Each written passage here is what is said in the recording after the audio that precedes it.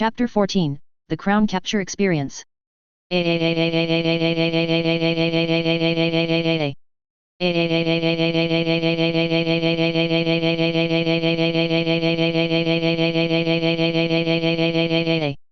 really should have seen this coming. I really should have seen this coming. We are currently traveling with the two Whiterun companies deeper into Imperial territory. I'm one of the 6 smiths in the camp, and every fucking time when we have to stop, at least half of the unit has some kind of issue that needs to be addressed. I don't think I ever internalized just how often weapons break. Fuck. Well, not break, just, chips and dents and shit, but... Ahem. Right. At the moment, the two companies of Whiterun are marching deeper into contested turf in order to provide assistance for one of its missions. That mission is, of course, the search for the Jagged Crown. Or, at least, it probably is. We were just told to go to some place named Corva something. The good thing about having 100-man units is that we're bulky while still being relatively fast, so the trip to this place is projected to take only 2 weeks.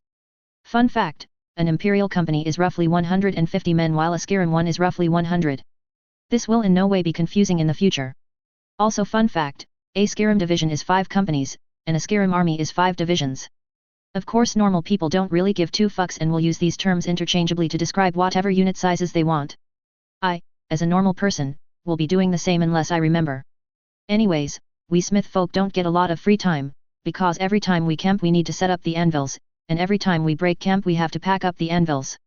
Good thing the rest of them have the common decency to help us out. So, yeah. We started, 5 days ago? There was a call for reinforcements sent to Whiterun, likely for political reasons, and the two companies were mustered 4 days ago. It's therefore day 3 of our journey and the spring rain makes me hate everything. They needed reinforcements in 2 different areas, convenient, and the 2 companies were sent to different sectors. The one we're not attached to is going northwest closer to Solitude. If there wasn't a swamp between Whiterun and Solitude I'd envy them. The place we're going to is basically on the cusp of Whiterun and Stormcloak territories, and Dawnstar. Since we're only a company as opposed to something larger, we have relatively good speed despite the need to take a more roundabout approach to avoid alerting the Stormcloaks that something's up. One reason for our speed is because our group has a grand total of 7 wagons. 1 to 4 include foodstuffs and daily necessities, 5 and 6 are camp material, ones that we don't carry with us, 7 is the forge equipment exclusively. It's a good thing that we're a bunch of mercenaries and therefore have no unit cohesion, or else this entire business of maintaining morale and speed would have been exceptionally difficult. I am, of course, being extremely sarcastic. Oh well, it's not like it's something I have control over. A small voice says next to me. I of course begin paying absolute and total attention. Yes. Is this okay? Big sister shows me the strip of cloth she's working on. She is learning to sew. Over the winter she's gotten comfortable enough with us to talk, just a little. First thing out of her mouth was a demand-ish, for something to do.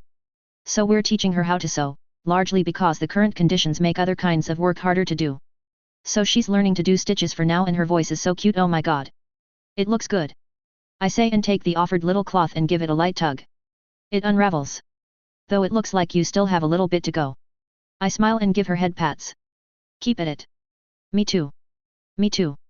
Little sister is a lot more vibrant, as per her personality. She jumps in for her head pats. Which I oblige. Little sister is a lot less, calm, than big sister, and as she got more familiar with me she got more rambunctious and inquisitive. I can't quite get her to sit down in the same way as her sister, so little sister is learning magic instead. For the record, flames and healing are not innate, but semi-innate. They're easy spells to learn and can be learned through just watching and mimicry, like spoken language, but formal lessons make them more effective. That makes me feel a lot better about not knowing them right off the bat, to be honest. Anyoo, little sister is learning to use flames to heat up water. Jake's newfound-ish abilities to identify helped us find something mint-like while marching. I harvested some grass and turned that little bit of mint into like 10 pounds of mint, so she's learning to make a little tea. He says it's not poisonous and I see no reason to doubt him. You still fed him 5 cups of the stuff before you were satisfied.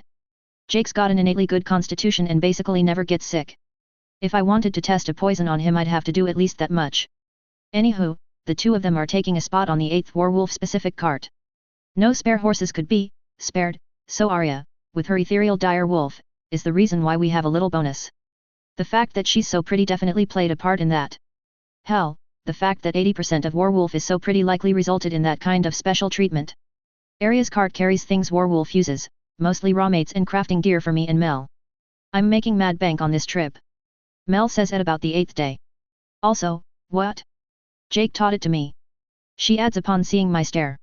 We have made camp on this 8th day. Hey guys. A youngish voice says. Look what I got. One of Tiana's boy toys shows us the rabbit he's managed to trap. Tiana the orange is, a bit of a serial flirt, I guess. She has a very good understanding of how to spin people around her little finger and it's actually very impressive. As of right now she's got 3 bright-eyed younguns from one of the other mercenary forces to hunt for her. Oh, that's wonderful. She claps. Let's cook it together. She says, indicating both her and her other 2, I really shouldn't call them boy toys. Like she's not leading them on or anything, she's just, really easy to approach, I suppose. Well, if the 3 guys think they have a shot, I guess that makes them boy toys. Says a lot about her crowd management skills when none of the 3 are well they're staring daggers at each other so never mind. She's a big girl, she can do what she wants. And what are we doing? I've learned to be patient with regards to my enchanting, so I've spent the past 8 days working on some clothing for myself. It is very important to note that, at this point in time, I do not have any serious armor with me. The only thing I have is my shoddy leather armor which, has gotten worse over time, so I'm due for a retrofit. Offense-wise I have some of my swords from the forge and the phallic infernal dagger of Verily Extremities. Pidove. Jake's responsible for that name and considering that he took the better part of 3 hours to get the words right, I feel obligated to at least give said name an honorable mention. I will refer to the dagger as a prototype fire dagger because I have comparatively less naming sense. Anyways, since I don't really have the time to do my own metalwork due to literally everybody else breaking their metal stuff on a daily basis, my new armor is cloth. Cloth and cheaty bullshit. I've also tried to enchant and, it didn't not work? To elaborate. My armor is basically a shirt, except, I've broken every law conceivable to produce it. For starters, the base material is spider thread. I got this idea after making mint from, not mint, after having mint as a reference. I got a little spider thread because one of our boxes had a little spider, and then I basically transmuted leftover bunches of foodstuffs into that thread. Since spider thread is biological and food is also biological, transmuting the 2 was probably not as tiring as if I had used, say, pebbles. I then weaved that thread into workable thread, of a kidding kind, then transmuted some yarn I had into that workable thread. Then, I actually got into weaving the thread into what is basically a square centimeter of material. Then, because obviously why cheat if you can't go all the way, I use a mix of transmute and rapid production to make more of that material out of discarded bags, along with replace to get rid of impurities that the perk abuse would likely cause. I think. Anyways, the result is a long-sleeved shirt-pants combo, plus gloves, that's very soft to the touch and, well, is basically made of spun steel. Over that spider silk shirt is a comparatively more normal shirt to act as a disguise, and in between is yet another shirt made of super dense cotton, replace trademark, that acts as a buffer against bash attacks. The entire setup is a little toasty, but I can keep myself cooled off indefinitely with frost, so it's not like I care. Given the material involved I think the shirt is rather flammable, so there's now a very good chance I take 3000% damage from all sources of flames. Like I'm basically permadoused in gasoline. Regardless, the best part about the spider silk shirt is the fact that Big Sister made the cuffs for them, and that Little Sister decorated the cuffs with some wild flowers she found. The reason why enchanting didn't not work is because I basically tried to weave some frost into the thread, to help give it some fire resistance. It did not shatter during creation, which is a good thing. During testing, the outfit did not singe, which is also a good thing, but I don't know if that was because I was holding my punches. Either way, I'm crossing my fingers, and also, gonna steer clear from fire. Just in case. Real glad I made the cuffs kinda short, because can you imagine if my own flames made my outfit catch on fire? End of travel. Between training, work, and the occasional skirmish against roving bands of animals, Jake and I earned 24 and 32 points respectively. Jake puts his points into Defender, which makes him tankier. I, with the need to store 50 points, spend 20 of it on capping magic recovery, then distribute the other 12 into my crafting perks.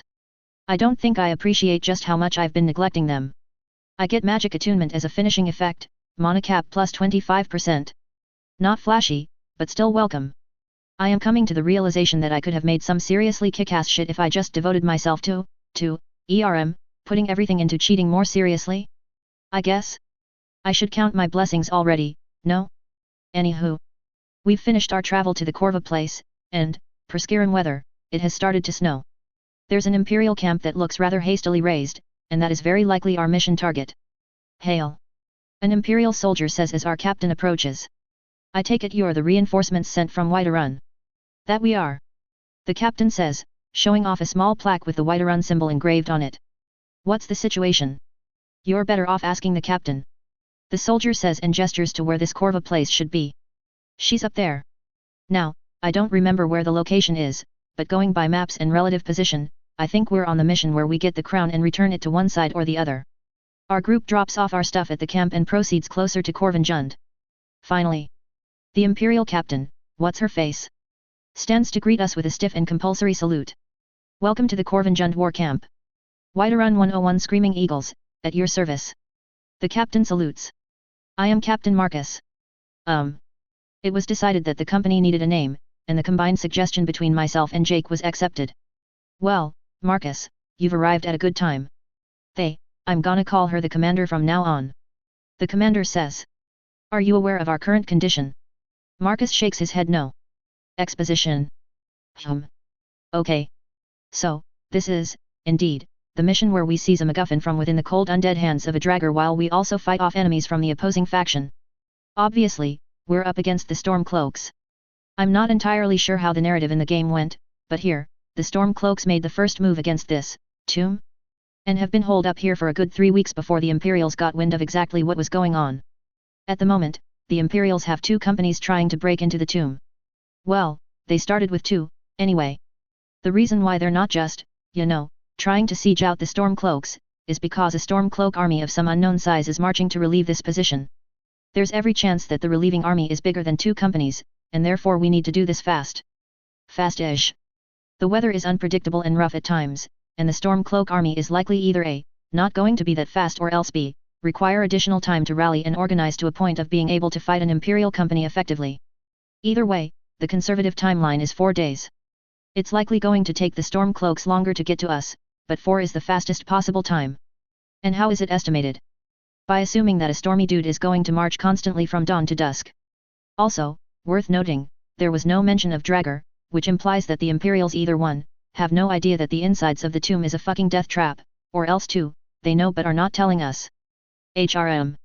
Well, either way, we as a group know about the Dragger because we, me, Jake, Arya, already told everybody. Anywho, the Screaming Eagles enter the, Curva. Like the game, kinda, the immediate entrance, past the gate, is an ad hoc campground with most of the intruding team's supplies.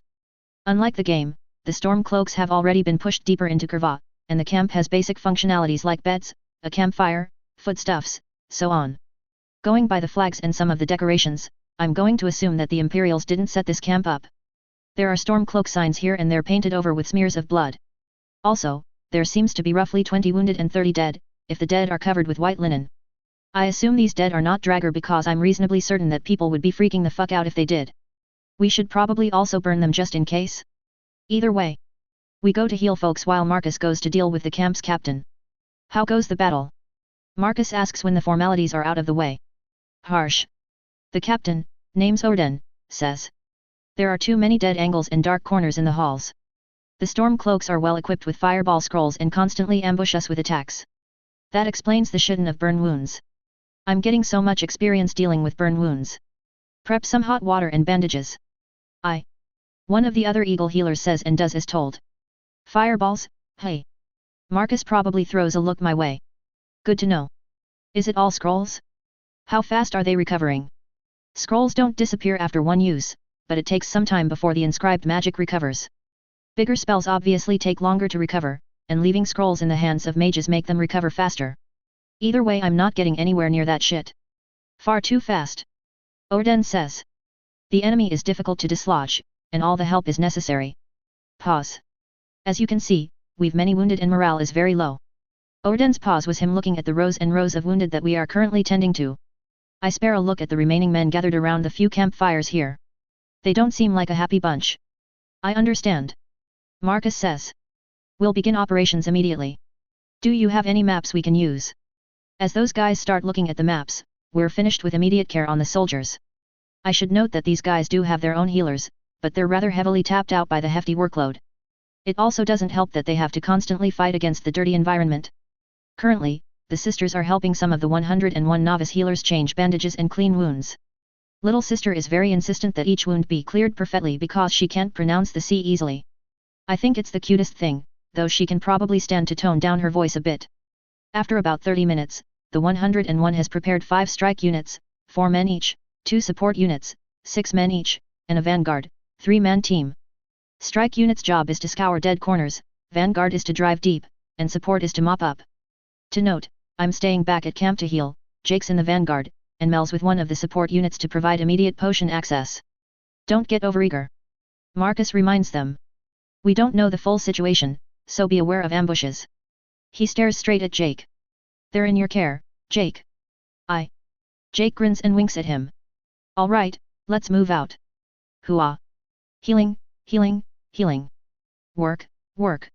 We do not notice, at all, the analytical eyes of Odin as he stands back to watch us direct our team of 6 clerics, 4 tea-sisters, and 2 girls. After some time, he makes a small motion to the Imperial clerics, who nod slightly and then strategically offer support. The fact that their support is carefully tailored to make us use different means of healing escapes us as well. By the time I've put heals on all the downed Imperial folk, one of oh my lord. Mel's support team comes back on stretchers.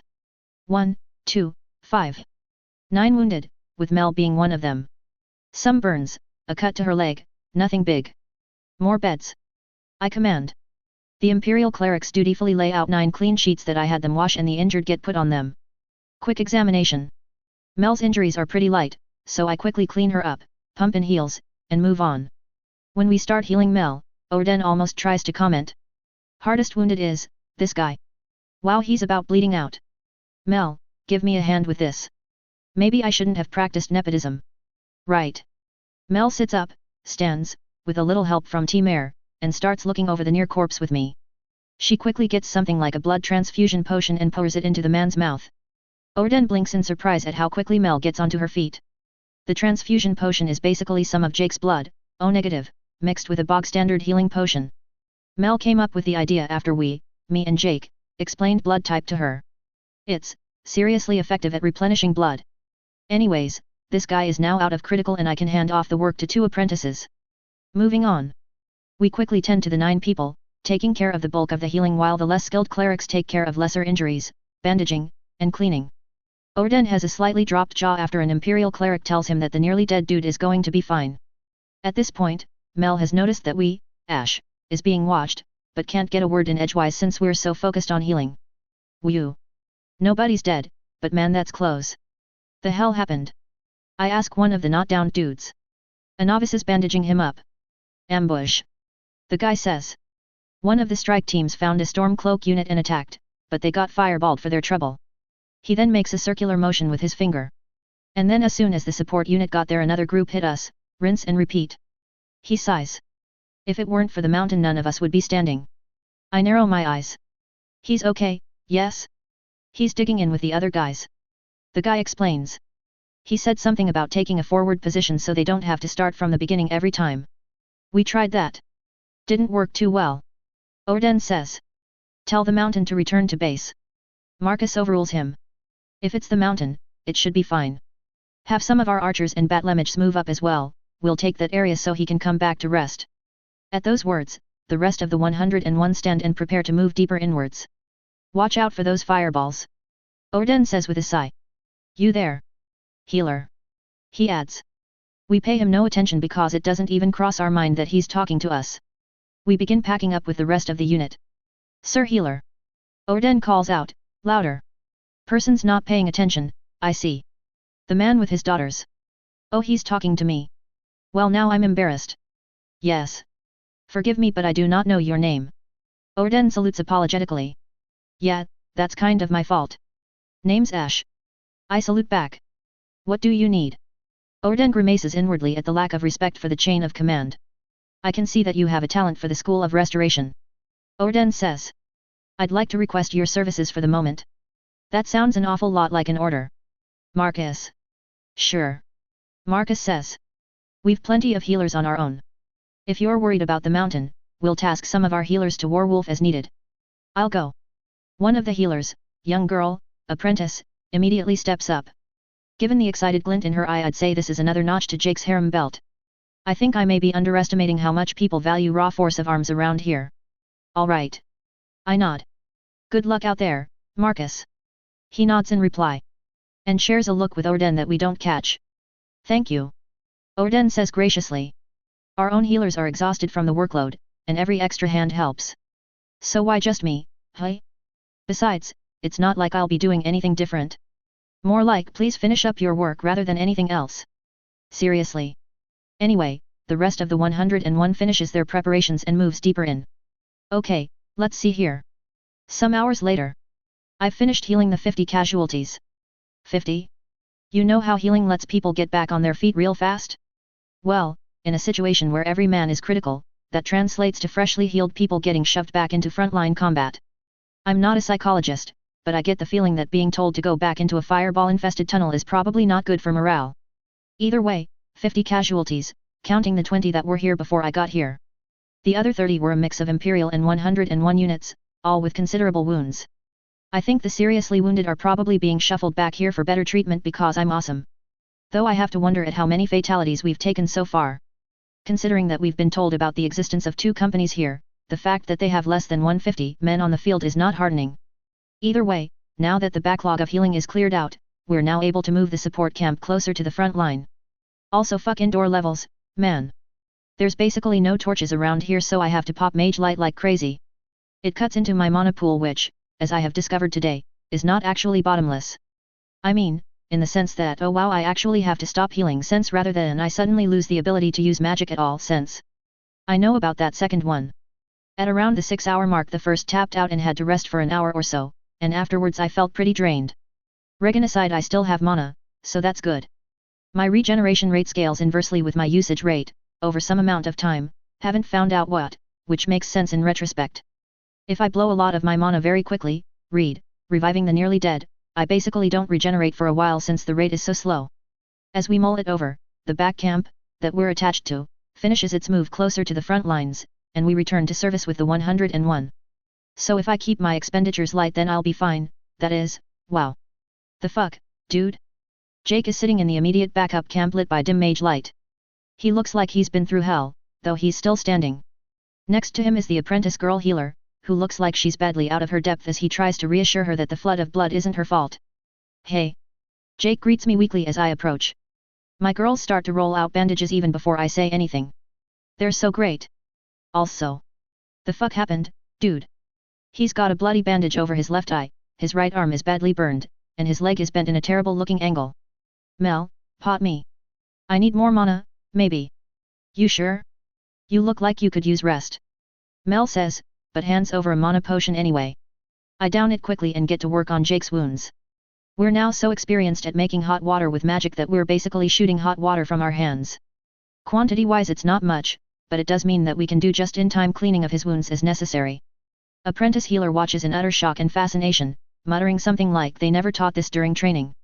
Little sister was the only one who heard and flashes her a proud and cheeky grin in reply. I think I get why the Imperials are having a rough time. Jake says lightly. Beyond the camp, I can hear the sounds of muffled explosions and shouting. They're still going at it. He says as I get deeper into his giant list of injuries. Well, while I'm doing this. What's the situation? Exposition. So, the 101 did pretty well at the beginning, but then they got to the choke point trademark and things started to go sideways. The choke point is a pair of rooms deeper in the dungeon connected by a pair of paths, one low, one high. The low path is basically a narrow corridor that screams fireball me, and the high path is held firmly by the storm cloaks. What happened afterwards was basically 6 hours of storm cloaks hunkering down and sending detachments over the second entrance. Apparently, people moving around stealthily are really hard to spot when the rest of the chamber is like 90% fireballs and 110% screaming. Point is, the storm cloaks were able to break out small detachments, and being enclosed in a small space with one dude who carries like 10 fireball scrolls is a terrible idea.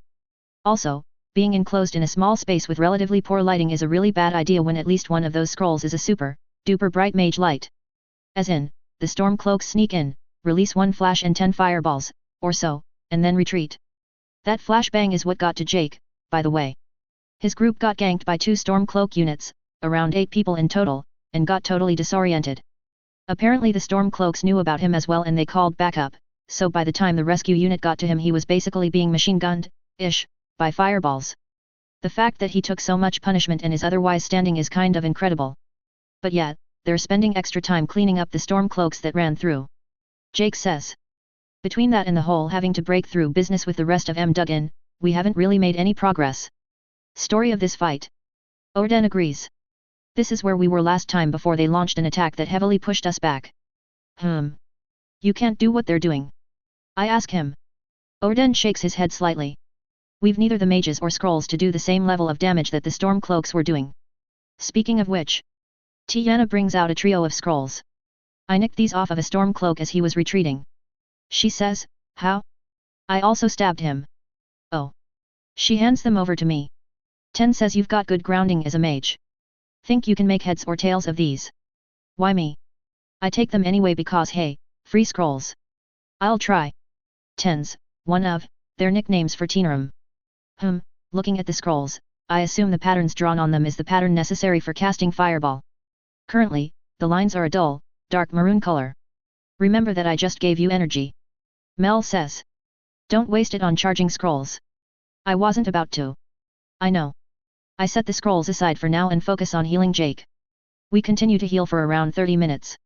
The fact that the sounds of battle never seemed to drop throughout all those 30 minutes is a bit unnerving.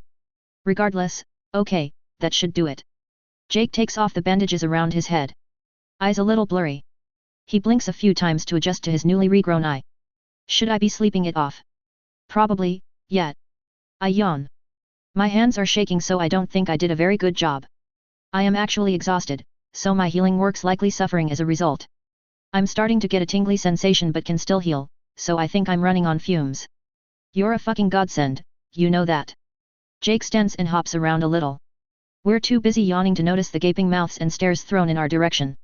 Jake definitely notices and winks back at the onlookers. We have, in no particular order, regrown Jake's eye, rebuilt his left arm, which had been cut to pieces, repaired his Achilles tendon, and dug the bone bits that used to be his ribs. And also regrown his ribs and fixed his various burns. It helps that Jake's perks grant him auto-heal abilities. Ash probably needs to rest now. Teenarum says.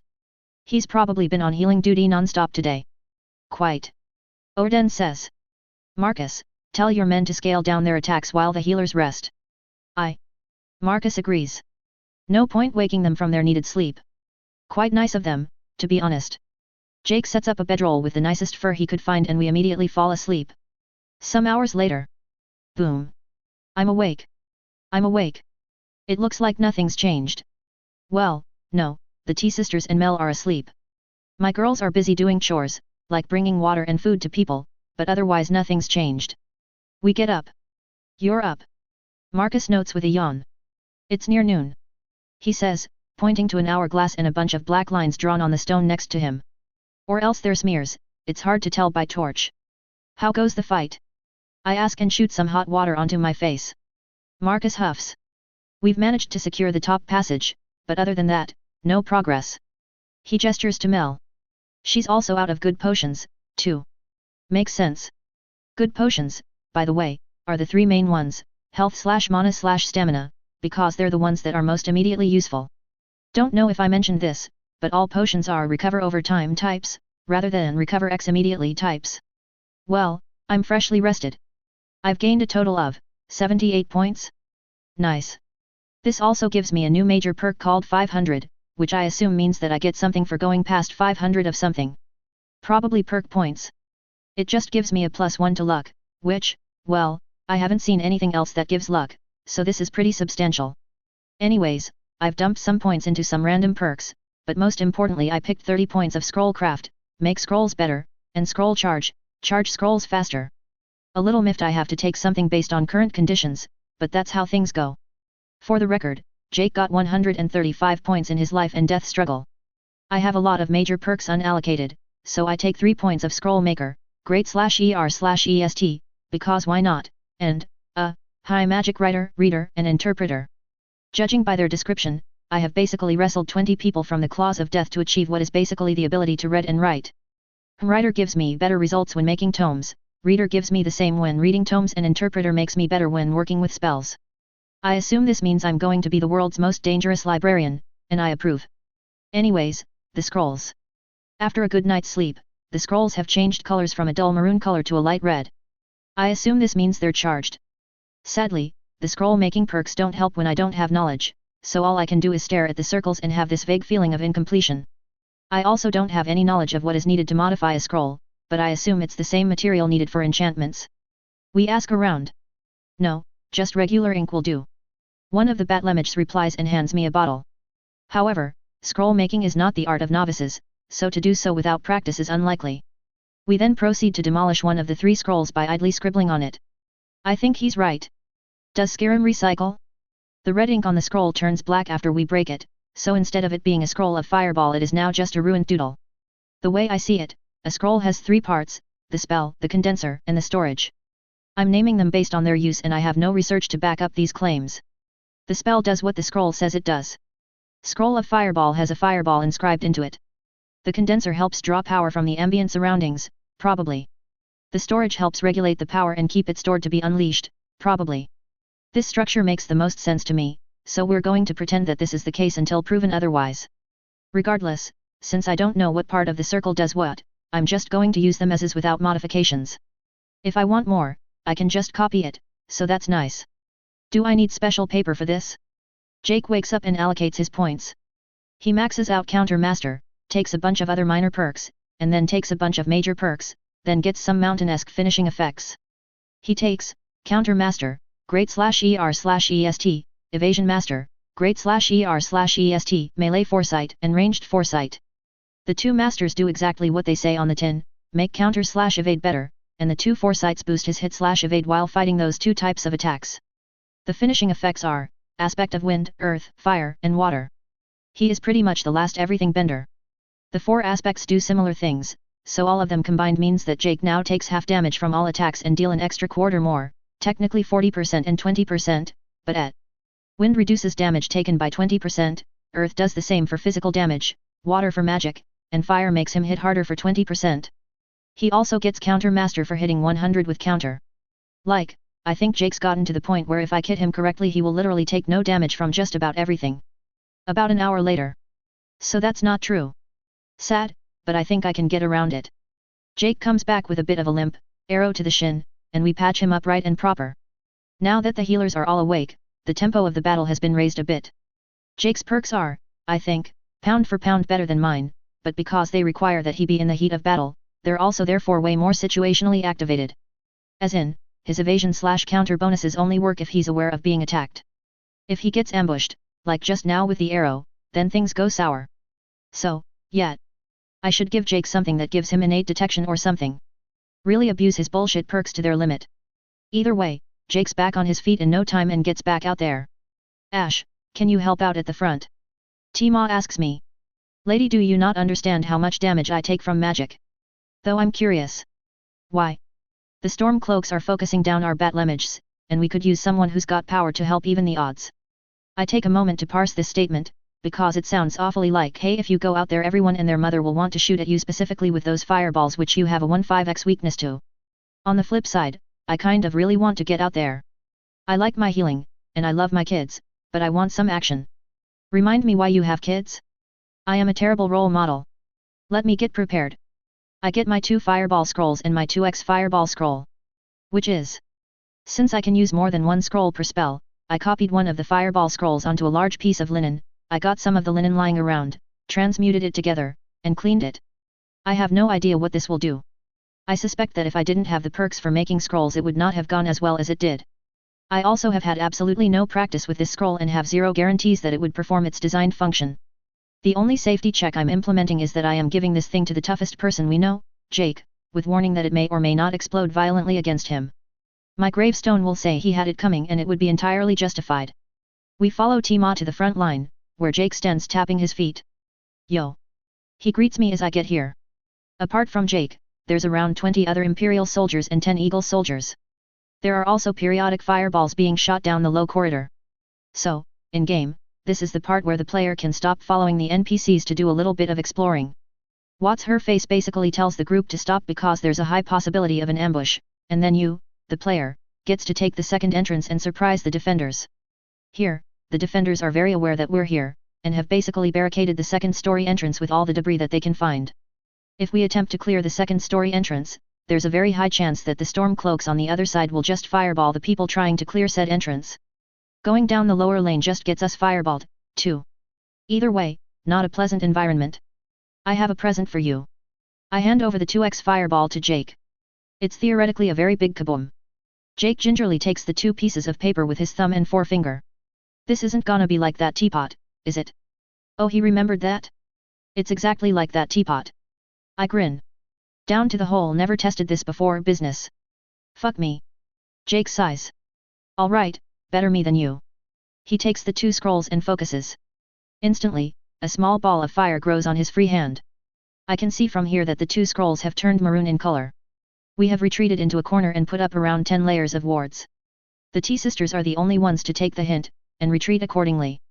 Jake lines himself up with the hallway, squints, then quickly throws the ball and dives out of the way. The reason for his dive is because a fireball was shot in his direction and not at all because he rightfully doubts my first-time craft capabilities. Nope. Not at all. The 2x fireball whistles through the corridor. Moment of silence. The room trembles. Fuck. Aight. Jake, already on his feet, sprints through the hallway. His footsteps resound through the hallway, ending with a loud and very vicious "Hello motherfuckers." Somewhere on the other side of the hallway. The T-sisters, hearing the shout, sprint after him, followed by the rest of the on-site Eagles, then the rest of the on-site Imperials. Then me, because why risk it? After I cross the threshold, I find out that, to no surprise, the defending Stormcloaks are wiped out to a man. Or not, judging by the fact that the gate deeper in is wide open. Alright, we got past this part. Jake breathes out, looking at the gate. I saw a lot of them pack up and leave, so I think I may have gotten maybe a quarter of them. There's around 7 Stormcloaks dead at his feet, so, around 30 men? 30 men stopped 2 companies? Seriously? Spells make tight quarters a bitch. An Imperial soldier grumbles. Messenger, go tell the captain that we've captured the door. An Imperial messenger salutes and does as he's told. This side of the room is more or less straightforward. The passage that we've, well, the Imperials, just spent days trying to pass extends to the far wall, and a broken wooden staircase would have let us go from this lower level to the upper one. Judging by the fact that there are cut nets on the floor, I assume the Stormcloaks used nets to get from the bottom level to the upper one. The overall distance between the two is about a person and a half, so somebody could certainly get to the upper level if given a boost. HRM. That scroll did the trick. Jake says. When I rushed through, every Stormcloak was dazed and out of it. He frowns. There wasn't a whole lot of fire, though. Noted, though I'm just glad it worked at all. As the main camp moves up, the front guard re-establishes a way past the man and a half elevation change via reusing the Stormcloaks' cut nets. Afterwards, since nobody in the Eagles wanted to separate from Jake, we sit around and wait while the Imperial elements continue past the metal gate. So, think we woke him up? I ask Jake on the sly, covered by the din of the incoming camp. Probably. Jake agrees. At least they don't shoot fucking fireballs. The second half of this scenario is basically a rush against Dragger. Though, if I'm remembering right, isn't there a second exit? There is. Orden says when he gets here. But the gates are made of iron. We don't have experienced thieves in this company. He glances at Marcus. We don't either. Marcus shrugs. Most rogues I know are good at sneaking around, less so at picking pockets or opening unusual locks. I feel like all of this would have been solved by a good OL lever. We've tried to prop the gate open with a lever, too, but it's too heavy. Orden adds as an afterthought. Well, fuck you too, for being foresight. Anyways, the camp finishes its move at around the same time that the earlier detachment comes back. Verdict? Dragger. It seems that, indeed, the Imperial Army was not aware that Nord zombies were a thing. The soldiers sound a bit shaken. According to them, they saw dozens of Dragger wandering around the next chamber and what looked like dead Stormcloaks lying around the floor. If memory serves, the next big room is basically a trap where Draggers spawn all around the room. If that's the case, then it makes sense that a comparatively bigger room with no attention to balance would spawn a bajillion zombies and overwhelm through sheer numbers. Be nice if the Stormcloaks fired their fireballs as a last-ditch thing, but whatevs. Our combined group prepares to dive deeper into the dungeon. The plan is pretty simple: people who can shoot mage lights shoot mage lights, and the people who can murder Dragger. Both groups move deeper and carry out the plan. With Jake taking point, the vanguard, all blokes with great swords, dive straight into the room of Dragger. I'd say that, there's about 60 Dragger in the room. Jake swings his sword. 55. They're pretty dispersed, kind of, through the rather large hall, but since there doesn't seem to be any reinforcements popping up from one dragger rises from the grave. We shoot it dead with fire. Doesn't seem to be any reinforcements popping up from the other caskets except for that lil shit. The rest of the battle doesn't take too long. Dragger are most dangerous with surprise and numbers, and this is one of those times where they have neither. Soon enough, we're now faced with the greatest enemy of any dungeon crawling party, doors. It's at least a metal one, so we have an excuse. Alright. Odin says after reviewing said door. There must be a switch here. We all fan out to find the switch.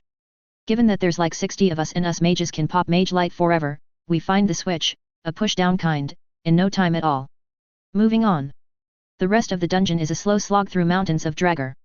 I think your scroll woke all of them up. Jake comments as he kills, like, his 200th one.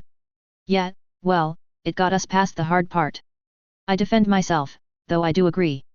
At least this is more straightforward than the storm cloaks. Tima notes, out of breath. Got any water? Big sister hands her a flask. Thanks. The T-sisters are basically on rotation with Jake and Eric. The 6 of them take shifts of 4 people at a time and are basically responsible for guarding the party's right flank, where we happen to be. The back line, as it were, is made of me, Mel, my girls, and Arya. Arya's our permanent defense. I don't see why I can't just defend you by killing everything. Arya had said with a cute little pout. Our reasoning is that we need someone skilled on backup in case Jake gets swamped, and having 2 tired elites at the same time would help nobody. We continue to progress slowly deeper into the chamber, including a merciful hallway where no dragger bothered us. That was a nice little 5 minutes for us to all catch our breath. Too bad it's past now. I am coming to the sudden realization that we may have just crossed the dragon claw door without realizing it. Why is it open again? Who did it this time? Our combined company makes way into the deepest part with some casualties. During the battle we slowly made our way to the center while other 101 or Imperial units took our place on the right flank. No fatalities, though, which is good. T-Mare took a rather nasty cut to her arm, which means Arya's now on offense while she rests for defense. I'd say we're at 60% of our initial combat power. The biggest issue of this dungeon is, quite literally, the fact that the dragger are coming up almost as quickly as they're going down. Basically, the corpse needs to be entirely delimbed or else reduced entirely to ashes. As a result, the fighting has been thorough, to say the least. It's a bit scary when a downed dragger suddenly takes a swipe at your leg, not gonna lie. Why are they so persistent in this dungeon? Is it because the crown is important? Would owning that crown result in more draggers showing up? Or would it result in the dragger attacking the owner? Either way, we're now at the very end. Both units are exhausted, and we have no room to retreat. The reason why we can't retreat is because, well, we can't burn down 100% of the dragger that we've met, and apparently a dragger without its entire lower body is still dangerous if it has, like, arms or its mouth. A head by itself can still bite and shoot fucking ice. Not a lot of ice, and definitely ain't enough to do damage, but it's annoying. Plus, a long slog like this is extremely bad for equipment maintenance, and that, plus the fact that we're basically doing breakthrough attacks, leaving live targets behind us, means we can't really go back easily. Nobody wants to go back empty-handed like this, either. Anyways, we're now in the deepest layers of the Barrow Catacombs? I've already forgotten the name of the place. The torches that we have illuminate this room as a big, empty motherfucker. The floor is exceptionally smooth at parts, as in, there's a raised surface that's incredibly smooth. Said raised surface is also rather large, too. Fan out. Odin says. This place is huge. Don't group up unnecessarily. I guess he's worried about an ambush. Don't blame him. Our 2 groups spread out into little gaggles of units with our own torches. I'm getting goosebumps, and it's cold down here. Ash, can you light up the entire area? Jake asks. If we're gonna be ambushed, then I'd rather see what we're dealing with. He says with enough volume for everyone to hear. I crack my knuckles. Shouldn't be too difficult. Pew. Pew. Pew. A flurry of mage lights emit from our hands and hang in the air. Oh wow, I figured I wouldn't hit the ceiling with them, but they only went halfway-ish. This chamber is about 80 feet high, then. Given the size, wouldn't it collapse? There's no pillar in the middle or anything. The party proceeds through the room and arrives at a stone throne sitting in the middle of the smooth floor. The throne is empty. Save for a rather strangely gleaming crown sitting on the chair, it is empty. Jake goes, if this isn't a fucking ambush I will eat my hat. To which Tima slyly replies, you don't wear a hat. Odin has the same sense we do. Stay alert, it cannot possibly be this easy. He warns us. Form a defensive line, do not approach the throne. Scouts of both Imperial and Whiterun parties, find us any possible exits. We do, and keep a wide berth around the worryingly empty throne in the process. After 5 minutes or so, one of the Imperial scouts reports that there's a passage back here. From somewhere on the other side of this room. I think it leads to a staircase. He gets a bat-lemage to put up some mage lights by the door so we know where it is. Woo. Way out. Alright. Marcus says with some cheer. Now let's take this thing and go home. Orden nods. Will you do the honors, Captain Marcus? Though my reports will say otherwise, I think we all know who's responsible for this victory today. If you're being this generous. Marcus grins, walks up to the throne, checks it for traps, probably, given how he's looking over it, and then plucks the crown. Aeon, the shit hits the fan. All around us, we suddenly start to hear whispers. Everyone in attendance immediately takes defensive formations, 'cause we're all terrified, and we start inching to the exit. All around us, signs of blue, ethereal blue, oh fuck it's ghosts. Around the entire room, ghost warriors begin phasing through the walls. They're packed dense, to the point where their ghostly coloring makes it impossible to see the wall behind them. That's a lot. That is, a lot. The girls are terrified and are clutching my legs and I should trim their nails. Also, Mel. I guess she doesn't like ghosts. Right, she really doesn't like ghosts. Mel's got our arm clutched tight into her chest. She's got a hell of a grip because I'm trying to free my arm and it's not working. I need both my arms to cast, lady. The ghost soldiers have formed a veritable solid wall between us and freedom, and all of them, it's hard to tell, but it feels like all of them have their eyes fixed squarely on the crown. Do you think they'll go away if I put it down? Marcus says with a nervous laugh, and gently sets the crown down onto the throne. It doesn't work, the soldiers are still there, and the whispers are still there, though it sounds like the noise is starting to build. I kind of wish that all these ghosts would talk eerily at the same time so I can make out what's being said. After some seconds of close listening. Usurper is the word of the day, I think. I'm not liking the direction of this development. Every one of the ghost soldiers chant usurper over and over again, while drawing their spectral weapons. Can we break through? Orden asks as he eyes the exit. The exit that's currently behind a literal wall of blue. Not easily. His lieutenant says. But it should be doable. You know, I'm now uncomfortable with how much I'm not looking at the ceiling. In literally every standoff situation like this something always drops down from the ceiling. I am now very scared to look at the ceiling because we look at the ceiling. There is a pair of glowing blue eyes looking down at us. Oh god damn it. Fuzz. Of course some shit like this happens. The eyes suddenly descend, and the Dragger Overlord descends with its Gree attacks. It lands with such speed that nobody, apart from its target, even registers. Motherfucker. The Dragger Overlord drops like an anvil on top of Arya, who parries/evades the attack and gets her sword broken in the process. Wow, that thing is. Roda. Fuck. The Overlord fires his unrelenting shout in our direction. Fortunately, it's not our first rodeo, so as soon as we see him look our way we crouch, bringing the girls down with us, and throw up layers of wards. We also accidentally bonk Mel into the ground. The blast blows the wards clean out of the water, but the low stance helped make sure nobody got airborne. Also as soon as his blast ended Arya stuck her bent sword in him. The biggest issue with these long dungeon crawls is the fact that our equipment just doesn't last. Dragger by themselves are chewy, but their armor, old as it may be, still hurts blades. Add that to the fact that we had to stick together with no real chance to retreat, and we end up with this situation where basically everyone is either on their last weapon or else needed to salvage from the Dragger. Our guys are no exception either. Also I should really be more focused on what's going on in front of me instead of being distracted by fear. Arya is fighting the Overlord with a looted Dragger longsword, and they're dancing dangerously close to where I am.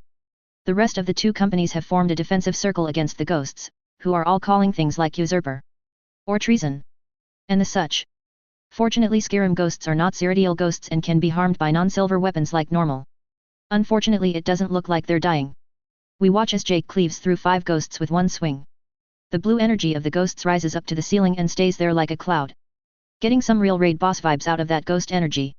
Initially, I think either Orden or Marcus wanted us to make a fighting retreat, but since they're basically cutting down the ghosts like wheat they've decided against it. Pang. Jake's great sword snaps right through the middle. Fortunately he's using a looted Dragger one. We basically watch the fight from the center of the ring and help out every now and then with blasts of magic as everyone else does all the heavy lifting. It takes a little while, but Arya gets the advantage against the Dragger Overlord and then basically never lets up.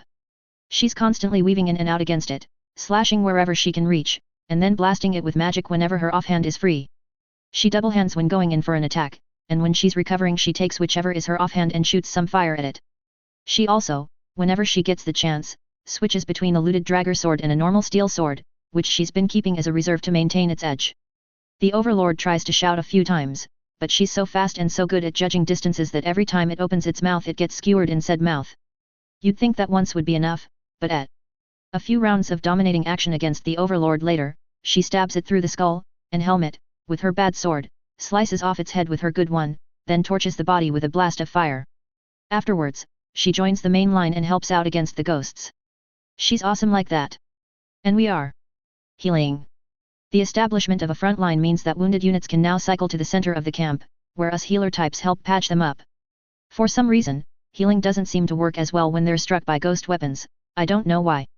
Mel, I should note, has gone so far off the edge of terror that she's stopped caring about the ghosts, and can do her job of being a chemist without problems. Eventually, the ghosts stop coming. God-awful fight. Marcus summarizes. As far as I could tell it was impossible to parry or block a ghost weapon, so, yeah, I agree. They went down easy, though. Good thing numbers were all they had. Jake says and looks up at the thundercloud of ghost things hovering above us. So should we get out of here or wait to see what that's going to turn into? He says in a full-light voice. Jake's right. Orden nods. Let's move. He takes the crown, he's the closest, and we all beeline for the exit.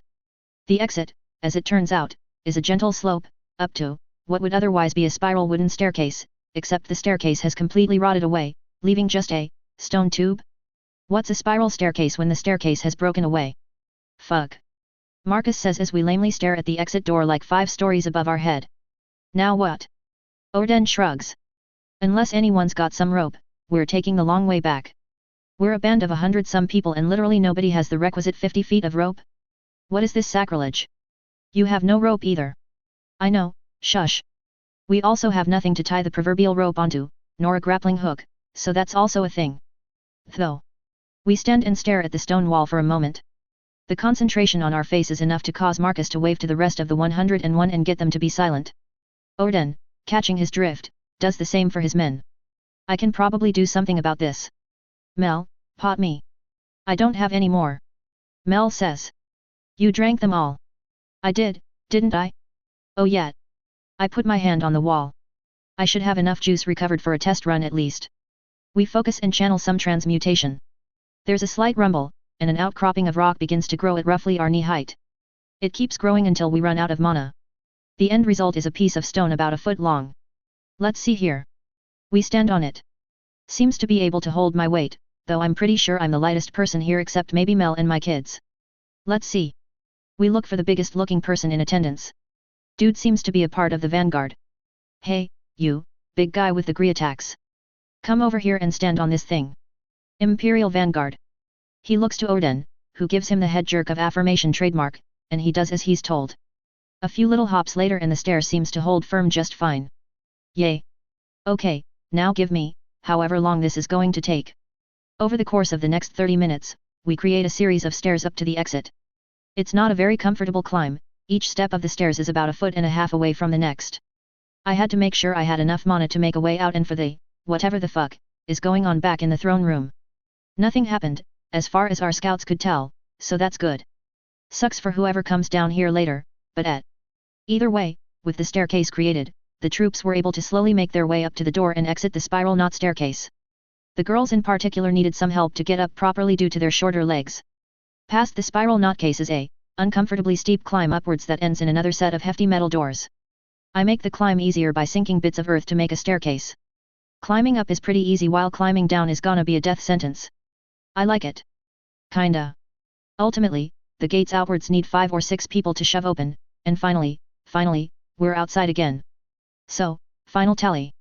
The Imperial force sent 2 companies to this place and about 80 still live. The 101 had 100 people, and we're down to 70-ish. Hard to do a headcount right now. Silver lining, a vast majority of fatalities in the Imperial forces happened before we arrived, so at least I can feel like I did the best I could. At least we've gotten the reward. The Imperial captain sighs as she nestles the crown into a strongbox. Break camp. We're leaving. It's basically midnight by the time we escape, but nobody wants to be here any longer, so pack up was fast and efficient, reasonably, and around an hour later we all fuck off back towards Whiterun. I'm really tired. Third-person camera. Odin trails the werewolf's wagon with his immediate lieutenants in tow. He watches as Ash lays out cloth and material on the wagon, bed down with his girls, and falls asleep.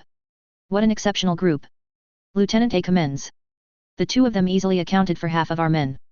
She mimes swooning. Truly, an exception. The reputation of the mountain was, if anything else, understated.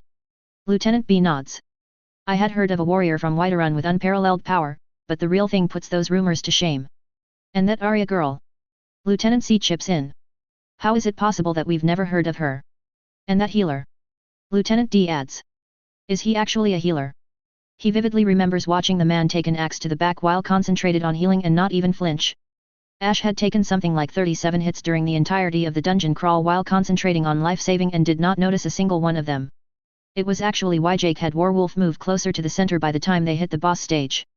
I heard from their captain that the man is a blacksmith by trade. Lieutenant A says. A learned man with a skilled trade. Lieutenant B nearly laughs if he wasn't trying to be quiet. Is he disowned or something? Regardless. Odin cuts across them. Make it known to the troops that not a single one of them is to talk about that healer. 3 of the 4 lieutenants understood the reason and nods readily. The 4th one, Lieutenant C, goes why. If it becomes known that a healer of that caliber is within Imperial ranks, then it's guaranteed that the Dominion will be involved. Odin explains. I don't plan to make it any easier for them to steal talent from us any more than the fucking Concordat has already done. Understood.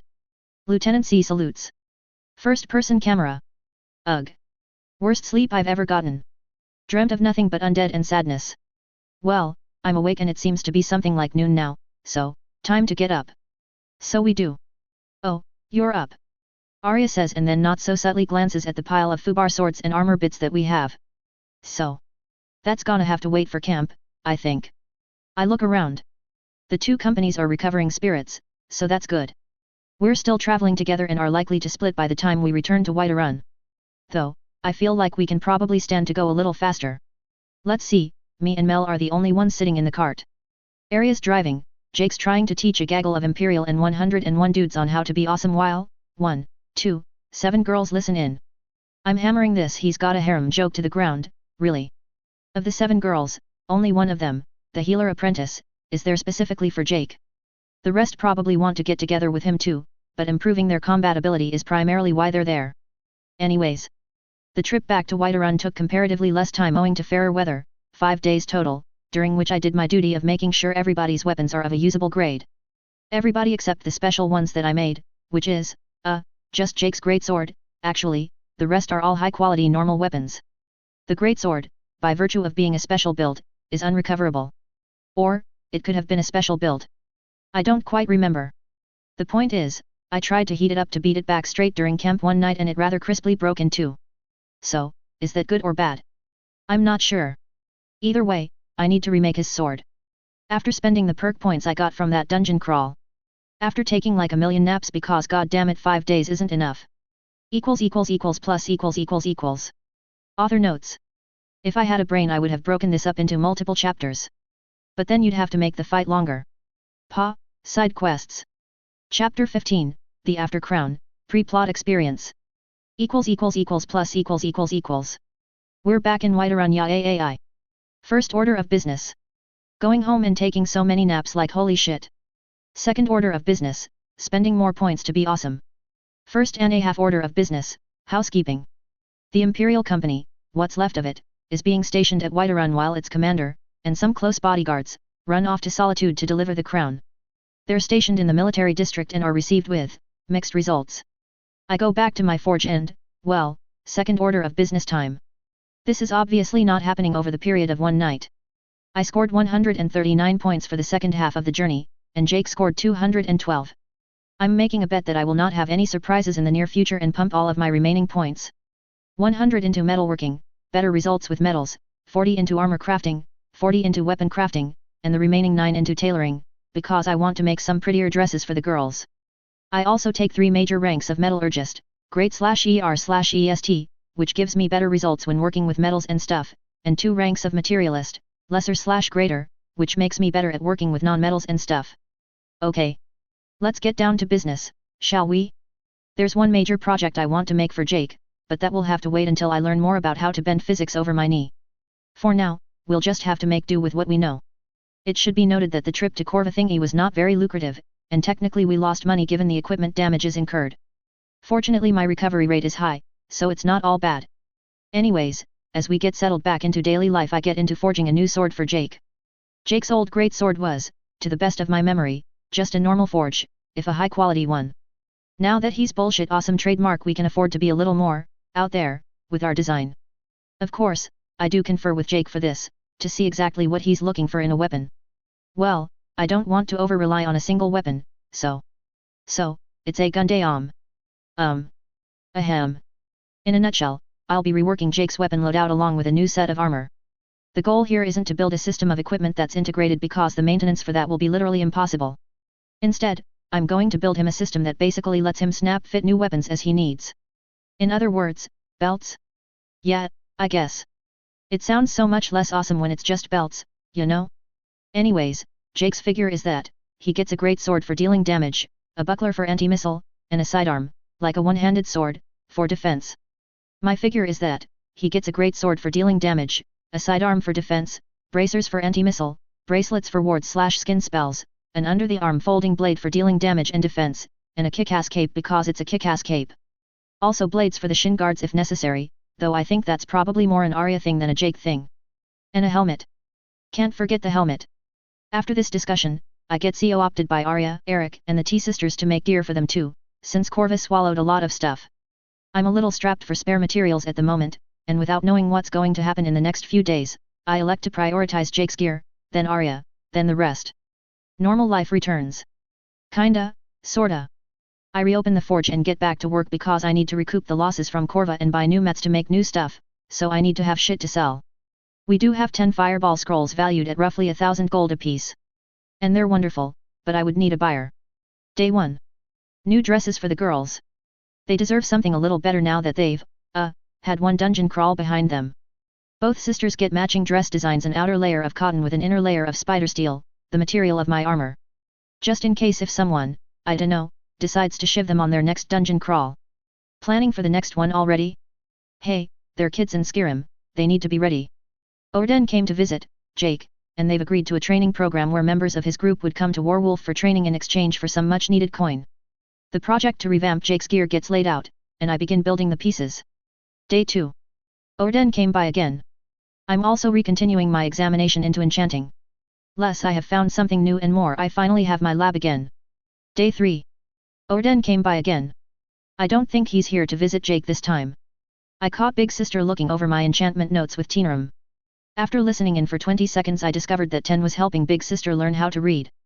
Given that Big Sister, and Little Sister, are speaking to me now, I think it would be extremely helpful if they can read and write. Plans for that are now underway. Incidentally, I have discovered that it is impossible to know the names of Big Sister and Little Sister, because, as far as they claim, they don't have one. I don't know enough about stress trauma to claim if they're lying or not, but, if they say they don't have identities, then I'm not going to press the issue very hard. Which means I need to think of names for the two. HRM. Day 4. Odin came by again. I think he's here for someone else besides Jake. Don't know who yet. I've also heard word of an enchanter setting up shop in the Clover, from Arya. Apparently the dude's a recent journeyman from Farangars, Farangars. I don't remember the proper term for it, so I'm just going to call them his interns. They're not his apprentices because, as far as Arya describes it, it's not that kind of relationship. I don't know what that implicates, so I'm just going to take her word for it. Essentially, normal apprentices are taught by the master until they become journeymen and then practice their trade on their own. Farangar, like other court mages, run what is closer to a boarding school, where after some time of learning the student is just sent out to fend for themselves. This is rather similar to the Winterhold College, just on a smaller, and more trusted, scale. There's some formal word for it but I don't remember, therefore they're his interns because as far as Arya described it he uses them like interns. Anyways, one such intern is apparently quite skilled at enchanting and has set up shop in the Clover, yay low property costs. It would be in my best interest to pay him a visit because my shit definitely isn't working. Day 5. I think Odin's here for Tima. The maid said that her room had a smell to it. I made and finished some basic learning books for the girls. It helps that Skyrim basically uses English and has a surprisingly uniform variant of it across every town and city. I don't know if they use any phonetic alphabets, though I don't know mine all that well, so we'll see what happens. We don't know this, now, but this is also when families from the Clover begin trying to send their kids to the new enchanter, as he is almost literally the only one within the entire district who has more than a working education. The enchanter is, of course, accepting no applicants. Day 6. Pretty sure Orden's here for Tima now. She requested new, more attractive, underwear. I would be inclined to make them heavily 18+ if the idea didn't feel rather insulting. Day 7. Orden has come to visit again and they left their window open a sliver. My god dude, just go to an inn or something, Christ. Also he's not the only visitor, outside of patrons. Farengar is also here for some reason. Ah, hello there. Farengar says to me as I'm at my forge. It is midday. Yo, Farengar. I reply back as I finish putting the edge on an imperial sword. The soldier who owns it is here to ogle at Mel, who is, basically selling him all the potions she made for practice but doesn't need. What's up? She's getting really good at capitalizing on her fan service powers. I'm here to visit my newest graduate. He takes a lean against a beam. How goes your research? He actually cares for his students? Same as usual. I am, tentatively making progress. Got any more hints for me? Hardly. Farengar smirks. I only teach my students. Prick. Very reasonable, but prick nonetheless. We share a little more pleasantries. He buys a small trinket for like 15 gold and then gets on his way. Since I don't seem to have a lot of work this morning, I should go see what a real enchanter can do. So we do. The dude's shop, the Growing Light, is a refurbished house near the richer region. He lives in his workshop, to nobody's surprise. It's, Breeze home why? In shape, though the front door seems to be wider than usual. The inside is partitioned into, a waiting room near the door, the main chamber, with enchanting table, side room for storage, and a second floor bedroom. The front door of the house had collapsed some time before the dude got there, and he had it repaired into more of a storefront with a larger reception. Looks like his enchanting table is clear for all to see. So he's putting a show of it. In front of his shop is a small gaggle of people, some of which are with their children, under 10, mostly. Others could also be here with their children, over 10, but height-wise it's a little hard to tell. Let's see here. The dude takes payment from a minor noble and receives his ring. He takes a soul stone from his stock and, under the watchful eye of Farengar, places both items on the enchanting table. He takes out some twine. It's hard to tell from here, but it's something that he's wrapping around whatever he's trying to enchant. The dude finishes wrapping the twine around the ring, then moves on to the enchanting phase. We are currently looking in through a window along with some excited small children. I can feel the magic flow, and judging by the small nodding motion of Farengar he can detect it too. The looks like some kinda jewelry, so probably a ring glows slightly with power, the twine around it also glows with power, and he's done? Just like that? What? What? What? It takes us a little time to clear our indignation, in which time the man enchants 3 more items before claiming, truthfully, that he had run out of magicka for the time being. Bullshit. That is bullshit. I call bullshit. It takes us some time to get calmed down. Okay, so. First off, thanks to the noble bloke for showing off his ring of defense and letting me try it on to verify that it actually worked. That said, the fucking bullshit is that the ring has an enchant of protection and the twine has a magic container. That's it. That is literally it. Do you understand how pissed off I am? Because I don't understand how pissed off I am. The method that this guy uses is something I know how to do. I don't do it because either the enchant lifetime is short in exchange for a powerful item, or else the enchant power is minimal in favor of a longer service time. In game terms, the ring gives +2 to armor and will need to be recharged every 2 weeks. That enchant bonus, incidentally, also decreases over those 2 weeks as the magic in the item is used up. It cannot be turned off. In case you are wondering how effective that +2 would be, the basic iron armor in this example would have a rating of 100, while a piece of clothing would have a rating of around 3. Not to disparage the guy's work because that ring would be very helpful if you are not wearing armor, but goddamn is that disappointing. You look like you are having a good time, Ash. Farengar laughs as he catches my likely very pissed off face. Oh, I'm grand. I say in my best angry sarcasm voice. Don't mind me, just re-evaluating my life options. Ugh. Whatever. I'm going home. Third-person camera. Irrelith watches Ash's sulking form vanish around the corner. You're okay with not having told him about this? She asks Farengar. To what end? Farengar shrugs. He's pursuing the hardest possible path an enchanter can take. Either he succeeds or he finds a way to explain away his own insecurities, I care not. Irilith smirks to herself as Farengar gives some tips to his best student as they take tea. Tough talk from someone who basically jumped at the chance to go into the clover. You're secretly rooting for him to succeed, aren't you? She palms the little trinket that Farengar had purchased. Oddly sensible, that man. First-person camera. I am going to enchant right now because I have a serious ego problem and I will not stand for being upstaged by that, well, that guy. Honestly, his method is much better for me since I'm always on site to resupply an enchanted item, but it's about the principle of the matter. We set up our table and resources. I am also acutely aware of how much more expensive my enchanting pattern is compared to his. Epiphany moment. Could it be possible that I'm effectively trying to do too much? I mean, I wouldn't use 5 bars of steel to make a dagger, and even if I did I wouldn't get a very good result. We prepare a dagger on the table and put in some soul stones. Also, can I knead the magic the same way I do it to the spider silk? Given the sheer amount of bullshit I have going for me, I can, at great cost, spin steel into literal strands. Can I do the same with magic? Using magic as a spell is effectively kneading it, so. We close our eyes and go deep into the magic realm, putting all of our focus into feeling the power flow between us and the atmosphere. Oh. Ooh. Well, now I feel stupid. I have never actually tried to regulate the flow of power into the item. Basically, the best way I can explain this is that the dagger is quite stupid and cannot regulate its own magic. Think of it like pouring water into a cup. The cup will overflow if you pour too much water into it, but the cup will never stop you from pouring water into it. It'll never be like, nah man, you're overdoing it.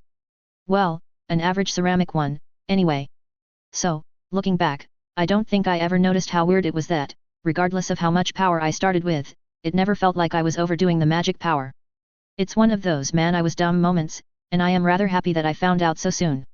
I mean, kinda wish I found out around the 100th dagger, but hey.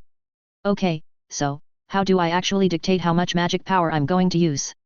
It's obvious that I can put power into a soulstone, which will contain the power, but the amount of power actually contained by a soulstone is pretty small. I mean, we pour power into a soulstone and put a fire enchant on the dagger. It flames vibrantly for about 15 seconds before the magic drains away. Yet, I want something that Jake can use without worrying about maintenance while also being powerful enough that it would actually, do something. Kind of feel like I'm being too ambitious here, though. We take the time to knead the magical power much like we work with metal, folding and concentrating it into progressively smaller and smaller strands, before sending it into a petty soulstone. Ow!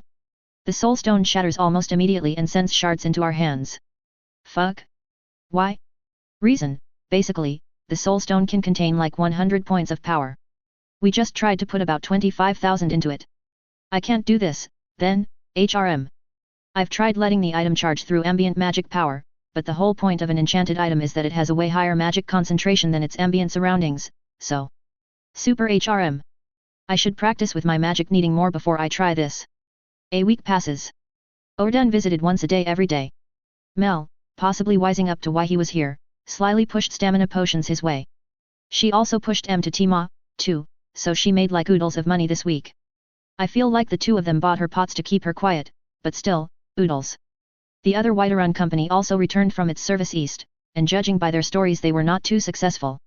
They were tasked with basically trying to secure a pass through the mountain range that separates Whiterun from, whatever was north of it, I don't remember. They succeeded in their task initially, but because the pass is home to ice trolls and because it's getting warmer, the pass requires constant guard to be useful, and those troops would be better elsewhere. Once they left, the ice trolls promptly came back. In a nutshell, they spent time doing nothing. Why is things being warm bad? I don't know, that's what their news said. I assume it has something to do with the ice in the path melting, but obviously I don't know the details. They did bring back some interesting news, though. A lot of troops are being tasked to Whiterun and Falkreath, which, I don't quite remember my geography, but I think both holds border Helgen and, by extension, Riften. My best guess is that this is basically an attack declaration, since if they do attack Riften through Helgen, then their supply line would be unnecessarily long and prone to being cut off, making a follow-up attack more likely. If doing this was enough to win the war, then the war would be over already. Still, this means that more troops will be coming, which means more business for me, which means I get to spend less time enchanting. Fuck. Speaking of enchanting, I've developed a habit of trying to knead magic into a small point. It's not a useful battle technique, takes me 15 minutes to knead it, but it does make me feel like I'm getting better fine control over magic in general, so, gift horse, mouth, etc. etc. etc. We've made a habit of doing it whenever we have the spare concentration, so now there's almost always some small mote of power following us around somewhere. It's a good way to pass the time, or something. I favor mage light since I can actually do useful things with it, like illuminating my current work. While doing this, I also found an interesting aspect of mage light. I don't know if it's mage light that does it or magic in general, so. Third-person camera. Farengar visits the clover yet again. I've heard of favoritism, but this is a first from you. Irrelevant had said with a sigh before he left. Just come home before dark. As he walks the streets of the so-called poorest sections of the city, he could not help but shake his head at her motherly tone. Soon enough, he comes to Ash's forge. Yo! Ash greets him without turning around. Here to visit your boy again. How's he doing that? Farengar wonders idly. That I am, Ash. I've brought you a visitor today, too. Ash turns slightly to see Delphine behind Farengar. Oh. Okay. Farengar, I've got something I want your advice on. Farengar nods calmly as fireworks explode inside his head. The entire reason he convinced his journeyman to set up a shop inside the clover was so that he could deed her to Ash's forge with good reason. Over the time where Warwolf was deployed, Farengar had ordered a spare key made for Ash's forge so he could go into his study and read Ash's copious notes on enchanting. Now that the shop owner was home, he would need to be a little more careful about abusing his position. Let's see it. Ash concentrates, and a little mote of mage light floats in front of him. Farengar nods in reply. Ash had discovered what children in magic training are specifically taught. Concentrating the power of a spell into one point was a tried and true method for teaching small children how to better control and mold their power, and was something they stopped doing after the age of 10 since it stopped being useful. Farengar was a bit disappointed, but it was certainly fun for him to see Ash's self-taught progression in magic. He then blinks. If his senses weren't deceiving him, Ash had concentrated what was basically the power of a fireball into a needlepoint, and was now causing it to trail around him in bright, glowing lines. This was new. Most people stop doing this kind of practice because it's tiring without getting anything. Impressive, though. Farengar chooses his words carefully. It's hardly a new form of magic. Ash shrugs. I figured. He turns back to his forge. Thanks for the input. The mote stays over his head and flits about as if it had a life of its own. If I weren't worried about the Dominion snatching him up, I'd recruit him in a second. Farengar growls in his head. He was fully aware that, apart from himself and Delphine, there were still many visitors and soldiers milling about, and one wrong word would cause problems down the road that he could not possibly predict. How infuriating that he would be denied such incredible talent due to something as banal as politics. First-person camera. I watch Farengar trade some pleasantries with my regulars before leaving. What was that all about? Delphine asks me. I suppose this means she's staying around. I wanted to see if this concentrated magic thing was usual. I reply. His reaction says yes. Hey. She doesn't seem to care all that much. I've come to talk to Arya. Is she home? Isn't she spending like all of her time at Dragon's Reach? For the past week, Arya and Jake were busy training folks and thus were at the Warwolf Lodge. Well, if Delphine's here then I suppose not. More to the point. I only ever see them at dinner time, so I couldn't tell you. Delphine looks at my stuff. You make all this? She points to a rack of short swords and I nod. Nice. She picks one up and gives it a swing. Think you can make some knives? Always. Why? Well. Delphine looks around to make sure we're not overheard. We totally are. Let's say that my pet project could use some. Ever since Orden and Farengar began making their near-daily trips here, my onlooker clientele has increased. Still, her pet project, hey? That's probably the infiltration mission, which she's probably going to talk to Arya about. Well, I'll see what I can do. If she's requesting knives, then that means she's requesting for stealth kill weapons. If she's looking for stealth kill weapons. Well. That night. Arya comes back at dusk and meets with Delphine, who hung around the shop for the entire day. I even had to make her lunch because Big Sister asked me about if she's staying over, and goddammit I can't say no to her. I also got Delphine to teach the girls a little about swordplay, which is, I feel, fair. Anyways, as she and Arya, and Jake, go off to the Warwolf Lodge to discuss the planned trademark, I'm planning my knife. It will be a good knife. The best knife. It will revolutionize the art of shivving someone when they're not paying attention. It might also make a lot of unnecessary noise, which would be a little bad. As we sit and plan out the knife, we hear the door to our study open. Big and little sisters should be doing their reading homework, so who, Teenram has entered our room in a state of distress. At least, what we think is distress. Her face is flushed and she's sweating a lot. I need an adult. Can I help you? Is she okay? Sorry, I just need a place to hide for a little bit. She says. Hide from who? Ma's infected us. Infected with what? Seriously, I don't follow. Like, at all. She takes a seat against the wall. We're Khajiit, though we don't look it. She looks around nervously. So every so often we, Bang-ish. The door to our study is flung open by a T-mare in her underwear. Oh, there you are. T-mare says, picks a failed at retreating Teenram from the floor, despite her protestations, and hauls her out of the room. It takes around 3 seconds before our brain catches up. What? What? You know what? I'll ask them in the morning. Next morning. After breakfast I find the 3 T-sisters sitting around, looking glum. The fuck, girls. T-ma is accompanying Arya on her training session. Minor exposition. So. In a nutshell, they were horny? I guess? Being non-humans, strictly speaking, Khajiits basically go into heat every, half a year or so. Of the 4 of them T-ma is the earliest. The 3 of them were trying to break into Jake's room and, make use of him. Jake was of course having none of it and locked them all out, so they made do with each other. I like how Eric wasn't even on their radar. I'm reasonably certain that Eric didn't like how he wasn't on their radar. In any case, their season lasts for a few more days before it wears off, so I might have to install some stronger locks on Jake's room just in case. Well, with that out of the way, back to the problem at hand. Design. In a nutshell, I want to make the Assassin's Creed hidden blade. The problem is that, well, after talking with Delphine, it seems that hidden weapons tend to be found out rather quickly, especially by a group that's as used to assassinations as the Aldmiri. HRM. Well, in any case, we're going to be using Delphine as a test run. If she can't find the weapon within 1 minute despite knowing we're bringing one, then the weapon is safe. So as such, bullshit crafting powers go. The first weapon is a decorative bracer that looks like a family insignia. I took examples from some of the richer families, thank you Farengar, to make something that passably looks like the mark of a relatively aristocratic family. Arya is definitely eye-catching enough to be considered nobility, so this will help immensely. Doesn't help that she's not the most well-versed in terms of etiquette, but honestly we just... Oh wait, shit. I just realized something. I'll talk to Delphine later. For now, I'm gonna talk about the knife.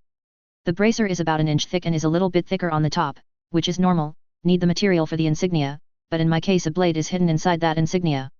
It is activated with a spring attached to a small piece of soulstone. When the soulstone gets magic power, it discharges it as a small blast of raw power and forces the blade out into its ready position, where it locks into place. I sharpened it as much as I could with my perks, so it did fine against armor, for about a hit. The first prototype snapped in one shiv and the second one honestly did not do much better. Our test subject was a suit of standard steel armor put over a hunk of meat coated in food coloring, our fault. 1. I wish I had a suit of elven armor to use this on, and 2. After realizing that a custom forge weapon that lasts for all of a single stab is shit, I reworked the blade for prototype 3. All of this development occurs over a period of 2 weeks. This honestly does not make me feel good. Jake, the wearer of large steel armors, laughs upon seeing my new knife.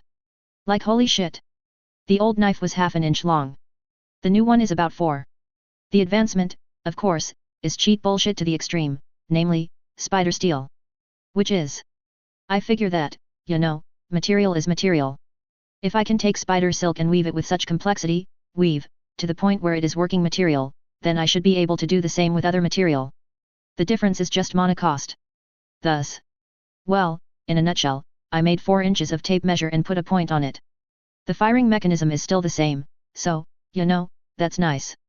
I felt so damn clever coming up with this idea and only now do I realize that I have basically made a tape measure. The above sentence is 100% correct with regards to the writer's, train of thought. Oh well. It shivs and it doesn't break, so it's all good. Arya's skill is perfectly able to put this knife where it hurts, someone's vitals, and have it go through. Along with the knife, Delphine also requisitioned decorative short swords. Blunt and decorative. Apparently also a sign of nobility. Events during those 2 weeks. Delphine actually tells us that we're going to be invading a party. T-mare maybe gets Jake's permission to have some fun during the night. She's very happy the next day and would not explain why, while the other T-sisters were sulky. I don't really know, nobody's talking, so this is just my best guess. I should remind everyone that my house is separate from the guild quarters, where they live. I also read, make, simple books for big and little sister, since they're getting the hang of the alphabet. Context for the next point, during the day, big and little sisters spend more of their time outdoors thanks to the improving weather. They've made friends, and frequently, with permission, play with the other children. Sometimes, the two would go together, with Big Sister as the chaperone. Big Sister showed up one night and a new hand touches the beacon. Like seriously, she shows up with this watermelon of a, something hedron, and looks rightfully worried. Big Sister's first announcement was, "Sir, I think I'm in trouble." To which my response was, "Oh, yet? In what, oh my lord?" As I turned around and saw the thing. And, of course, she tells me about the voice in her head telling her to take the beacon to a Meridia's shrine out somewhere, near Solitude. I am, very interested to throw the damn thing away, not gonna lie. Well, leave it there for now. I point to a corner in the house. If it tells you anything else, let me know. For the record, I put my hand on it and there was no response, so I assume Meridia picks the person and picked a fucking child to be her champion. This, of course, leads to discussion with Jake about the beacon. The two of us sit one night to mull over this sudden new problem. Jake's first words are, upon seeing the beacon tucked away in the corner of the room, "Well, shit." I nod. Yet, I'm not too keen on making the trip to Solitude given, well, the fact that it's an escort mission. When do you plan to go? Jake asks next. I mean, I'll go with. I honestly haven't decided. I say. I don't want to do this at all if possible, but if Meredith decides to fuck with my girl, then, yeah, we'll handle it. Somehow. Fun fact. Jake says. Delphine's infiltration mission coincides with a military buildup in Falkreath. Well, fuck. Yet. The Empire's going to try and take Riften through Helgen. Computing. Nope. That seems like a terrible idea. In-game, there's a path from Helgen to the Riften side of the world. Here, I imagine that the path would be less snowy, but probably also more treacherous, or else longer. Never mind that it would be god-awful to defend against Stormcloak guerrillas. In other words, in the event that the Empire successfully takes Helgen with a massive army, they would be on a time limit to use said massive army to take Winterhold before it gets choked out of supplies and mauled. Yet. Jake nods. Way I see it, if we go with that army and pitch in we'll be able to end this war quickly, because I am damn sure that the Dominion will find some way to fuck up this operation. That's true. That said, I know we're fucking broken, but I feel like that's giving us too much credit. Not if we take Arya with us. Jake says, then winces. Assuming she'd play along at all. Girl dances to her own pace. Well, if things get out of hand, I'll just head on over to Solitude. It shouldn't be that much of a problem, provided that I keep my head down or else remove all witnesses. Second conversation. Is with Delphine. So, as she, eventually, tells us, the plan is to have Arya pretend to be minor nobility, sneak into the party, then sneak into the back room. Problem, Arya is extremely attractive and draws eyes everywhere she goes unless she wears actual armor trademark, so if she goes into the party she's pretty much guaranteed to draw attention from everyone forever, making the whole idea of sneaking out rather optimistic. Delphine doesn't believe me. For some reason. She's never been in the same room with Arya for more than 5 minutes until pretty much recently. Fine, for sensible reasons. Then again, Delphine may know more about high elf culture than I do, she probably does, and is thus making her assessment based on that knowledge. Still, hot is hot, and I don't think any amount of social training will defeat the boners of nature.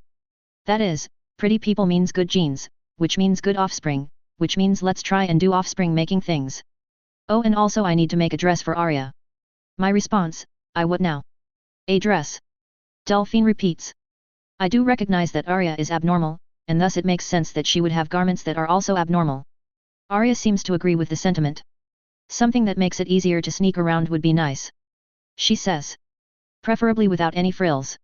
Does she mean figurative or literal frills? Because I'm all about adding literal frills. It would help if I had a frame of reference for what would count as high-class outfits. All of my high-class outfits in Skyrim are tastefully skimpy dresses with BBB compatibility.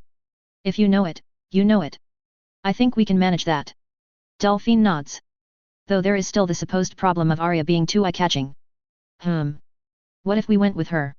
I propose. I know Jake's reputation is solid now, and I'm pretty sure my healing's got some people's attention, too. Delphine blinks. That's an idea. She thinks on it for a minute. If that's the case, then I'd rather that Jake, and only Jake, go with him. She looks to me. No offense, but his reputation is far brighter than yours. I feel like I know what that means, but at the same time, explain. You. Delphine searches for the most effective way to, I dunno, crush my ego? Your reputation, if established, will be of someone who's extremely talented with arcane arts. Oh, cool. No ego crushing.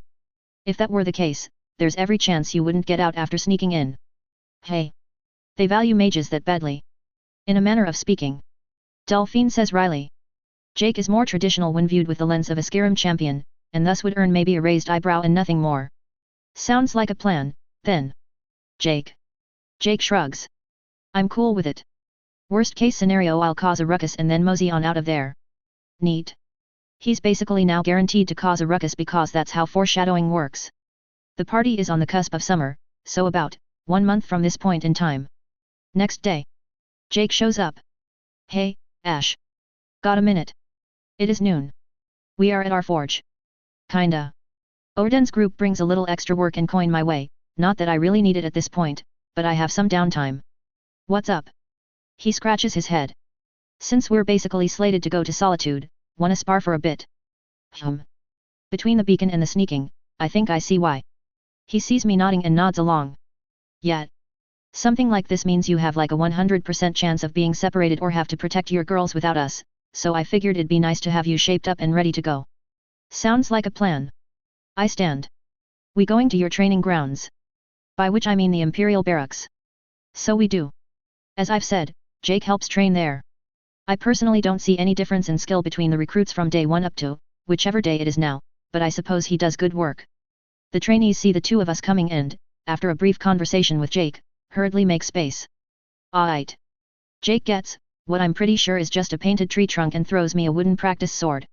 I know you have a lot of magic shenanigans, so give me all you got. He readies his practice two-hander. It looks very menacing.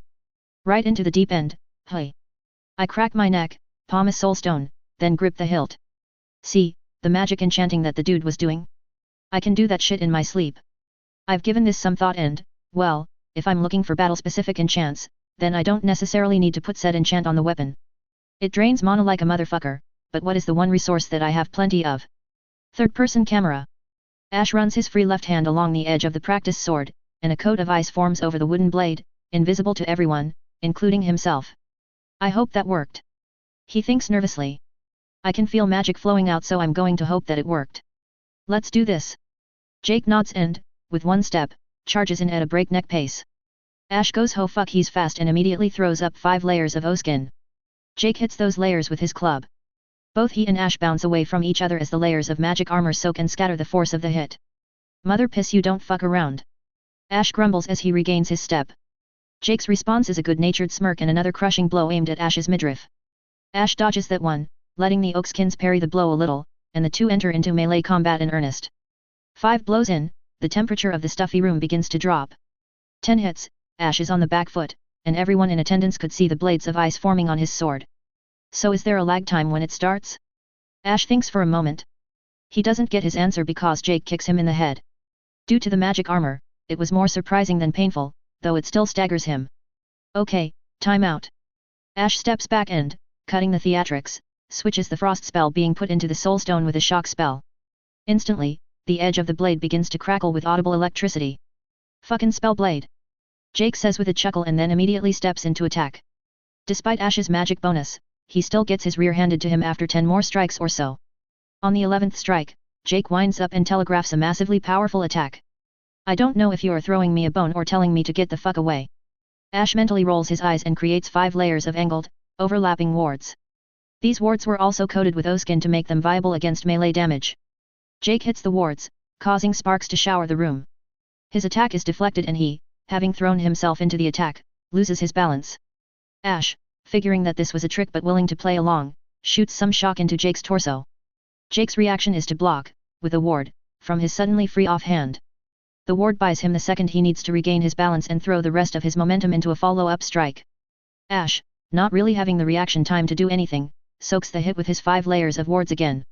As Jake's strike was now angled perfectly against the wards, his strike deals substantially more effective damage, and Ash is sent flying. Frick. Ash mutters as he is rudely stopped by one of the building's walls. Alright, I'm out. He throws up his hands and tosses away the shattered practice sword. First-person camera. It's a wee bit unfair how Jake can mix his 2-hand strikes with Arya-like fast hits. Yet, I guess I shouldn't be too worried. Jake laughs. When did you figure out that magic shit? I shrug. Recently. I've been practicing with it in private and the effect is more pronounced on equipment that I made. The fact that I can reproduce the dude's enchant effect through what is essentially an hour of practice every night makes me really angry. There's probably more to his enchanting but it still makes me really angry. How badly were you holding back? Jake makes a meh gesture.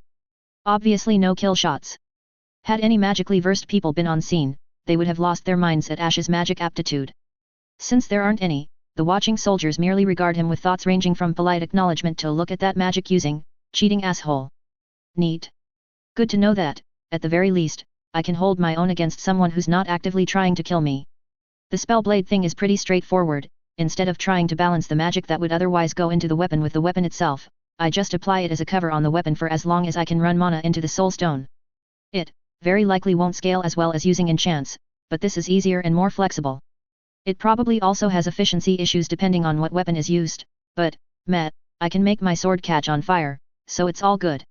4 days later. With the impending maybe disaster that is the infiltration looming, I figured that I needed to get a move on with Jake's new sword. I currently have a spate of semi-active skills that buff my ability to make equipment, and some active skills that I can use to maybe make something unique. I can place blessings onto gems, spin mana, and spin materials. I don't remember if I mentioned this before, probably have, but I can shave dragon bone now, and I have some of that as an additional material. Lately, by virtue of concentrating on magic all the time while smithing, I think it's possible for me to weave that mana directly into a weapon. In other words, since a sword is fundamentally an item of steel, and steel is a component of nature-ish, it therefore has an ambient level of magic within it that is normally too low to harness.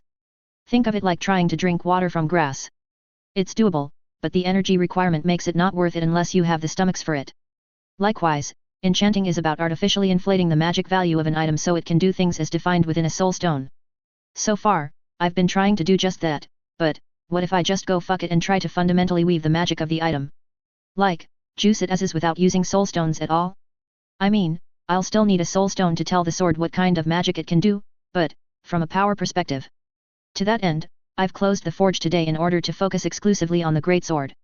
I have a stockpile of replaced steel, some dragonbone filings, and 6 small gems, 2 of ruby, sapphire, emerald. The design's width is about a foot across and the blade goes from the top of Jake's head to around his knees. It's a big boy. Would be bigger if, you know, real life didn't get in the way. Video games that let blades clip through the ground are so much nicer. Anyways.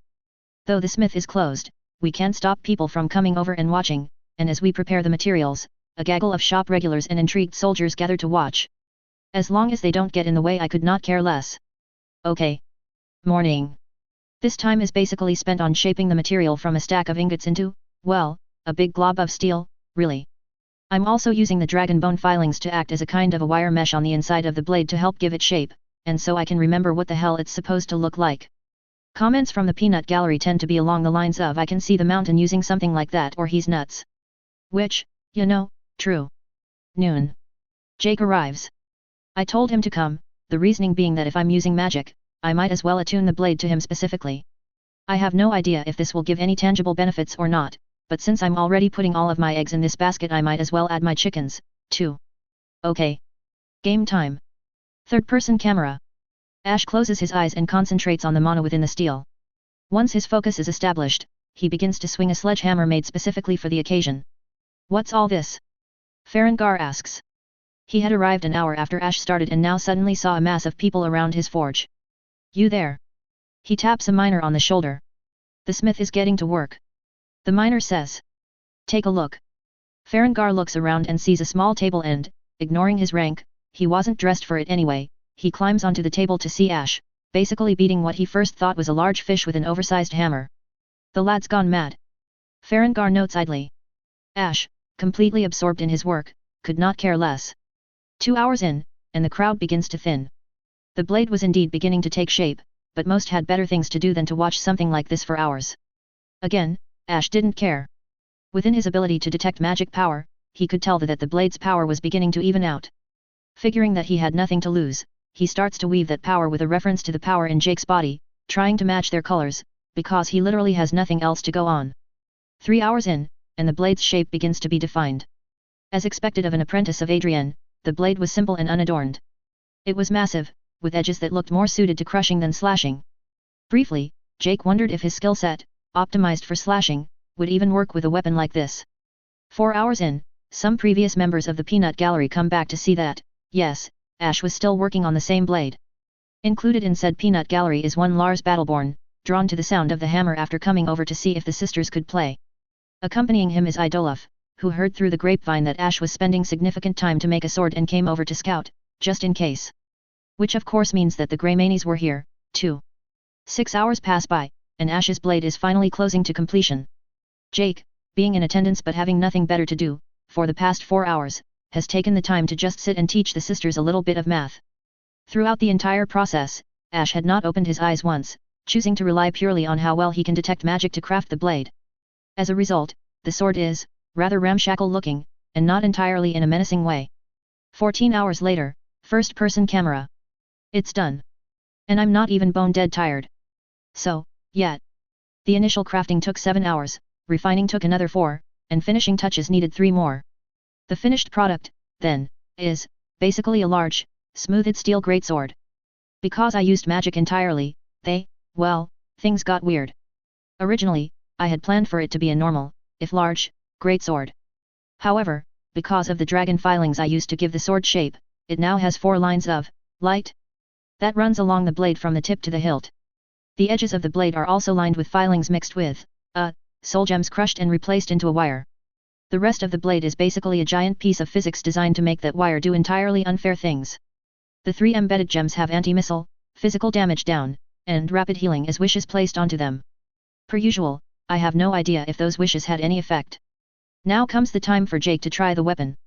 I present the handle to Jake, and he grabs it with 2 hands. Holy shit, this thing's hefty. He grunts and, stepping out away from the forge, gives it a few test swings. It makes a very blunt whoosh sound. This is like 100 pounds, easy. He observes, still swinging it around like it weighed 10. Jake squares his stance and looks over to me. Okay, now I need to pump magic into it, yet.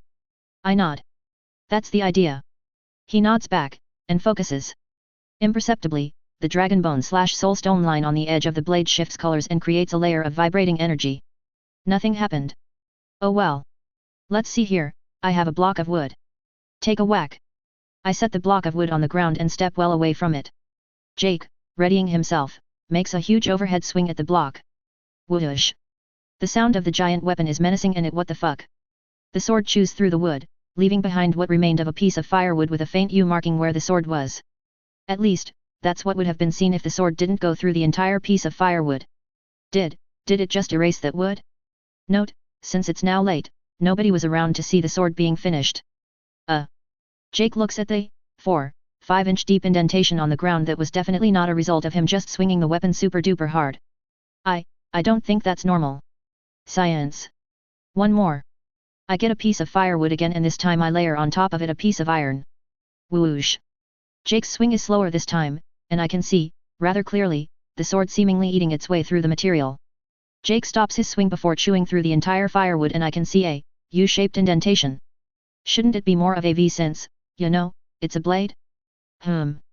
Either way, weapon success. I guess. Let's see when it breaks. Next week. Delphine figures we have to start traveling to Solitude to be in time for the party and have time to prepare, so we do. In the meantime, I've created 2 more of these, attuned blades? I guess? For myself, first prototype, and Arya, first production model. These are just hacker-type short swords with only one tapered side, so the other is flat. The filing lines the edge, obviously. Compared to Jake's piece, the making process took significantly shorter, only 2 hours per weapon rather than 14, and comparatively their effect is, weird. It makes sense given that I don't know what I'm doing exactly, but Arya's blade, when active, is less significant in terms of damage output but also mysteriously loses half of its weight. My blade barely eats any of my energy and, while active, only deals special damage while stabbing. I should note that the blade has no tapered point to stab with. I think somebody failed to tell these swords what they're supposed to do, but I think I'm starting to learn about how to make use of this method, so it's all good. Apart from these swords, I also made a new dress for Arya and the official Warwolf dress uniform, which just looks a lot like a modern-day parade uniform, kinda, sorta, never saw one up close. It's also lined with a thin layer of spider steel on the inside for protection. When kitted out, Jake looks like the cross between a military lieutenant and a dude wearing cosplay, and Arya looks like $1 million, to nobody's surprise. The away party will be, me, Jake, Arya, and Delphine, along with the sisters, so we can get rid of the beacon. Apparently older sister has been talking to it constantly, which worries me a bit. A lot. I hope she'll be okay. Everyone else will remain at Whiterun, because honestly it would be too strange for everyone to just Leo hello old woman. As the caravan is being prepared, we're accosted by none other than Freya Greymane, the giver of the Missing in Action sub-quest. Is this the one where I have to go looking for a son? I heard that you were planning to go to Solitude. The old lady asks in an undertone. If you are, then may I make one request? Depends on what it is. I shrug. Do you need our help to carry something? Of a sort. She nods, and hands over a small sealed envelope. When you arrive in Solitude, please give this to the general of the Imperial forces stationed there. Tears begin to well in her eyes. He will know what to do with it. No fetch quest? I'll do what I can. I nod and take the letter. Once she leaves, I immediately break the seal and read the letter because fuck yeah replace. Hey. Well, that's different. =+=+===. Author notes. Jake's greatsword's effects. Innate, deflect missiles, 50% chance, auto ward, auto skin, last gasp, holder will never bleed out when critically injured, self-repair. When being used by Jake and being used as an enchanted weapon, skip armor, 100, all damage dealt bleeds into mana and fatigue damage. Instantly breaks all non-shielded, non-warded gear on contact. Magic gear ignores skip armor effect and are considered to be double strength math-wise. When being used by Ashe and being used as an enchanted weapon, all damage is considered magical, force, like unrelenting force, auto parry, physical, missiles. When being used by anyone else and being used as an enchanted weapon, drains mana and otherwise offers no immediate effect. Users may experience the placebo effect of being able to swing around a big honkin' piece of steel and think the weapon is doing something special when it in fact is not. This is technically Ashe's first intentional magic weapon, even though he has no idea about how it works. The reason why it deals special damage is because the soulstone mixed with the dragon bone filings took the aspect of the filings, along with the empty nature of the soulstone. In other words, Jake considers dragon bone to be the toughest material in existence with no equal, and thus the blade has no equal. Ashe knows the bone to be only as useful as the magic that goes into it, and therefore the blade deals magic damage. Which means that, yes, the blade's effect will vanish for Jake the moment he hits something that he cannot cut. Also, the fact that Jake will cause the blade to skip 100% of armor stacks linearly with his innate ability to skip armor, which means that he will mess up a normal dude real bad and chunk the fuck out of heavy infantry.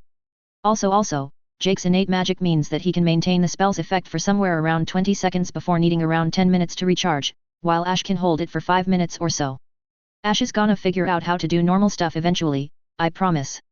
Chapter 16, The Pre-Infiltration Experience. =+++====. And we're off. The trip to Solitude should take about 2 weeks for a party like ours, 4 adults, 2 children, a horse, a cart, and some luggage. We're not going with a cart or a summoned wolf this time for the sake of additional stealth. Area's biggest wolf is very noticeable.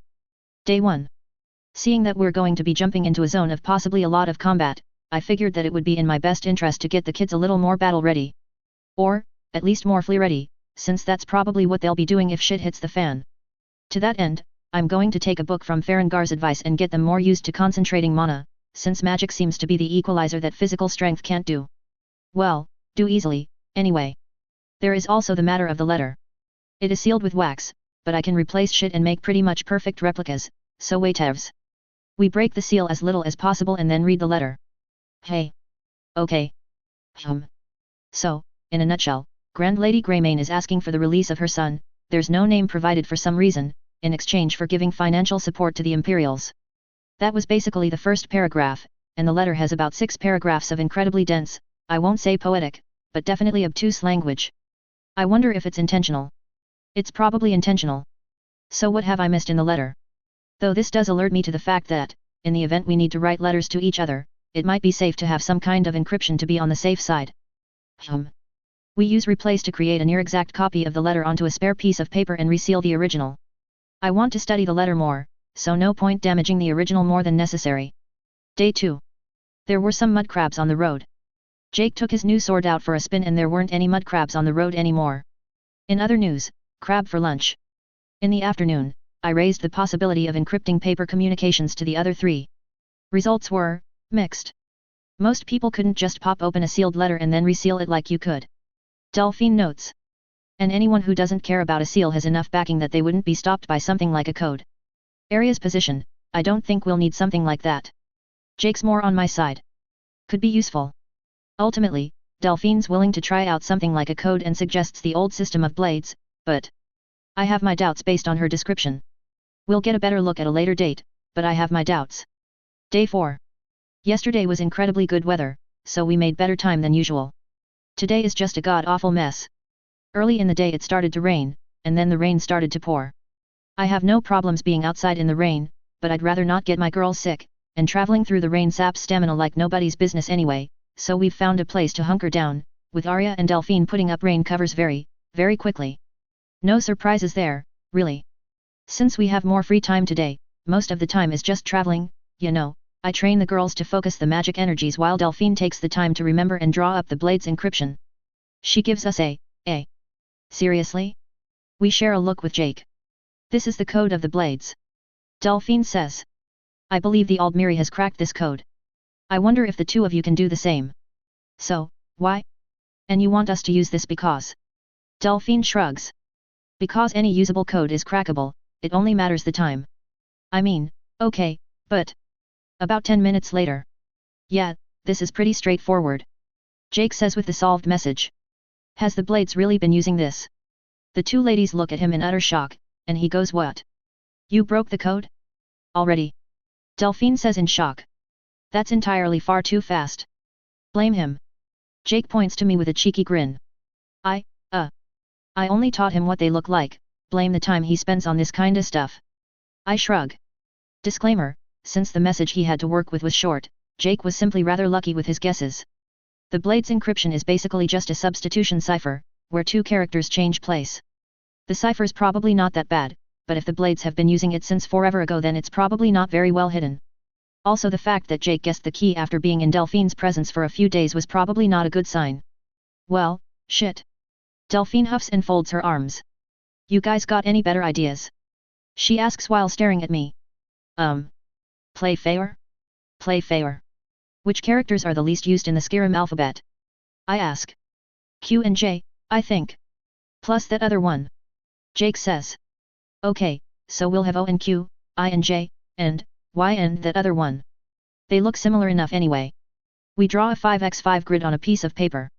Keywords Gundam. I say out loud. Jake nods, the only one to do so, understandably. We put in the first two rows, going from left to right, and then fill in the rest of the blanks with the unused letters in alphabetical sequence.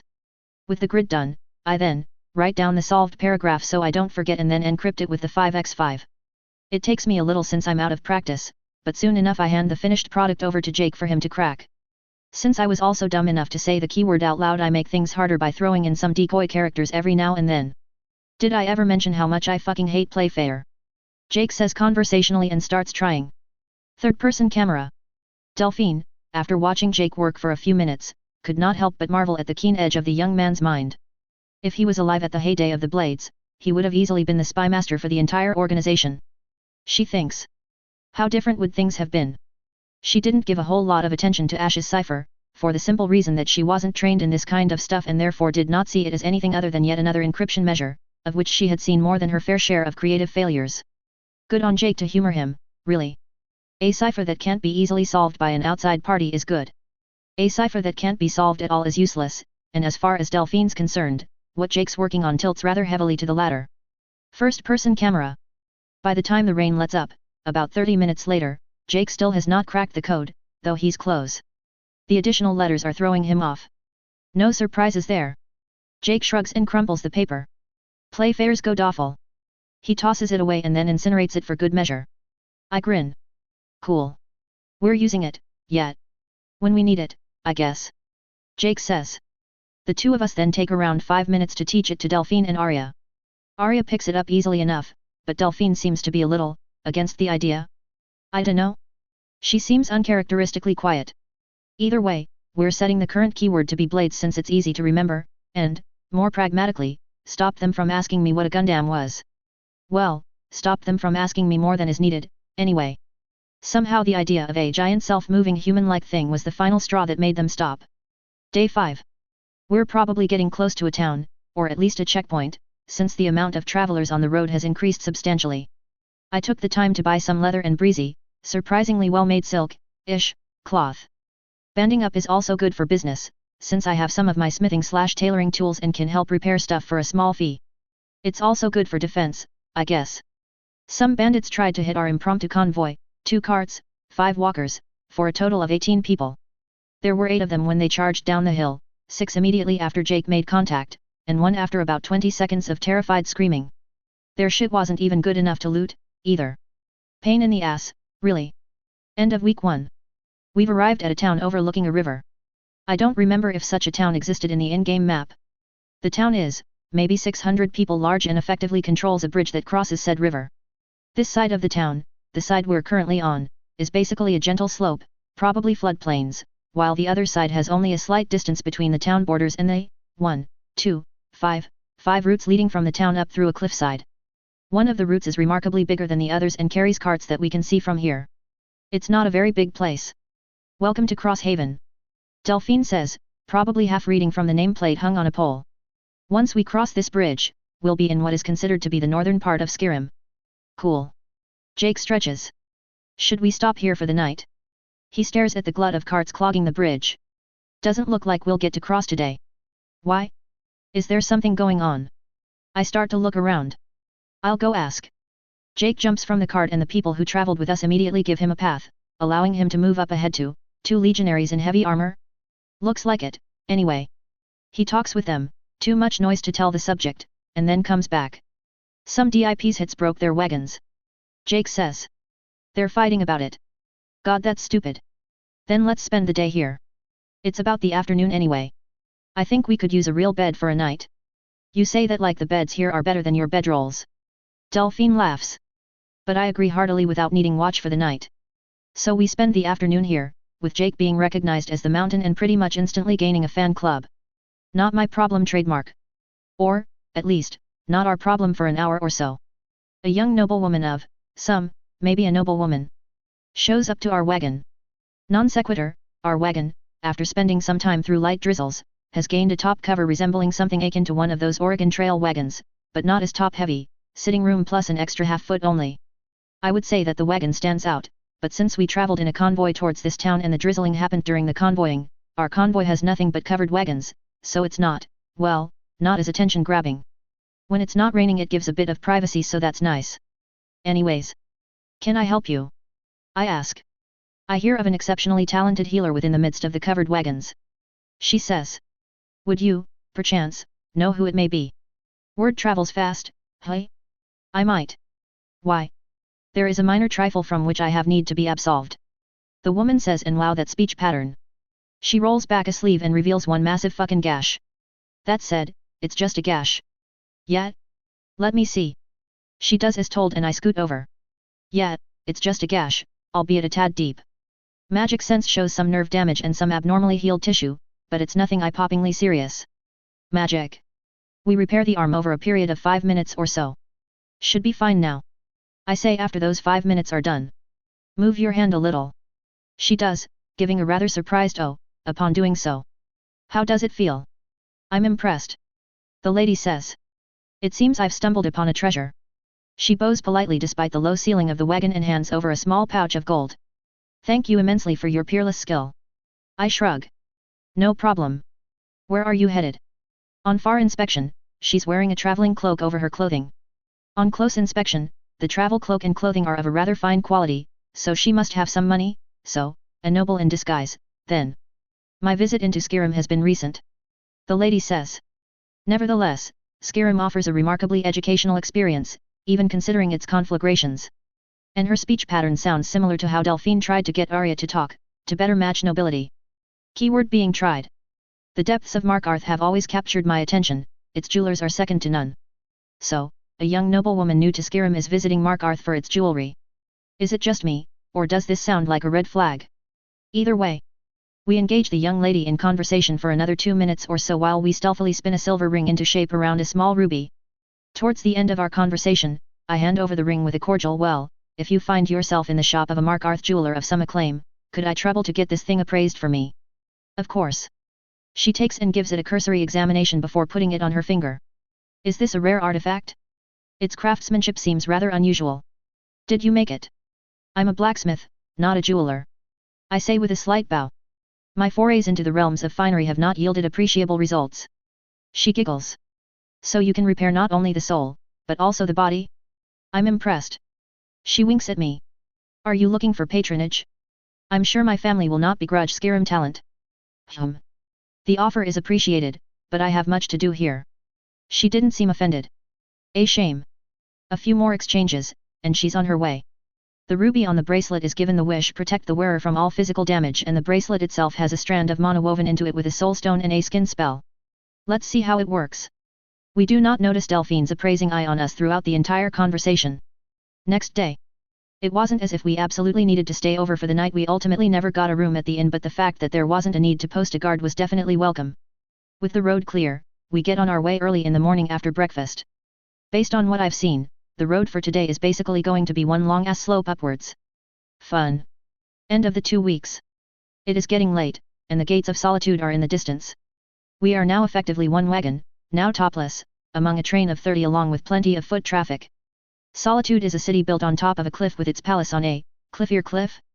It basically is an earthquake disaster waiting to happen. The city of Solitude is, of course, much larger than in-game, and currently on the road with us are, wagon is 5, walker is 1, around 200 people on the road going into the city. Some are imperial soldiers, a few are captains, and most are villagers or traders carrying goods into the city. One of them has a giant bushel of grapes. Grape-like things? They're a bit sour. We noticed little sister eyeing them and bought a bunch. Beneath us in the waterways leading up to the city are dozens of small boats and 2 large ones. The large ships are very much high fantasy medieval ships with huge-ass square sails. They look like galleons but, you know, smaller by quite a few sizes. Currently moored, the markings on those ships probably make them warships of some kind. The small ones are more traditional, Viking-esque. They're the leaf-shaped ships that make up most of the whole Viking longship shtick, though obviously many are not large enough to carry more than a few people and some cloth-covered goods in the middle. Solitude sits at the entrance of a massive river, and I can see ships departing and entering the natural harbor. Given the amount of fish being unloaded in the docks below, I assume fish makes up a large part of the city's diet. I guess it's more an estuary than a river, but on the other side of the river is marshlands, though we can see houses down there, so I guess people do live outside the walls, too. There's a dock on the far side of the river/estuary, but they're smaller and obviously not built to handle heavier traffic. The docks are divided into 3 parts, only one of which is visible to us right now. The civilian river docks are the parts that we are currently passing over and make up the docks that you would see in-game until you go north of the city. The civilian trader docks are north of the city and take in large ships from around the cape northward. The military docks are directly underneath the city and sheltered by the strange, almost Lion King Pride Rock kind of structure of the city and cliffside area. Based on what Delphine says, Solitude is not a warm water port, though since it's the cusp of summer this point doesn't matter too much. In-game, the port didn't seem too useful since if you traveled in any direction for 30 seconds there'd be large chunks of ice in the water, but here I would say, the ice is probably 20, 30 miles away from the water. If we could see that far, we would see ships sailing around the cape north of the city exclusively from the west, many of which bear Aldmari markings. Solitude's trade economy relies heavily upon trade steered towards it. Given the position, normally Solitude should trade with whatever is west of it, Dawnstar, and Winterhold, though obviously 2 of the 3 points are a bit of a no-go at the moment. I open my ears and listen. I'm curious as to why the Imperial Army hasn't decided to launch a naval invasion against Winterhold, since both are port cities. The few minutes of listening doesn't tell us much. Though it does sound like the local territory is having some trouble. Apparently there are walking bears attacking people, and ghosts rise from the ground at night chanting something. I have some doubts about the story, not gonna lie, but it does give some good hints if you don't take them literally. The walking bears are likely the dudes trying to free the Reach trademark, I don't remember their names. Forsworn, one of those 2 spellings. They're a random-ish encounter on this side of the province in-game, and here I imagine they're a little more organized. The chanting ghosts, that's probably the Wolf Queen side quest, though by the sound of things troops have already been dispatched to the villages closest to the chanting. In-game, the Dragonborn arrives and more or less solves the problem before those troops can be sent, so we obviously missed the bus here. Well, either way, we need to take care of some business and get settled in, get prepared. Delphine's contact has a house in the poorer districts of the city which will act as a safe house for us when things start to go pear-shaped. Oh, right. Solitude in-game is a city on a cliff. If you were approaching the city gate like we were, to your immediate right would be the Estu River, and to your left would be the mountain, and all you get is flat terrain is the road. Makes sense, save memory and all that. Here, there is comparatively more land to build on. The path leading up to Solitude has an incline like the game, but it's not nearly as steep. There is also more flat space, and the whole terrain is still defensive, but not prohibitively so. There are actually two gates into Solitude, the lower common gate that everybody uses, and a higher military gate that's a bit harder to get to. There's a literal cliff between the two paths, and the military road is maybe 20 feet higher.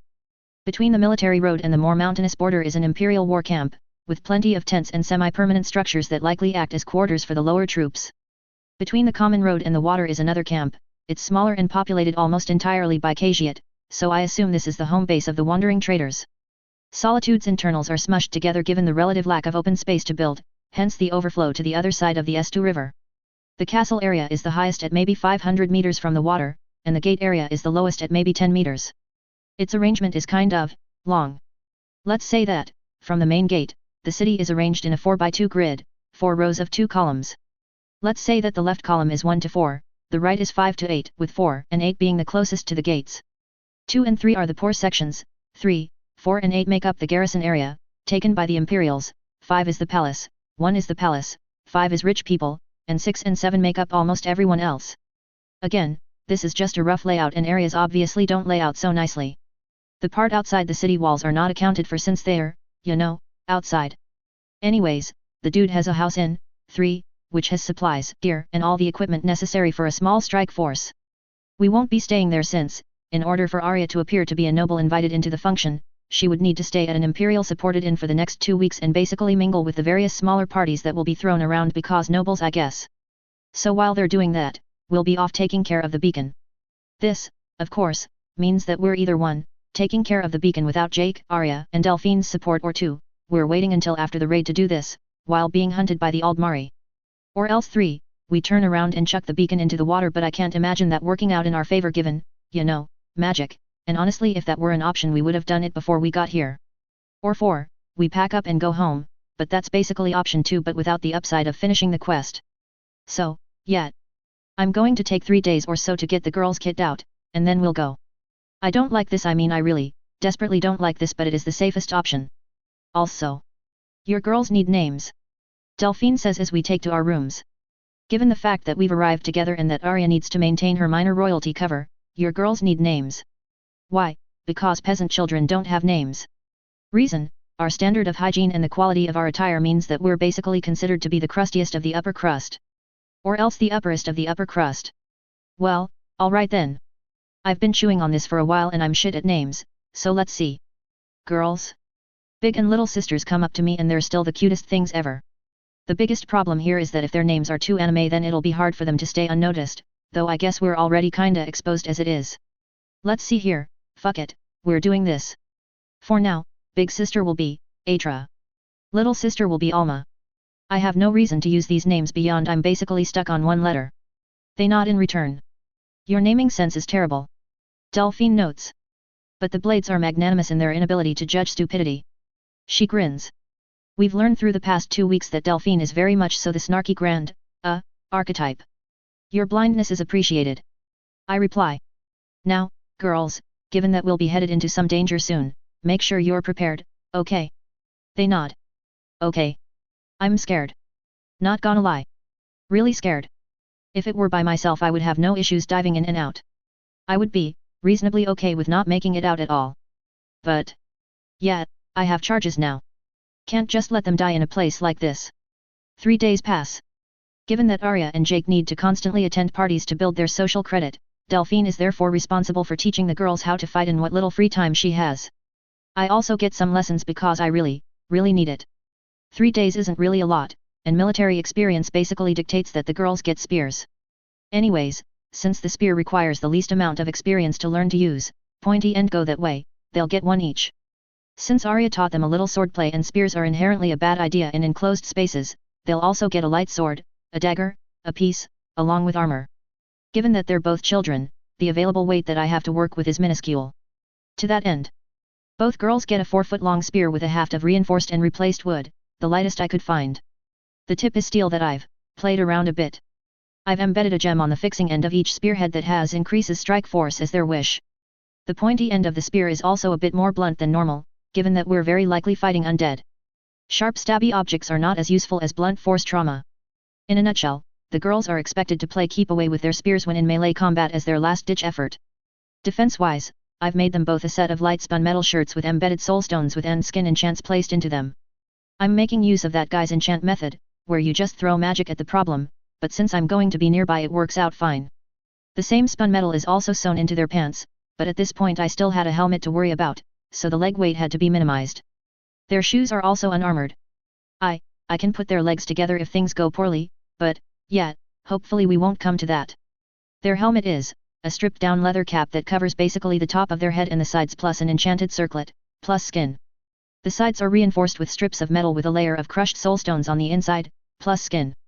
At certain angles it looks like they have a weirdly leathery handkerchief wrapped over their head. Our battle plan will be as thus: the girls will stay close while I go Emperor Palpatine on anything that tries to get remotely within touch radius. Oh, incidentally, over the past few weeks, Jake's gained 178 points, I got 166.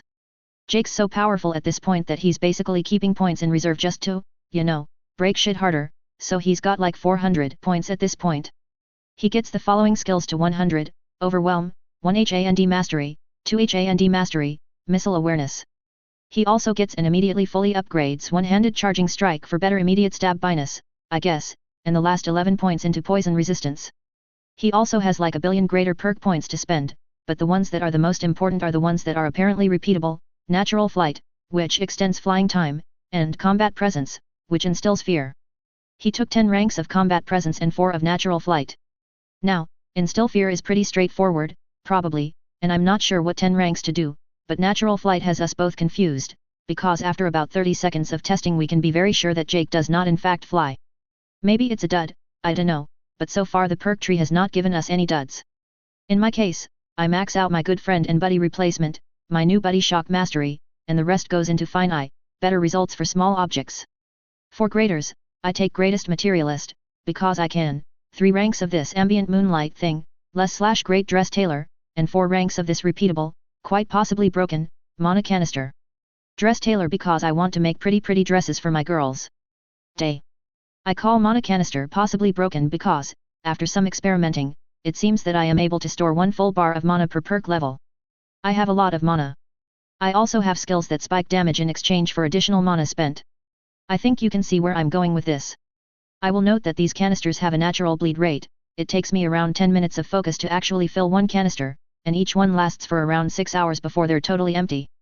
I assume this will be more efficient after I get some skill with using it, but since it's already giving me like a 400% damage increase. Oh, also Ambient Moonlight decreases my spell cost by 6% after all 3 perks. Respectable workhorse perk that I have no problems against. Other preparations for our excursion include having Arya teach me how to summon Giant Dire Wolf, since we'd need some transportation that's not a horse-drawn wagon. The spell is easy enough being just a derivative of Summon Familiar, so it only took me a few hours to learn it after coughing up money to buy the book involved. And with that, we're off. Ish. There's simply too much foot traffic going in and out of the city for us to just summon a giant wolf and, go do things. The good thing with the foot traffic is that there's no checks going into or out of the city. Through listening in on conversations, it seems that the reason for their lax security is to give the sense of security while nobles plan to schmooze in the upcoming party. Seems to be a bigger deal than I had previously thought, this party thing. Well, either way, we're off. Third-person camera. What is he? Jake looks up from his stupidly crowded itinerary. I'm sorry. That friend of yours? Delphine repeats. What is he? Jake had many answers, none of which would have been very useful. That armor he made for those 2 girls. Delphine says. What was it made of? Steel. Jake says slowly. What, was there something wrong with it? Hardly. Delphine toys with a small piece of that steel meant for repairs. Is it possible to have a suit requisitioned for all of us before we continue? I thought you weren't into heavy armor. Jake observes. Something like this is hardly heavy. Delphine says, tossing the piece of armor into the air. It falls with the speed of padded cloth. If the blades had armor like this, we would have been utterly untouchable. Swords, arrows, magic, none of it would have mattered. They would have never hit us and any hit would have been totally useless. Jake nods politely. He felt as if she was overreacting. Delphine shakes her head. Your friend. What is he? First-person camera. so, I may have overprepared for this. As it turns out, the shrine to Meridia is a, if not necessarily government-promoted site, then at least an accepted one. The shrine is built on top of a semi-plateau overlooking the woods. There exists a massive statue of Meridia, probably a temple-like structure, and the doors to a probably catacomb structure that is likely where we need to go in-game.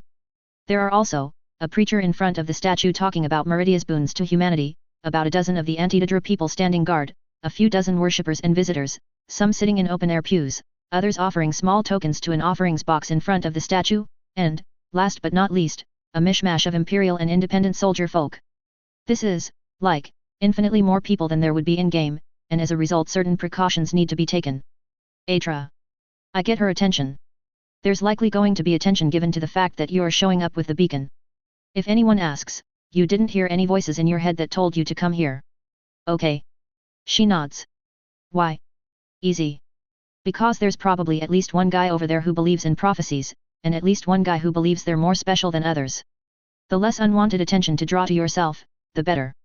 She nods again, and we walk up to the shrine, away from the preacher. Hello there. I greet one of the well-armored Antidadra people. Disclaimer, I'm believing that they're Antidadra by the sheer virtue that they're all wearing the same roby things and don't look anything like normal mercenaries. What is this place? The Imperial man raises an eyebrow at me. Never heard of Meridia before? This is her shrine. I shrug. Heard of her, sure, but I've never seen an image. Would this belong to the shrine? I gesture to Atra. Up until this point the beacon's inside a basket she's been wearing like a backpack, complete with cloth covering the entire thing. She puts down the basket and pulls the cloth covering aside a little to reveal the beacon to him and him only. The man uncrosses his arms. That's, where did you find this?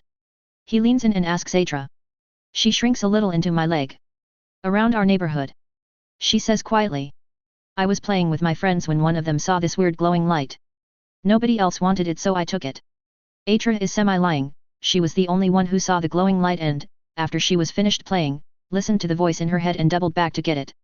Is that so? The man straightens up. I'll take the entire basket if you don't mind. He says. Put it back on and follow me. He says. He leads the three of us to the catacomb and then around its right, where a series of strangely permanent-looking tents have been set up slightly shielded from sight. We go inside of them. All right. The man says and flashes a thing around his neck that looks like a horn. In case this sign is unfamiliar to you, we are the Vigilance of Stendar. He growls, adjusting his clothes so the head of a mace is visible. We hunt Didra worshippers. Must be busy this time of the year. I jerk my head to where the rest of the people are. He chuckles. It is not a very happy laugh. Meridia has her uses. He says. Since you seem to be a learned man, I'll cut to the chase, leave the beacon here and say nothing else. Fucking done. Though. I got no problems with that, though I'm curious as to why. I heard you guys were real hardliners when it came to working with Didra. The man thinks it over for a bit. Meridia, for better or worse, inspires those who wish to destroy the undead. He says slowly. We Vigilants exist for the purposes of protecting humanity, and Meridia inspires us to do it ourselves. If she gave out power to destroy undead then we would have a problem, but... Apparently a sword doesn't count? I guess you have to swing it yourself, so, sure. But she's helping, right? Alma asks. That she is. The man nods. However, giving power in the name of helping others has long since been used as a tool of corruption, that is, Didra likes to lie about what they're trying to do. I do like how he rephrased for her convenience. She's nice, so we get to be nice back. Oh, okay. Alma nods. The man refocuses back to me. In any event, I'd like for the beacon to be returned to our hands so we may return it to the shrine. As you are likely aware, the beacon holds great significance to those who believe in Meridia's power, and having it restored through supernatural means only adds to that strength. Sounds oddly shady. That's fine with me. Better stay away from it. Does Meridia make people champions? Atra asks. I read something about it. So we've heard. The man nods. One of his buddies brings out a sword. The weapon's name is the Dawnbreaker, though this is just a showpiece. The Dawnbreaker has a really neat design. This piece of steel in front of me looks like house building material reject. What? The weapon is basically exactly that, a piece of steel for show and tell, with only the barest of attention paid to resemble the actual weapon. This looks bad. Atra says, giving the weapon a poke. The man looks over her with a practiced eye. Compared to your gear, certainly. He stares at me, You're, of quite some means, then? To be able to afford such gear for these girls. He made them. Alma says before I could say anything and I kind of wish she didn't. He's the best blacksmith in Whiterun. Is he? The man replies with the tone of appeasing a small child. I'm impressed. I don't think he believes her. Well then, sir, I believe our job here is done. He nods politely. Good day to you. Atra stops them again. About that sword. She glances at the metal. I've been around a blacksmith's forge long enough to tell that this is just scrap. Her eyes darts towards me. I don't think she knows what a showpiece is. Oh well, in for a penny. Since you said this was a showpiece, is there a real one lying around somewhere? The man's eye twitches. I don't appreciate your tone, citizen. We may be a wee bit condescending. In for a pound. Look, I know you're trying to pull some public relations shenanigans, and I appreciate that. But I approach him to whisper. Between you and me? Atra apparently really wants a souvenir, so just let us go down there so we can stop her from keeping your time. I think the real sword is in the catacomb somewhere, so I'm volunteering to maybe get killed. I wish I had the foresight to second guess my instincts. The man sighs. How about this? He draws his mace. Here at the shrine, we have a simple trial, prove your worth against a vigilant and earn your spot as a champion. He grins. 20 gold. Oh, that's actually stupid smart. I can imagine that Meridia is in no way happy about this, but stupid smart all the same. Now, Atra, was it? He says. Show me that you deserve the sword. I came here expecting supernatural necromancy and instead discovered religious commercialism. I'm not sure what to make of that. Atra readies her spear and visibly begins to shake. We all move to an outside ring set specifically for the occasion, apparently. Ladies and gentlemen. One of the vigilants calls out. We have yet another challenger to enter the ranks of Meridia's champions. She gives Atra a small pat on the back, and Atra bows deeply, blushing furiously the entire way. I present, the little Atra. Everyone has basically stopped what they were doing to watch, and thus everyone claps and cheers her bravery. Little kids trying to become a champion of light, as the vigilants call it, is definitely not a new thing. Now, technically, these vigilants are technically operating outside the bounds of the vigilance teachings, but since they help give the vigilance a good name, their operations and self-profit are mostly ignored.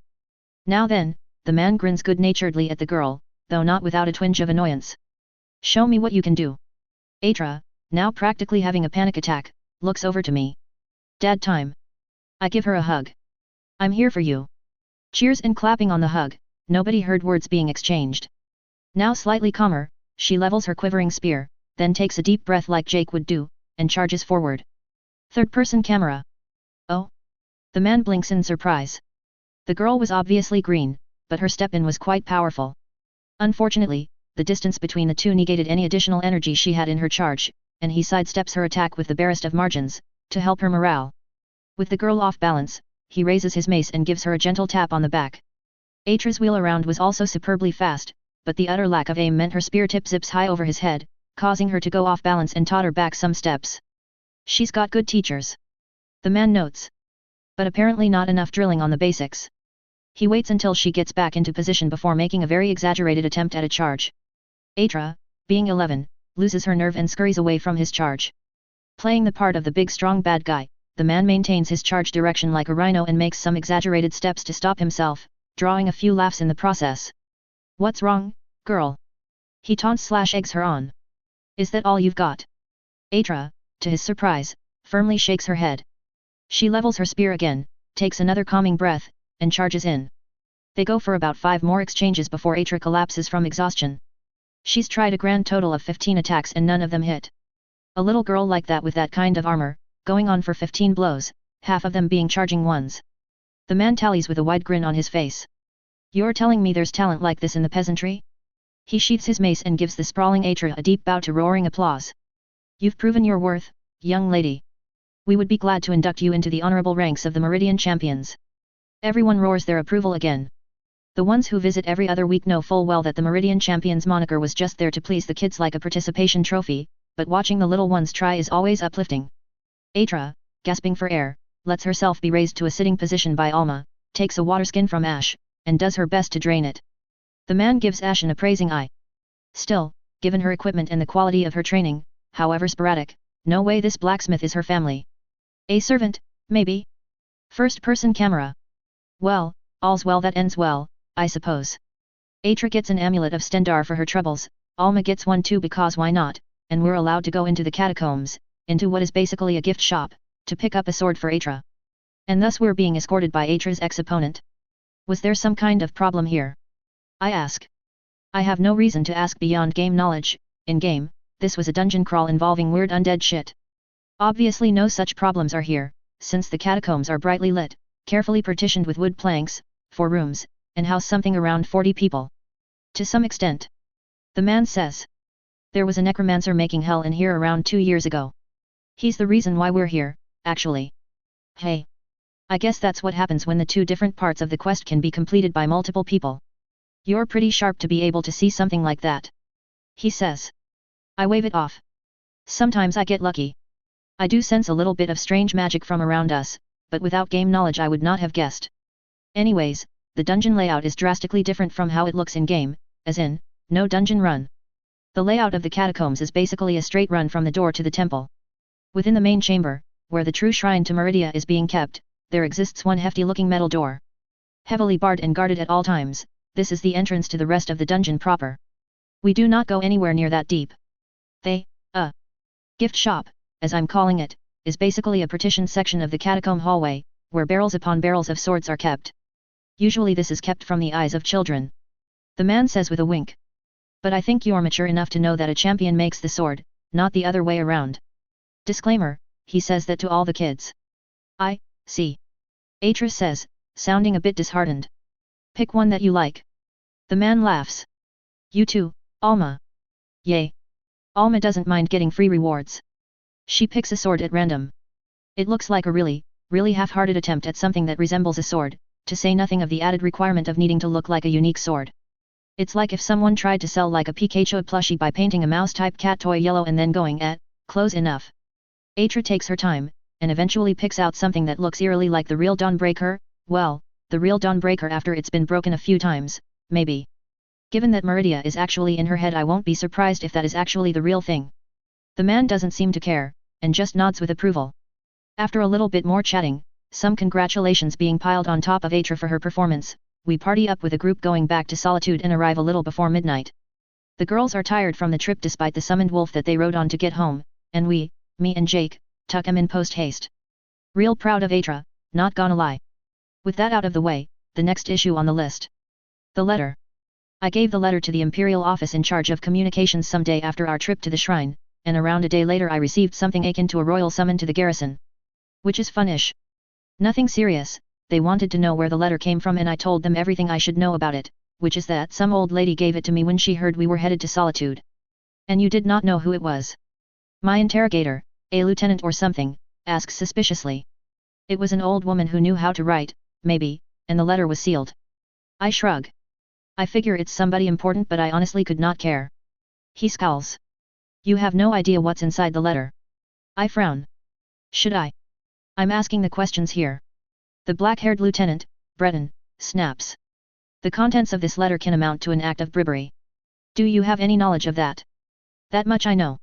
I thought that's normal for nobles. The lieutenant smiles slightly. True. It also speaks of a potential attack on Solitude if its demands aren't met. Hey. From why to run? Seems kinda far. I should take into account the fact that he may be bullshitting just to see how much my body language can tell him. Armed with this knowledge, we begin to guard our movements. Third-person camera.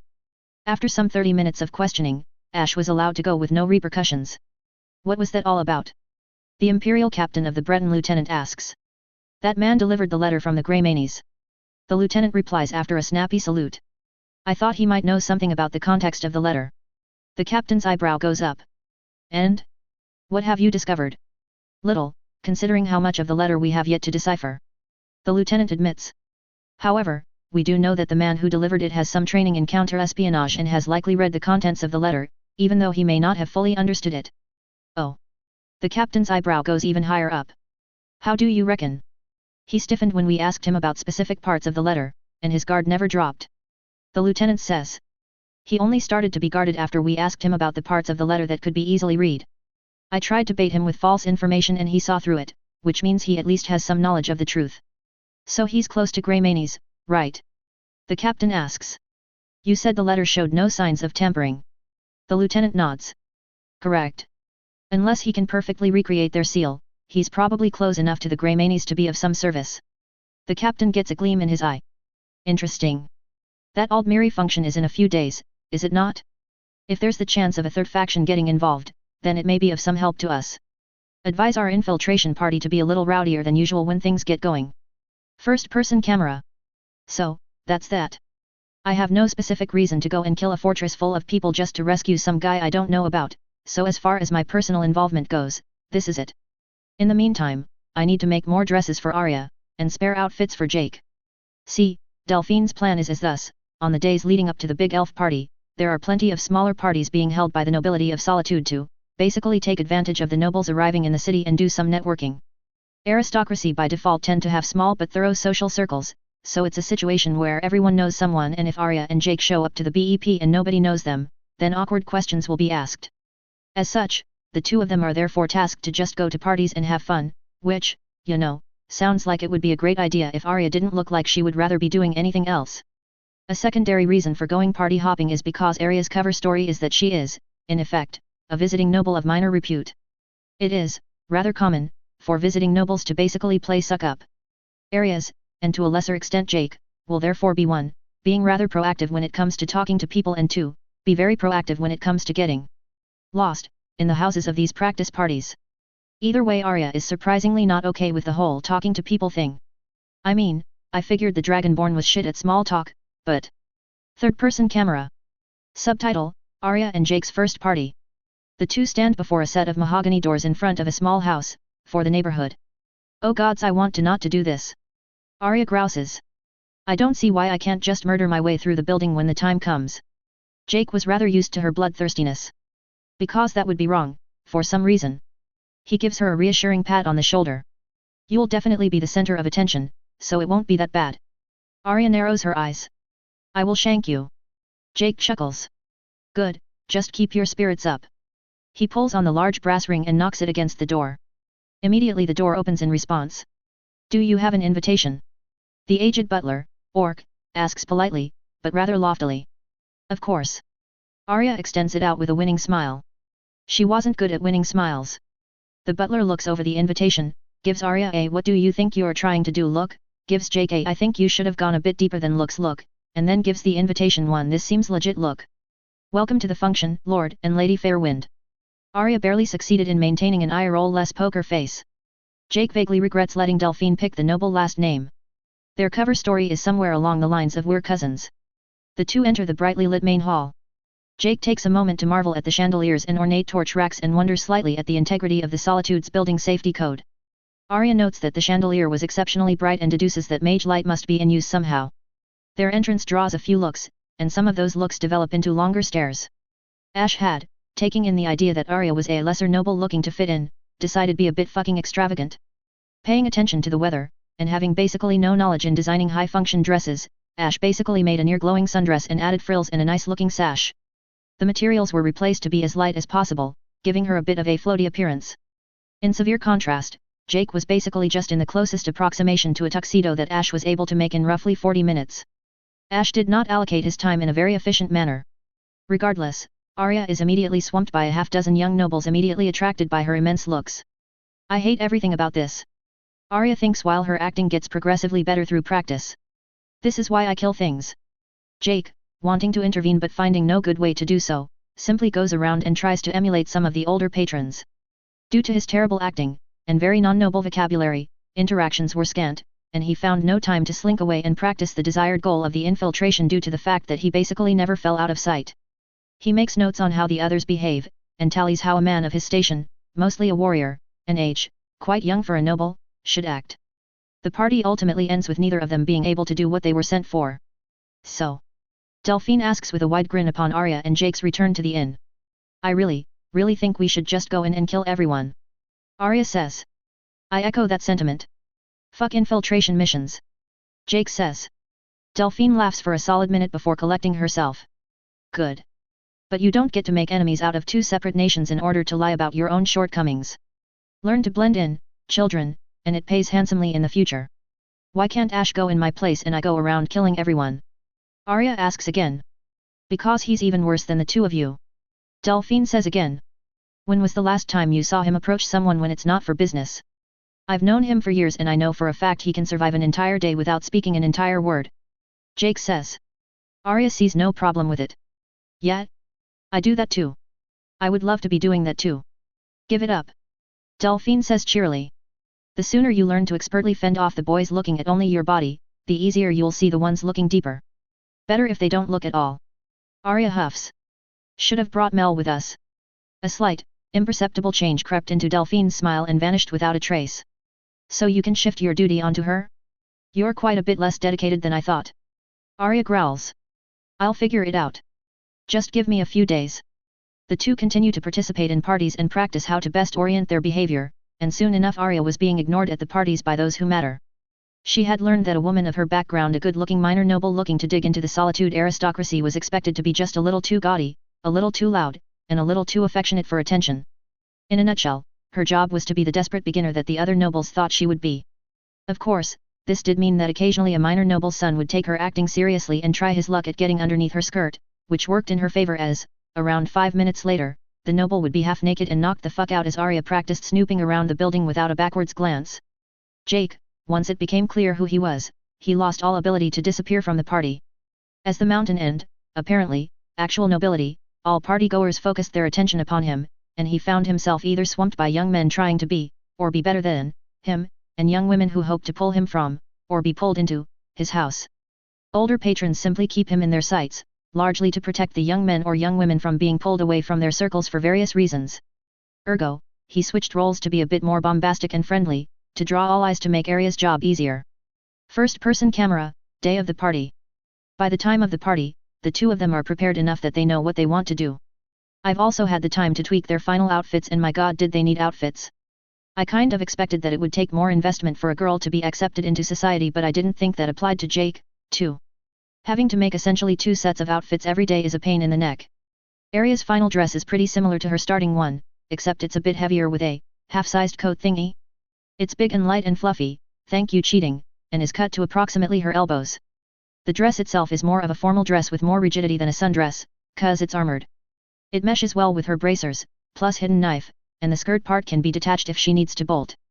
Jake's outfit goes from a tux to a proper military uniform, complete with some medals and decorations as needed. We both decided that it would make more sense for the mountain to be a little over-decorated. It fits the narrative of a rapidly promoted noble in hiding leading his own band of misfits. I'm also going. Not to the party itself, I'll be outside in the servant waiting quarters as their attendant. The fact that I made her dresses is pretty much a known secret at this point. I buy materials, I live in the same inn, and Arya's dresses are made of such materials, so I'm expecting a little trouble, but since I get to be a poor peasant I also get to be a bit better armed. The waiting quarters are outside the mansion for security purposes, which is doubly nice. I have Jake's great sword, and if things start to get rowdy I am to chuck it over the wall and hope for the best, honestly. Planning for the alternative is really not our thing. The girls are staying at the inn until our return, or until Delphine's attendant fetches them and whisks them away from incoming hostiles. Either or. Best case scenario we get finished and escape with no loose ends whatsoever, but hoo boy, that's probably not an option. Night of the party. So, we are but one wagon among a throng of wagons headed up to the mansion. The mansion is outside the city, but why are there so many people going? This is different. Jake mutters. Delphine never gave us a head count, so I'd figured it wouldn't be too different from the parties we've gone to. I interpret his statement as the game definitely did not have this many people going, to which I wholeheartedly agree. The three of us get the butterflies, maybe it's just me, and upon our arrival, I can see where we're going to have problems. Or, this is gonna go poorly. The mansion's external layout is pretty similar to how it is in-game. There's a large structure connected to an iron fence surrounding the entire compound, plus gate, and then a smaller structure that acts as the actual office building. The difference, in-game, it's perma-snow because memory limits. Here, it's not perma-snow. Because it's not snow and it's warm out, the courtyard has torches, mage lights, and tables, and food. And, most importantly, non-guard people. In-game the entire area past the party was a minor dungeon crawl. Not so here. The courtyard of the mansion is teeming with people wandering around and having a good time. Oh, fuck. Jake breathes upon seeing what I'm seeing. The entire mansion is the party area. Arya sighs. And I'll bet anything that the office building back there has only one entrance and is heavily guarded. The only windows on the back building are facing the courtyard and are on the second story. Looks guarded now. I observe as I see gleams of the elven armor among some of the earlier arrivals. Fucking hell, you two have your work cut out for you. If we fail you'll have to bail us out, so don't talk like you're somehow free from this. Jake says. The wagon, containing just the three of us along with a gift for the Aldmiri, gets stopped, checked, and passed through the initial checkpoint some distance from the mansion. The wagon then gets pulled aside, Jake and Arya get off along with the gift, and the three of us part ways. Can't help but feel like we're in over our heads here. But Jake's played Assassin's Creed before, so he should be fine, right? =+=====. Author notes. The best way to make infiltration difficult is just to put more eyes in the play area. =+=+===. Side story, third-person camera. Margaret was in a good mood. As an Imperial spy, her job required her to move around quite a bit, and she had just been reassigned from Morrowind into Skyrim after achieving preciously little and taking a rather nasty wound on her arm. Her new mission involved investigating the controlling family of Markarth, the so-called Silverbloods. While en route to the city, she decided to stay for a few days at the town of Crosshaven to see the extent of the Silverbloods' reach. Note, some of the below information she learns later. While Crosshaven is not the only location where the river boundary between western Skyrim and the rest of the region can be made, it is by far the safest. Other passes, especially the ones closer to Markarth, are either guarded by the Markarth patrols, likely compromised, can't handle wagons, or else have so much bad terrain around them that an ambush is basically a given. To that end, Crosshaven, with its hefty Imperial garrison, is the safest pass, and as far as she could see, without notable traces of her target's henchmen. Either way, on the day of her leaving, she noticed a pack of strange-looking wagons entering the town. After poking around a bit, she learned about a supposed master healer from Whiterun. She's heard the rumors about how, over the past winter, healers from Whiterun have gained a significant edge over even healers from the Imperial Mage Guild, so she figured that it would be worth her time to take a look. To her eternal surprise, she succeeded on the first try after just asking around a little. Even better, the injury she had taken was completely healed, she didn't have to pay, and she got a free ring for it. As expected of a student of the great Daniel Wildspring. She had thought while traveling to Markarth.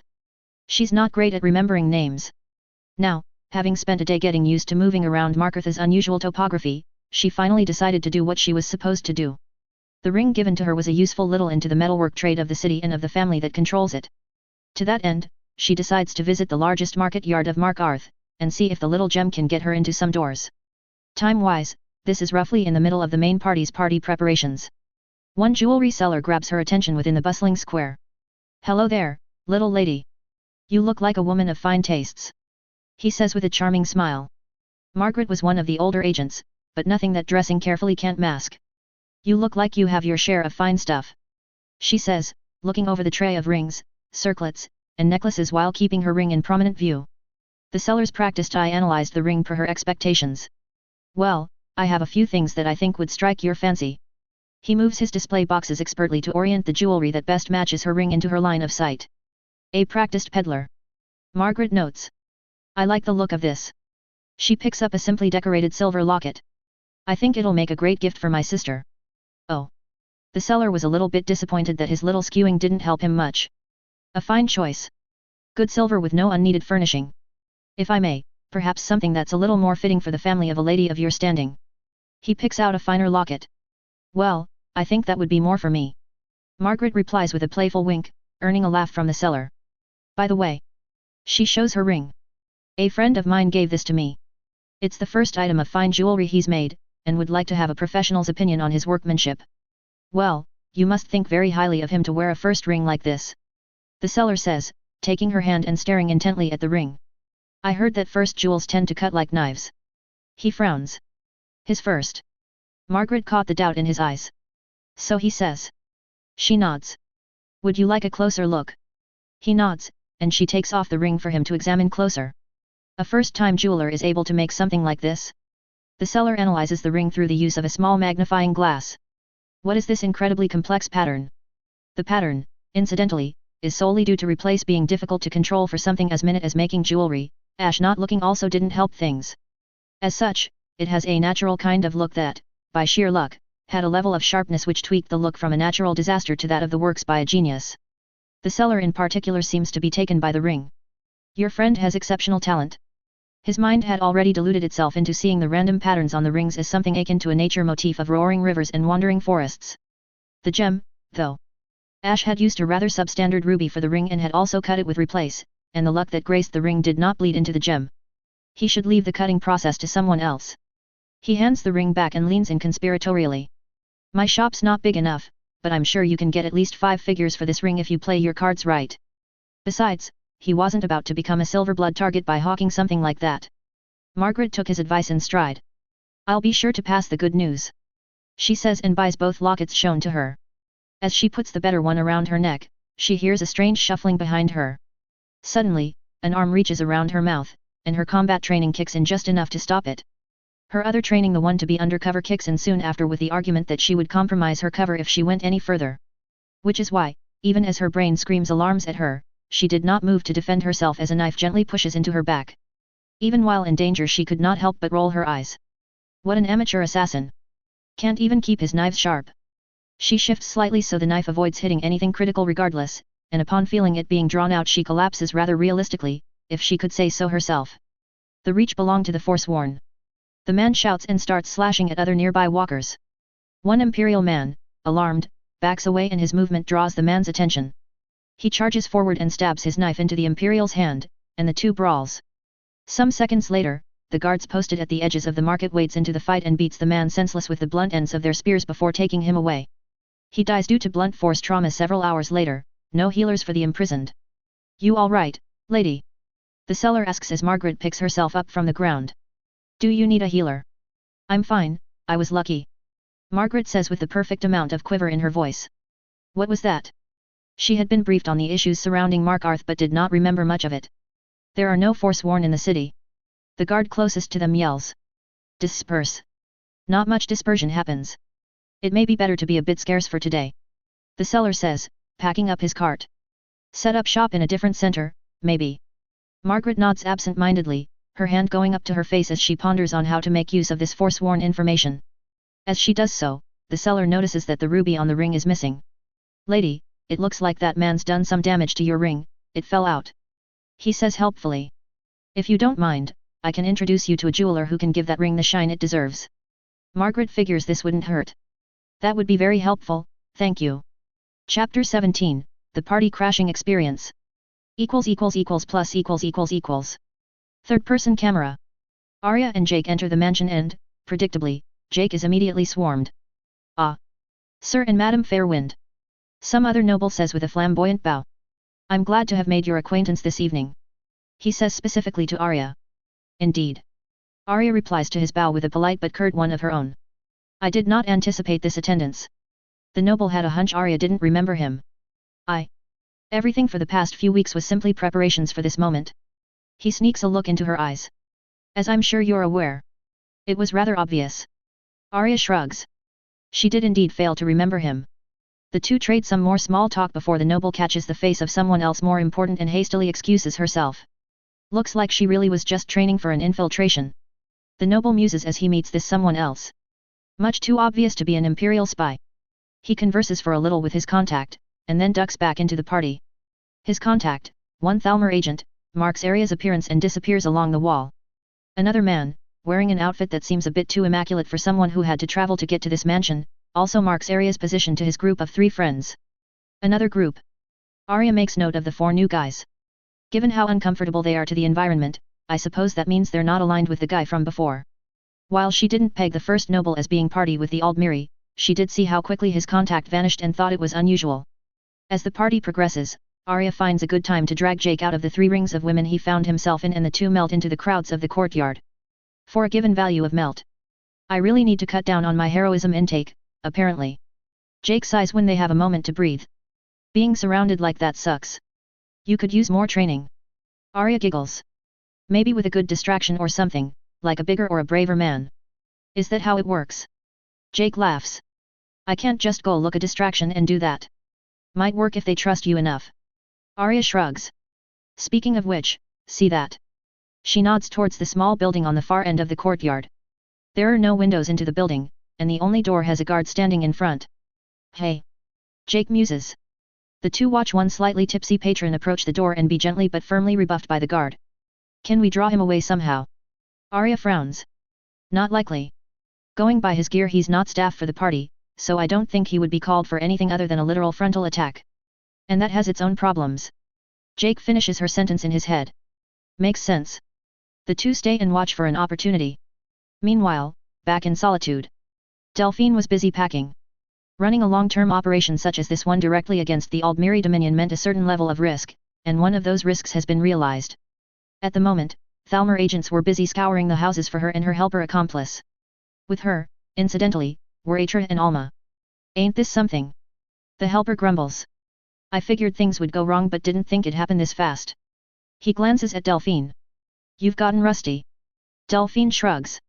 Years of masquerading as an innkeeper will do that. She straps on her armor underneath an oversized traveling cloak. Got everything. More or less. The helper says and puts 2 letters into their hideout room. Both letters contain the same message. The one encrypted by the Blades method hidden safely away underneath the cushions of a chair, while the one encrypted through Playfair is simply in plain view on the desk underneath an inkwell. I like the new method. It's very easy to remember. The helper says and ignites his key page with a puff of flames. Blame Ash for that. Delphine says. As well as if he doesn't solve it. You've been singing his praises for the entire week. The helper says. You like the boy that much? A bit too much on your hands to suddenly have a son, aren't you? I have my reasons. Delphine rolls her eyes. Now hurry, and let's go before things get dour. Her cover, as it were, was that she and her slightly younger helper were a married couple with their grandchildren Atra and Alma. Their parents are a part of the Imperial Army, you see. They were in Solitude over the week to pawn off some of their farm products and were now on their way back. Per Delphine's expectations, the semi-empty wagon was stopped at the gate out of the city. Halt! A Thalmor agent, disguised as an Imperial captain, walks in front of their wagon. We're currently on the lookout for an enemy of the Empire, and would request your cooperation in searching that wagon of yours. Of course, sir. The helper says with perfect deference and fear and stands, ready to shift the few goods at the back of the cart for the soldiers' benefit. Stop. We'll do it ourselves. The Thalmor says with a jerk of his head. The soldiers' regular Imperial folk move to the rear of the wagon and throw back the cloth covering the entire wagon, revealing to the world some bolts of cloth, new baskets, some cookware, and leftover bits and pieces of vegetables tucked into the wagon's wooden corners. Meanwhile, the Thalmor stares at Delphine's face as she, with perfect practice, meets his eyes once or twice before looking down and away in fear and apprehension. Atra and Alma were instructed to be silent and they had no problems doing that. All clear, sir. The soldier says with a salute. Very well, you may pass. The Thalmor replies. Thank you for your cooperation. He also, near imperceptibly, slows his gaze over a spot on the wall before moving on. Welp, we're fucked. Delphine sighs inside her head. Good attempt. She drives her wagon onwards. I suppose that means they've detected us. The helper says after they've put a little distance between themselves and the gate. What's our plan B? Things are easier if we hedge our bets. She detours the wagon into the camp of Khajiit traders, towards a preparing caravan being headed by a Khajiit with a mane of red hair. Solar. The Khajiit nods to his wagon. Yend. Her ears flicker. I suppose this means you are here for yet another favor. She looks to the 2 children in her cart. As expected of you, I suppose. I'm not here for an ethics debate, Solar. Delphine snaps. The Aldmiri have sighted our wagon, and I want you to take these 2 kids back to Whiterun. She gestures to Atra and Alma. Their keeper is likely not going to return anytime soon. Atra turns to Delphine in alarm. That's not what you said earlier. I lied. Delphine replies curtly. Now listen to my orders if you want to go home safely. Solar chuckles. Girls, there's something you should know about Delphine. Her chuckle turns into a low rumble. One doesn't become the Grand Master of the Blades in a time like this without learning to throw things away. Do not hurt them more for a personal grudge, Solar. Delphine snaps. My strength is not what it once was. If things turn sour I can escape on my own, but that is the extent of my abilities. Well, at the rate things are going you'll owe me an entire castle. Solar laughs. Come along, girls, we'll get you home safe and sound. But, he's the strongest person there is. You said so. Atra says to Delphine. Did you lie about that, too? Fortunately for Ash, no. Delphine tries to ruffle Atra's hair but she evades. I have full confidence in him, and I also know that the 2 of you are going to be his liabilities if things actually become dangerous, so do as you are told, go back to Whiterun, and be good girls. Atra glares at her. Delphine smirks in reply. She has the same eyes I did. Here's to hoping it doesn't stay that way. You have far too much faith in that man. The helper sighs as they leave the 2 girls behind and head away in earnest. I realize he's a pretty skilled healer and can apparently make rings, But, I mean, that ring he made. Delphine says with a laugh. It's silver. Yeah, and Delphine winks at him. I've kept track of our stocks and purchases the entire time and we did not purchase a single bar of silver or stock it on our departure. Where do you think the material came from? The helper stares at her blankly. Delphine laughs. Either he can make something out of nothing, or he's able to pull material away from a long distance. Imagine, if you will, that he can get a bar of silver from 50 paces away. The helper did not know what she was on about. Okay. Now imagine if he could do that to, say, a slab of meat, like, oh, someone's heart. The helper frowns. I don't understand. There's no point in worrying too much about it. Delphine laughs. But, well, let's get started, shall we? She suddenly jerks her head to the right and, with a practiced motion, draws her knife and stabs it right over her shoulder, her left hand reaching up to cup over something. A man's cry suddenly erupts and is silenced. Good attempt. Delphine says and stabs down again with her knife somewhere deeper behind her. A man in Thalmor robes shimmer into view, blood pouring from the knife lodged in its neck. Seems like they're forgetting who you are. The helper says. Well, a little ego never hurt anyone. Delphine replies conversationally and, after examining the corpse, plucks a ring from its fingers.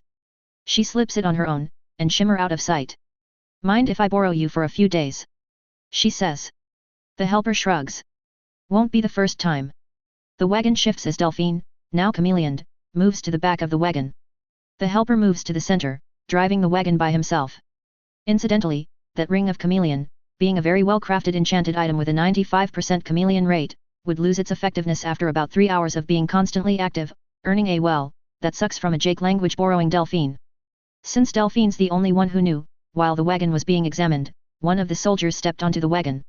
When he did it, the Thalmor dude under cloaking did so as well and simply did not get off when the soldier had finished. Delphine, her senses honed from decades of being both the Grandmaster of the Blades and a businesswoman, could tell that the weight of the wagon had changed. Afterwards she drove the wagon past unnecessarily rough parts of the road to jostle the man until eventually he lost his nerve and, figuring that his cover was blown, tried to attack. To help things out, she also had an earring enchanted with Detect Life. It's old and powerless, but by thumbing through Ash's research notes she learned that she could pour magic power into it to recharge it, giving her some level of additional protection against invisible threats.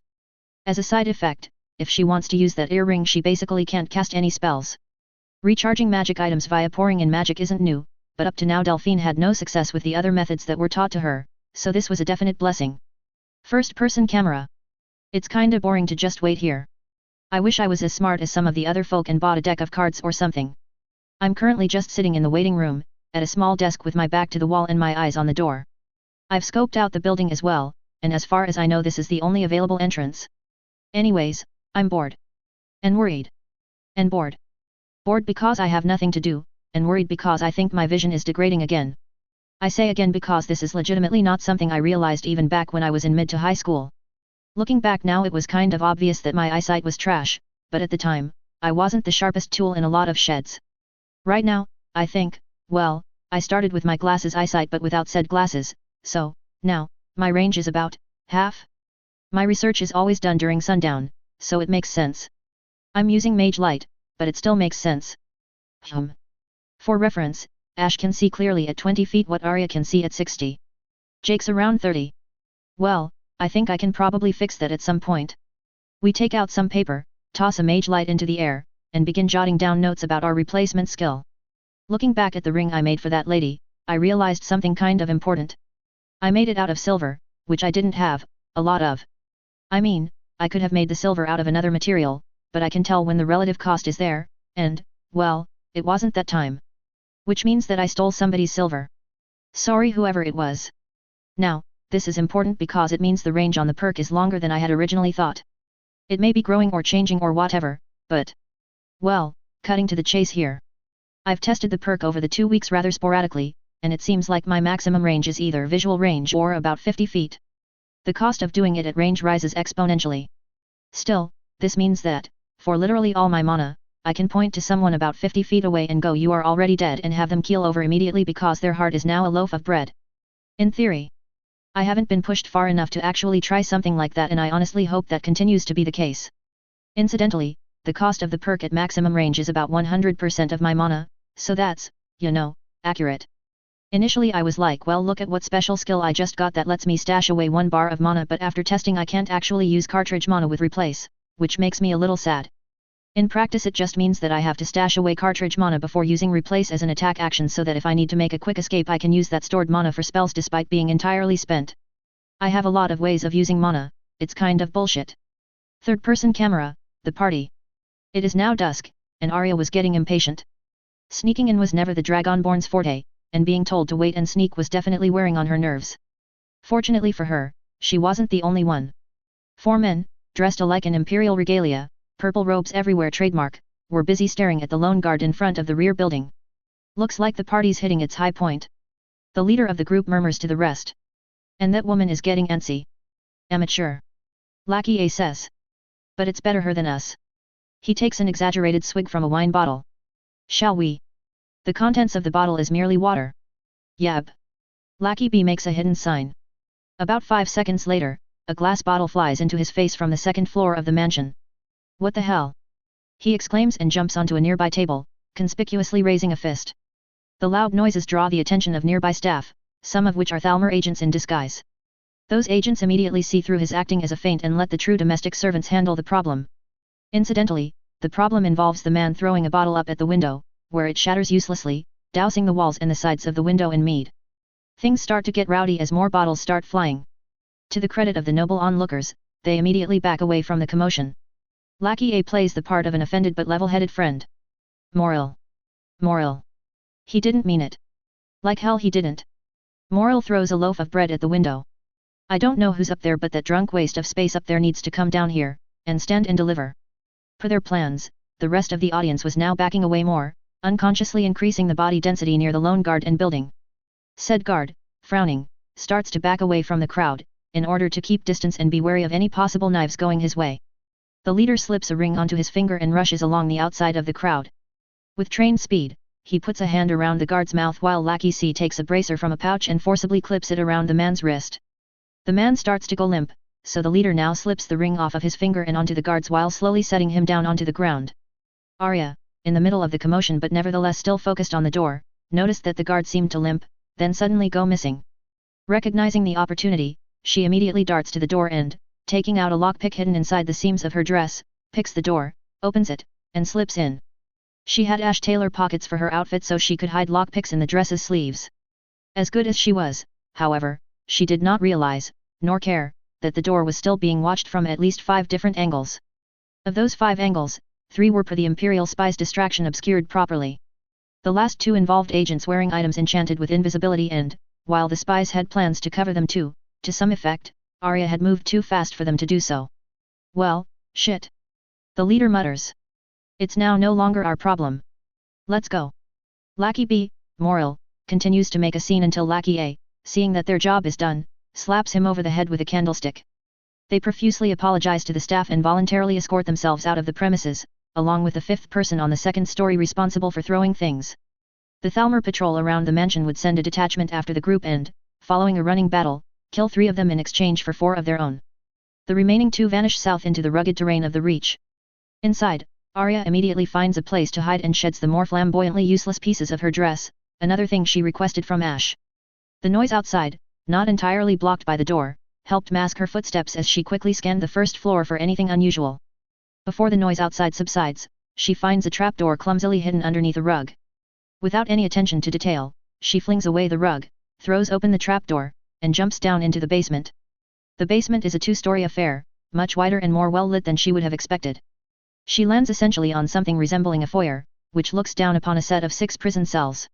From her current position she could see that 2 of the cells had 1 prisoner each, and one of the prisoners, a dilapidated-looking Imperial, was currently being questioned by a Thalmor agent.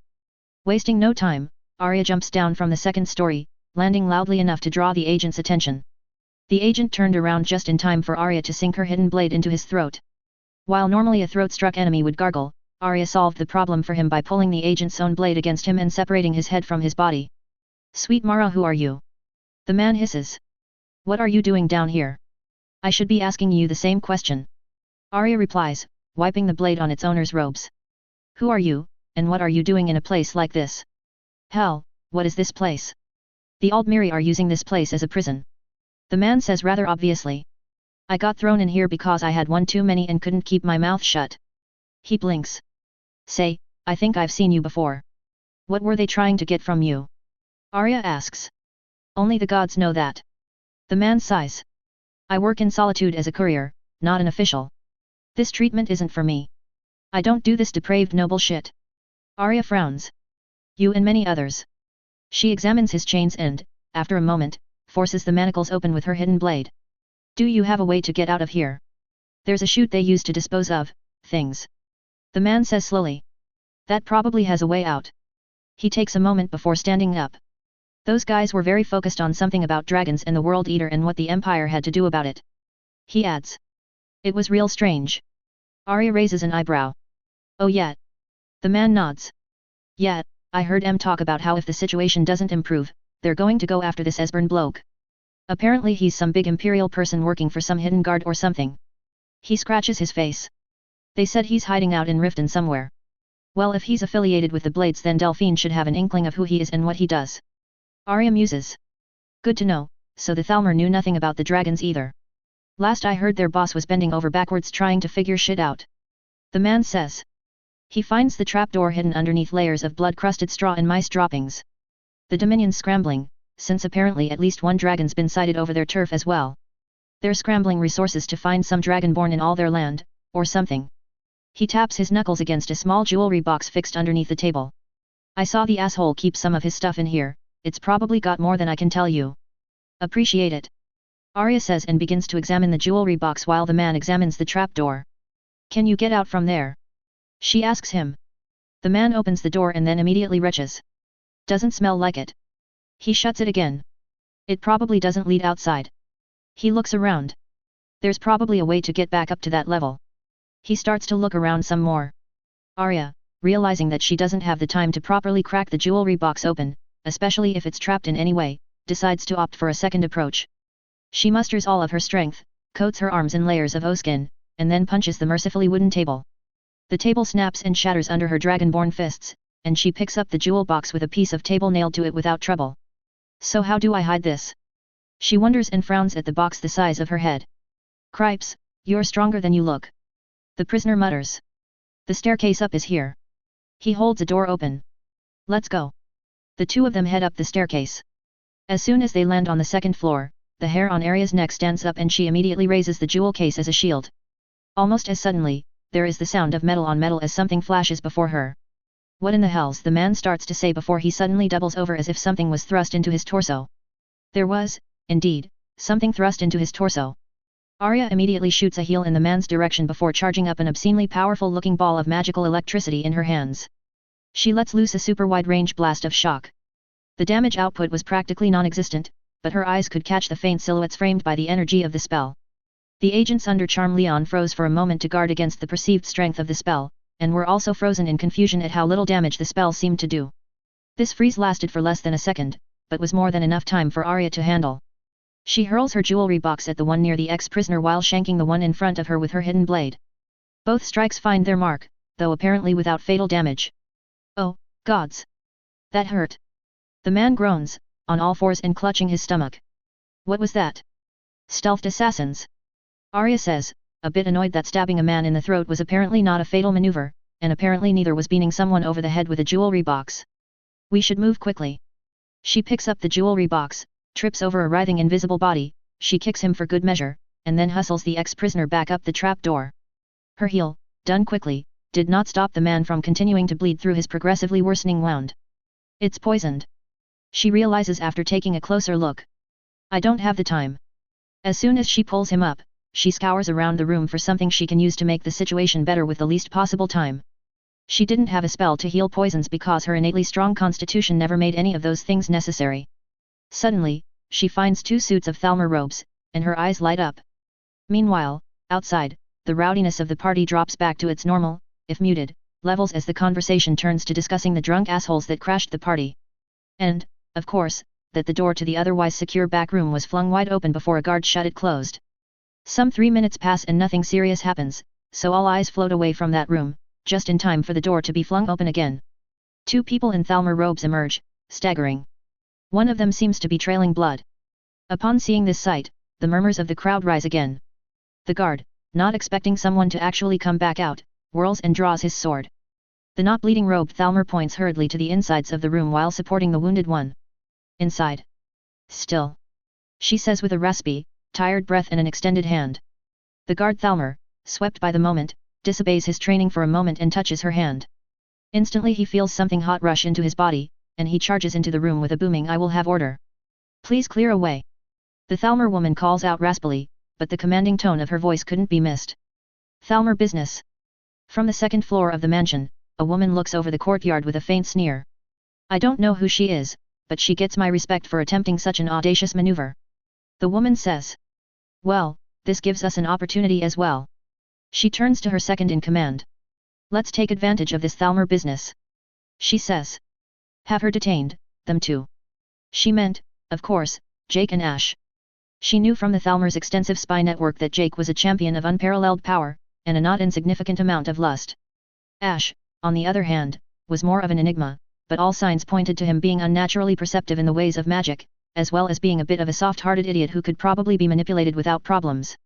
Hell, while her reports told her nothing of great interest to Ash, they did tell her about the fact that Farengar's secret fire was unusually quiet about the man. This was strange, because Farengar's secret fire was only quiet about the things that mattered. The woman knew enough at this point to trust in some of the little quirks people did in order to protect their secrets and to maneuver around, even if she didn't know specifically what those secrets were. The second in command salutes, and divides his squad according to what he thinks they might need for the upcoming mission ahead. He hands out a few rings. Arya, in that Thalmor disguise, abandons all pretenses and hauls the prisoner over her shoulder fireman carry style, but not as efficient, and begins to make her way through the crowds. "I have about 15 more seconds before that charming rage wears off," she notes as the people make way for her. "Let's make some distance before he realizes and turns back." The spell Arya had used on touch was a charm mixed with a rage, hence the name. The target is charmed into believing that Arya is their best friend, and then put into a semi-berserk state that forces them to follow her orders for a short amount of time. Had the Imperials not acted on their own volition, she would have used it to create a distraction. Either way, at the end of the 15 seconds, she's about halfway through the courtyard. She also notes that, worryingly, the crowd at the entrance of the mansion seemed to be parting as well. True to her fears, she sees a group of 6 Thalmor Batlemijs, with the one in front rather gaudily dressed. "Thank you for your assistance," the man says formally, and loudly. "We'll take him from here." He motions forward 2 of his mages, and they draw potions from bags hidden underneath their cloaks. "Are you able to continue fighting? We could use some more help against the interlopers," the man asks. Shit. Arya realizes that her plan kind of backed her into a corner. "Oh well, loud it is." She takes a deep breath. "Fuss, Aroda." The blast of power sends the Thalmor in front of her flying. Because of all the things they expected, this was definitely not one of them. She immediately ducks low and begins to appear panicked. A shout, it should be noted, sounds exactly like a dragon's roar to everyone who's not the Dragonborn. Incidentally, everyone who's currently at this party are, with the exception of Arya, not Dragonborns. Understandably there is confusion and then mass panic, especially as Arya begins muttering bits and pieces of the language. Its naturally booming status makes it impossible to tell where it's coming from, and therefore as far as everyone else is concerned. "Dragon!" One of the increasingly more panicked partygoer shouts upon catching the flapping wings of a crow against the torchlight. With the call of dragon, all hell breaks loose and order is totally lost. "Mother piss!" Jake grumbles and climbs onto a table. His initial thought was to calm everyone down, but then realized that Arya was capable of making dragon noises as well. His ability to put 2 and 2 together along with his game knowledge meant that he immediately homes in on the wounded Thalmor mage, and its carrier, as targets of interest, and just as immediately beeline towards the 2. "We need to leave, now." Arya hisses at him as soon as Jake reaches the 2 of them. Jake nods in agreement. "Hug the walls, let's move." First-person camera. Upon Arya's fuss Aroda, the building we're in shakes with the force and everyone looks around in confusion. The fuck was that? There is increasing noise from the party, then someone in the courtyard yells dragon. The sound of the dragon was unmistakable, but there's no sound of wings. There's also no kick-ass orchestral soundtrack with optional choir. Does that mean Arya's doing something? Have things gone so belly up that she needed to go that far? Welp, time to get involved. We leap from our chair, grab Jake's greatsword, and then stop. Upon dragon, everyone goes nuts, apparently. We're all different kinds of bored here, so some people have been milling about outside, enjoying the nice weather. Well, now those guys are coming in, while some of the people less sure about the quality of the building's construction are trying to get out, and the only door into the place is jammed. Something fire codes. There are windows, though. We take a running leap and leap of faith out. Leap through the open window. The tip of the great sword gets caught on the windowsill and jerks the sword's hilt into the back of our head. Fuck, that hurt.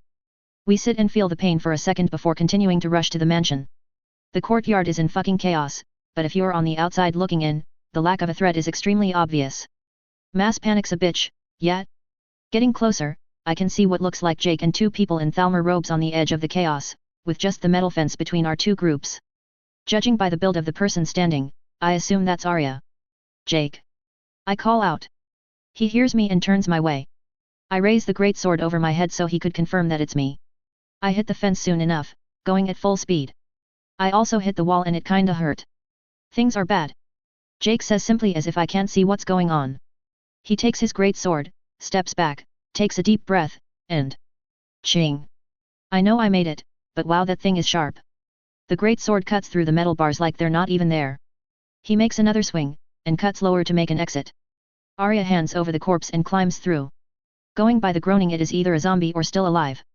The man retches. Still alive. Let's see here. We touch his hand as Arya picks him up again. I recognize that his mana is fucked up, but I don't know what's causing it. However, considering the things I haven't seen so far, poison is probably the most likely culprit. If I had the time to sit down and figure out how to detox him I would, but... You there? Yet. A group of Thalmor has seen us and are approaching at fast pace. Mage. Sees those two. The leader barks out, likely at the still disguised Arya. Her response is to turn towards the Thalmor agents and let loose a volley of ice bolts. What's the spell's name? She's a traitor. The leader immediately says, and his squad of 6 mages return fire with bolts of lightning. We instinctively put on multi-layered wards. But, a traitor? Wouldn't you think that she's just in disguise first? Their reaction time to her attack was also absurd, too. While we mull this over, we are also retreating along with Arya and Jake, bringing up the rear with our ward. As we retreat, salvos of spells are just buzzing in our direction. They're fucking accurate, too. I can feel the wards bleeding off energy like crazy. Fortunately, no large spells yet, so that's good. Maybe they're trying to capture us. Third-person camera. While capture was in the cards, the Thalmor were not slinging around weaker spells for that purpose. What's with him? The woman in the mansion murmurs while watching the magic battle through her spyglass. Is that Ash? I believe so, the body size matches. Her adjutant says. His ward construction is superb. She watches as a bolt of chain lightning completely glance off of Ash's wards. If he could teach our mages, our combat performance would rise immeasurably. Given that he was one of the few who showed mercy to a captured agent, I think it may be possible to sway him to our position. The woman says. Are the other units in place? I am. The adjutant nods. Though I have received a report that Delphine and the 2 children were allowed to escape. The woman scowls. Then maybe we should be a tad rough. Men like him have multiple weaknesses, after all. He adopted those 2 girls. The adjutant nods slowly. Seems to be the case. They live in Whiterun, yes? Have them placed under observation when they return. The woman orders. We must not let a good chance slide. I ma'am. The adjutant nods, though inwardly she's uncomfortable with using children as bargaining chips. The woman continues to observe the battle a little longer. Looks like they're in place. She says. Give them the signal. Ash and company, under constant fire, were nevertheless able to maintain distance from the pursuers as they maintained their retreat. How are you holding up? Jake asks over the sounds of fireballs exploding around them. In deep regret. Ash snarls back. To combat the fireballs and possible chain lightnings thrown in their direction, he had to expand his ward to the point where it covered all 3 of them to protect them. But I still have reserves. I'm surprised they're still keeping this up. Jake was now instantly on alert. Yet, where is their plan B? He looks around. As far as his experience taught him, it wasn't normal for mages to constantly use their spells to maybe break through an obviously superior ward. Ash, focused on projecting his wards, is obviously not paying attention. Arya's the first to notice something wrong around her and she immediately drops the person she's carrying. As the man hits the floor with a soft ow, Arya leaps and evades a flurry of arrows fired from all around her. Some of those arrows hit the man, and his muffled complaints turn into disconnected utterances. The arrows themselves bounce off of the target. Ash felt the spikes of magic power behind him. The hell's going on? He demands as he layers a coat of O-skin behind the wards. Enchanted arrows. Arya calls out, picking up a branch on the ground to use as a club. Paralyzed type. They have that kind of stuff. Ash wanted to yell out well, mostly in jealousy. Where are they coming from? Can't see 'em. Jake says, falling back to Ash. Must be chameleoned. Well balls, somebody figured out the exploit. Ash grumbles. What do we do? Full retreat. Jake blocks an arrow with the flat of his great sword and shakes off the mix of gem and wood dust that suddenly showered his hair. I'm gonna pick you up, and then we're gonna leg it out of here. I would prefer if you did not do that. The Thalmor leader says and snaps his fingers. 7 archers shimmer and appear, arrows notched and aimed directly at Ash. I have orders to capture Ash, of the Warwolf Company. The man smiles good-naturedly. Should I fail at my task, I will be obligated to seek other means of completing my job. We can take 7. Arya says. But there's more than that. Very astute of you, young lady. The man bows slightly. You should know that you are very valued in the Aldmeri Dominion, Sir Ash. His smile then turns coy. Your family as well. The girls. Ash's heart stops. I'm honored. He could not quite hide his worry. The man, an adept at reading people, did not miss his discomfort. It's quite simple, really. The man says. We extend an official invitation to you, as a sign of goodwill and a gesture of recognition for your impeccable magical prowess. Or else you're going to go after my girls. Ash reads between the lines. Fine. He says and shrinks the barriers to just covering himself. Jake, Arya. Yab. Jake sighs. You're making a mistake, Ash. Arya says, still scanning her surroundings like a hawk, occasionally stopping. Her eyes are really something else. The man could not help but admire. She's managed to pick out half of the stealthed agents already. I understand that you had once gone out of your way to protect a Thalmor agent, and was directly responsible for saving her life. He bows. Though distant, we are cousins, and I thank you on her behalf. He was lying. Lucky break for me, then. Ash notes. I'll go with you, and everyone else goes free, no questions asked. Dude, this is a terrible idea. Jake notes. You know this is a terrible idea. We have no expectations that the Aldmeri will hold to their deals. Arya says. The Thalmor even less so. The man laughs. Oh, so cutting. You can trust us Thalmor to be perfectly honest to the bettering of our own interests, and for now, the well-being of that man is in alignment with our interests. He jerks his head towards Ash. Even if he is of a lesser race. Well, fuck you too. Ash sighs. Anyways, leave my girls alone. He picks up one of the paralyzed arrows lying around his feet. First-person camera. Let me be the first to declare that I fucking hate this arrangement, but it's the best we've got. My plan is pretty simple. Jake and Arya will go and make sure everyone else is safe, and I'll stick with the Thalmor for like 20 hours or so, and then murder my way out. I can see a few loopholes in this plan, but honestly there are too many factors here that were unexpected. One of which is this paralyzing arrow. The other being apparently chameleon abuse stealth archers.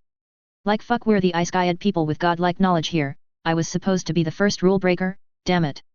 How dare the Aldmeri use the past few hundred years to optimize their equipment? Jake and Arya muse the situation over for a little while longer, and then decide to do as I've told them and head towards solitude. Jake's parting words are, if I have to fight you in a month or so I will be so mad. Of which I, agree. I don't think it'll come to that, though. They also leave with the guy.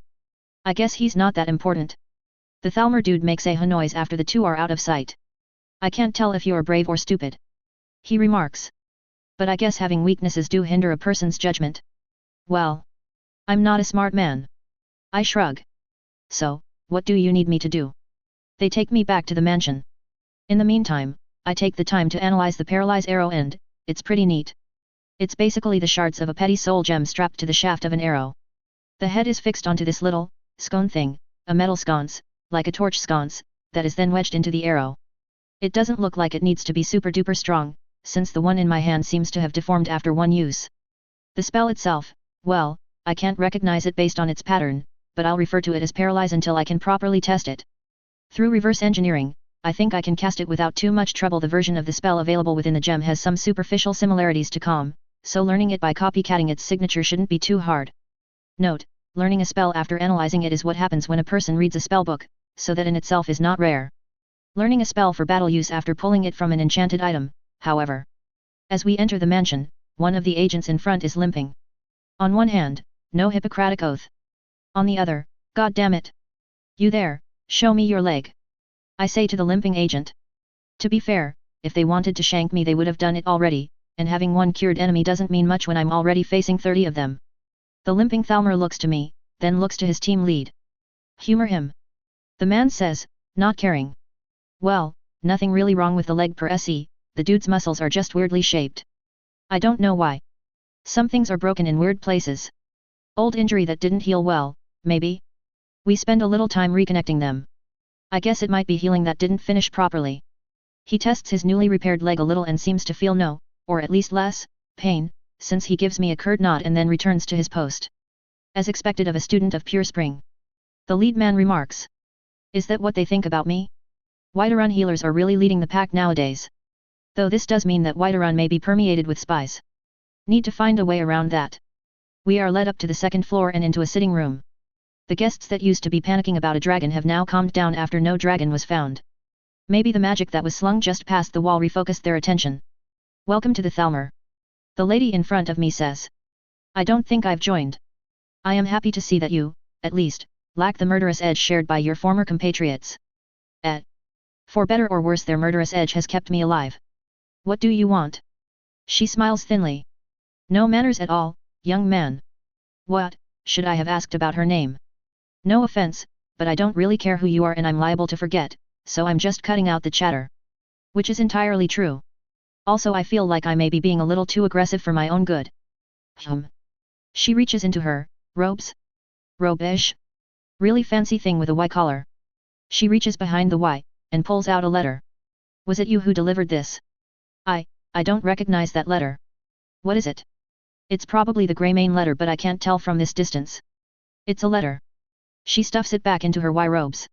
What is your relationship with the Greymanes? So it is. They gave me a letter to send. I say with a that's obvious tone. I suppose that's the one you have, then. No idea what's in the letter. She asks. This reeks of déjà vu.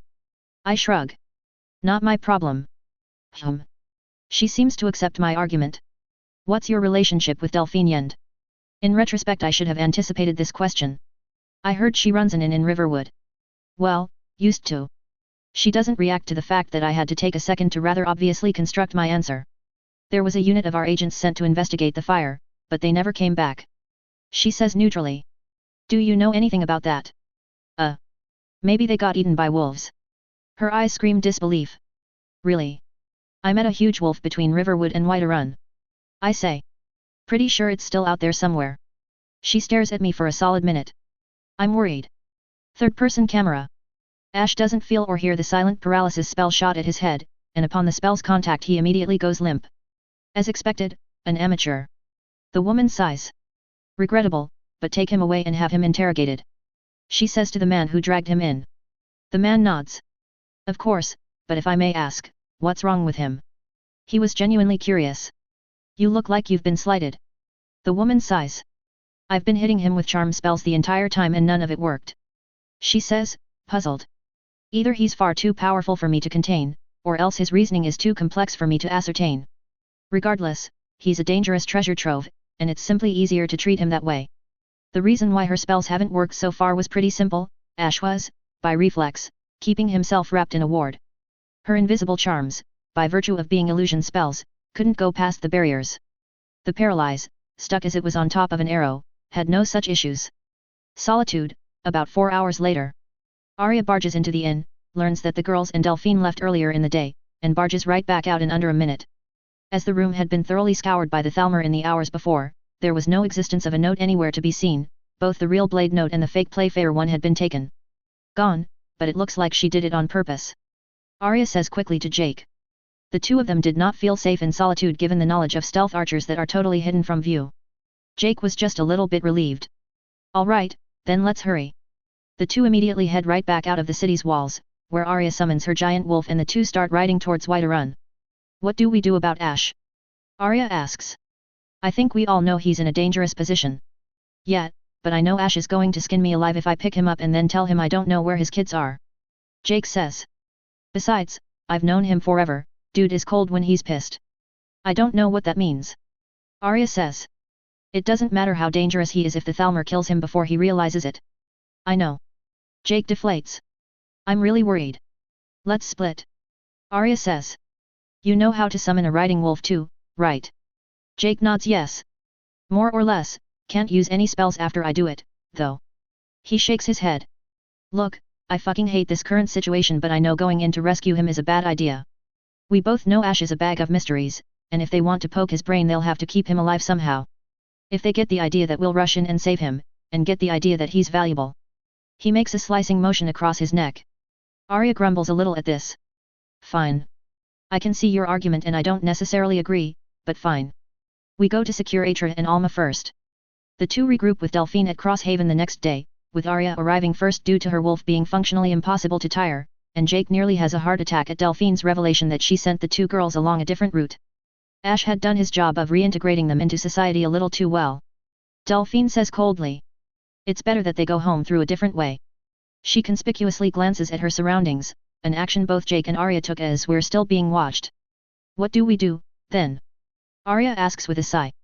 I'm heading back to Whiterun. Jake says. If I can raise some hell I can probably keep more attention there.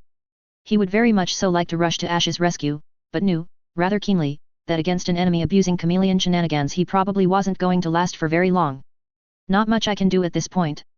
He makes a note to ask for life detection equipment. Then I'll go after Esbern. Delphine says. Arya, too. Arya glares at her. Why? Because I need insurance. Delphine says. Honestly, I find it difficult to believe that they haven't pinned him down already. You're good in a fight, and I need someone who's good in a fight. Arya's glare gets more pronounced. And you think I'll just go along with it? I suppose not. Delphine says with carefree levity. You are, after all, free to neglect the duties of your blood in order to make a pittance of gold while trying to keep away from this ongoing civil war. She gives Arya a look of supreme indifference. Or maybe you fancy yourself as a small-time hero. Arya rolls her eyes. I don't like you, Yend. Good. Delphine laughs. I will help Esbern. You can decide your own actions, though, as I've said, your help will be appreciated. After a little more discussion, it was finalized, Jake will return to Whiterun, and the Delphine-Arya pair will head to Riften to find Esbern. For the sake of dividing attention, the pair will head first to Falkreath while Jake's path is more straightforward. Meanwhile, Ash, sedated, is transported to a prison on the cusp of the Skyrim's eastern coast, into a neglected little fortress under entirely far too much security. Author notes. Magic sucks when your opponents know how to abuse it, yet?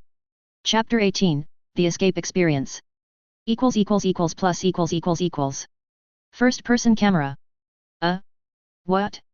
What happened? Why is it so dark? Why can't I move? Well, now that my eyes are adjusting, I can feel a pressure across my face, so I'm being blindfolded. When I move, there's the sound of chains, so I'm also bound. It's probably a fair guess to say that I'm in a prison cell somewhere. This is a long fucking cry from we'd like to get your assistance, by the way. Well, okay. Let's feel around a little. My arms are held still, and I really don't want to call out as I am now. Let's see here. Our magic begins to swirl and permeate the area around us. The cell's not big, and there's a lot of noise, so the walls are not very smooth. There's some holy obstruction in front of me, so that's probably the bars, and nothing else here large enough for me to pick up. Outside, there's a small path, maybe enough for two people to walk side by side, and, at least one more cell beyond mine. Half of my information is detection based on magic and the other half is just, guessing, really. I think it's safe to say that there's at least a dozen more cells beyond mine, otherwise I'd be hearing more sounds of living, or else I'm not being guarded, that's also a possibility. I don't think they'd throw me down here just to then do nothing, though, that seems like a waste. We sit and calm down and focus, until we can eventually hear the sounds of torches somewhere in front of us. No footsteps, so these are fixed. The need of torches imply that, at the very least, this place is patrolled on a fairly regular basis. Also, the material over my eyes scratches, and has a faint smell, so it's probably some kind of fabric, which means it's probably just some flax or some shit. Tied up at the back, no doubt. The more I'm thinking about it the more annoyed I'm getting. Fortunately for me I have the power of infinite bullshit trademark. We focus on the fabric, especially the tie at the end, and transmute it into strands of grass. The rest of the fabric immediately comes apart now that the knot no longer exists. So overpowered. So overpowered. If I'm dealing with me I'd have me under constant redundant watch and even then I don't think it would work. Or maybe I'm giving myself far too much credit. Next is, it's still quite dark in here. Whatever torches are outside are either barely burning or else hidden from my view. I can't see a foot in front of me. We create a small mage light, very dim. Okay, let's see. My arms are manacled. There's an iron pin running through each manacle. I look like a big X, probably. If I closed up my legs I'd be a Y. I'm getting progressively more distracted. Anywho, so about this escape. The iron pins get replaced with the fabric of the blindfold and immediately fall apart.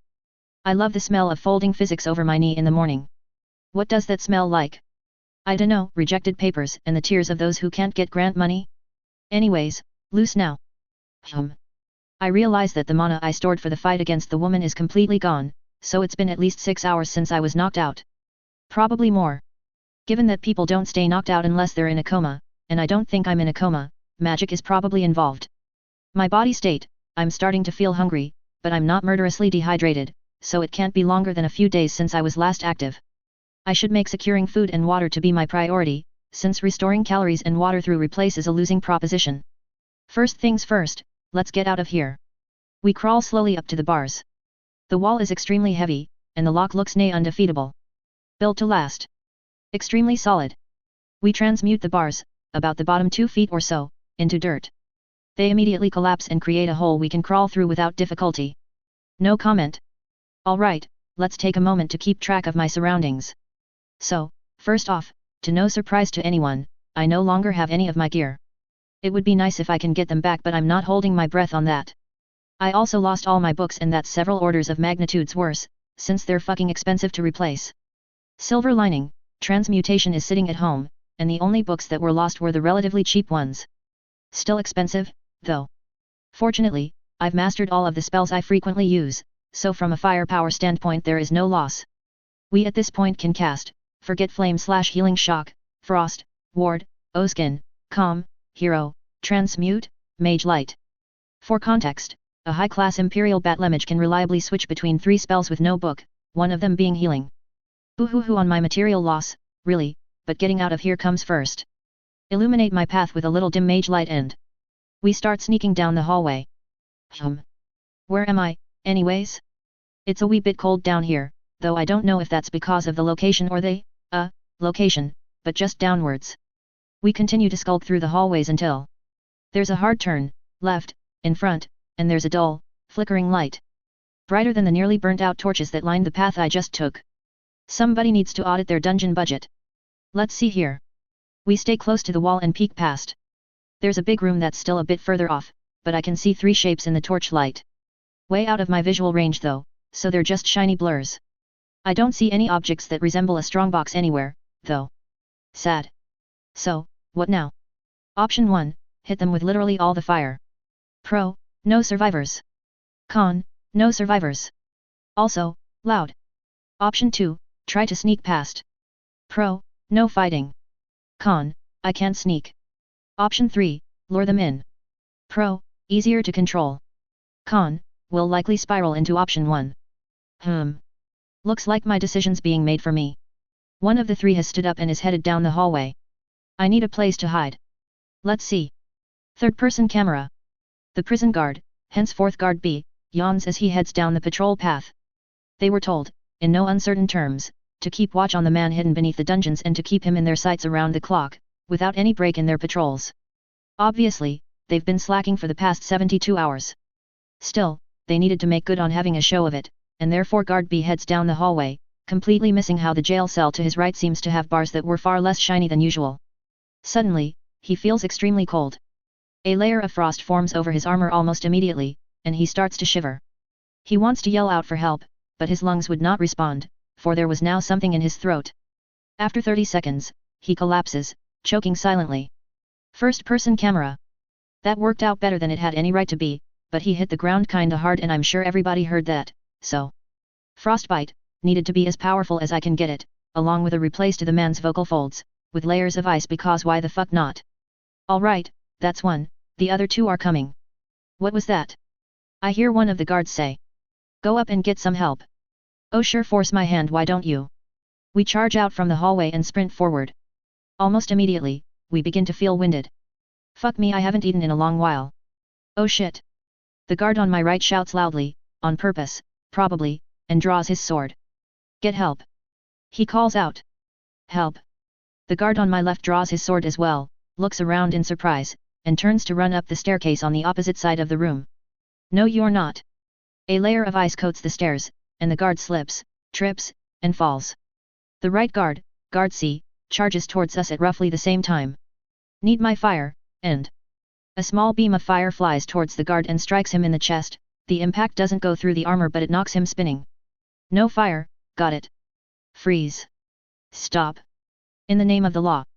We need to gather 2 casts of frostbite and layer the guards with them. They writhe around and try to call out, but after a minute they freeze to death. Technically speaking, none of them, except the first guy, died from the frostbite. The spell is powerful but also is applied for too short of a time. You can imagine that they're basically comatose due to being overpowered by the spell, but their innate high elf nature and the magic resisting features of the armor stops them from actually freezing to death. The first guy suffocated because his throat stopped working. Whew, oh shit. We collapse as well due to fatigue. Okay. The guards are obviously face down, so I can't just strip them of their body armor, but having gloves and shoes is a plus. I also strip down their inner clothes with replace to give myself more layers. In about 10 minutes. So, the room, apart from the 2 guards, is barren. There's the staircase leading up to God knows what, and, well, there's 3 chairs, a table, some cards, and leftovers of a morsel of fish and bread. Can't be too picky now, I suppose. I'm doing a lot of crawling around today. We eat the leftovers. Given by how badly I'm still out of breath, I think I was down here for a lot longer than my original estimate of a few hours. We sit for about 5 minutes and slowly replace nutrients from the 2 downed guards into our body. While I would very much so like to just sit and regen mana, the fact that I'm apparently starving is cutting dramatically into my regeneration rate. The sooner I return to some kind of battle status, the better. This is stupid inefficient, but as long as I'm getting some kind of nutrients it'll pay off later. I'd be better off with actual cannibalism. I'm not a fan of actual cannibalism. When the 5 minutes are up, we stand up. I've gotten my breath back, though I still feel woozy. Let's see what the upper level is like.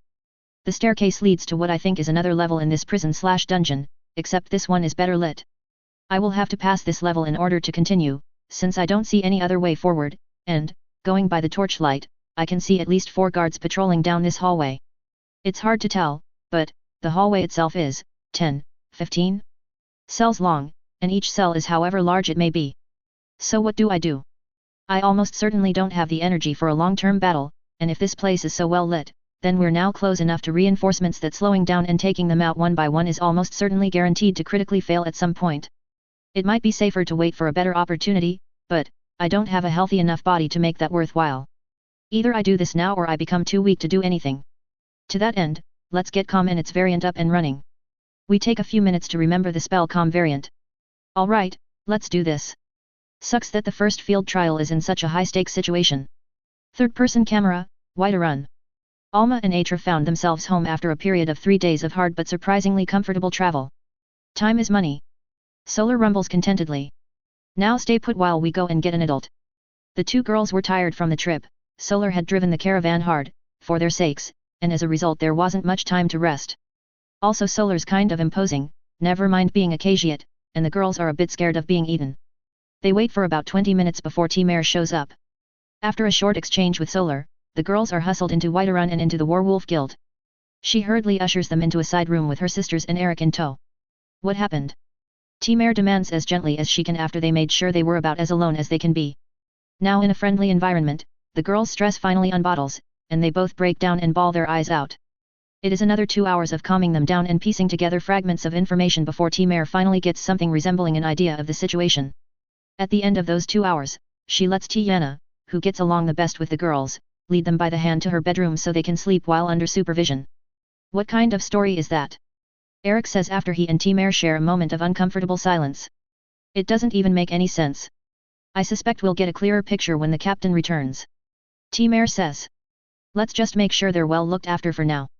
Eric agrees to that. He always wanted siblings and the girls were as close as it got. The day after, Jake returns to Whiterun atop of a giant summoned wolf. Given that he left with a cart and an entourage, this was understandably quite shocking to everyone who saw, not that he cared any. First order of business, trading information. Most importantly, the information that their building may be under constant Aldmiri surveillance. At least they're safe. Jake sighs after seeing Atra and Alma. What do we do? T-Mare asks. About Ash. Given our current situation, our hands are pretty tied. Jake says.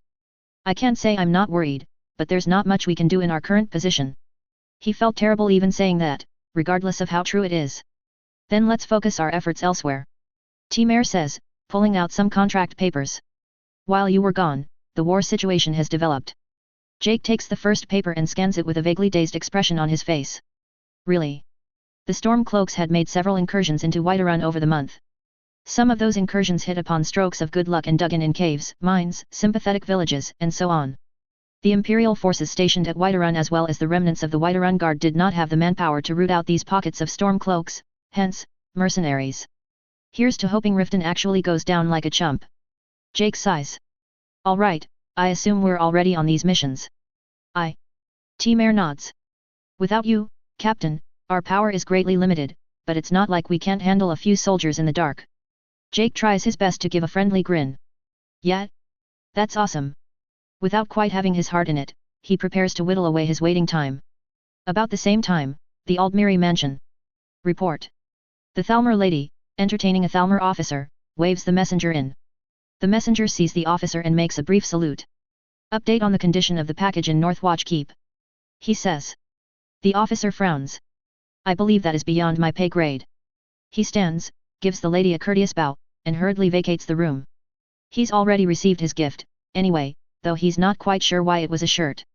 Speak. The lady says when the doors to her office closes behind the officer. Yes ma'am. As you expected, he's resourceful to a frightening extent. The messenger says. Apparently, the bars of the dungeon keep were not enough to slow him down.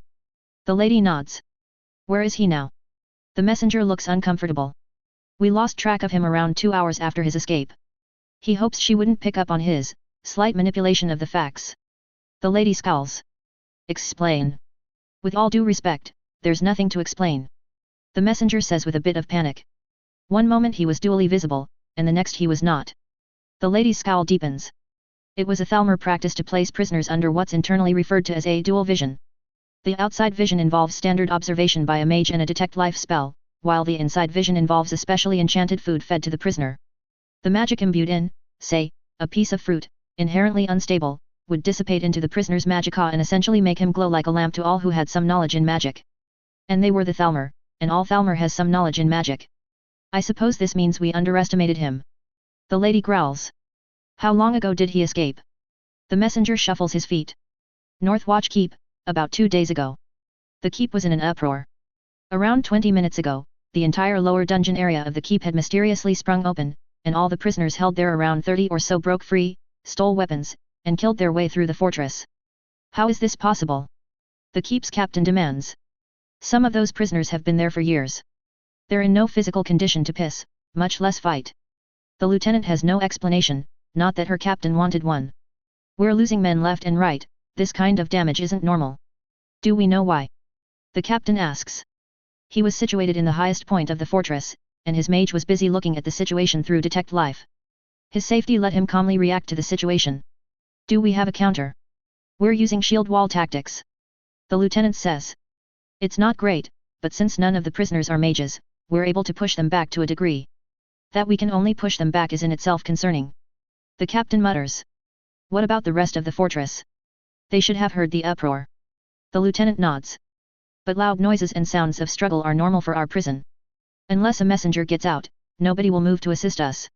She helpfully neglects to mention that it was because of the captain that the rest of the fortress was so apathetic to the prison garrison in the first place. The captain knew it was his fault.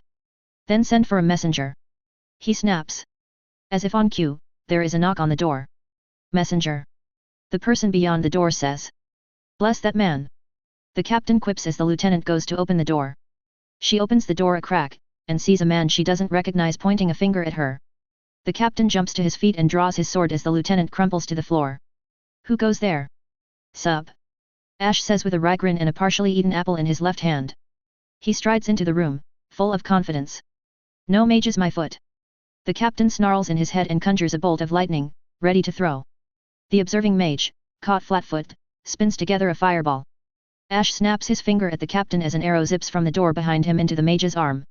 The captain blinks, his vision suddenly spinning. He feels himself hitting the table he just jumped on top of before everything goes dark. The mage, seeing the situation, makes a run for the window. No, don't, you have so much to life for. Ash says in a dull monotone as the mage blows open the window with a blast of fire and leaps out. About a second later, he hears the mage make contact with the ground below the window, along with a rather painful sounding hit. Live for. He corrects himself in an undertone. The archer responsible for putting an arrow into the mage's arm rushes into the room and to the window, where he sights the mage, draws her, stolen elven, bow, and puts arrows into his torso until he stops moving. Clear. Ash says conversationally. That went way better than it had any right to. First-person camera. So, yeah. Com is the best shit. Well, com by itself is okay, but com with an understanding of human biology and the willingness to abuse it is so good. Speaking of which. Somebody tie them up. So, let's start from the beginning. Ever since I knew com existed, I've been practicing with it to see what kind of effect I can make it do. Calm and Fury are two sides of the mental influence type spells, and Calm, in particular, makes the body slow down. In retrospect I wish I practiced more with just using Calm so I had it fully memorized, but it worked out. We can currently ready it after a bit of preparation without a book, but there is still a significant lag time if we were to switch out of the spell and then go back. Anyway, Calm by default is basically a full body mental anesthetic, which is a polite way of saying it's not very useful. It's got uses, but by default it's kinda niche. Calm gets better if you know what to target, like, say, the muscles. Or, more specially, a specific set of muscles. Or nerves. Or, well, anything, really. So, I've been using Calm to target specifically the nervous system at the target's neck. At the power I'm using and the pinpoint accuracy I'm using, Calm is basically causing the target to black out for around 30 seconds or so per charge. Imagine all those videos where somebody gets decked in the head and then crumple to the ground, and you have a pretty good idea of what Calm is doing. It's expensive, especially considering my current physical state, but it's so broken it's worth it. Incidentally, I am fully aware that I can probably calm the electrical activity inside a person's brain and just murder them outright. I am keeping that particular card close to my chest. Anywho, I know about all this but never really, put it in practice until basically just now. My first target was a guard on the dungeon level, essentially dungeon level B2, I'm on B3. I can't sneak for shit, so I just walked up behind him, he turned around, I saw his neck, and I calmed him to sleep. Then I stole his weapons and armor. I'm not sure how well I can communicate the sheer fuckery that is, imagine being one of these guards, right? You're doing your job, somebody goes oops behind you, like they tripped or something, so you turn around, see that the person is a guard who's like 6 feet away, and the next thing you know you're tied up in a prison cell with the prisoners stripping off your armor. Incidentally, this place had like 30-some prisoners. Half of it are political prisoners, and the other half are basically soldiers with questionable loyalty to the Imperial, Aldmiri, forces. And 3 jilted brothel workers for some reason. I think we were simply too fetching for the captains we were serving. One of them had said when I went wait, what? After realizing that hey, I have an army here, I got all of them to swear that they would not do anything stupid like take revenge on their own and operate as a group, while we're still in prison, and then broke them out of prison with my bullshit metal bars into pillars of soil replace. Between that and copious uses of knockout Calm, the rest of the prison building and its dozen of guards was a pretty easy task. Of course, since I said this is just the prison building. From my current position on the top level of said building, I can see that there is a larger fortress complex. The prison building is also not very tall, most of it is underground. There is also the main keep, an open-air forge, and what is very likely an armory next to said forge. So far, the rest of the fortress hasn't been alerted to the fact that the entire prison structure had just been gutted inside out. It's a bit of a big blessing that, of all the windows that Mage Dude could have picked to jump out of, he picked the one that dropped him out of the fortress entirely. This is good obviously, and allows us to take a moment to eat from what little larders are kept in the prison building. Which is great, because my adrenaline is pretty much petered out and I think I'm gonna just dry heave for like 10 minutes. So we do. We take a moment to stop and eat some apples and bread with the rest of the ex-prisoners. As we rest, I do find that, indeed, one of the blokes here is a Greymane. I did not ask for his first name because I, don't remember what it is, so even if he told me he is Ironsack Greymane I wouldn't believe that but, Also I'm not here to explicitly rescue him, either. What's our plan? Nord Dude asks as we finish eating. I don't know any of their names. Considering the circumstances, I don't care to ask. Given that the front door of the prison basically leads back into the fortress, we're better off trying to escape via the window. I point to the window the mage flopped out of. There's enough cloth in here for us to make a rope. The prison captain keeps some changes of clothing. Easy enough.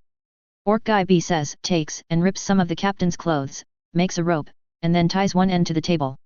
Might be a bit of a jump. He says after throwing the other end out the window. I'll go first. Without really waiting for us to disagree, he quickly flips over the windowsill and drops out of sight. A moment later, we hear a thump. Given that there was no ow, I assume that means he made it. Imperial Dude C glances out the window. He's gone. He says. Raise your hand if you were surprised. None of us were surprised. Well, not like we're a cohesive unit. I shrug.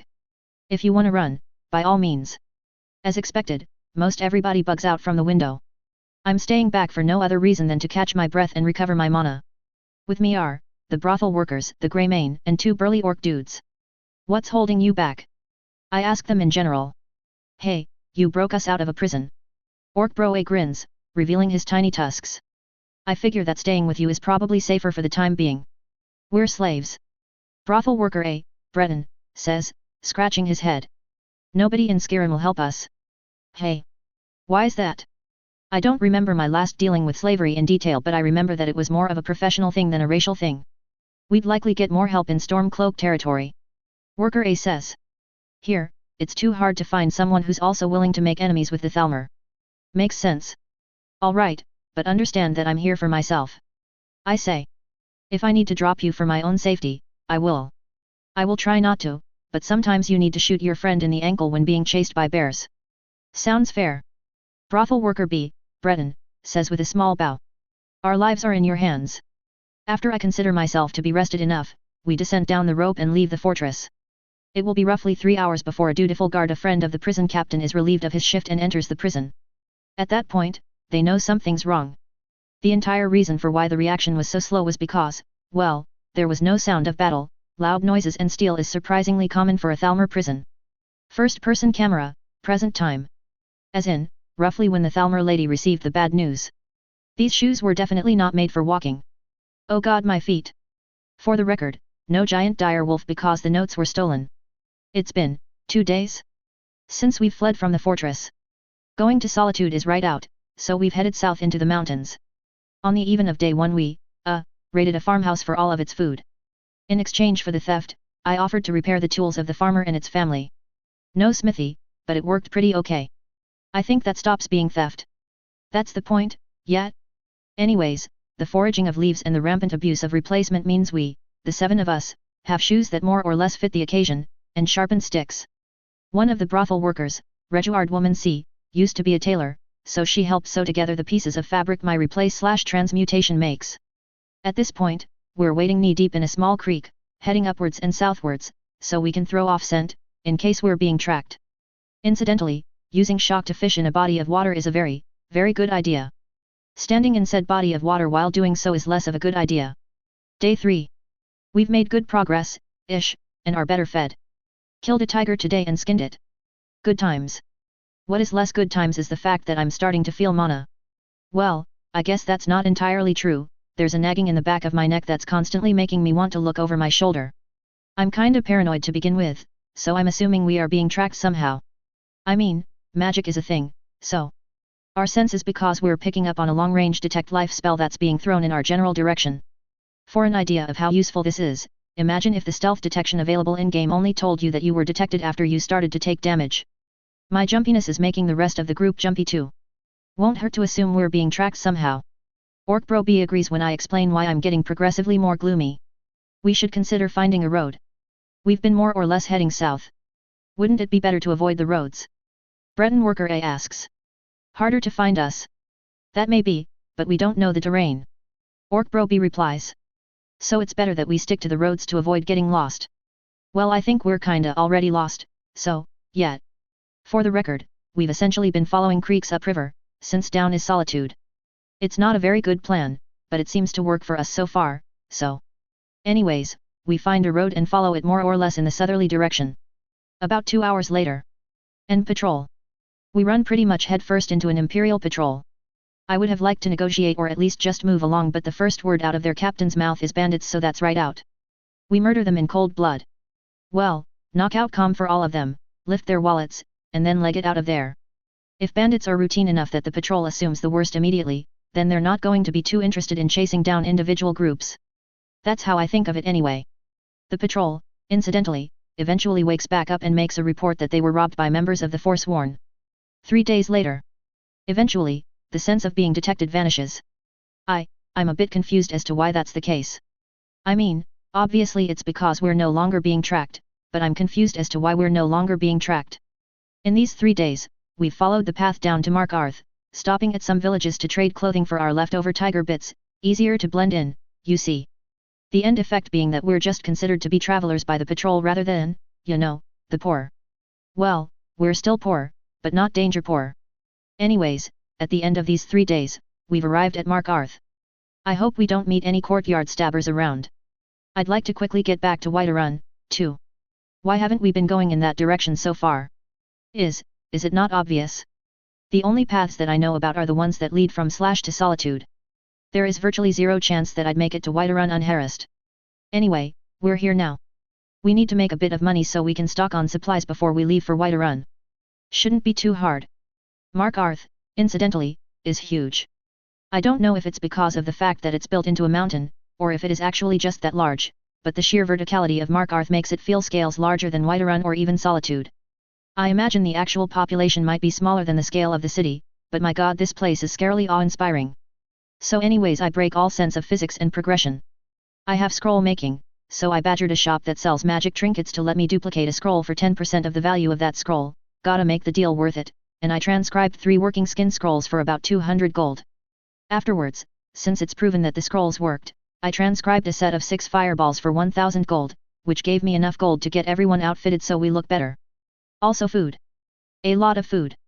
Following that, I bought everyone a shiny new dagger and seats on a caravan to Whiterun. Total time spent in Markarth, about an hour. I don't mean to toot my own horn, but I'm amazing sometimes. The caravan trip takes about 8 days in total. Sometime during Ash's trip home, third-person camera. A Thalmor patrol is chasing a woman through the marshes east of Solitude. A woman and her entourage of 3 other people. They run with grace and speed atop the otherwise very anti-grace campaign. Cripes, they're fast. The lead woman mutters as she dashes through the woods. What an awful place to run into Thalmor. Cripes, they're fast. The Thalmor officer doing the chaser mutters as he tries his damnedest not to fall. Mere Stormcloak agents can't possibly be this fast. He uncorks a small vial at his waist, drops in a small gem, corks it again, shakes it vigorously, and pours the contents onto a fireball scroll. The lines on the scroll glow eye-watering white, and the resulting fireball a second sun. Eyes squeezed shut, the officer chucks the ball of fire and brightness at the woman.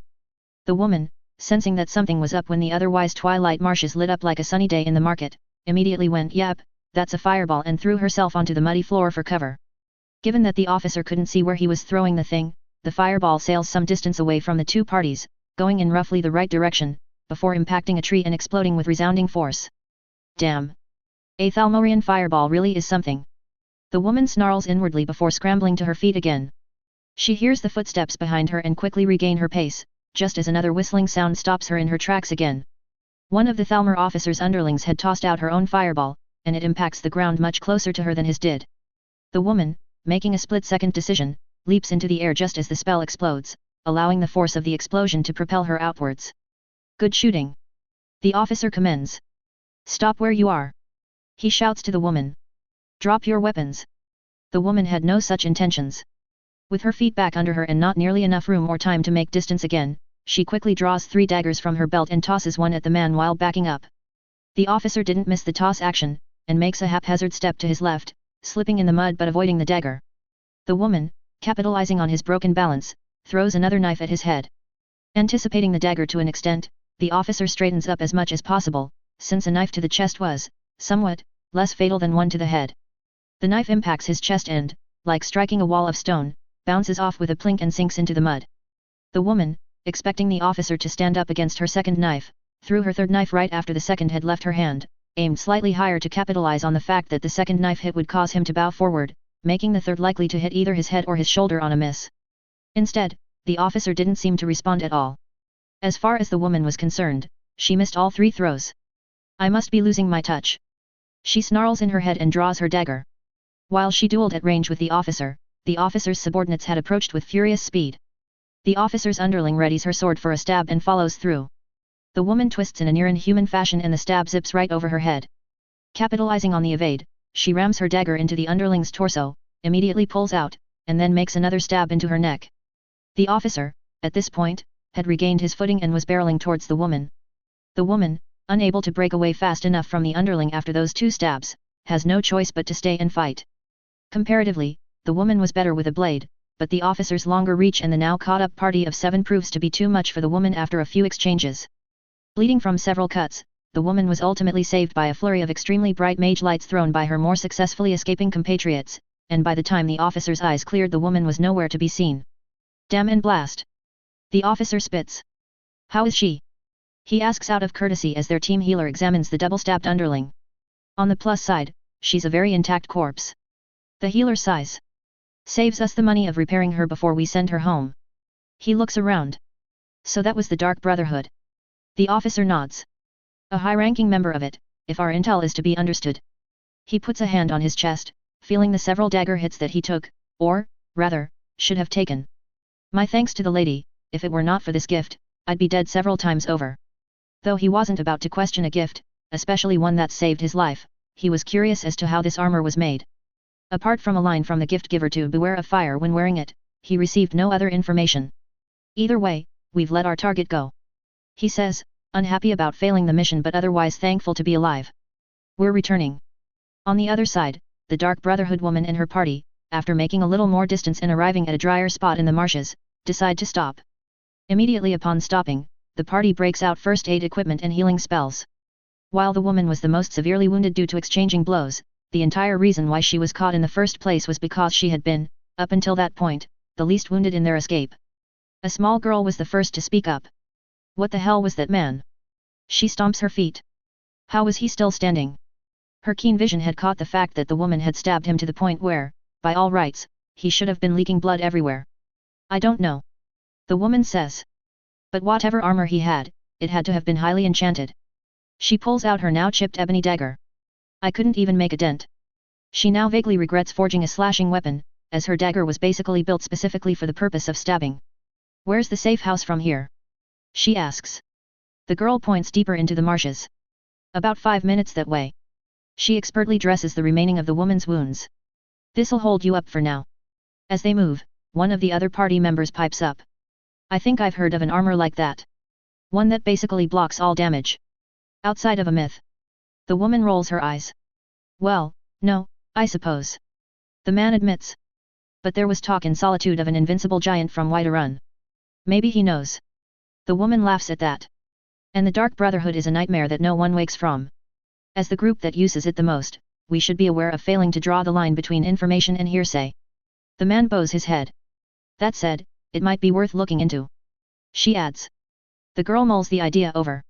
The Thalmor have definitely stepped up their activities in Whiterun, so there may be some truth to that information.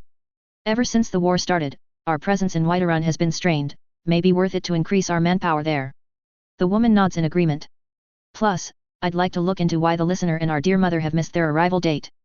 If they've been waylaid, then we'll need to assist them as needed. The 2 she mentioned were supposed to have traveled through Whiterun. The girl frowns. The listener is an eccentric man, I've heard, as well as a talented murderer. Who would waylay him? First-person camera. I'm home. The return trip was unceremoniously boring. Markarth turns out to be one of the more heavily patrolled regions, at least the main roads are, so we were unharassed by bandits and overly excited predators. Whiterun, too, was heavily patrolled by Whiterun and Imperial riders, so everything was safe. To the point where the caravan we were attached to felt safe enough to make extra time, making the journey, 8 days. Rain. Anyways, since I had nothing to do, I spent my time with Greymane and the other dudes. I learned that the Orc brothers are Desmo and Dali Gro Kala, older and younger, respectively. The 2 used to be Empire Auxilia before being tossed into prison for fucking with the Thalmor, which means that they're now technically dead. Good thing we used fake names then. Desmo had said with a shrug when I pointed out the fact that they're now very much alive. The 2 are roughly my age, and the fact that they're burly orc dudes mean that I can finally get Jake some wingmen that are not Arya. The 3 ex-brothel workers are, Alvario, Breton Dude A, Canas, Breton Dude B, and Quen? Reguard woman. They're brothel workers in the sense that they were responsible for the operation of said brothel. Alvario was a cook, Canas was essentially the janitor, bless him, and Quen, for her skill set, was responsible for maintaining the more frontline workers' dresses.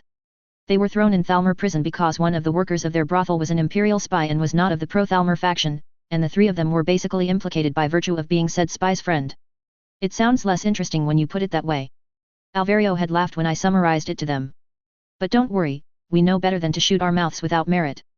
The three of them are uninterested in becoming members of the fighting portion of a mercenary corps, but under the proviso that shit will happen whether you like it or not, they're going to get some training as a fighting element on a just-in-case basis.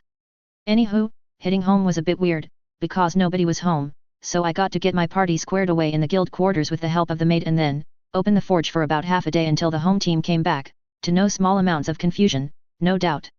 At dusk, Jake's party, Jake, Mel, Eric, the T-sisters, my girls, came back.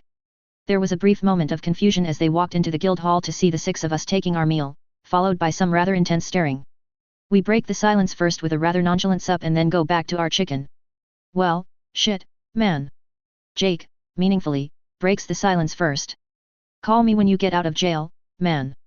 There were some complications. I then raise a hand to my party. While we're here. And then I introduce them in turn. Atra and Alma unfreeze and charge us. They ram into our arms and stay there. Oh sorry, girls, did I worry you? You worried all of us. Tima says with a glare. Why did you get arrested by the Thalmor? Well. Eat first, talk later. I gesture to the table. So we do. After a very confused and slightly stiff dinner as the two parties got to know each other, we share stories. Everyone, including the serving staff, is in attendance. Jake's reaction to my escape was a hearty fuck, man. You are literally God incarnate at this point. I'm inclined to agree.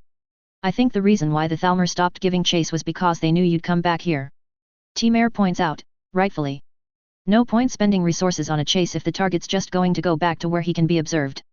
Speaking of which, have you guys looked into that? I ask Jake. Like, whether if someone's got this place in their sights. Jake shrugs. We've asked the Clover folk to look around for anyone suspicious, but honestly we're, like, the most suspicious people here. Fair. This also implies that whoever the Thalmor sent to watch us, is likely not sent, but a part of a cell that's been here for a long time. Also given the Thalmor's love for showing off, I find it somehow unbelievable that they would do something like pretend to be poor. It's a lot easier to be a spying bastard when you're loaded, if only because of the political benefits. Anyways, no point worrying about what I can't currently control. Cool, so what's on the table, mission-wise? A lot of help the Whiterun Guard type missions. Banditry's at an all-time low because Balgruaf instituted a program that grants criminals pardons if they're willing to serve as a member of the Whiterun Auxilia, plus wages, so a lot of the lower-grade bandits, the ones that are just unlucky rather than outright evil, have more or less returned to a comparatively more upstanding life. Speaking of which, apparently the Imperial Army that was sent to take Riften should be, scheduled to arrive today, so that's probably something we'll be dealing with later. Jake's got his eyes pegged on missions that take us to Riften, rather than searching around Whiterun. Given that none of us feel that this place is safe, I don't quite blame him. Later that night, the two of us had a private discussion. So, real talk time. Jake says. I killed a clown. When? About 3 days ago. Jake frowns. I mean, the dude was there and as much as I like Shadowmare I figured it just wasn't worth the hassle. So you cut off his head. Split the dude right down the middle. Jake nods. Then burned his corpse, burned the ashes, the wagon, the casket, the body on the inside, those ashes, and the remaining ashes. He smiles slightly. I think I was thorough enough. And you're okay with that? I'm not really okay with it. Jake shrugs. But if any of my kills are going to go on my conscience, the leader of a guild of fucking assassins is probably pretty low on that list. For the record, Jake's favorite sub-quest line is the Dark Brotherhood line. Don't like them much. Jake scratches his head. Well, after realizing that the Thalmor can just pay a heap of gold to get some dudes to shiv the girls. I get it. I know he knows that sometimes a good assassination solves a problem that otherwise would balloon to tens of thousands of lives lost on a battlefield, but I get it. The next week, life more or less returns to normal. We're a lot more aware of what may be around the corner now. I get around to making new defensive gear because all of it got stolen. Sigh. On the plus side, Farengar Secret Fire sold me a set of the books I had lost at a discount. Jake had made what had happened to me known to him, so I assume he's being a bit of a bro right now, which is nice. Farengar actually knew that Jake came back alone, and figured that this would be a good opportunity to cut down some of the Thalmor agents the Whiterun government, knew about. He figured that, in the event of the Thalmor retaliating, they'd target Warwolf specifically rather than Whiterun in general. Now that I got my books back, I'm making it a Warwolf requirement to learn skin and ward spells by heart, especially for our backliners. Also, given that we now have backliners, I'm thinking of producing crossbows for them to use when we're out on expeditions. Also, it's a pain in the neck to have fully customized gear for everyone, or, rather, it will be a pain, so I should consider standardizing the kit. I've had a lot of time to think on my hike and subsequent ride home. To that end, I've spent the past week designing, and will likely spend the next weeks or so building.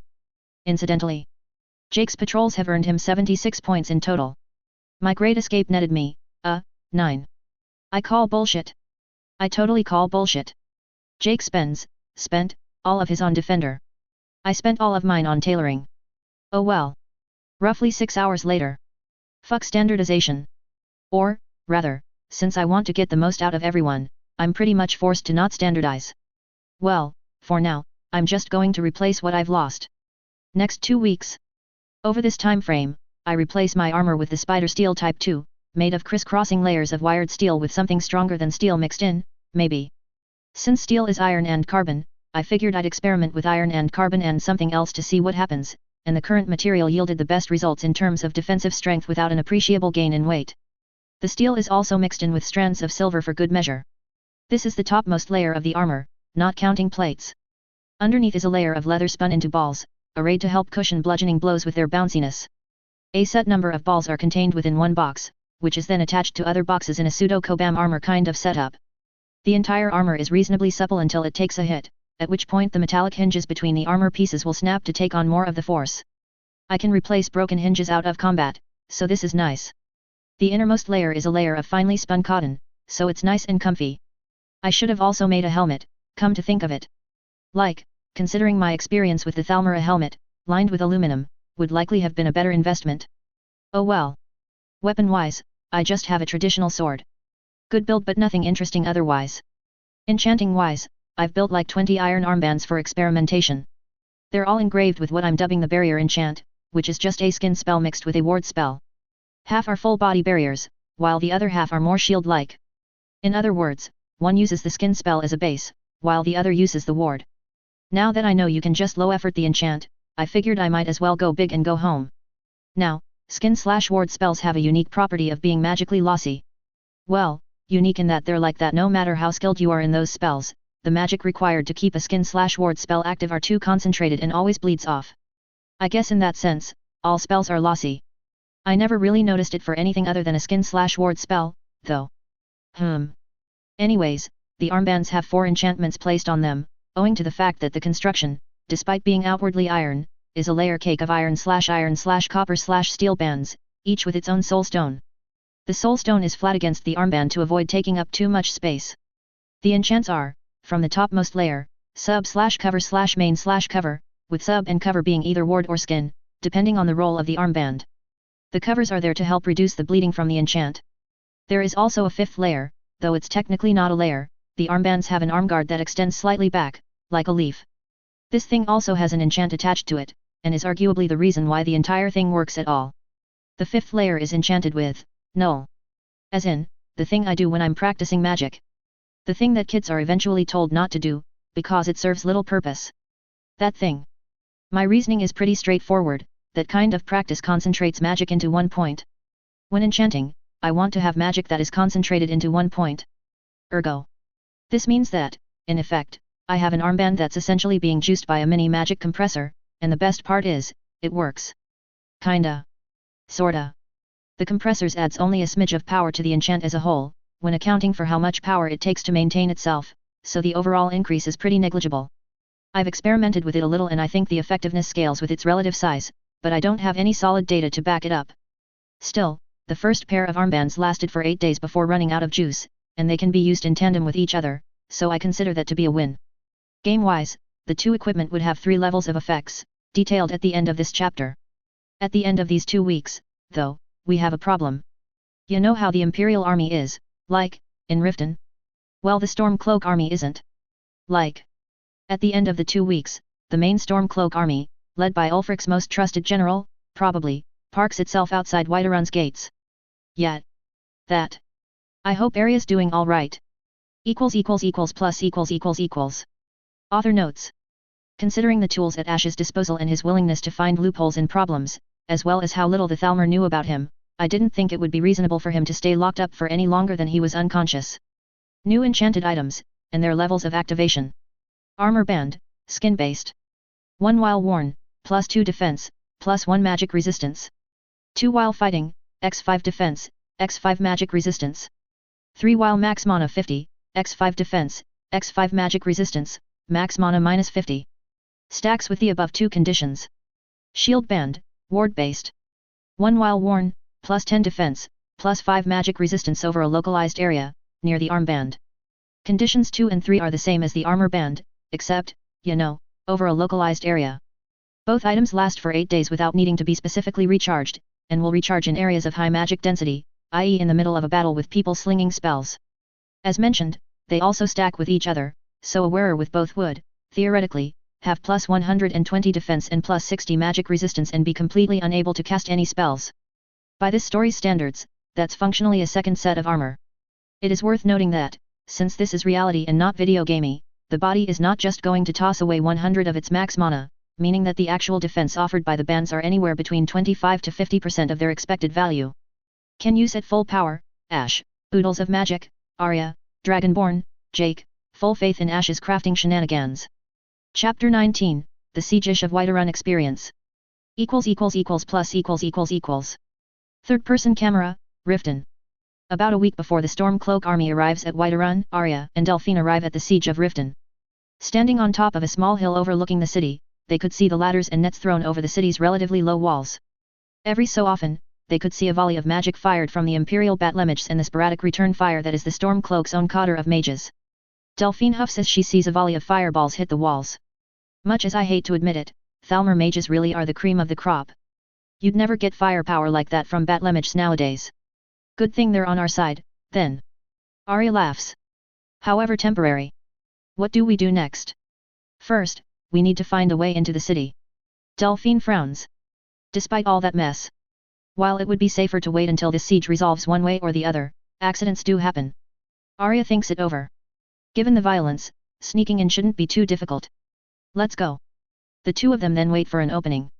2 hours later, as the Imperial army presses the Stormcloaks hard along the northern walls of the city, the two of them mingle with the lighter southern Imperial army and, under the guise of being mercenaries, help the Imperial army cut into the guards on the wall and into the city. The Stormcloaks move reserves to the breach, and the two of them slip away into the city as the Imperial army gets pushed back and off the walls. Riften, much like the game, is a city sitting on the coasts of a massive lake. A unique city, it comprises 2 levels of architecture, a lower level, centered around the numerous canals running along the city, and the higher level, centered around the stone core of the marketplace. The locale the two were looking for, incidentally, is the Ratway.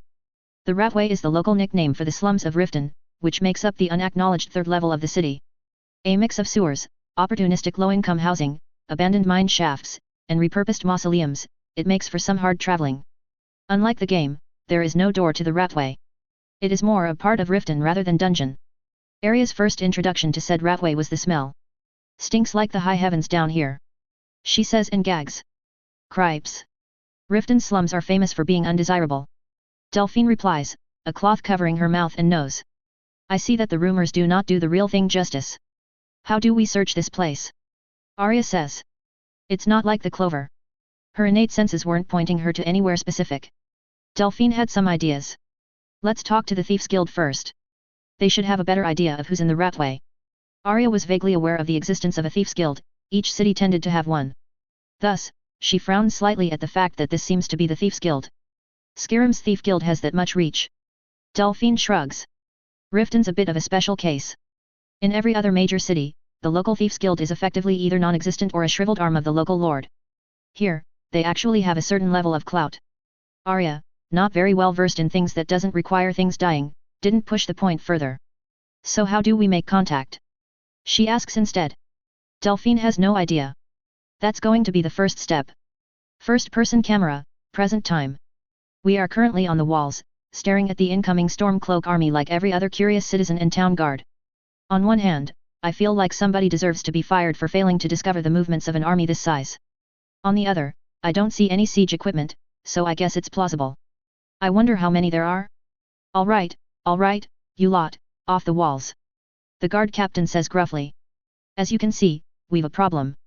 His guard unit is busy assembling on the walls with bows and arrows ready, as well as a shield strapped to their arms. Off the walls. We do as we're told. Due to the sudden appearance of the army, panic hasn't really set in yet, but shop owners are basically packing up for the day. I've never actually seen a Skyrim siege before, so this should be interesting. As long as I stay the fuck away from the fighting I should be good, yet? Unless the soldiers start looting. Unless they start looting, yet.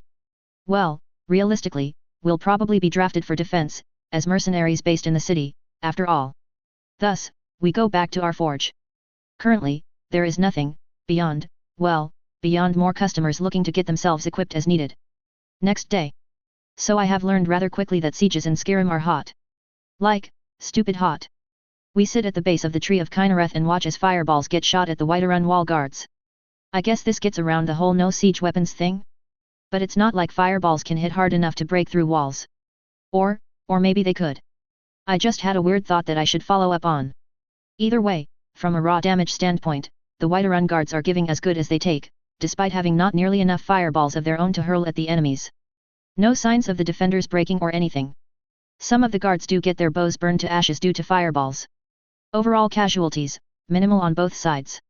It doesn't look like there's any sign of major activity today. First day end. Yet, no surprises there. Both sides plinked at each other for basically the entire day without much result. Notably, the Stormcloak fireball barrage lasts for like 30 seconds and can only fire every 3 hours.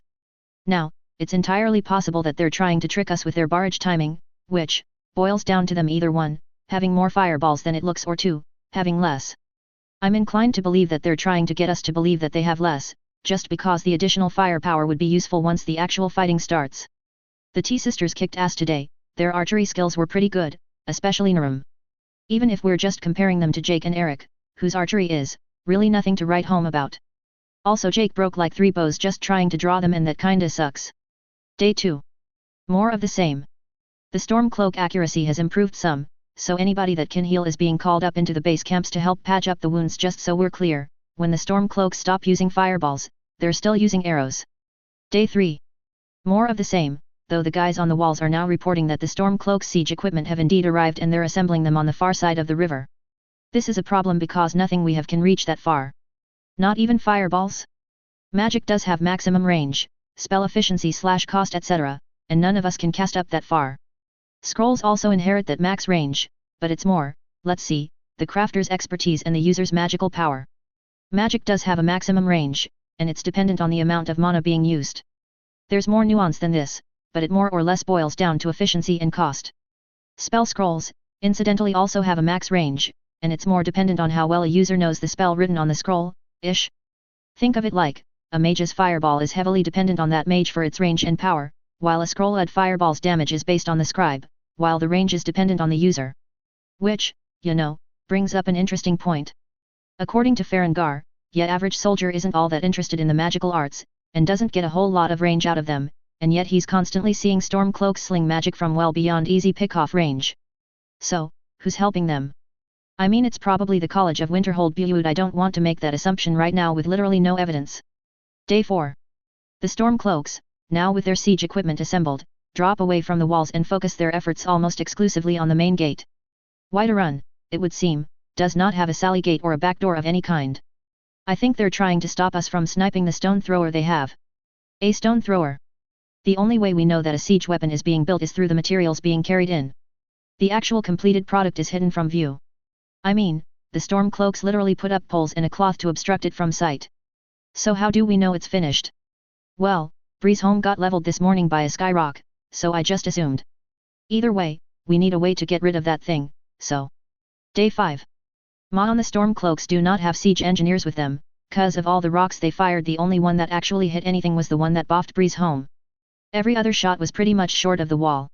I've taken the day to do a little woodworking, and finished the super crossbow with plenty of time to spare. Compared with the mechanical disaster that is the auto ballist, the superbow is so much easier. The superbow is basically a giant slab of wood with a niche carved into it. The niche is a long piece of steel that I've perked to hell and back to make it as smooth as possible, for that sweet frictionless motion. The bow part is a large ribbon-like X mounted on the top. Ribbon-like to avoid getting it caught on the base, an X shape to make good use of the extra tension. It does require what is basically a crank to reload, and the ammo has to be custom made. The ammo isn't hard to make, mind, but the fact that I have no ammo right now is certainly not helpful. We would have made a Roman scorpion if we had more than 12 hours to put it together. Anywho. Jake hauls the thing up to a tower in the secondary walls of the city, along with his papers. I will be the first to say that you have done this city a massive boon, Jake. Farengar says earnestly. This is nothing short of fantastic. You're giving me way too much credit, man. Jake laughs.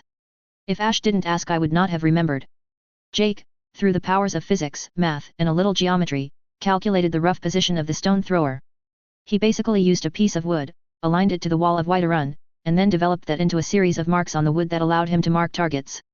The final area is still fairly wide, but considering that the target is very far away and there's nobody here with that kind of sniping experience, it's a very, very good step forward. Now on the tower, he sets his papers onto a nearby table, holds it down with rocks and an inkwell, and then sets up the superbow. As he marks both it and the ground with some angle values, I grab firewood and shear them down into ammunition. Okay. Jake says to the shooter Teenram after finishing setup. Now, use these markers when I tell you to. He says and pulls out a spyglass. Let's do this right. Got it. Teenram nods and takes the first finished bolt from me. It's basically a 3-foot-long wooden spear. What's with these grooves? She asks of the slight rifling on the bolt. Is it gonna fly straight without fletching? It should. I shrug. I never had the time to test it with these new munitions. Let's test it out. Okay.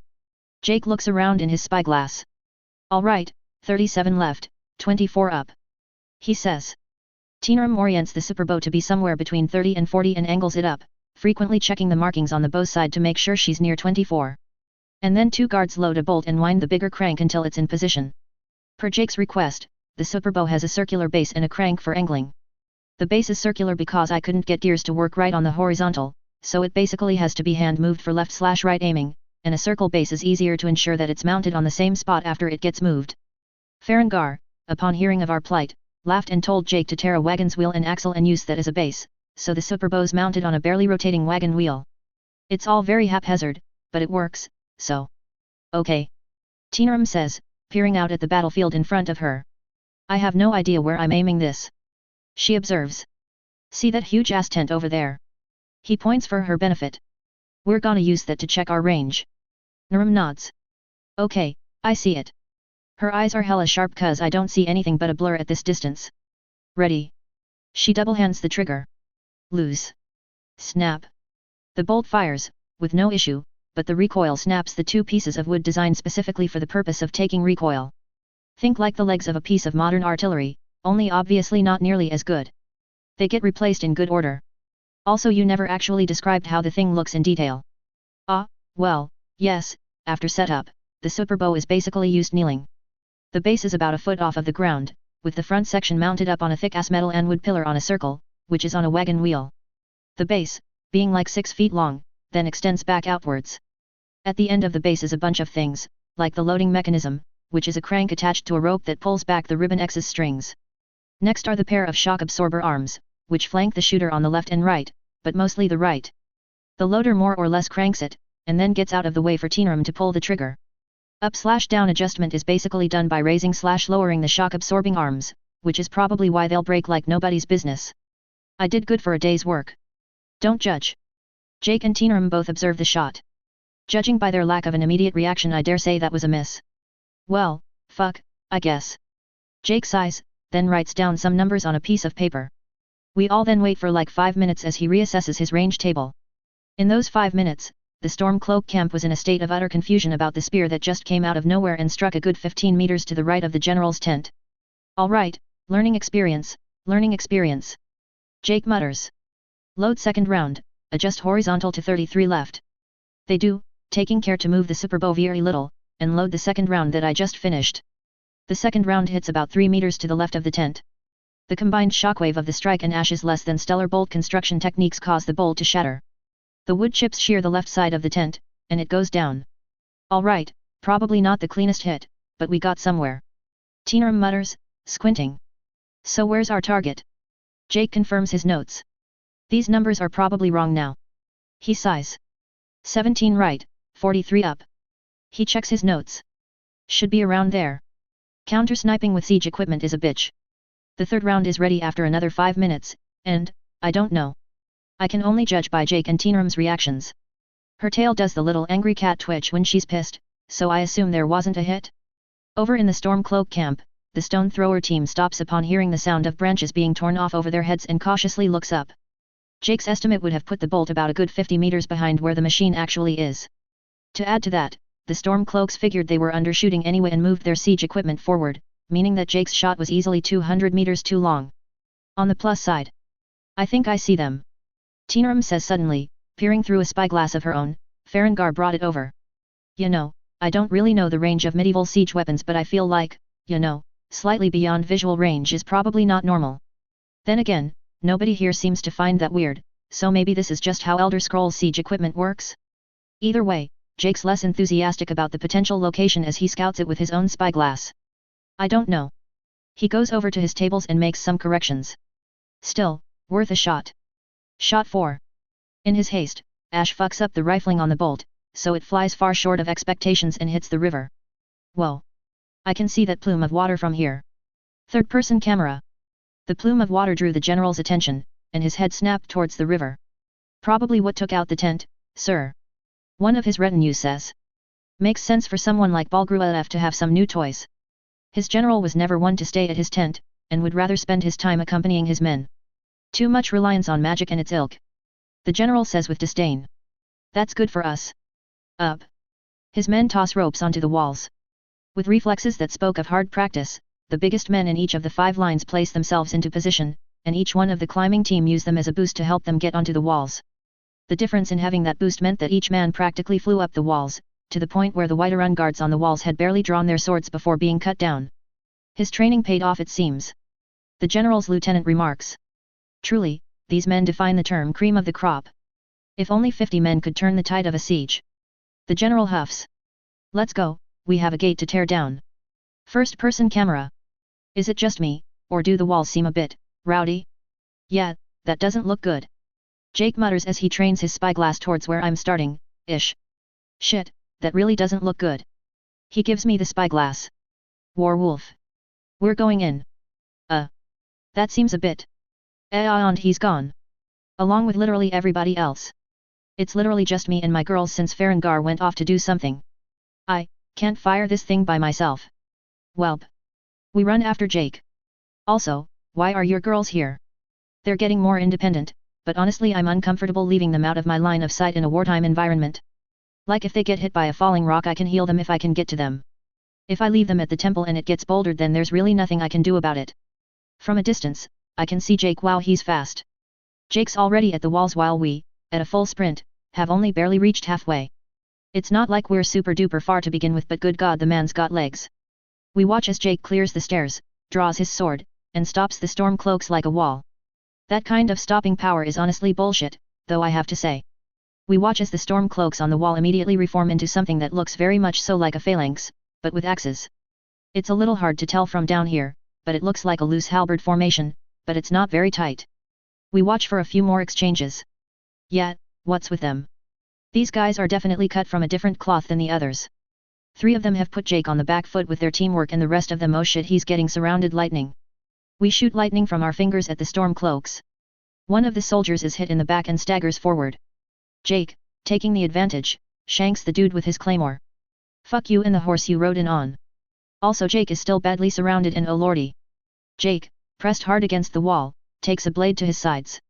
Judging by how the attacker bounced off, I guess it didn't make it through. Scared the shit out of me though. One of the other Stormcloaks, seeing this, body tackle Jake and both of them teeter over the wall and fall out of sight. That's bad. That's really bad. We don't have the ability to go into the field right now because we can't leave. Shit. Also those guys are really good at what they do, like holy shit. Whiterun guards are armed with bows and all of them have the skill to use them, at close range, but the Stormcloaks are rushing so hard that the guards on the walls are basically forced into a melee fight, which they are losing, or else take one shot and get immediately cut down. What the hell are those axes? They're bullshit sharp. We, along with a few guards on the ground, are providing as much covering fire as we can, but the storm cloaks are rushing through the guards so fast we're not getting many hits. The Whiterun guards being scattered to protect against errant fireball hits makes this way more damaging than it should be. Shit. The storm cloaks make their way to the stairs in record time and practically fly down to engage the guards at the bottom of the stairs. 3 of them form a group and rush in our direction with the full intent to cut down the pesky mage. Oh fuck, that's not good. That's definitely not good. Now that the storm cloaks have closed into their friends, the archers that we had, accidentally, embedded ourselves into drew swords. While they're advancing that way, we're going to advance in the opposite way. I believe in a lot of things, but winning a straight up fight is not one of them. The T-sisters, incidentally, followed Jake and had leapt down the walls after him, not that we saw any of it. The orc brothers were currently helping Mel at the forward medical tents. God damn it, there are too many people here. The Whiterun guards, intent on stopping the breakthrough, swarm the storm cloaks and ruin our line of fire. They do, however, stop the storm cloaks' advance as they finally get past the halberds' range. As they fight, though, there's a chill that just ran through my spine. I'm suddenly very terrified and I don't think this is a good sign. We begin scanning the skies, rather overtly. Oh, fuck me. A trio of blips descend from the skies, one being significantly larger than the rest. The big one is Aljuyuan, though we can't tell from here. Really? Really? Really? Fuck me. Dragons. I shout. Back to the house, girls, go go go. There's a little bit of looking around because battle is noisy, so only the people closest to me heard. Even so, one of the guards does notice the incoming dragons as well. He pulls a horn from a pouch and blows, and everybody hears the dragon warning ringing in the air. Almost immediately, the battle stops, and then starts back up again. I mean seriously guys, we have a bigger picture threat here. Fuck. First things first, get Mel. Jake's got the T-sisters with him, so they should be okay. Third-person camera. Aljuyuan and the 2 young dragons descend upon Whiterun. Your kin was lost to this city. He says.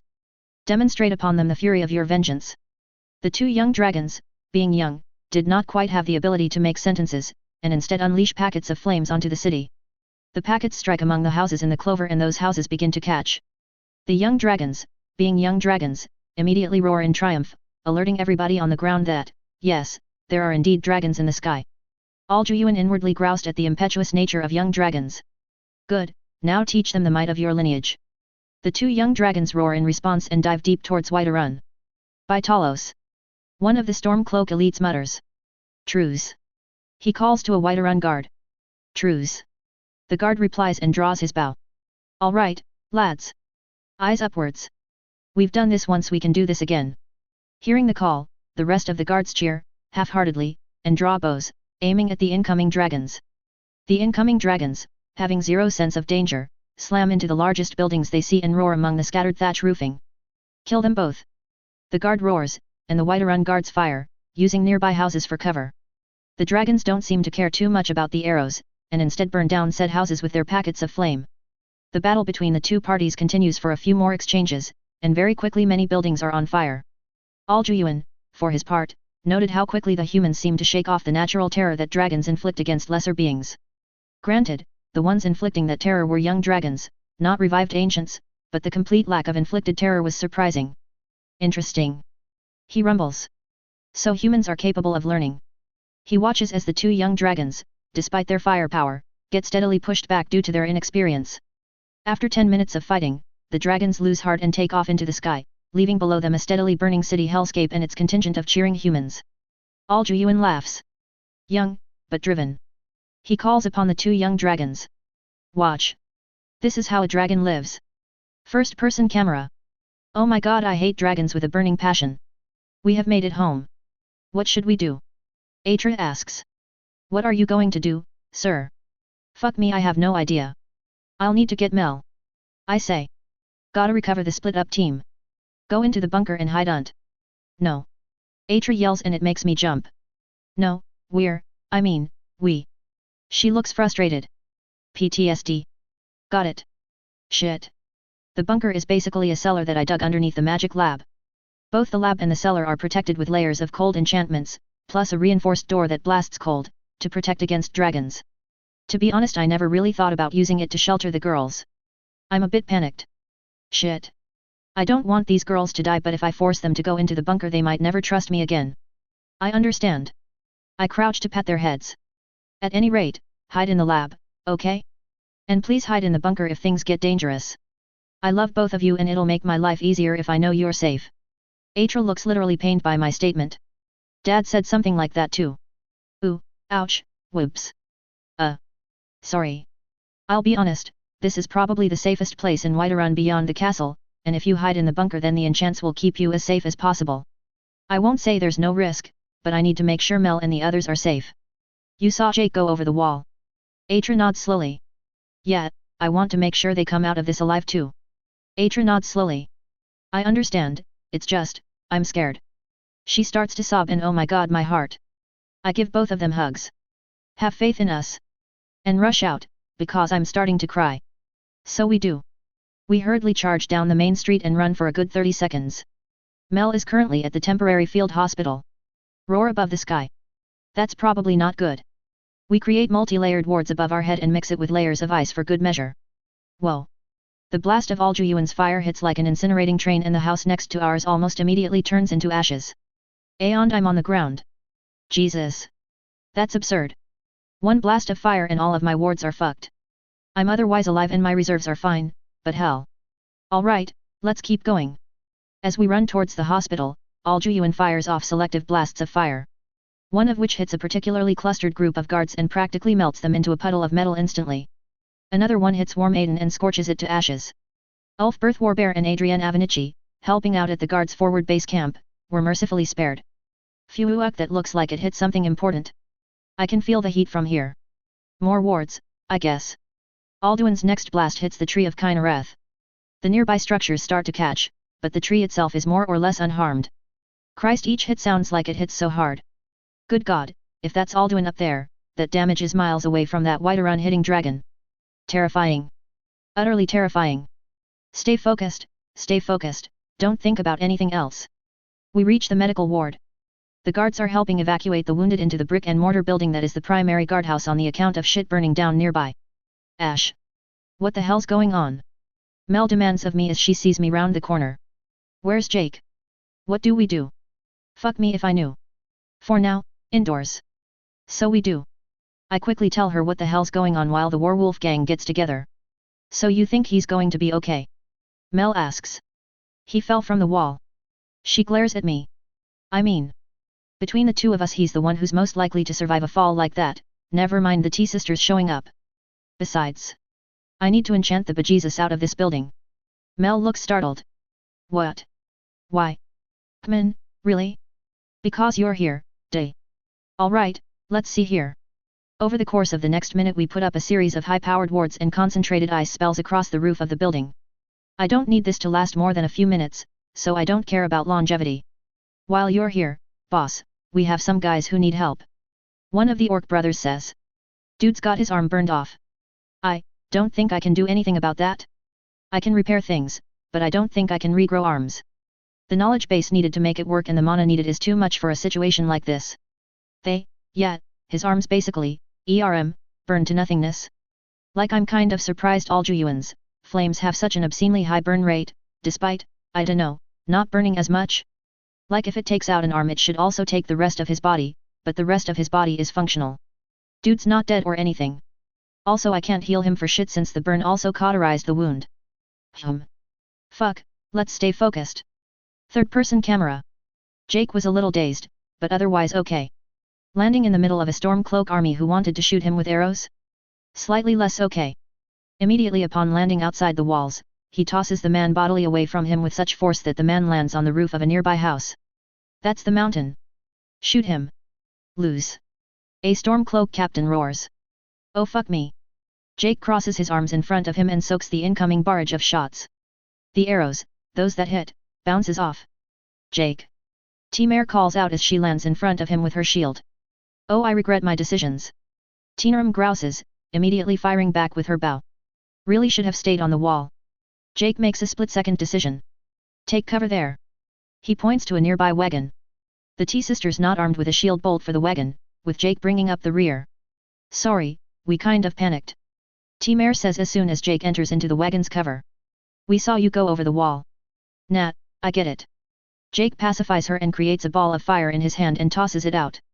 It's a goddamn stupid decision, but I get it. Sorry. T-Mare says again. What do you want us to do? Jake's plan was pretty simple. Get in, stay in, stop them from shooting us from arrows. He suddenly springs from cover with his claymore and cleaves right into the Stormcloak lines. The rest of the T-sisters look at each other, then immediately charge in after him. After a few instances of one-sided slaughter per Jake's sword, they dig their way past the frontmost line of Stormcloaks and crash their way into a barn. The barn is pretty much a large, empty box, with a ladder that goes up to a second level. On that second level are two dinky little windows to the left and right of the ladder. The entire building smells of hay and feels very flammable. Here's to hoping they don't burn this place down. T-Ma says. Think they'll burn this place down? Hopefully not. Jake winces. As invincible as he is, the damage does still add up, especially when he's not focused. If we get fireballed, we're fucked. He takes a potion from a belt and downs it. Upstairs, Narum. T-Mare says. Eyes on the enemy. T-Narum nods. Yab. She flies up a nearby ladder. They got us surrounded, but it doesn't look like they want to come over and play for now. Her ears twitch. Hey. All of the T-sisters hear the young dragons landing in Whiterun. Wow, that thing sounds heavy. T-Ma notes. Shit. Dragon in the sky. T-Narum notes from her perch. It's big and scary. Probably Alduin. Jake notes. Don't die on me, buddy. Alright, we'll turtle in here for now. No point going around killing Stormcloaks when there's dragons in the sky. Ultimately, the combined assault of Alduin and the two young dragons lasted for the better part of 20 minutes. Towards the end of those 20 minutes, the two young dragons rejoined the fighting and were pretty much the reason why Alduin pulled them out. They were taking damage despite not knowing about it. Regardless, the impact was severe. The Stormcloaks and the Whiterun defenders teamed together to fight the numerous fires raging around the city in a massive operation that lasted well into the night. Then, come the next morning, the Stormcloaks declared their conquest of Whiterun. First-person camera. Oh my goodness. So, in a nutshell, the Stormcloaks' position was, in a nutshell, you can either let us take the city, or we can fight your dragon-burnt-down city, kill a bunch of people, and take it over anyway. I should lay off the nutshells. Either way, Jarl Balgruuf, upon hearing that statement, was basically like, yeah, that's fair, and conceded defeat. I'm pretty sure part of the reason was because the Stormcloaks actively tried to not leave the city after the dragons left. Smart fucks, honestly. Incidentally, since we're on the side of the losers in the conflict, we're getting kicked out of the city. Better than being captured and killed, I suppose? Oh, just to clarify, Jake and the T-sisters are okay. Jake has a broken femur, that he apparently sprinted with, but is otherwise safe. After the dragons showed up, he took up command of a few Stormcloak units and helped out with the firefighting. Ha, well, whatever. So, as a result of Whiterun's transition of power, I guess, Jarl Balgruuf is exiled, and all groups overtly associated with the Imperials are banished as well. Of course, that includes us. Fortunately, Balgruuf has some seriously good PR for turning over the city to avoid the loss of Skyrim lives, so, going by Jake's information, he's heading to Falkreath to get an army together to retake Whiterun at the moment. Whiterun's deeply vulnerable for the exact reasons why it's been lost in the first place, which makes sense. Not sure how the Stormcloaks plan to hold it against a retaliation army, but as for us. Well, after Alduin practically vaporized buildings with his breath in Whiterun, we're, kind of on alert about taking care of the dragons before worrying about the civil war, under the premise that, you know, if Alduin boffs human civilization, then the civil war wouldn't matter one whit. To that end, we, Warwolf, will be beelining towards Riften to rejoin with Arya and, basically devote all of our available resources to solving the main storyline. There are some key points that might be hard to solve, but it's starkly obvious that the longer this goes on, the better the odds of Alduin just leveling a city. Incidentally, the girls are so upper pissed with me for shoving them into the bunker. I'm getting the silent treatment. I should note that the house caught on fire and only the bunker and the lab about it survived. I consider it to still have been a good idea, regardless of how guilty I feel about it at this point. Next day. So this is the day after the day after the day of firefighting. A day was allowed so that the evicted parties could be prepared and leave Whiterun with the minimal amount of fuss. In total, apart from us, about, a few hundred people are getting sent out from the city, including, among others, the Battleborn family. No surprises there, really. In Warwolf's case, we put together a wagon with a summoned giant wolf and basically nothing since everything burned down, and it's like, wow, we're basically poor again. Anyways, the journey to Riften will take about a week. So, points. I have 126 to spend, and Jake has 151. We'll have to take some time to mull over our options over the week, so that's what we'll do. The goal, of course, is to figure out how to deal with flying targets. And also I've incinerated what was left of the superbow, fuck giving that away. Travel Day 1. We arrive at Helgen. After a year of slapdash rebuilding, there's something akin to an inn on the border of the city wall between, the center of Helgen and Riverwood, I guess. There's no place to rest, so we just have to camp, despite, the fact that when we got here there's still some hours of daytime. The rest of the days spent more or less mending fences with my girls and recovering any other damage. Speaking of which, I noticed an interesting thing among the T sisters. For the battle, or the preparation of it, they were given the enchanted bracers. The bracers, when returned, were fucked. That's not the interesting thing though. What was weird was that the T sisters showed signs of magical burns on where they wore the bracers, and for the duration of their battle they could not use magic. Well, or so they say. None of them tried to actually use magic, so they're just kinda speculating. Also Tiana said to me privately that she could still heal just fine while equipped with bracers, so I don't know what the other three are saying. Still, I should take it as a sign of some kind of defect if the sisters have that kind of opinion. Back burner, I guess, since basically everything but my books were lost. Day 3. We've made it past the mountains. There's no snow in the pass, and I've created enough thick clothing to make solid campsites, so the nights aren't too bad. I will be the first to say that watching the T sisters cuddle together at night with my girls is the cutest fucking thing, and I wish I had a camera. End of journey. 13 days in total. We got slowed down some due to inclement weather. The Imperials have indeed managed to conquer Riften, though judging by the look of the town it was a bit of a hard fight. The area outside of the town is still an Imperial war camp, for example, and we're not going to be able to actually go into the city without being placed under severe scrutiny. Or at least that's what the Imperial soldier said. Upon entering Riften it seems to be more of a business-as-usual atmosphere, plus additional grumbling about Imperial occupation. Since Riften wasn't assaulted by dragons, the amount of burned buildings were understandably less than what Whiterun suffered. I'm really tired, not gonna lie.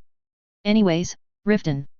So, by virtue of Riften being essentially a half Venice, it's a bit difficult to describe. The city itself has 3 layers, 2 of which are immediately visible, the top layer, the worker layer, and, of course, the ratway. The top layer is functionally Riften as a city. It comprises all of the constructions made on sturdy land as well as the center of Riften. The top layer can be loosely split into a wheel with 9 parts. The northern parts, 2 to 3, include the city's southern gate, inns, and general worker housing. This is the part where you'd enter the city if you fast traveled to the place. Parts 4 to 6 are basically the temple district, the eastern gate, and some slightly more upscale housing, and the graveyard. Parts 7 and 8 are noble housing, the palace, and the northern gate plus gatehouse. Riften's garrison is also concentrated along those gates for obvious reasons. Parts 9 and 1, then, are the upper-level docks. It's kinda weird to describe. For now, just remember that it's the docks. The lower layer is almost exclusively built around the center of Riften, built into the center too, and is a smaller ring. This ring is, well, it can be split into essentially 3 sections, the dock, the ring, and the surrounding. The surrounding is the land that's surrounding the center, understandably, and the ring is the part that extends out from the center. There's a channel between the 2 sections, hence the difference. Anyways, both the surrounding and the ring are fundamentally either shops, piers, or shops and piers. These shops are a bit like the ones you'd find in the upper edges of the Clover, not exactly poor but definitely not upscale. So, middle class. Yeah, kinda. The dock area also has 2 layers, as I previously said. The upper layer is basically a mix of administrative buildings and large-scale, cranes and elevators, built to ferry goods to and from the lower level. The lower level, then, is basically worker housing, storehouses, and piers. Riften is not a true port per se, but it is the biggest port in the Rift, and the area's surprisingly navigable rivers lead to all towns and villages coming here for its trade. I say surprisingly because I don't think the rivers in the game were good for anything other than splashing around in, and they also had a fuckton of waterfalls and rapids and looked like a nightmare. Finally, the crown jewel of Riften is the stone circle that acts as the center of the town, and oh my god, it's huge. It takes you a solid minute of sprinting to make it from one side to the other if it was clear of all obstruction, and it is definitely not clear of obstruction. The center of Riften, the stone pillar slash cistern slash whatever the fuck is basically, well, a fire hazard in the making. On top of the stone center is, basically 2 extra stories of wooden structure and stairs. These structures are basically other shops, stalls, so on, so forth. In general, the most well-known establishments are closer to the docks, while the priciest are closer to the palace and rich people districts. The Tower of Power in the middle is also segregated on wealth, the wealthiest are on top while the poorest are on the bottom. It's, honestly, a bit of a surprise that the megastructure hasn't collapsed in on itself from the foot traffic it gets. Either way, we got our work cut out for us. During our trip we were accosted by some local wildlife, so the pelts were sold for money and, with the relatively high amount of resources we have, we bought an abandoned thing in the area near the docks. It is, very much so, a step down from our old place, though it is leagues larger. Also I don't have a forge, so if I want one I will have to pay to get one built, and right now I don't think we'll stay here long enough for that.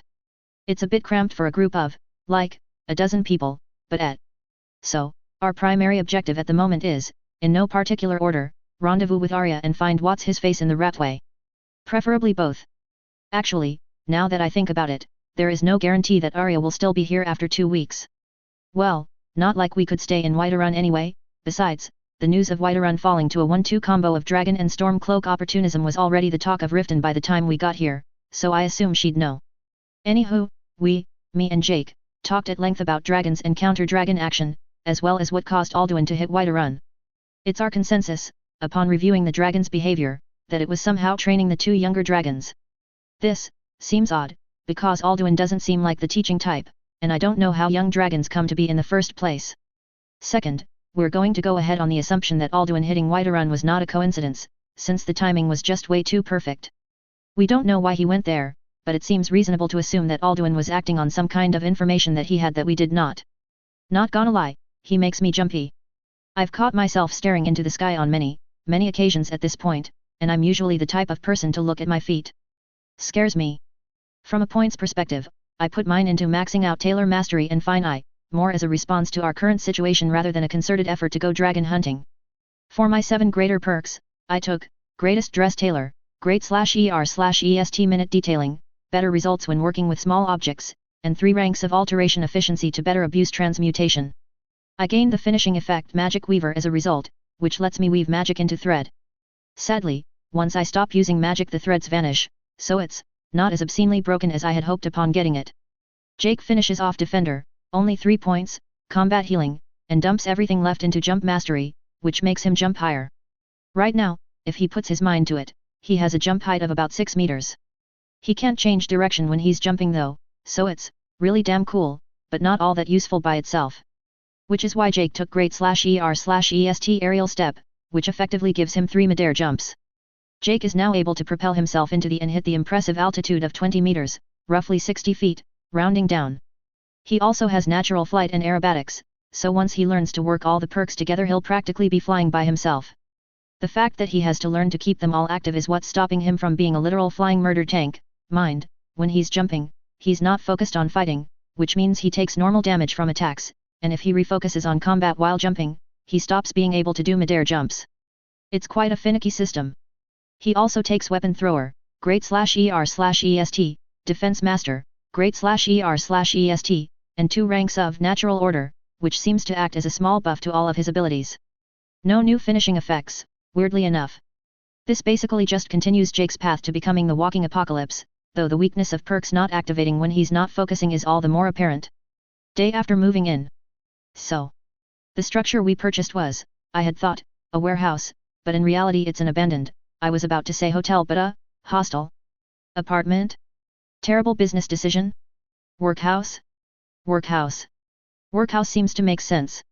The walls are fucked in multiple places and I'm pretty sure it's not actually safe to live in, but there are a grand total of 24 rooms spread over 2 floors. The rooms are pretty snug, big enough for the bare necessities of sleep and little else. I might just combine each pair of rooms into one bigger room for mutual safety purposes.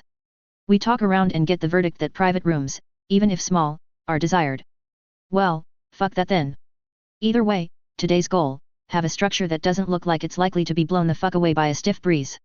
Transmutation is so great. Day 2. Time passes so fast when you're busy building a new life, or something. I spent the previous day doing construction while Jake and Party went around our new neighborhood to collect information and start making contacts. While we'd like to immediately get started on finding Arya, randomly asking questions will very likely get us noticed and not in a good way. Both of us, Jake and I, are worried about the Blackbriars and the Thieves Guild, and since this Riften is a lot bigger than the game it stands to reason that there are more big players in the city trying to play politics. Since Riften just came out of a battle nerves are still pretty high, so, being careful. Anywho, they're doing that, I'm doing this. Transmutation being used over the entire building lets me reinforce and repair the outer walls to the point where it's actually sturdy. I need more wood. For the record, despite buying the building, we're not sleeping in it yet. Too dangerous. Day 3. I got wood and slag metal. Transmutation lets me turn the slag into something more useful, nails, hinges, etc., and then use them to help rebuild the interior structure. I've done some drawing, and I've decided that, basically, the first few rooms need to be knocked down into something of a reception area to make this more of a home base and less of a business, or, at least, a business that accepts people. I'm now realizing that if we have a business-like location with pretty girls we might actually get some unfortunate misunderstandings. Day 3 Summary. The building is now more or less safe for human habitation, but we still need furniture. I'm not entirely sure how to deal with the mental whiplash that occurs from switching between surviving a dragon attack to shopping for bed sheets, but I'll deal. Consumer goods are at a bit of a premium since people are trying to profit from the existence of an army of customers. Also I think they're a little afraid of having their shit stolen. Anyways, we still can't move in because there's no furniture, but I've knocked out around half of the rooms and basically refitted, intend to refit them into a storage room, a workshop, and maybe something like a forge? Meanwhile, Jake's made a lot of friends since he's the mountain and is, well, he's not as famous here as he is in Whiterun, but a few know his name. Everybody is aware of the T-sisters because they're smokin' hot, and arguably they're the reasons why Warwolf is now well known in the group. As a response, Tiana and Teenram partnered up and are, if not necessarily being suggestive, then at least leveraging their popularity to start to create a web of informants within our neighborhood. Incidentally, our neighborhood is technically the Water Lily block, one of the earliest neighborhoods of the city and now one of the more neglected. Given how we basically shopped for that, it's not really surprising. Otherwise, no news on Arya. The residents of the Ratway are pretty insular, so getting any news is hard. There's not even the news of a very pretty woman asking questions, which, I was kind of relying on to gauge on if Arya is here or not, so that sucks. Day 4 Summary.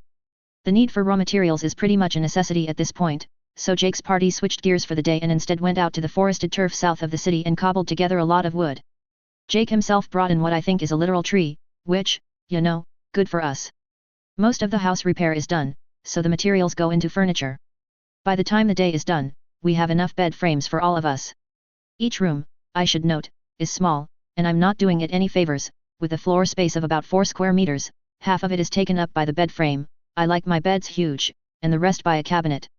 After talking it over, the girls don't want anything else since the room's already cramped enough already. We then paid a premium for scrap tent material. I think we were laughed at, but again transmutation and replace is fucking broken trademark so I don't care. Day 5 Summary. The repair work is done. The outside of the house still looks like crap, but that's more or less by design. Don't want people to come visit when we're not home. The base of the building has dropped by like 2 feet or so, because I transmuted the soil into hardened soil, and then replaced it into the walls and the floors for both insulation and defense against flames. The expanded ground room is then integrated into the 2 stories to give the rooms a little more headspace. The entire structure also has a prototype wiring. In effect, each room has a soulstone set up enchanted with candlelight. The bulb soulstone is in the ceiling, while the charging stone is inside the room.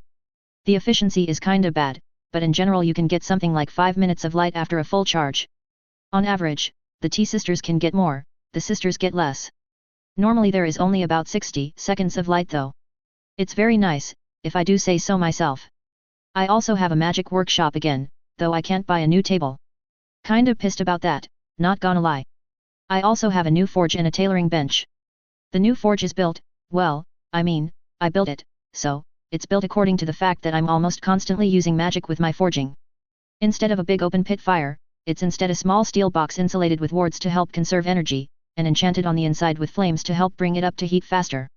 I had to buy the anvil, though, which, it is what it is. Because of the build of our new forge, it burns several orders of magnitudes hotter, and combined with the fact that we're constantly replacing steel to make it purer, means that the steel we're working with is of a stupidly high quality. In game terms, it would be like if the baseline qualities for a reinforced steel weapon, i.e. a sword upgraded to exceptional, is actually the starting build quality, functionally allowing you to upgrade it a second time. The need for large tools is comparatively lesser here than in Whiterun, largely because Water Lily doesn't have as many nearby workers for the outside, though once my name gets out that should change. Tailoring, medieval times really isn't well known for poor people having designer clothing, so it's very unlikely people will ask me to make clothing for them. Well, no worries there. Otherwise, we have an armory for spare gear, storehouse for spare house stuffs, and a chilled fridge for food. We can keep fresh fruit and grains in the main fridge, and smaller freezers can keep meat for a long ass time. It's nice. Day 6. Now that our housing is in order, we go out shopping to actually stock our larders. Our destination is not the main marketplace, but some of the wholesalers scattered about the docks. In our case, we approach one of the larger-looking establishments with the name The Grand Gatherer hung over its doors. Ah, welcome. The owner, the receptionist? The receptionist Argonian says wheezily. The Grand Gatherer has the grandest of deals, all under one roof. He sounds bored. How may I help you? We get to work buying food of all types and then materials for tailoring and smithing. As we do, we gain more and more attention, especially as it becomes obvious that we're incredibly big spenders when we cross the 1,000 gold threshold. How are our funds? As a completely unrelated side note that has absolutely no bearing on what we're doing right now whatsoever, septims don't have any kind of anti-counterfeit designs on them apart from their complex design. Replace and transmute don't have any increased costs for, straight up copying a coin. Or a few hundred. As a possibility. The reason why we're so good at replace/transmute now is because, among other things, we've been making coins non-stop on the trip towards Riften. Incidentally, because we're using magic so much, our cap is now extremely high. Anyways, after buying all the things, the now very, very friendly Argonian volunteered a team of 4 workers to help us carry our new goods back to our living place. They were surprised, I think, at the fact that we headed into Water Lily and not some place more upscale, but they're getting paid so it's not like they care. For the record, the outside appearance of the building is very much so just a long, tall house. We do have a section of the roof that's accessible and is flat, needs space to air out laundry, but otherwise it's pretty indistinguishable from the general skyline that is the Water Lily area. I like it. I've also put in a fair amount of defenses, because I know the Thieves Guild exists and I don't see why I should trust them. Third-person camera. Hard to believe a place like that has any kind of wealth. Argonian worker A huffs after pocketing his service fee. Good people, though. Yet. Argonian worker B chuckles. Think they'll be interested in a place like this? Hard to believe they wouldn't. Argonian worker A shrugs. What do you think, Bernjulf? Nord worker C, Bernjulf, scratches his beard. Well, I don't know. They don't seem to be the dangerous type. He lies. Could be worth a few more coins if we play our cards right. He tugs at the bandana covering his hair. The big one's the mountain himself, after all. I've seen plenty of men be named after mountains. Argonian A says. This one doesn't seem that different. And the weedy one's got some adorable daughters. Argonian B says. I don't think they're poor enough to live in the Water Lily. Bernjulf thinks it over. Well, a little bird told me that they're escapees from Whiterun, after the town was lost to the Stormcloaks. He grins. Refugees come in all shapes and sizes, after all. So, what's your plan? Argonian A asks. Well, that's an easy one.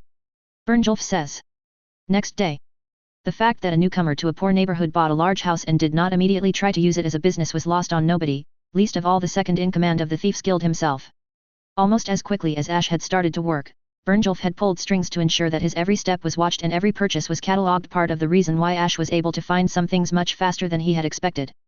Bernjulf also expected carpenters to be hired for what he had correctly deduced was a repair effort, but curiously that did not happen. Even so, going by the proviso that nobody is dumb enough to spend all of their money on a house, Bernjulf calculates that these newcomers have a net wealth of somewhere around 10,000 gold, more, depending on what actually came in with them through their cart. That kind of refugee money would easily make them a minor noble family. Bernjulf notes as he watches the Warwolf house from a neighboring shed. And judging by the clothes the daughters wear, their father's a bleeding heart. He quickly tallies Jake and the T-sisters' gear. Are they a mercenary company? The way they move seems very experienced. He makes a note not to fuck with Jake. He feels dangerous. After ensuring that Jake's unit had left, he sneaks towards the house while keeping care of his surroundings. Water Lily, by virtue of being largely workers' housing, tends to be empty during the day of any civilians, and those that do frequent its streets know to look the other way. Bernjulf, wearing his favorite quilted coat, was thus unharassed as he beelines towards one of the many points of entry of the house. Gauging distance, he tosses his grapple onto the railing protecting the top floor, and nods to himself as it catches with much more strength than it would a stone railing. All castles should have these railings. Bernjulf grins as he climbs with incredible speed. Would make them so much easier to loot. In no time at all, he's on the roof. Well, that looks ominous. He mutters at the sight of the glass door blocking his way in. What is that? Keeping himself low, he sneaks up to the glass door and sees the handle. So it is a door. He examines the lock and recognizes it as a lock delivered by a locksmith well within his pockets. With practiced ease, he picks the lock and steps in. On the first floor in the forge, Ash immediately perks up. Well, fuck, he thinks as he sees the corners of the forge light up. He pulls a half-finished sword and immediately leaves. Good thing the girls are asleep. Brynjolf, in his case, steps into the house, down the small staircase, lands on the second floor, and then immediately feels his hair rise. What kind of floor is this? He gingerly takes a step, hearing no noise. Worrying. He takes another 5 steps before the sound of a door opening causes him to stop and retreat. Normally, a house like this would have blind spots for him to hide in, but here there is nothing but a straight hallway. The source of the sound is Alma, who rather needed to use the bathroom. She steps out into the hallway, turns to close the door behind her, and then freezes upon seeing Brynjolf. Brynjolf grimaces inwardly. Well, a little roughing up wouldn't hurt my conscience too much. He suddenly sprints forward, fully expecting the little girl to react in the way any little girl should. True to his expectations, she turns and immediately sprints away.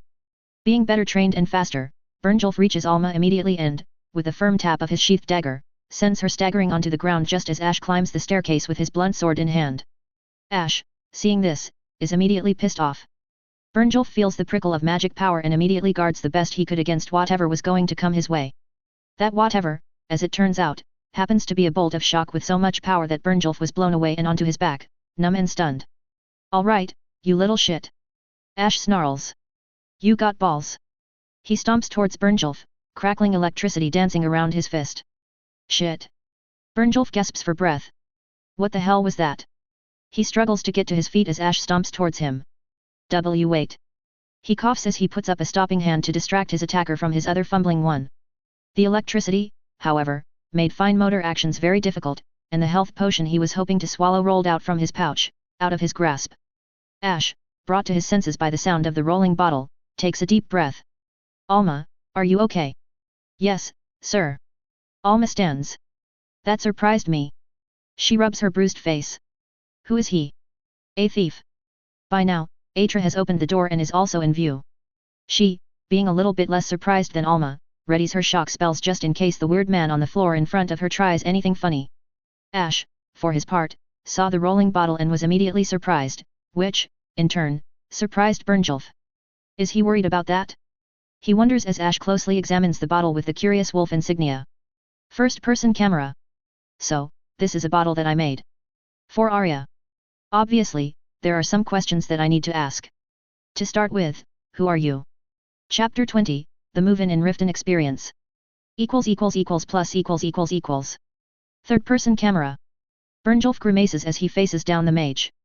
=+=+====================================================================================================================Well, this is a pickle. He steals a sideways glance at the dagger lying a good 2 feet away from his hand. He could reach it if he made a large move, but Ash shoots the dagger with lightning and it slides underneath a door. Well, that's useful. Brynjolf gulps. If there's one thing that the Thieves Guild should be known for, it is their ability to deceive and manipulate, so that the victim doesn't even realize that they were stolen from until much, much later in their week. As the Vice Guild Master, Brynjolf was quite versed in the arts taught and practiced by the guild. One such art involves lying vicariously without a shred of shame. I am sorry. I didn't know. He says, perfectly mimicking the voice of a young man who's done something stupid and is now way over his head. It helped that he shaved this morning. Ash scowls. Who are you? I'm new, and I'm sorry, and I won't do it again. Brynjolf sputters, perfectly panicked. Fun. Not what I asked you. Ash's hand crackles again. Inwardly, Brynjolf smiles. Quite easy to read. Right, my name's Fan. Brynjolf says, complete with an extremely obvious I'm lying body language. Ash sighs. Right. Well then, Fan, why are you in my house? Oh, he let that one slide? Interesting. My boss said that your thing. House. Your house was super rich. Brynjolf looks around. So, I figured. You. Ash frowns. Aren't that bright, are you? Well, we're still on track. Brynjolf could have shrugged. I'm just new to this. He says with a sulk. Nothing wrong with that. One of the major tenets of speechcraft was to make sure that the other side feels like they're in control of the conversation, and he seems to be succeeding on that end. Ash rolls his eyes. Right. Well, more to the point, where did you get that bottle? Brynjolf gives Ash the deer in the headlights look. What bottle? The bottle in question was rolling next to his feet. That one. Ash says, indicating the bottle. Where did you get it? Brynjolf makes a decision. Probably not good to be too stupid about this. My, boss, gave it to me. He says. Something about it being good for me. Hey. Ash scowls some more. Who's your boss? Why the sudden interest? Bernjulf wonders. Some bloke named Bernjulf. Why? He says. Ash cocks his head. And he didn't say anything else about this. Well, he said it was a potion bottle and I believed him. Bernjulf shrugs. Said it was valuable too. First-person camera. Alright, so, now what? Apparently I've nearly shocked a rat to death. He has ties to Bernjulf and thus the Thieves Guild, but he did try to rob my house and tried to shank my girls, plus, this is Riften, which means the local guards are likely in somebody's pocket. I mean, he's an asshole, but I'm not exactly in the mood to just kill some random chump. Decisions, decisions. Okay, I got it. Alright, here's what we'll do. Nope, I changed my mind. I cast calm on the guy. Bernjulf blinks in surprise and then instinctively shakes it off. Hey? Wait, he shook it off? I'm not gonna toot my own horn here but I'm fucking amazing when it comes to putting raw power into my spells, and you're telling me that this, whoever he is, just resisted it. Like, given how I thought he was a random schmuck, I hit him with a calm powerful enough to sedate him, ish. You don't just shrug it off. Was that magic? Fan asks. What did you just try to do to me? He starts to panically scramble back and we can't have that now, can we? We throw some bolts around him and he immediately stops scurrying. I didn't say you can leave. Let's not tell him that my spell didn't work on him now, shall we? For now, I'd rather that you stay put so we can figure out what to do with you. Let's see here. Well, we have a lot of rooms and quite a few of them are empty still.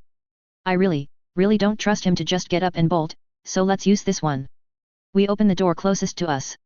We're about 2 doors down from him. Come towards me and into here. I say. Stay on your hands and knees. Fan complies slowly and crawls towards me. I back up and maintain shooting distance until he gets into the room, and then close the door and transmute the latch into basically a slab of steel. Anyways, who the hell is he? The bottle given to Arya is made to fit onto her belt and not affect her combat speed and has the werewolf insignia on it. Apart from that, it isn't super duper valuable or whatever, so, why did she get rid of it? Was she hurt bad enough to need to use it and toss it like that? Well, I guess, more accurately, 1, why did she get rid of it, and 2, what did the Thieves Guild see in it that made it worth taking? I'm not dumb enough to take everything that Fan said at face value, regardless of how true it sounded, but there just isn't enough information. Anyways, let's see to our girls. Just some minor bruising. She walks it off like a champ, of course. Third-person camera. Bernjulf found himself both locked up and slightly impressed by the mage who did it. He's robbed plenty of magic practitioners throughout his life as a thief, and thus has seen a wide spectrum of personalities as a result. His personal favorites were the ones far too prideful of the fact that they mastered a spell besides flames and healing, and his least favorites were the ones that tended to shoot first and never ask questions. Well, that wasn't entirely true, the shoot first ones were fun in their own way. But this one is special. Not because of the precision shock magic, but because of the fact that the lock to the door seemed to have been sealed with a sheet of metal. Either his sense of security is too warped, or he placed this here afterwards.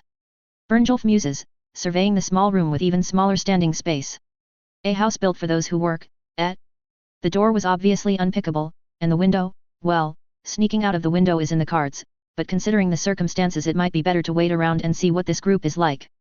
Best case scenario, this wizard, who is very likely the same one that put all those fake coins in circulation, would be very open to be recruited as an associate to the Thieves Guild. As an added bonus, the bed's quite nice. First-person camera.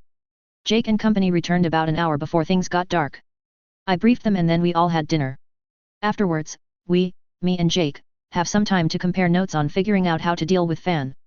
Obviously, no named characters in the storyline with that name. Jake says. Unless you count the annoying Fan, but, you know. I'd say he's Bernjulf by virtue of him being a Nord and matching the description, but then we would have seen like, 40 of him on our way home. He scratches his head. You think the number 2 of the Thieves Guild would actually stay back and let someone else take the risks? Yeah, this is why though I don't know who Fan is, I don't think he's Bernjulf. He resisted my magic, so I think he's at least a ranking member in the guild. Jake nods. Maybe I'll intimidate him. So we're going to scare some dude into telling us where a cute girl is. Cool. So we do. I unblock the door and open it up to reveal the man sleeping peacefully on the bed. At least strip before you do that, damn it, now I have to wash the bed. Jake loudly clears his throat, and the man stirs. Am I free to leave? Fan asks groggily. This is the best prison I've ever been to, I have to say. He finally sees Jake standing at the door. You're, not him. I'm hiding out of sight. You're Fan, yet? Jake asks gruffly. You got balls trying to sneak into our house. In my defense, your house is rather large. Fan says while steadily backing away towards the window. I'm kind of new at this.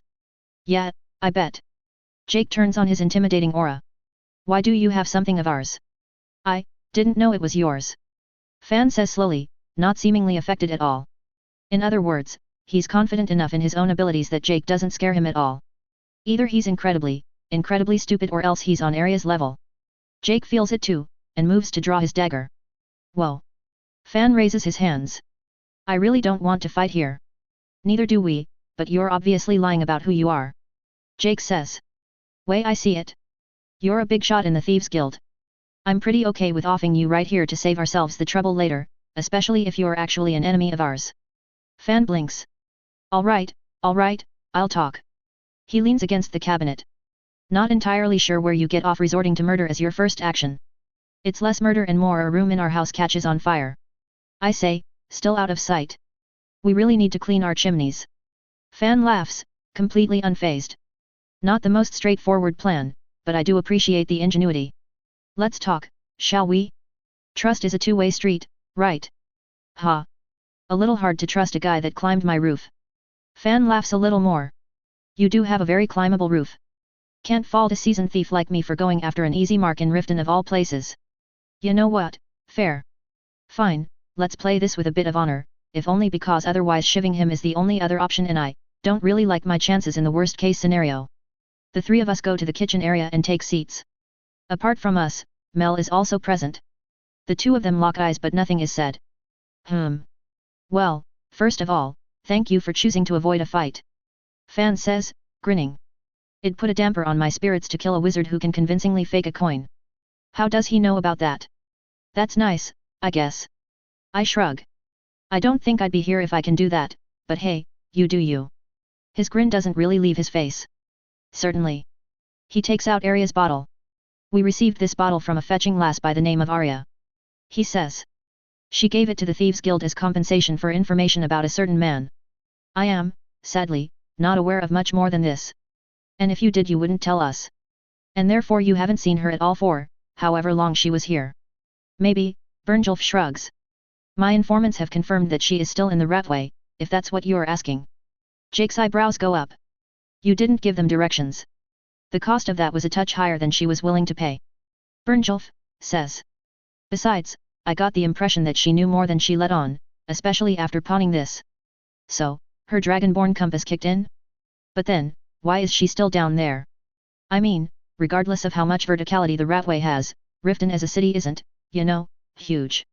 It takes a few hours tops to walk the walls, and the twisty-turniness of the Ratway is, then again, searching for people is hard, and searching for poor people in a place of dubious repute is harder, so. Jake frowns. Is there something in the Ratway that would make her fuck up a search, though? I mean, you know what she's like. He says with a glance to me. Ah, yes. Bernjulf nods at me. You are a wizard, which means that the lowest levels of the Ratway might prove to be especially hard for you. Oh? Why is that? Bernjulf grins. Black Reach. What about it? What's that? Jake has an expression of ooh I see.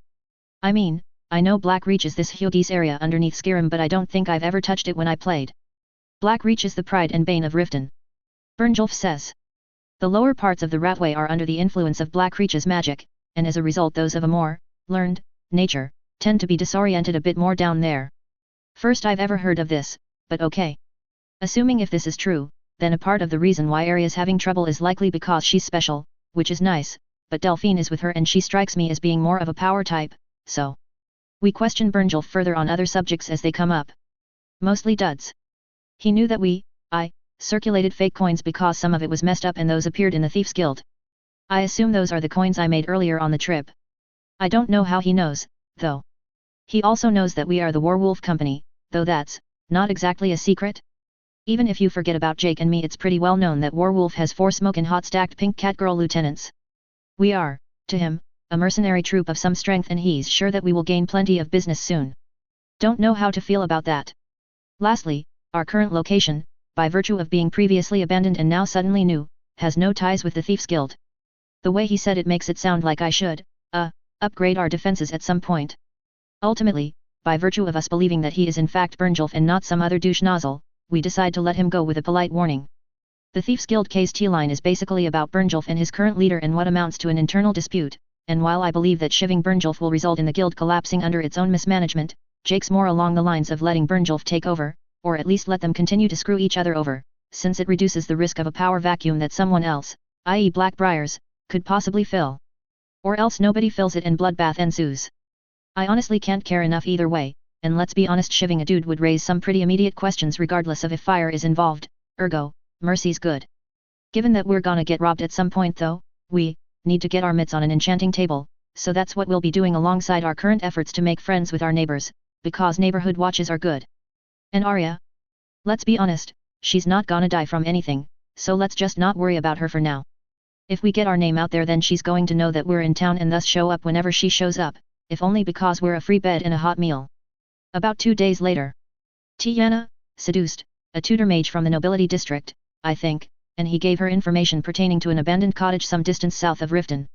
This cottage is home to a renegade alchemist / mage / some kinda shady person, which means that we're here to investigate and to loot it until it burns to the ground if need be. Finding the place turned out to take longer than expected owing to the woods and general terrain shenanigans, but we're here now. We as in, me, Jake, and Tiana. It really is just a small shack. Jake remarks as we stare down said shack. Aight, we doing this? It's not a crime if there's no survivors. Tiana says cheerily, and we approach. Scoping out the windows, we see nobody inside. Jake then violently smashes open a window and climbs in. Tiana sulks as she doesn't get to demonstrate her lock-picking skills. Our haul is, daily necessities, alchemical materials, alchemical gear, mortar, pestle, so on, an enchanting table, just the tablet actually, of rather, pristine, nature, a selection of non-magical books, and a stack of currently unidentified scrolls. Hey! Tiana remarks as we catalog our haul. Surprisingly wealthy for a man in the middle of nowhere. Which I take as we're gonna pay for this sometime in the future. To cover our tracks, and apparently because we have no shame, we stick around until dusk to see if the owner of the house shows up.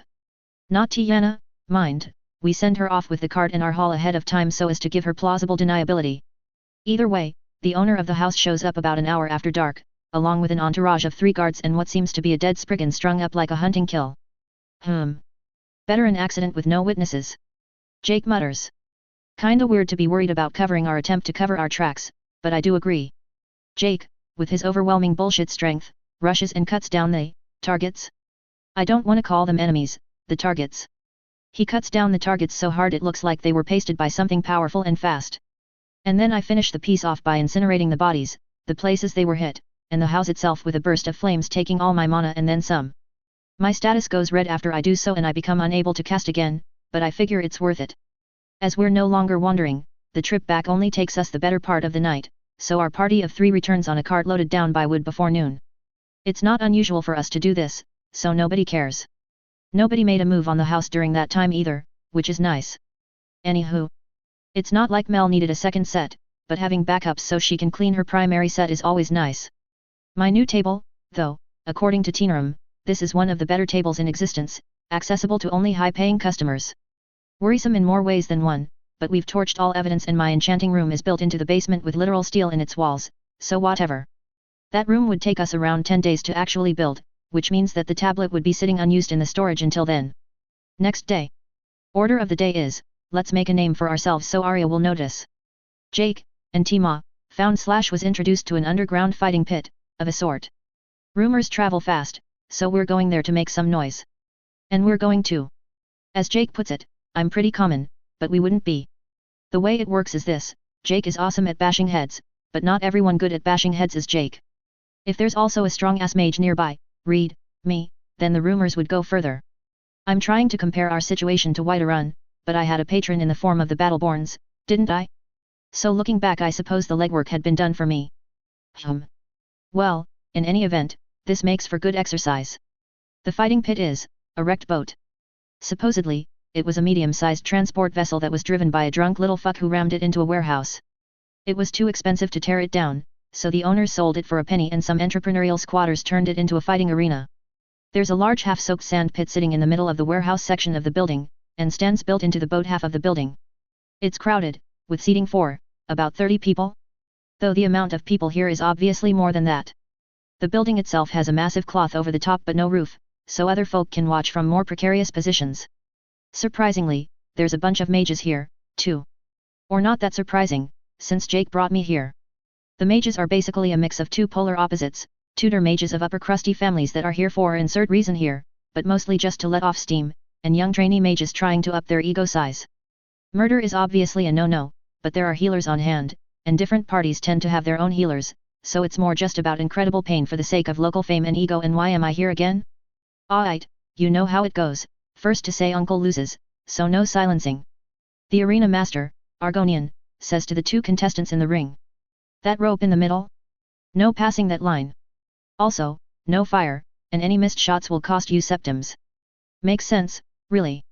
Surprisingly well organized. He explains it to every mage that gets in the ring, and they wear a copper ring around their wrist to signify their agreement. Kinda neat, not gonna lie. Ahem. In the left corner with the blue sash, the Breton mage tutor of some rich family.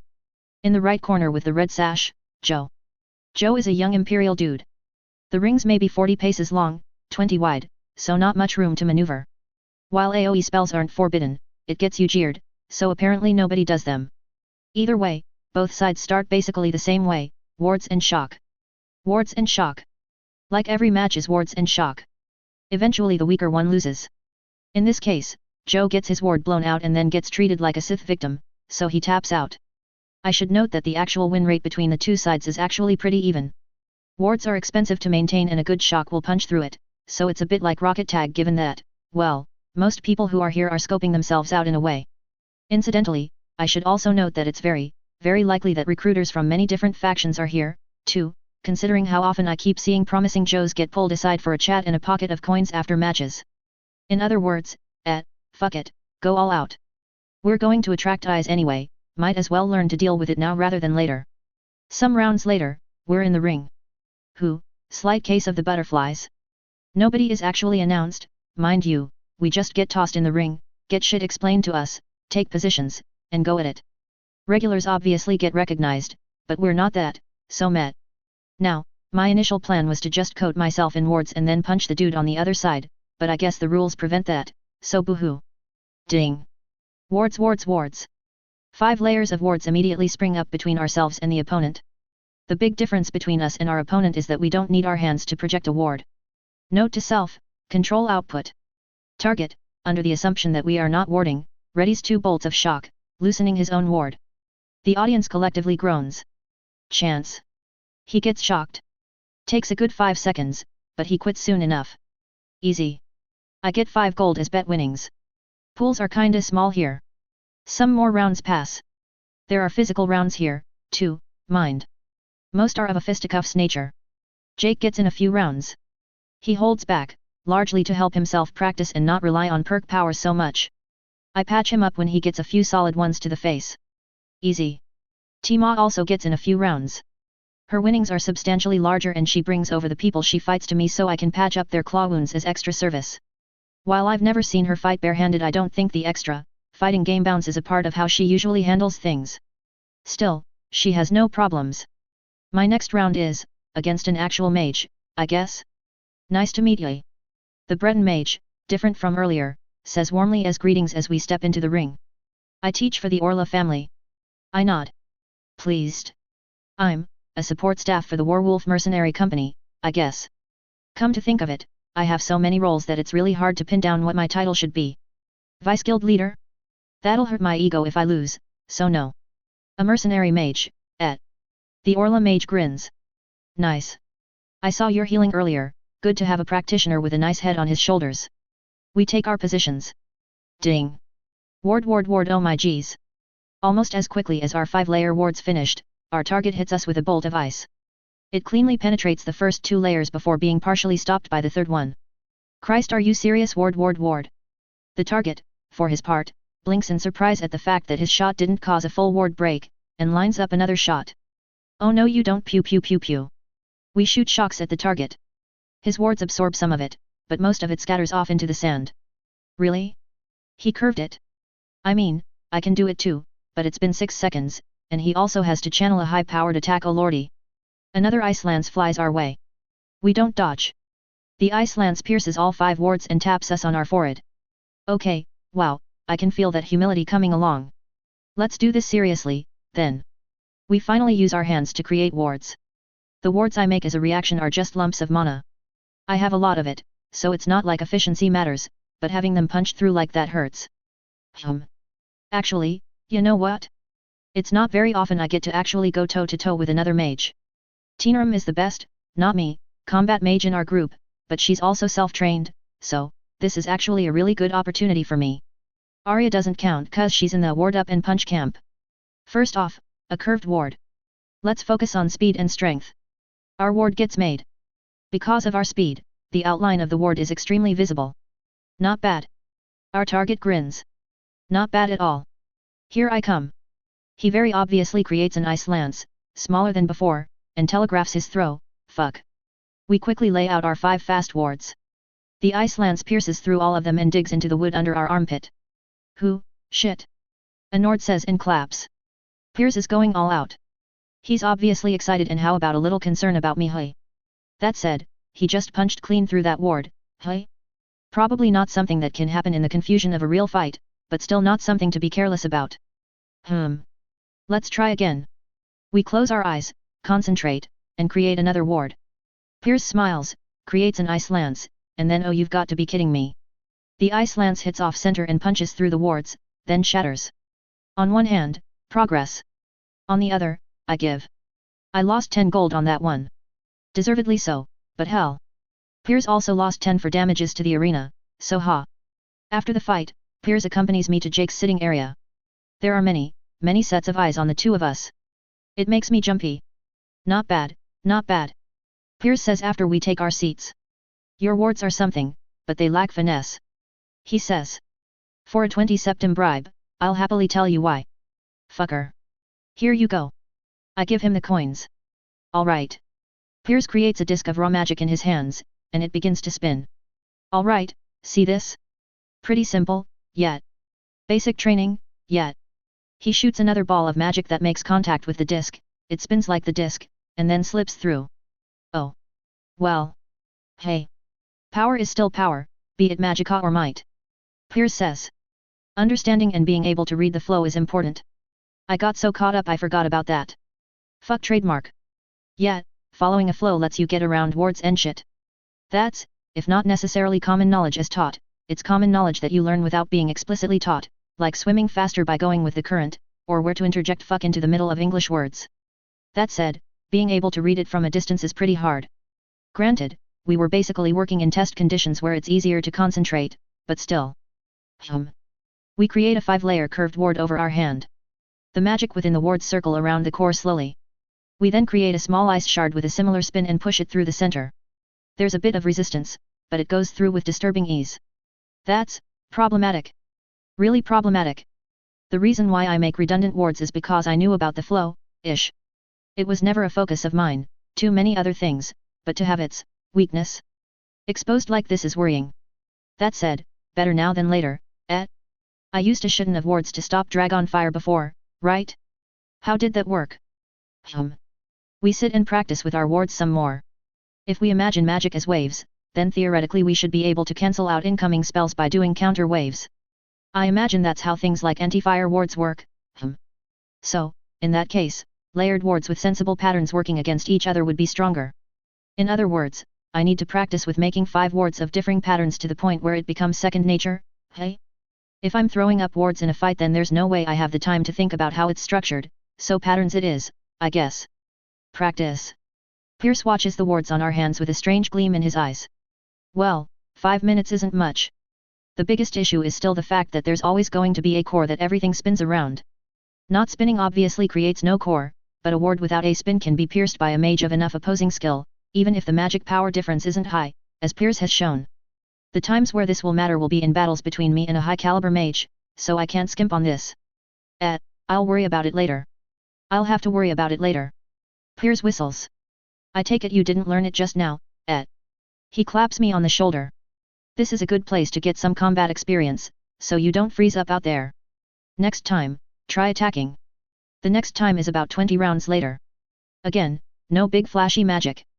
Piers makes a curved ward. I can't tell how it spins from here. His magic sense is very refined. Whelp. Hammer. We create a large bolt of shock and very blatantly concentrate it down to the size of a needle. Piers sees this and also very obviously moves his ward arm away from him, as if to say shoot here. K.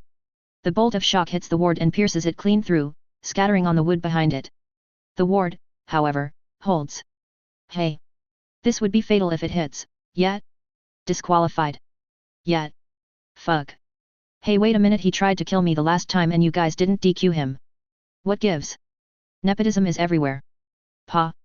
In the end, I lost more than I gained, but I managed to learn quite a bit about how to control my magic and refine it for combat purposes.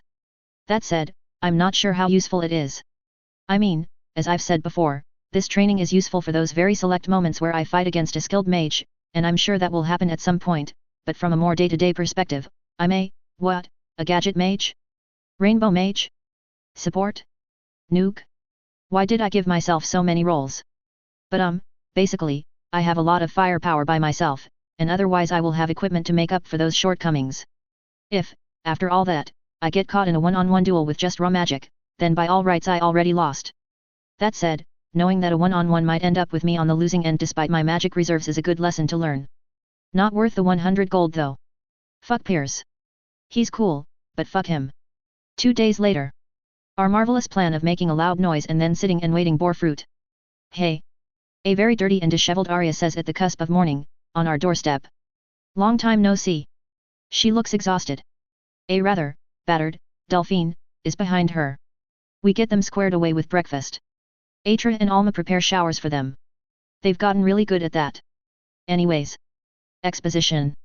In a nutshell, no leads, blind searching, much time wasted. The fact that Arya's hella pretty also made it hard going since they basically kept getting ambushed at every corner. Arya's technically a mass murderer now since after some point she stopped giving a shit about only figuratively disarming them. Might be why she scrubbed herself extra hard in the shower. Either way, she now has a home base and a clean set of clothes, as well as people to talk to. That said, I still find it hard to believe that the two of you never just came back up and stopped to regain your bearings. Post-lunch discussion around the table. Arya fidgets. I got lost.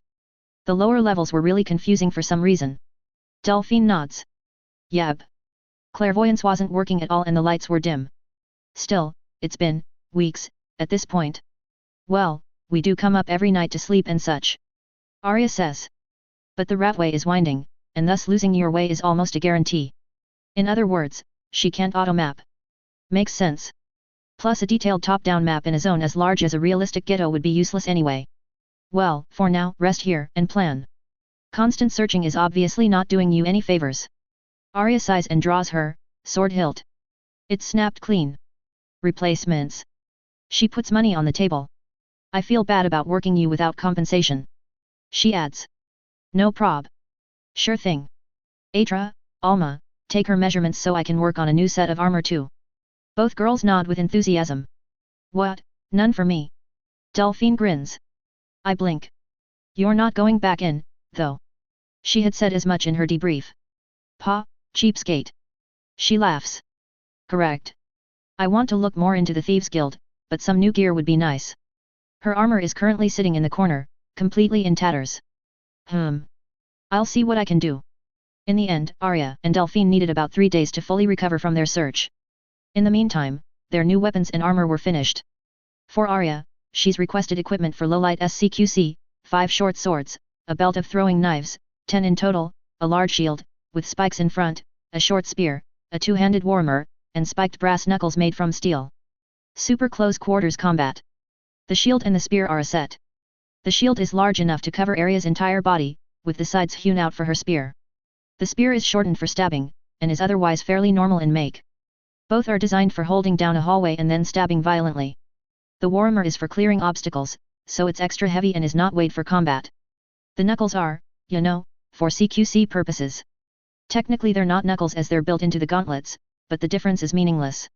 Her armor, she requested for something that is light enough to move quickly in, but also strong enough to handle sustained action. I don't really know how to do that. To be honest. My first armor set was a compromise that heavily relied on spun steel to try and save on weight, but the end result ended up being too heavy for rapid movement and too weak after a strong ambush hit. The second attempt is more of 2 shirts with thatch weave steel sewn into her vital areas. They provide enough flex and bend to defend against all forms of attacks except slashing ones. Her gauntlets are fluted to guard against slashes. The end result is an armor that looks rather patchwork-y but is strong enough where it matters. While the weave is easier to maintain due to its relative independence, it's also easier to dislodge due to heavier hits if things get bad. We then spend another 2 days watching Arya spar with the others and then adjusting her armor depending on their experience. The weight of the armor gets shifted to the front to make charging attacks more powerful. I guess she expects the offense is the best defense kind of thing. She also ditched the shield and spear as they were not useful. She's also, more taken with the warmer than I had expected. Speaking of which, since I can basically hack reality, I made a small hallway in our basement that's dimensionally the same as the Ratway. Gear testing in near-live conditions is good. At the end of their gear testing period, Mel gets a very interesting thought in her head.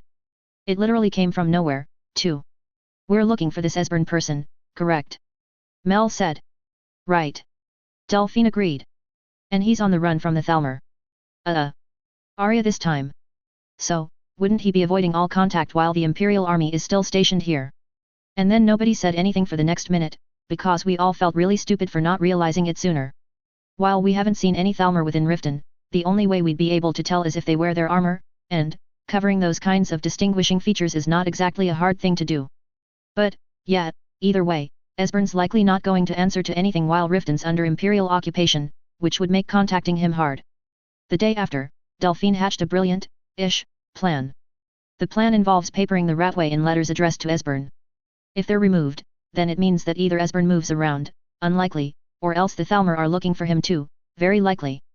The letters, incidentally, are written like so, in plain English, to Esbern. Then 2 paragraphs copied from Mixed Unit Tactics double-coded with Playfair. Passcodes are Esbern and Skyrim respectively. Kinda boring, but cannot use duplicate characters in a key. 1 day later, the papers were gone. While we don't have total, conclusive proof that the people we wanted to take them took them, it's a fair guess to say that those who live deep in the Ratway aren't the kind to take things that might trace back to them, especially if it's obviously coded, and thus the ones that do are the ones who care. Either way, we're kinda stuck kicking our heels until the Imperial Army leaves, Sometime later, Riften Noble Quarters, third-person camera. Like Arya, or perhaps mimicking her, the Thalmor had their own task force in Riften to seek out the whereabouts of Esbern. Like Arya, they were also looking for him in order to discover information on dragons. Unlike Arya, they had arrived nearly a year earlier, and are mostly responsible for why Esbern is so much harder to find. Well, that's a bit of a lie. Until rather recently, the Thalmor had no idea who they were looking for in Riften, and were simply conducting counter-espionage and deep cover missions. In fact, quite a few of Riften's most outspoken voices against the Empire were of their making. Regardless, like Arya, they've had no luck finding anyone of importance, or any news worth considering. They had even less trailing after Esbern, and Arya coming onto the scene didn't help matters. More searchers would only send Esbern deeper into hiding, after all. Until, that is, they found the notes posted by Arya, obviously in code. Not knowing what the code is made them suspect a number of possibilities, and thus the Thalmor confiscated as many pieces as they could. Initially they also bought any of the notes the other Ratway civilians took, but stopped after a quick analysis of the first 30 copies or so revealed that it was apparently the same message. That said, how's it going? A Thalmor mage asks as he strides into their decoding room. The decoder sighs. I'm getting nowhere. He glances at the pages one more time, both from Riften and those given to him from Solitude, as if that would help. I don't know what the hell this code is or how the Blades got their hands on it, but it's a nightmare. The mage glances at the decoder's battlefield and makes a face. Not even you, huh? Any luck from the others? The look on the decoder's face told him everything he needed to know. Well, keep at it. Our success or failure is riding on you, friend. I know, and that irritates me to no end. The decoder laughs. The mage stares again at the decoder's battlefield arrayed before him.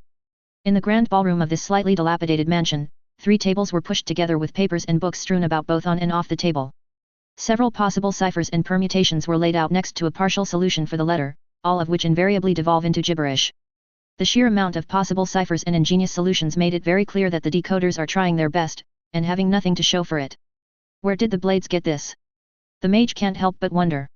Something this complex can't possibly have come just out of the blue. Did we make a mistake somewhere? He thinks back to the conditions surrounding the first notes on this new cipher. There was a father with 2 girls in Solitude that worked in tandem with Delphine Yend.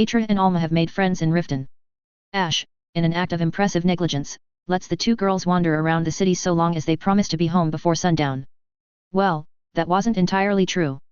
While the new Warwolf house is strong, it is, as Bernjulf proved, not impervious to entry.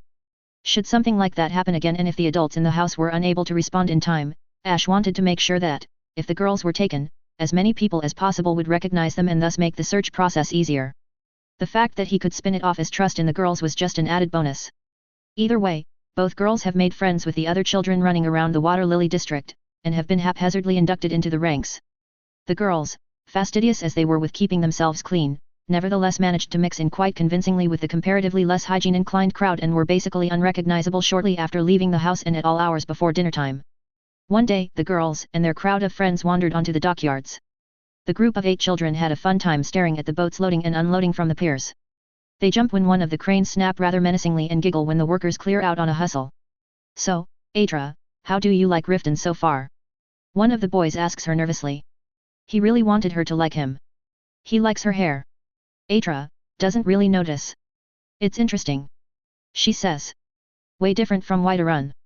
Do you carry that with you all the time?" Another boy asks, pointing to her knife. "It looks cool." He's in the same boat as the first boy. He doesn't really know anything about Atra but thinks she's nice. "It's useful." Atra pats her knife. "I can do a lot of things with it." Given Atra's size, the knife was more a short sword, but she didn't care enough to make the distinction. "What do you guys want to do today?" the leader of the group, a Reguard girl some 14 years old or so, asks. "Going on the docks is really dangerous when they're working. Let's go into the circle." Boy C offers. "I've never been to the top." The circle is one of the many nicknames for the shopping tower that makes up the center of Riften. "I have." Boy A puffs up his chest. "The view's great." "Well, why not?" The leader hops to her feet. "There's a punishment waiting if you hit anything on your way up." She grins. Yeah, sis." Boy B huffs. "We know you'll be the first person to knock things over," he says to general agreement. The leader pouts. "Sometimes grown ups like me have things in their mind," she says with a snide smirk. "So you are." Boy B rolls his eyes and hop back quickly to avoid getting grabbed by the leader's sisterly anger. He leads the way to the Riften's marketplace, escaping from her chasing all the while. The circle, as it turned out, was not as busy as it could be today. "Must be because of the weather," Boy B says. "Looks like rain today." "A little rain never stopped them before," the leader says. "Oh well." She heads up the stairs and almost immediately trips on the sturdy but rather randomly angled stairs. The view from the top of the circle was not particularly impressive. While tall from the ground, it was very apparent from the top that the nearby buildings of better construction overshadowed it by enough to matter for the purposes of getting a good view. Slightly disappointed, the children descend while comparing all of the things they saw from the spreads of the slightly reduced shops around them. Now, with one less thing to do, the children wander over to a low stone wall and take seats. After a fashion, Alma notices something in the distance. "Who are they?" She points to another group of comparatively younger-looking children. Alma's the youngest of her current group and her age was now just barely in the double digits, a fact she reminds anyone who thinks she's small. Atra follows Alma's arm to a group of 3 small, thin-looking children on the far side of the circle's grounds. "Probably orphans," Boy A says. "They wander around here a lot with the other beggars." "Orphans have to beg?" Alma asks uncomfortably. "Don't they get some kind of help?" "Well, they're not dead," the leader says with full levity. "So that's something." She looks at Atra. "Not something you two ever had to worry about, right?" Atra didn't answer. The two of them didn't really get along. They watch the orphans wander around the circle a little before the children sight the group and approach. The average age of Atra's group is about 11. The orphans are about 7. "Hi," the leader says slowly, visibly shrinking away. "What do you want?" "Hi Amy," one of the orphan boys says. "How are you?" "I'm all right." The leader replies. What about you, Hvar? Is everything alright? Is Greta being, well, you know. Greta lets us out now and again, so it's not all bad. Hvar says. New friends. He stares at Atra and Alma. Atra hops to her feet to bow. I'm Atra. Alma does the same. Hvar isn't quite sure how to respond. Wanna play? The two groups merge, more or less, and wander around the area some more, mostly focusing between the docks and the circle, to avoid going too far. Initial discomfort aside, the children, being children, take to each other quite well, and after one run-in with a cart of vegetables any visual differences went away. Eventually, the children burned out some of their energy and settled on what children do best, comparing what they know with each other. I can already do flames. Boy B says, flexing his hands and shooting out a small puff of fire. I don't get to practice at home, though. Mama says it's too dangerous. It would be bad if you burned down the neighborhood. Boy A grins, opening and closing his hands with small puffs of flames. Not enough practice will do that. Boy B pouts. Oh, shove off. What's the biggest flames you can make, then? Boy C challenges Boy A. Boy A raises his hand into the air, checks to see if there is anybody in his firing radius, then lets loose a blast of red flame-like magical energy. A mage with any training could tell that the flames were basically just a faintly red cloud, visually neat but not dangerous in any way. The orphans clap energetically. Your turn, Atra. Boy A says with a little bit of pride. Well, okay.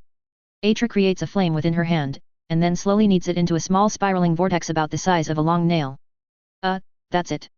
Boy C deflates. Father said that the size of the flame isn't important. Atra says. Well, if he says so. Boy C says with the faintest hint of a scoff. He, like a few children around him, absent-mindedly tug at their collars against the afternoon's rising heat. Was it this hot before? I think Atra's papa would know a lot about magic. The leader says. He's pretty good, right? The best. Alma grins. She also has a small spiral of fire in her hand. Hey, that's not bad. They hear someone say. The kids look around to see a teenager escorted by a guard and his tutor. You girls can do magic. The teenager was very well groomed and dressed, and would, honestly look like he came from a rather similar economic standing as Atra if, you know, Atra hadn't been romping around the dirtier parts of town for a few hours prior. Regardless, the boys immediately recognize this person as of the upper crust and therefore their mortal enemy. What's it to you? Boy A asks/accuses. The teenager throws up his hands. It's just surprising, that's all. He has a playful, if rather devious smirk on his face. Didn't think little kids like you could do something like that. For context, the teenager is, at best, 2 weeks older than the leader. We have good teachers. Atra says evenly, standing up. Her standing up elicits a response from the guard in the form of a slight shift in body language. That shift also causes boys A and C, who were about to each take a menacing step forward, to reconsider their action. I'm sure. The teenager says condescendingly. Not out of malice or anything, but because he believes rather wholeheartedly that the tutor he's had from a small age is the best mage in the world. Unfortunately that distinction wasn't really communicated to Atra, and her eyes narrow. I would kindly like to remind you to avoid speaking ill of my father. She says extremely formally. The effect is rather lessened by her disheveled appearance. Regardless, the teenager was just bored and realizes that he's struck a sore spot. Ah, I see. He bows. I apologize, it was not my intention to take slight of your peerage. Boy A hisses, what does that mean? To Boy B. Atra is also slightly lost. Well, as long as you know. She folds her arms and goes humph. Who are you anyway? Alma asks. You're kinda rich looking. She looks him up and down. Ah, right. He bows. I'm Lais Conniff, second son of the Conniff family. He smiles politely. Pronounced Lees. Alma. Alma says with some hostility. Pleased to meet you, young lady. Lais nods. So you were talking about magic? Does it mean you can do magic? The leader asks. Flames and healing aren't considered real magic, since everyone can do it to some extent. It's like people throwing punches, people can compare their strength by doing it, but just throwing punches doesn't automatically make someone a boxer. Well, to some extent. Lais creates a small frostbite icicle in his hand. Atra and Alma both glance at each other. Ash had given them explicit orders to avoid using anything but flames and healing unless they're actively fighting somebody. But at the same time it would feel really good to strut over Lais. But, they hold, because they are good little girls. Ish. Regardless, as children do, about 10 minutes later they're all playing together as a group, with actual adult supervision in the form of Lai's underpaid and overstressed bodyguard. Soon enough, they come across an interesting sight, a tent, flying an imperial flag, presiding over what looks like a fighting pit.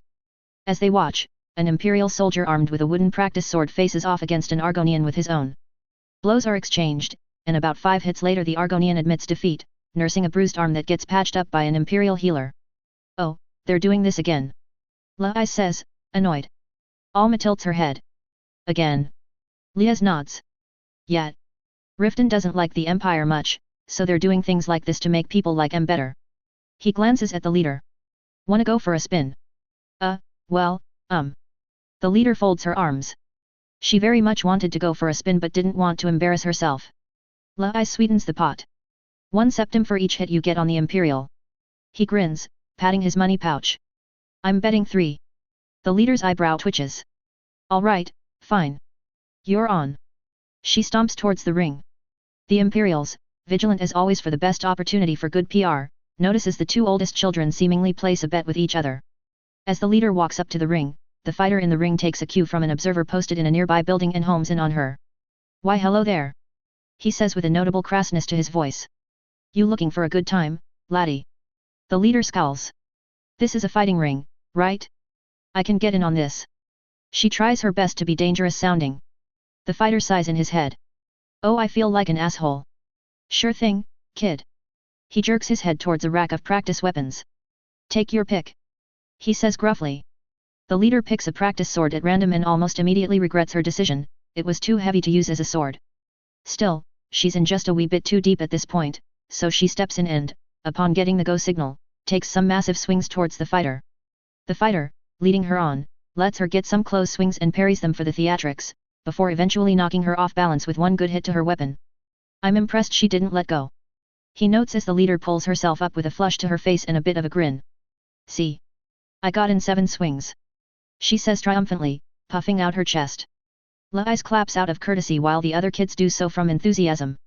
"Let's see you do better," she challenges Lai's. "Well, I think I probably can," Lai says, carefully picking his weapon to find one that matched his arm strength. Lai's lasts for 5 swings. His talents were in magic, not melee combat, though the fighter did go a bit harder on him than he did the girl. He takes his loss in stride. As a result, the leader's chin was so high it practically flew. "Why don't you give it a try, Alma?" she asks, determined to keep the train of pride going now that the adrenaline was well within her system. "Sure," Alma says, positively bouncing on the balls of her feet. Alma, for her age, is relatively small, so it came as a surprise to all watching when she picked functionally the biggest weapon possible for her grip, a broadsword that acts as a 2-hander for her. Looking very lopsided, she squares off against the fighter, who's simultaneously confused and bemused. He makes a motion for the onlooking crowd to cheer for this plucky little girl, and they do so with a bit of confused enthusiasm. "Here I come, sir," Alma calls out confidently and then steps in with a powerful charge. She's fast. The fighter realizes immediately, dodging out of necessity rather than show. And strong, too. He parries a pair of swings from Alma, noting how the little girl seemed to have full control over her weapon, using her entire body's momentum like a seasoned fighter rather than pure arm strength. "She's so good." An orphan sighs dreamily as Alma goes past her 10th swing. "She's like a warrior." She looks around at the other kids, transfixed like the crowd on the little girl going wildly on the attack. The fighter, however, seems to have noticed something. "Well, that's not good," he muses, watching her footwork. It's obvious she's been learning from someone with very good fundamentals, but she's too rigid. After the 15th swing, he steps in suddenly against her overhead swing and causes Alma to be wildly off balance, then ends the match with a tap to her head. "Boo." Alma pouts, but bows politely against the fighter anyway, and returns to the children who immediately crowd around her in excitement and awe. "What was with that girl?" the fighter's friends ask as their operation changes fighters. "Why was she so rigid?" They're watching from the tent. "Probably never actually got into a dangerous fight," the fighter says with a little bit of disdain. "Whoever's training her is spoiling her. If she ever gets into a real fight without being broken a little, she's going to die." He noticed that Alma had a tendency to emulate a taut form very closely, with no regard for her current terrain or the condition of the enemy. Once that became clear, it was obvious that her seasoned experience came from copycat actions from a different person. Hell, the only reason she did so well was because she was so damned fast. Once she learns to be a scrapper, she'll be insane. He adds. "I'd want someone like that in my squad." "Adra, Your turn. The leader says, now giddy with excitement. You have to. Alma and Atra perform a ritual they saw Ash and Jake do, a high five. Get em, big sis. Alma says, panting and grinning. Unknown to everyone present, both girls are wearing armor underneath their outer wears. Alma picks a one-handed sword, equivalent to a short sword. All right, lass, I'm your opponent. The fighter's replacement, an orc, says. Pleasure. Atra nods. Yes, please instruct me well. She says. Her eyes flare slightly, and she takes her stance. Observing from the tent, the operations Batlemage/healer blinks in surprise. With his mouth hanging slightly open, he shares an incredulous look with his partner, dedicated healer. Did she do what I think she did? The more veteran healer nods. Cast a spell without even making a move? That's right, she did. He writes down her name. When this is over, we're taking her. He says. Talent like that in Riften? Can't possibly pass this up. Meanwhile, the orc, seeing that Atra is taking a defensive stance, adopts a I can see what you're doing and I like it in his body language. Playing his part, he blatantly takes the role of the attacker and then starts rushing her down with massive, overly telegraphed swings. Overly telegraphed swings that still manage to be worryingly fast. Atra, more or less defends against his attacks. The orc, for the purposes of going easy on a small child and playing the role of the big bad bully, is indeed holding back. Even so, Atra's defenses are surprisingly sturdy. Hey, that's not bad. The orc thinks. Girl's got good senses. He pulls back and telegraphs a powerful and slightly dangerous swing to her neck before letting it loose. Atra, given time to prepare, parries it without trouble and, letting the energy of his hit spin her around, counters and lands an actual solid cut on the soldier's armor. There is a brief moment of quiet, then awesome cheering from the children. The orc, now smiling wide, claps twice. Nicely done, lass. He readies his sword again. How about round 2? Without waiting for a response, he charges right in. Atra, quite used to this bullshit trademark from Alma when they spar, was still not quite ready for the strength of an actual adult, and is heavily on the back foot. Uh-oh. The healer mutters. Kal, get Halan to calm him down. He says to the Batlemage. If his blood gets to his head, this might be bad for us. Halan's at the Caps camp, he's not gonna be back for a while. The Batlemage Kal says, preparing a spell. Relax, Yolt's got a good head on his shoulders even if he goes a little nuts. The orc Yolt was certainly enjoying the fight so much that he gradually stopped holding back, and, accounting for his innate training on not killing a small girl, was basically unloading full-strength swings at Atra and getting it deflected with seemingly little worry. She's so good. The leader whispers as the two pass their 30th exchange. So good. Atra at this point is pretty much at her limit. Being charged down by an orc at nearly his full strength meant she was getting tunnel vision, panicking despite her calm outward appearance, and was rapidly forgetting the best ways to counterattack. Yolt, seeing that the girl in front of him was flagging, instinctively went in for a killing blow before getting to his senses and pulling that blow back. Unfortunately, pulling back tends to be slower than the actual attack, and his sword cuts Atra on her face, sending her back 2 paces and flat on her rear. Just 2 paces? Yolt can't help but think. Tough lil cookie, she is. You all right there, lass? He extends a hand. Atra, bleeding slightly from the cut to her face, nods. She takes his hand and gets back on her feet. All right, that's that. The fighter says with a curt clap, leaving the shade of the tent. I dare say she held out more than well enough to warrant a special reward. He calls out to agreements from the energized and cheering citizens. What's your name? He asks her officially. To his surprise, Atra shrinks back and doesn't actually answer as she wipes the wound with her sleeve. Yolt feels a pang of guilt as he realizes just how deep his cut actually went. That's gonna scar. The wound that used to look light starts to bleed a little more seriously. Big sis, are you okay? Alma rushes up upon seeing the blood on Atra's face. Should we get Dad? He'll be mad, I think. Atra says. Besides, something like this is no big deal. She passes a finger over the cut, and the bleeding stops. So, that wound wasn't shallow, was it, Yolt? The fighter asks after the kids leave. The one you gave to that girl? No, it wasn't. Yolt nods sadly. I feel like an ass, something like that'll definitely scar. He worried momentarily about the caretakers of that girl coming over and beating him down for what he did. Well, she passed a finger over it and it healed like that. The fighter snaps his fingers for emphasis. Yo, Pala, can you do something like that?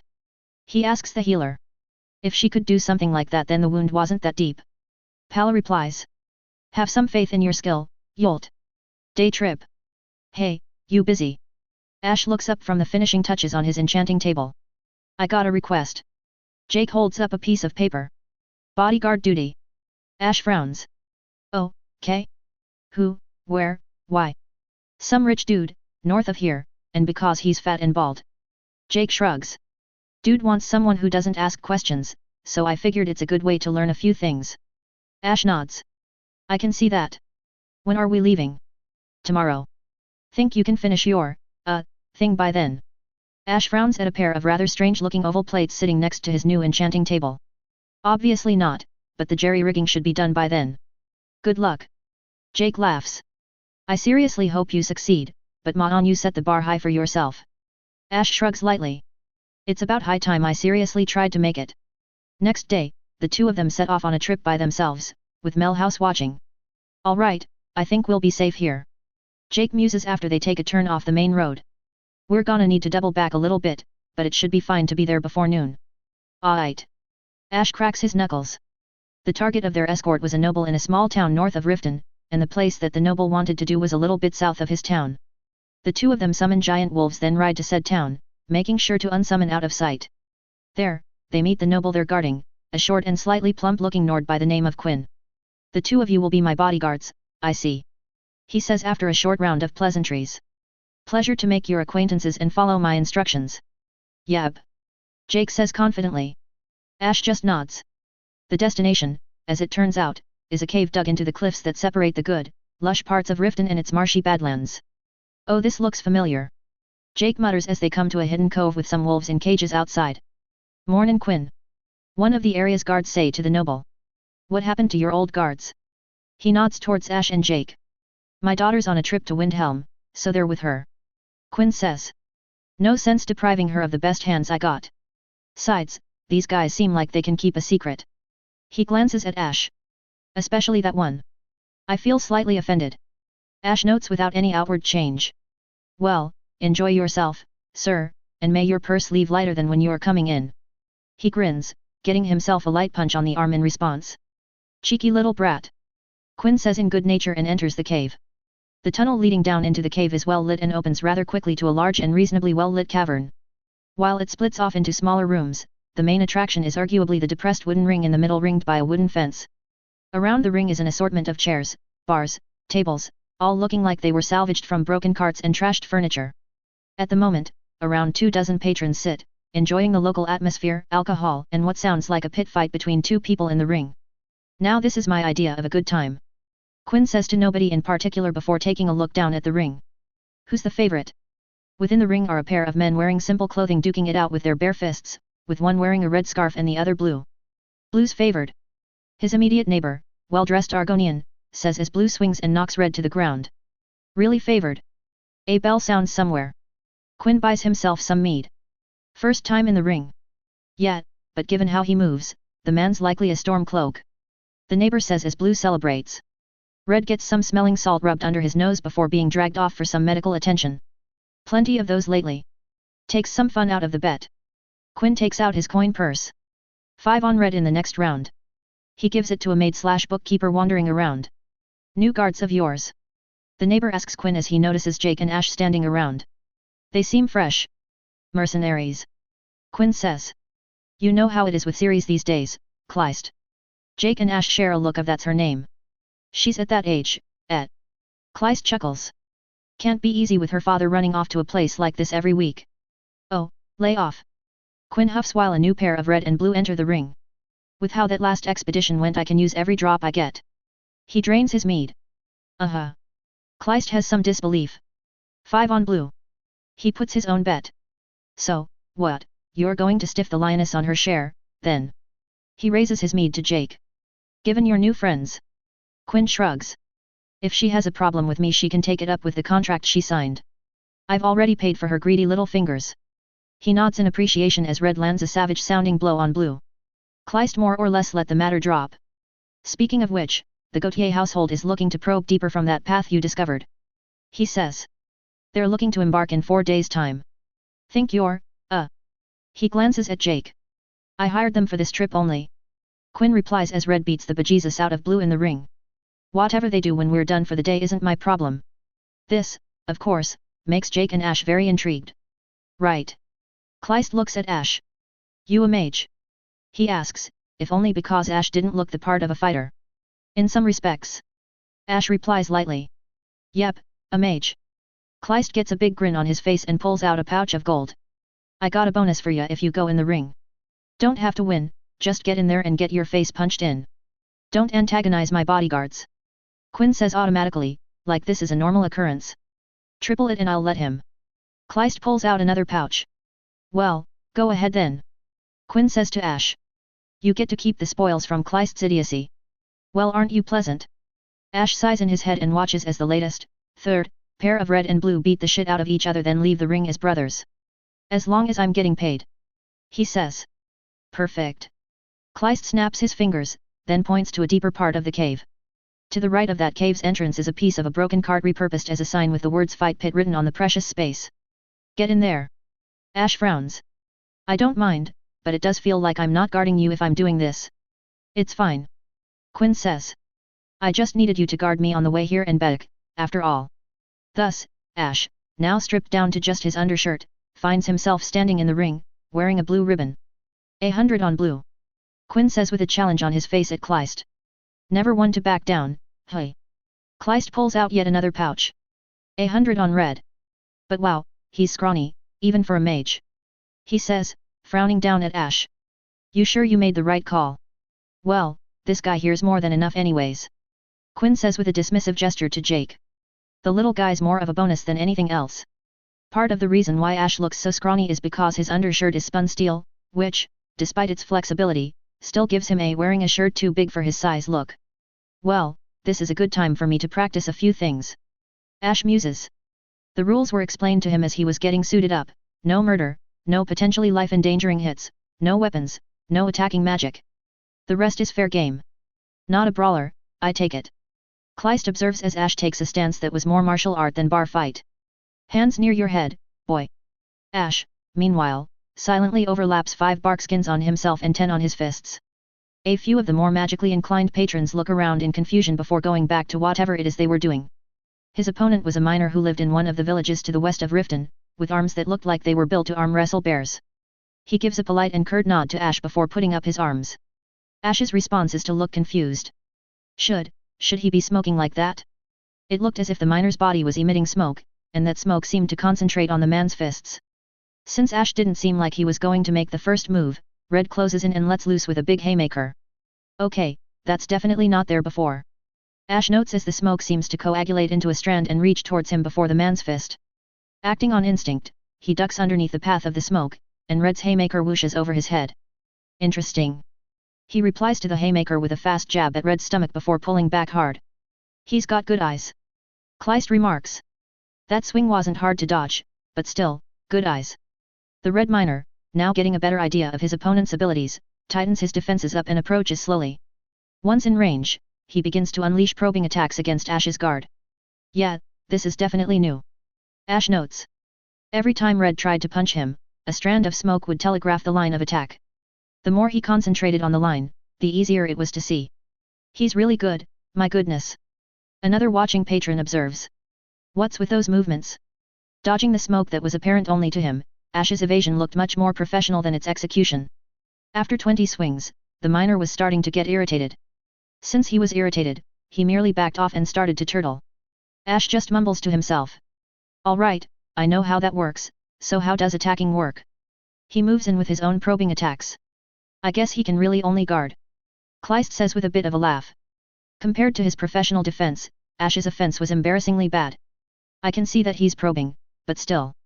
After 10 strikes, Ash came to the conclusion that the smoke was pretty useless as an attacking indicator, and changed tactics. If the smoke can predict where his attack is coming from, then can I manipulate it so he thinks I'm striking at the wrong position? 5 strikes later, the verdict is that Ash, while he could make his target guard the wrong place, he didn't have the experience or skill to actually make that kind of misdirection work. Ash, a bit disappointed, sighed and tightened up. Now no longer interested in learning more about this weird smoke business, he had no issues laying in with the full strength of his punches and kicks against someone whose attacks he could predict and read clearly. 10 exchanges later, the miner was on the ground and in pain. Technically not illegal but an asshole move, lad. The ring's master laughs. Ash had landed the heaviest kick he could against the miner's balls, and then gave him 2 more for good measure. Ash's fight earned him 400 gold in winnings. Quinn's bet stayed with him. Oh, come to think of it. Kleist says as Ash returns to the table, harassed the entire way by younger fighters who wanted to know how he moved like that. Have you seen this? He takes out a piece of paper. The Ulto family's putting up a hefty reward for this. Quinn takes the paper and stares for a second. Looks like a ciphered piece of work. He shows it to Jake and Ash. Interested. Jake gives it a blank stare and shrugs.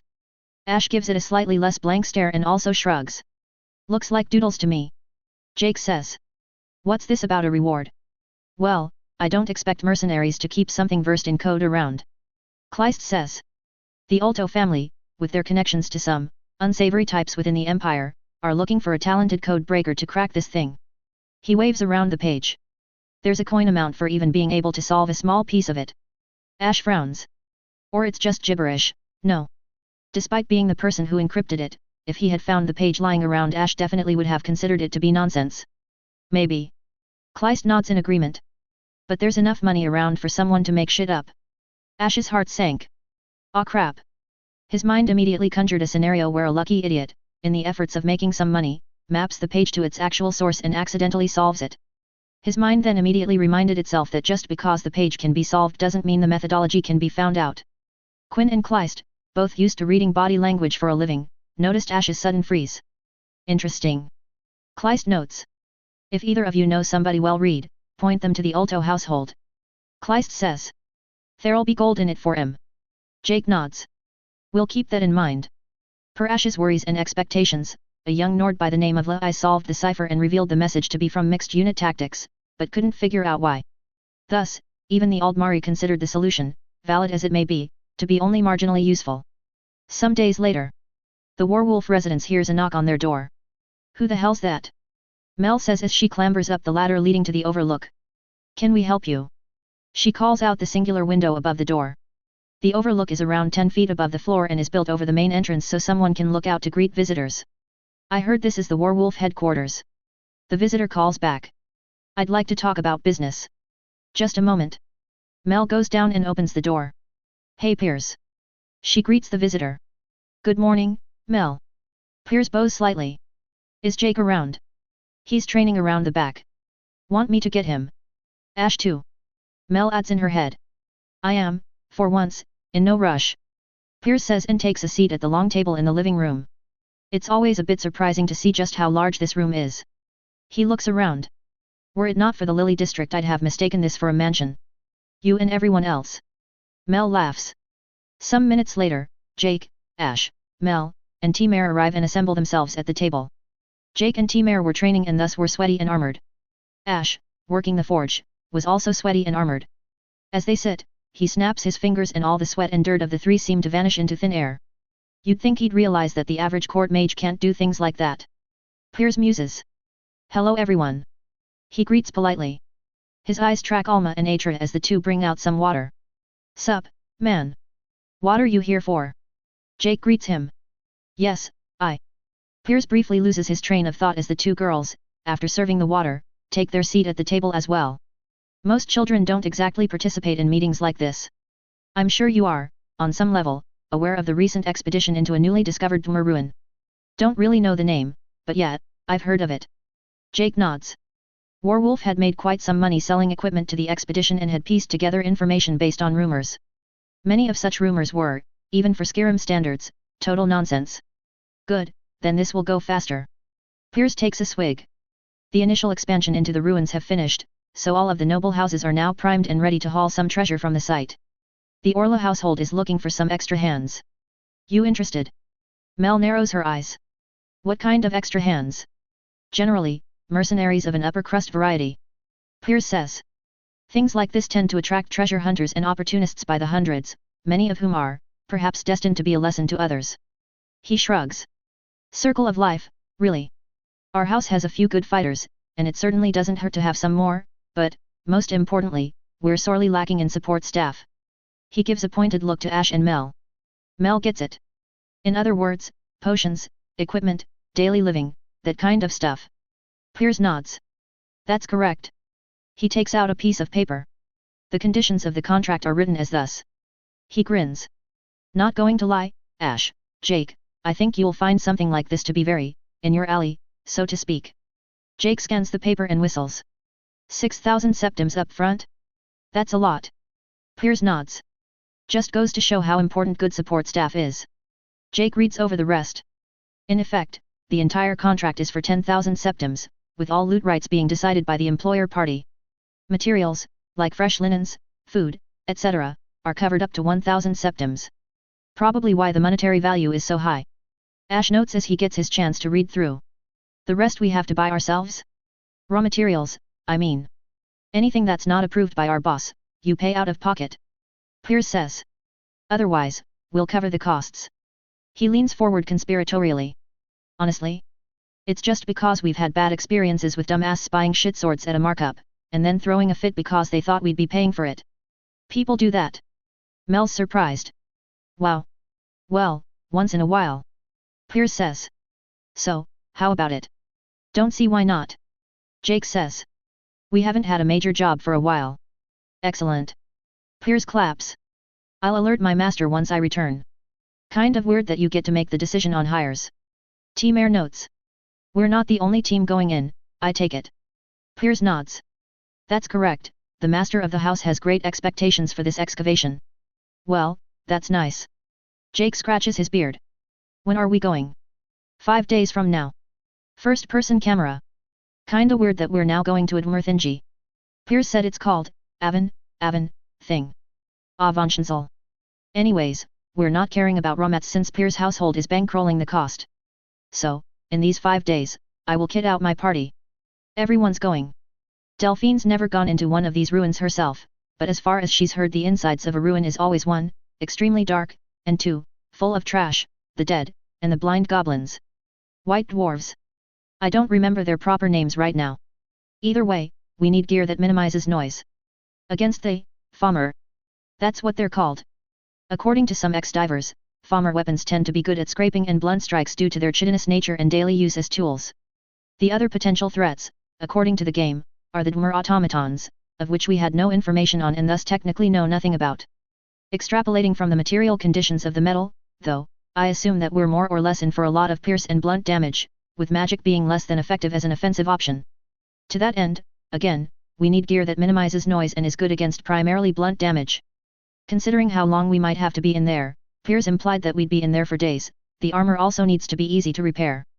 I've done a bit of asking around, and I've found out that leather workers are practically selling out of their armors, which means that the extras are being bought as replacement parts. In other words, a dungeon is very resource intensive. Since we'll be dealing with mechanical things, blunt weapons are very, very desired. Delphine's going to give our guys a crash course on how to handle blunt weapons effectively. The idea is to have, in effect, Arya and the T-sisters be anti-farmer with mostly / pierce weapons, and Jake, Eric, and the Gro Kala brothers be anti-armor. Anywho. 5 days later. Alright, so the setup is like this. Weapon-wise, the anti-armor team have, folding sword, one-hander hammer, dagger, spiker. The anti-farmer team have, folding sword, short swords, set of 3, daggers, set of 2, spiker. People good with bows still get to use their bows. Armor-wise, everyone gets Warwolf medium plus composite pinpoint armor.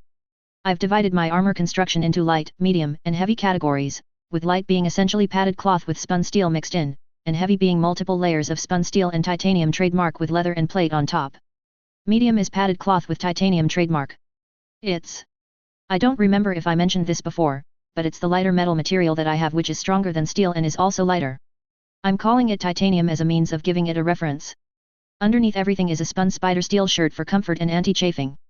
Medium is chosen this time as the good balance between wearer endurance and adequate protection against getting shanked from odd angles. Composite pinpoint armor, CPA, is technically a mix of 2 sections. The first section is essentially a harness of reinforced leather straps that affix onto the base Warwolf armor and has hardpoints. The second section are the actual armor bits that go onto those hardpoints. More on this later. In our current scenario, because I know we're up against Dwemer metal and Farmer equipment, most of the damage we're going to take are going to be of a blunty nature, with Dwemer spiders being the most likely cause of piercing attacks. To that end, the pieces I'm using this time are the anti-shock variants, CPA as. Jake pronounces it as Seabass, which is honestly awesome, not gonna lie.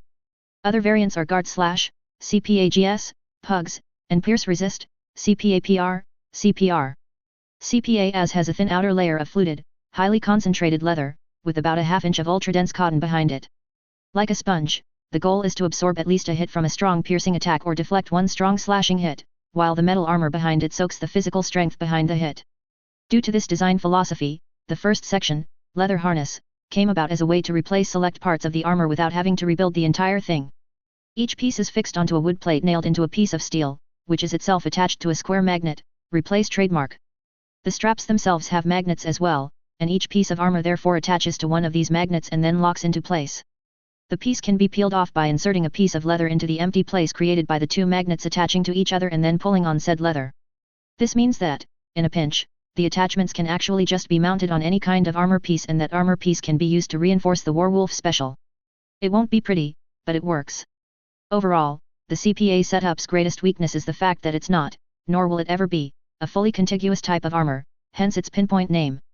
Still, most enemies can't target the spaces between the armor pieces, and those that can will probably be going for the head. From now on, Arya shouldn't need me to get her a new armor kit every time, even though she probably will. Armor talk over. Weapons now.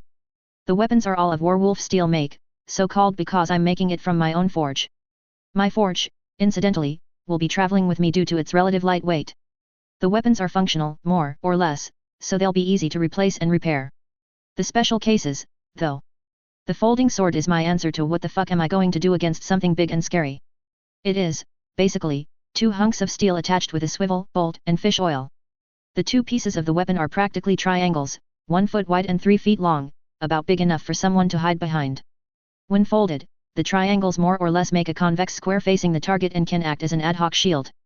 When extended, the 6 feet motherfucker can hack with its pointy edge and smash with its blunt edge.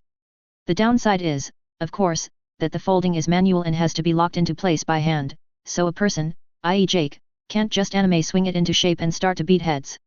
If we get jumped while the sword is stuck as a shield, then it's basically stuck as a shield until they get some breathing space, and so on. The weight distribution makes it kind of an awful armor basher, but honestly that's what the hammer is for. As a final bonus, the swivel part of both pieces are ad hoc handles, so both pieces can be used as really crude choppers if needed. The spiker is basically a small tube strapped to a person's arm, about half a foot long. The tube has 2 chambers separated by a metal slider barrier. The idea is that the long part of the tube is loaded with something like a nail, and the short part of the tube is loaded with a soul stone. Then, the slider is removed to give the two a level of contact. The soul stone is then activated and the raw magic power in the soul stone acts as an explosive force. In order to make the whole setup viable in terms of durability, the tube is technically 2 pieces that are screwed together and need to be unscrewed in order to be reloaded, so, not great in a combat situation. Which is fine, honestly, it's designed to be a contingency. While it's got ammo issues and its range is fucking awful, it shines in close quarters combat and the oh no we're gonna die situations involving that kind of range. In that super short range the spiker will break just about everything it touches. If 3 layers of literal steel can't stop the nail, no crummy piece of chitin will. Incidentally, the reason why the ammo is not consistent is because, in order to actually make use of the propellant from a soul stone, the ammo, nail, has a flat head that seals off the tube. When fired, the head deforms to allow the nail to actually fly. It's not a very good system but it's the best I can do with what I got. I'm not about to make modern ammunition given how tight my production schedule is already. Since I'm not participating in active combat, for the most part, my equipment includes, Werewolf medium, a bracer on my left arm with 3 spiker BS, and a folding sword type 2 on my right arm, and, for panic defense, the peacock shooter. The type 2 is really just a short sword mounted on a swivel, and it basically exists so I can test how to actually make a latch that can snap 2 pieces into place, out of place, and still maintain a usable level of endurance as a weapon. The spiker BS are, per their name, a variant. They're longer, angled, and are in 1 piece instead of 2. A nail gets slid into the back and the soul stone immediately after. The range is still awful and the tube suffers greater wear and tear when fired, but since I can do replace shenanigans it doesn't matter. They're also heavier for head bashing, and in a pinch I can replace and transmute the heads into spikes for bayonety goodness. The bracer they're mounted on has a latch that lets me purge the spikers attached in case I want to swap to fresh ones instead of just reloading, though they're kinda heavy to carry full replacements around. The peacock shooter is an array of spiker BS jerry-rigged onto a grand soul stone. Power goes into the stone and they all go pew. It looks like a fan made from tubes and I've colored it with the colors of the rainbow and it is a fabulous shotgun. An array of 16 spikers. It's also somewhere close to 60 pounds and the only one capable of using it with any kind of value is Jake. Basically, if I need to use it, I will double-hand ram it into the target, pull the trigger, and run away screaming. I designed it exclusively to fight the Dwemer Gundams in a "oh no, they've made it into camp, we must run away now" situation. Dwemer Guardians. Oh, last thing. Everybody gets a pair of trinkets, a silver necklace with a polished ruby, and a small ring with a polished emerald. The ruby has a wish of "I hope you can see better" imbued in it, and the emerald has "please don't get ambushed and die." Every little bit helps in dark and cramped spaces, and I don't like dark and cramped spaces. When all the preparations have been made, we leave. The total participating units include 3 major-ish noble houses, of which we are employed by 6 minor noble houses, and an empire task force. The total manpower moving to the site clocks in somewhere at around 500. The rugged terrain of the location means that the trip takes a grand total of 3 days. There are some things I'd like to talk to some of the people about, but since each camp keeps to themselves, I'll wait until the main event starts. Or, rather, I waited until the main event. The main entrance of Avonshensel resembles a large, bronze gate encrusted against a halfway dug-out mountain of stone and soil. In front of the gate is a war camp of sorts with many ramshackle tents and wooden lean-tos built to house miners, researchers, adventurers, and many other people. In one corner of the tent is a massive cauldron where a crew works furiously to churn out bowls upon bowls of soup for a line that quickly flows through but never seems to shorten. We've arrived at Avon thing. We'll be camping along with our employers within the first chamber that they've found. Pity there won't be any earth striking, but hey, indoors. It starts to rain. Yep, indoors. Chapter 22, The Dwemer Ruin Side Quest Experience. =+=+===. Alright, we're here. Warwolf is attached to Piers's noble house employers, whose names I have forgotten and honestly don't give a shit about, and like he said, we're not the only mercenary corps on payroll. By virtue of being one of the bigger noble families participating, our campsite is indoors in the main, big-ass room, along with the 2 other big noble families, the Royal Expedition, and the site maintenance. The entrance to this biggest room used to be a pair of large Dwemer doors, but they've more or less been stripped from their hinges and expanded to the rocks and dirt around it. Interestingly, there's also a pair of massive fans bolted to windmills, bolted onto the frame of the gate. The windmills power the fans and they act as very low-effort pumps for the otherwise underground room. The biggest room itself has pipes, holes, and a trio of gates leading deeper into the ruins. I don't remember what the inside of Avon looked like, but I'm sure it looked nothing like this. If we treat the main entrance as south of the Great Chamber, then, well, the east gate is ajar and caved in, more or less. The north entrance is open and strung with torches and mage lights, and the west gate is sealed shut with planks and nails. The pipes running along the walls and the ceilings of the chamber have holes in both expected and unexpected locations. Both types of holes are boarded up. For the record, I find the idea that we're in here in a room that could possibly be a death trap to be really, really dumb. Especially when you consider that, actually, never mind, the people running the camps of the noble families are not the heads of said families, so it's not like there's a major loss if anything untoward happens. The leader of our camp is the 4th son of the family from a 3rd wife, for example. Anyways, the chamber is divided into 4 major zones, and our camp is in the northeast quadrant. Warwolf is the furthest from the open gate, which is fine. While inside, we don't need full tents, but instead have poles with tarps set up. Mel gets her own area for alchemy and her stuff, and I get an area for smithing. Our sleeping quarters are divided into 2 and our proper tents, more or less. The entire setup and organization and moving resources around take much of the day, to the point where it's just past dusk when we have finished. Alright, so what are we doing for today? Jake asks Piers when we're done setting up. Piers, apart from being the lead of the family's magic division, is also more or less our handler. It's your first time underground in a Dwemer ruin, so take the time to familiarize yourself with the surroundings. Piers says. If you think of this as just a stroll into a mineshaft, then you'll be in for a world of hurt when things get rough. He thinks a little. The main entrance goes some distance down, so as long as you don't go further than the front entrance, there won't be anything to worry about. Sounds like a plan. We get together and make the descent.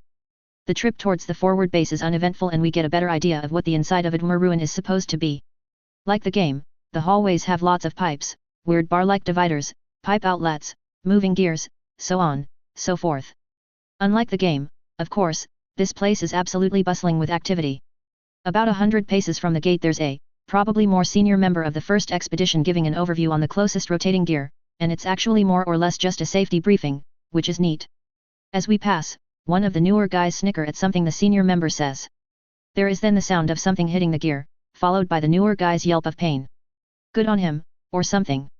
Further in, a small blacksmith party is busy, disassembling a dwarven bowl? I'm not sure what they're doing. Occasionally a handcart comes up with a load of dwarven metal trash to probably dump into a pile somewhere.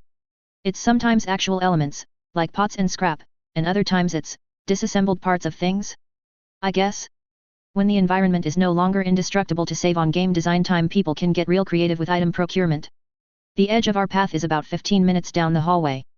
The hallway itself widens a bit due to battle damage and excavations, and this place looks like a fortified front camp. Compared to the base camp, there's a lot more weapons here and a comparatively harder edge to the air. Off to one side of this camp is a pile made of a busted dwarven sphere guard thing and a few spiders. The pile is being disassembled by a group hacking and hammering at it and tossing out pieces every so often to handcarts waiting nearby. Further out down the path is, as a worker says, slightly unsafe. It's not as if we have enemies at the walls, so I assume it just means that nobody has managed to secure the area at the moment. Overall, basically just a walk.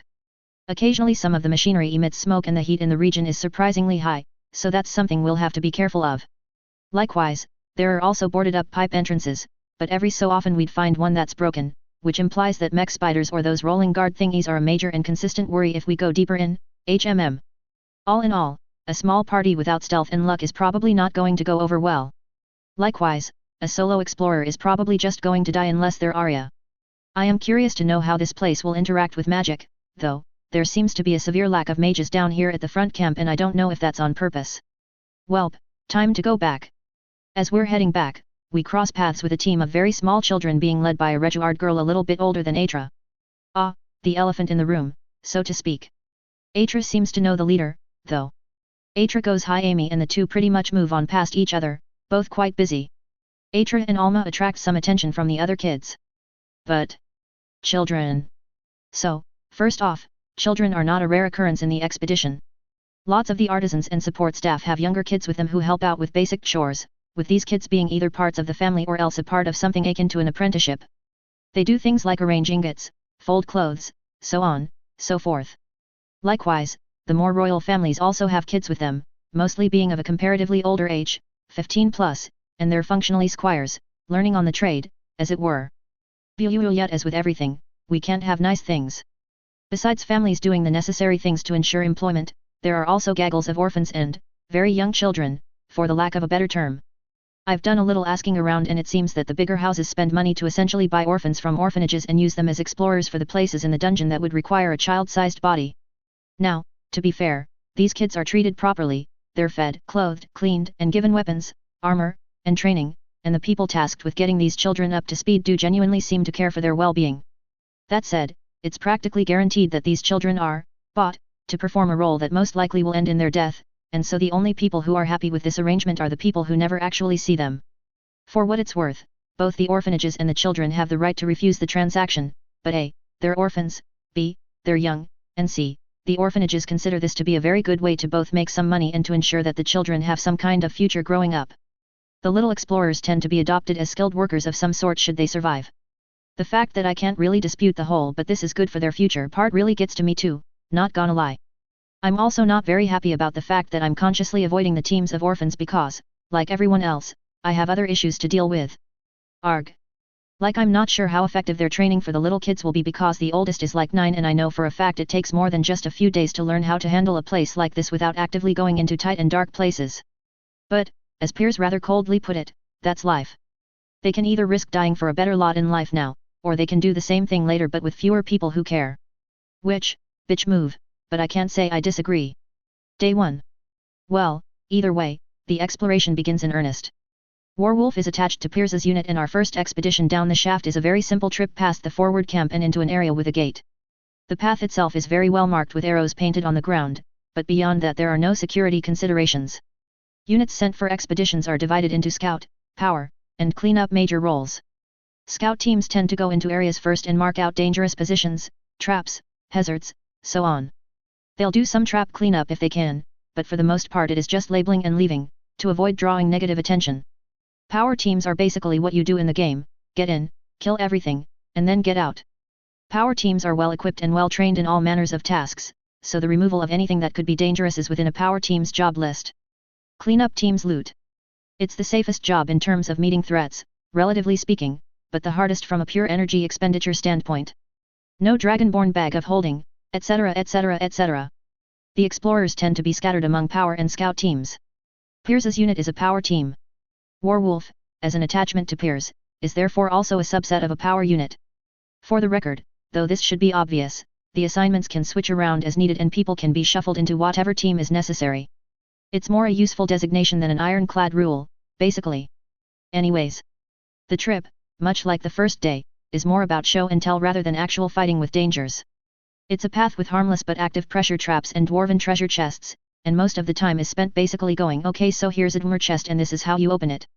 To nobody's surprise Arya pops them open without issue. To my surprise I can also pop them open without issue. A small amount of magic is needed to open them. Piers says after my attempt. If you're not magically inclined like these two then it's easier to ask them to open it for you before checking their insides. The end of the path is a large, locked, open gate.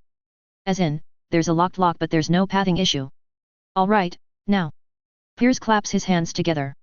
This gate is obviously open, but we're not going any further until our rogues figure out how to get this thing open. He taps the lock that's barely within his reach over his head. Or else we figure out a way around it. Down there, if we can't make a path quickly and find places to hide or consolidate after getting chased around, we will get mowed down. Everyone clear? He looks around to the group for nods, which we oblige. Notably everybody's taking Dwemer ruin seriously besides me and Jake, which might be a bad sign, honestly. Regardless, the rogues go to work. As they do, the scout team meant to precede Piers arrives. Well, if it isn't young Master Conniff. Piers says with a bit of surprise. You're leading this team. In name only. They, Conniff? Boy says. I have nowhere the experience to do so. Nothing wrong with learning. Piers smiles. As you can see. He frowns at the two rogues making a human ladder to reach the lock. Sometimes it takes a while. Screw off. The bottom rogue grunts. We're trying. The top rogue goes aha, and the gates click open. The two immediately break their ladder and high-five. Well done, well done. Piers laughs. Took you a full minute to get an unlocked gate open. Let's get moving. Yosef, you're in the lead. Yosef, the Reguard who I assume is leading the scout party, takes point. Keep close, eyes peeled, and the squirt's on a short leash. The move ahead is a bit slower. We're still in a scouted area and thus still tutorializing, but it's a lot more. One of the scouting parties misses a floor trap, steps on it, and yows as he's hit on the hand by an arrow. Dangerous. Like seriously dude, wait until we've turned the corner at least. Their team healer patches him up with a blush to her face. Not the first time, I guess. Atra and Alma, being the only kids in the group, are more or less being bothered by the explorers. They're all keeping relatively quiet but being quite animated all the same. 30 minutes later, at an intersection. Contact. 4 Dwarven Sphere Guardians are rolling around on the ground. Are they patrolling? Well, shit. Piers hisses. The previous team didn't know about this. We're backing off. Hey. Is this bad? Guardians have patrol routes. Piers says. They're a bit of a pain to deal with. We need to get out of here before this turns into a fight. It's that bad? Also one of the Guardians seems to notice us and deploy into its twin-armed ball leg mode. Fuck.tm. Piers goes pull back, and the frontliners make a battle line. Then we start pulling back step by step as the Guardians roll very very quickly at us like how are they that fast? The Guardians roll at maximum speed with their blades out. The sound of metal hitting the rock fills the room. The first one reaches Arya, who parries it and is immediately blown away. It's rotating with the blades like mad, and the first strike on Arya sends her back 2 to 3 paces. It keeps going, and the front line pretty much buckles almost immediately after 3 more hits. Fuck. We ready some shock. No magic. Piers says quickly. Not right now, focusing on backing off, no killing them. Well, balls. I hold off until we get to, and scramble up, a flight of stairs. Arya, pulling the rear, exchanges 3 more blows with a Guardian before retreating, and then we all turn tail and run a fair distance away. The Guardians, either unable or unwilling to chase us up the stairs, eventually turn back into a ball and vanish from sight. Piers lets out a sigh. Okay, that was unexpected. He gestures to the healers. Help get everybody patched up. No serious injuries, the blades didn't seem very sharp but a lot of bruising and at least a few broken arms. What were those things? T-Mare asks. Dwemer spheres. Piers says. Between them and the soulless spiders, they're the biggest threats up here. Usually we have their patrol patterns mapped, but some things disturbed this bunch. That doesn't bode well. Any guesses? Piers shakes his head. Dwemer ruins tend to run deep, and the ones big enough to warrant an expedition are usually also deep enough to tap into the reach. Maybe something down there's got them spooked. Like? What about those goblin things the guy mentioned earlier? Jake says. The farmer. Piers shakes his head. Could be, but not likely. There's a lot of hypothesis around what the farmer actually are, but regardless of what the truth might be, it is a fact that the Dwemer defenses don't automatically attack them on sight. Implying that it's still possible to set the two sides against each other. Good to know.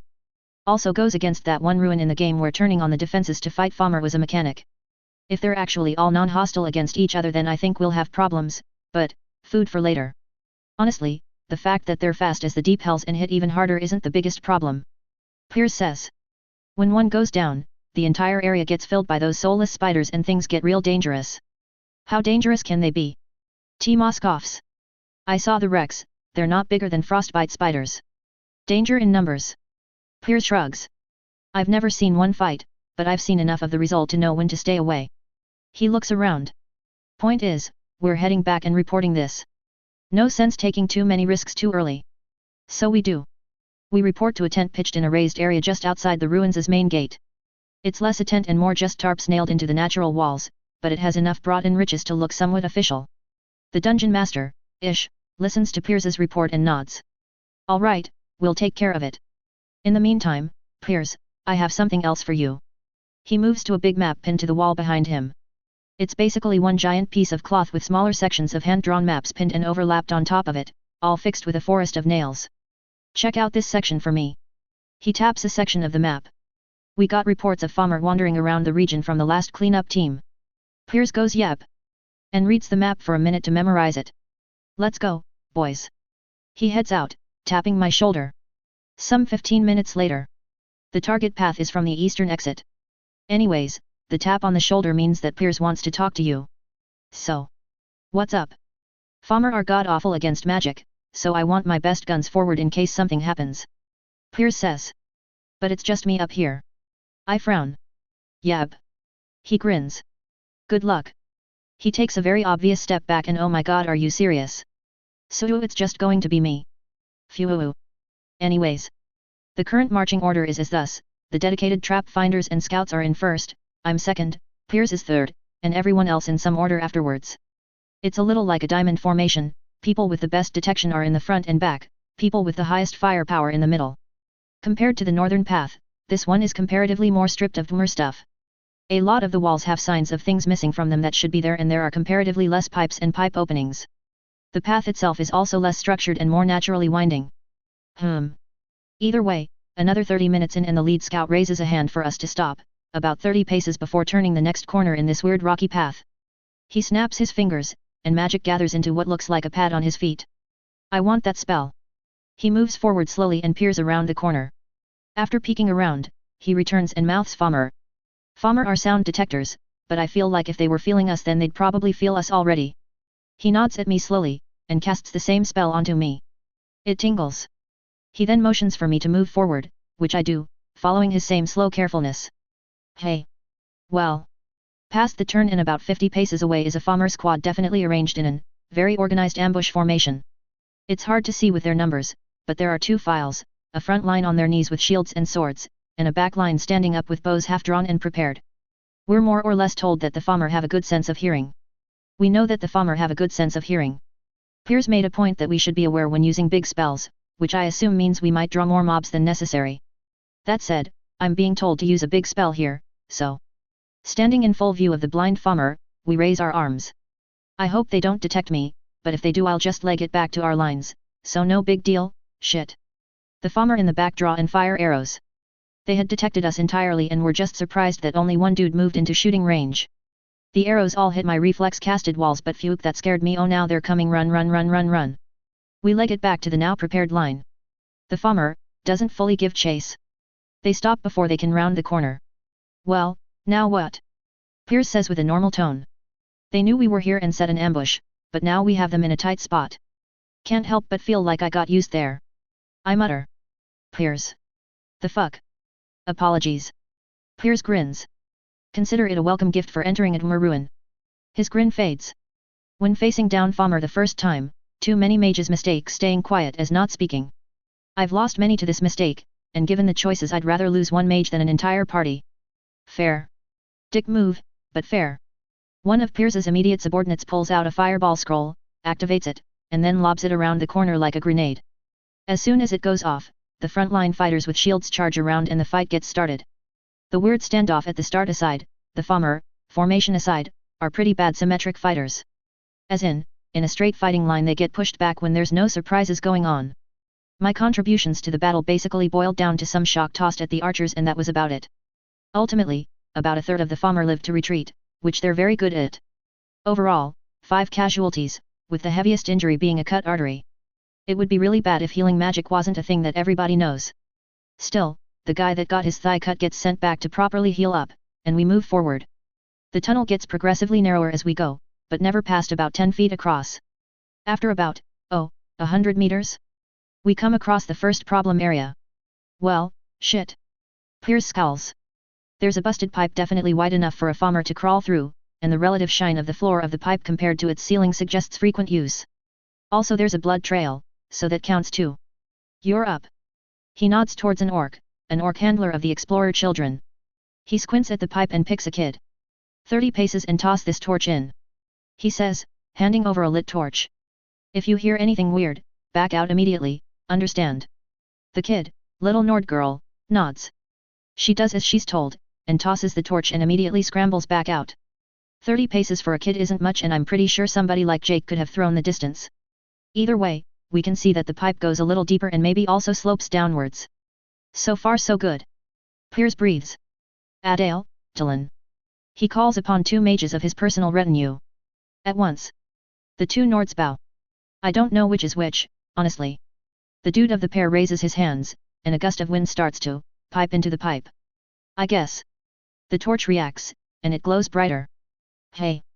The lady of the pair then raises her hands and begins shooting out a jet of fire. It seems more robust than flames. The fire enters the pipe, reaches the torch, and seems to brighten as well. We can't see anything else besides that because it's obscured, but they keep this up for about a minute. What was that all about? Jake asks when it's done. A family original. Piers winks. It takes advantage of the enclosed space to make better use of both elemental and natural fire. We back up from the pipe so a build crew can block the pipe off with wood. Our family discovered some kind of gas in the northern areas of Riften. This gas seems to be very effective with regards to boosting the power of fire. Adale and Dylan are the best at reproducing its effects, and thus they're my indispensable hands when it comes to something like an underground expedition. Flammable gas, huh? Interesting. With that done and over with, we move onwards. A few more of these pipes are found and different explorers are sent into each one, probably for training purposes, and the pipes get flushed out one by one. When nobody's paying attention, I fall back and try to make some pain with my hands. I'm thinking back to my foggy high school chemistry days when we had to do something with things. I'm focused on making butane with my hands along with a small flame, and the flame is definitely brighter, but, yeah, I don't know. I'll have to test this more thoroughly. Side note, I'm making my gas with the refinement spell. Forget its name right now. Since I'm using the spell to do it, I assume the 2 Nords are doing the same. Ultimately, we flush out 12 pipes in total before we head back. The main force that we fought was nowhere to be seen. Piers didn't seem too pleased with that outcome. His thoughts? Much as I loathe the fight, I loathe the prospect of a hidden enemy more. The day ends without further incident. Day 2. Now that the trial period has ended, more or less, Piers hands out individual missions for each group to accomplish before the day ends. I guess solo action is really frowned upon, hey? We get a power and a scout mission, so the manpower is divvied out for that. Nothing serious. Day 3. One big power mission going deep into the path with the Dwemer spheres, but all we ended up meeting were spiders. The expedition pushed until they came to what seems to be a halfway broken cafeteria. One of the walls is either tunneled through or else collapsed to the next room. The door itself is blocked off. Day 4. To the surprise of nobody, the big mission today is to reinforce and secure the path we cleared yesterday with a massive cleanup operation, hammering in wood over pipe entrances and barring any investigated side doors. As in, there are too many pipes in this room so let's just lock the door, it's faster. As much as I'd like to permaseal these pipes, we really are just doing this for advanced detection. Under the advice of a dude who grew up on a farm, random Imperial man number 133, we've also strung up a bell with rope on the pipe exit, just in case. Day 5. Loot. To refresh, the loot distribution rules for this raid are as follows. Everything goes into one big pile for management to dole out, and anything you can pocket for yourself is yours to keep. Unfortunately we haven't done any deep dives yet, so loot up till now has been scarce. Actually it's still scarce. Our divvied loot comes out to 5 Dwemer bowls, which is kinda nice. I melt them down immediately for an ingot. Dwemer metal reacts very well with magic, so all blacksmiths juice their fire with flames to get ingots faster. No exceptions here. Still, what do I do with it? One ingot isn't really enough to make anything worthwhile, and I want to take advantage of its magic conductivity as much as possible. Day 6. Tragedy. Well, not really. I mean, yes, but not really, but also yes. One of the mercenary groups tasked with scouting got massacred. Of their 20-odd force, only one guy came back holding onto a trinket, a non-enchanted Dwemer ring. Like that shit is not worth 20 deaths.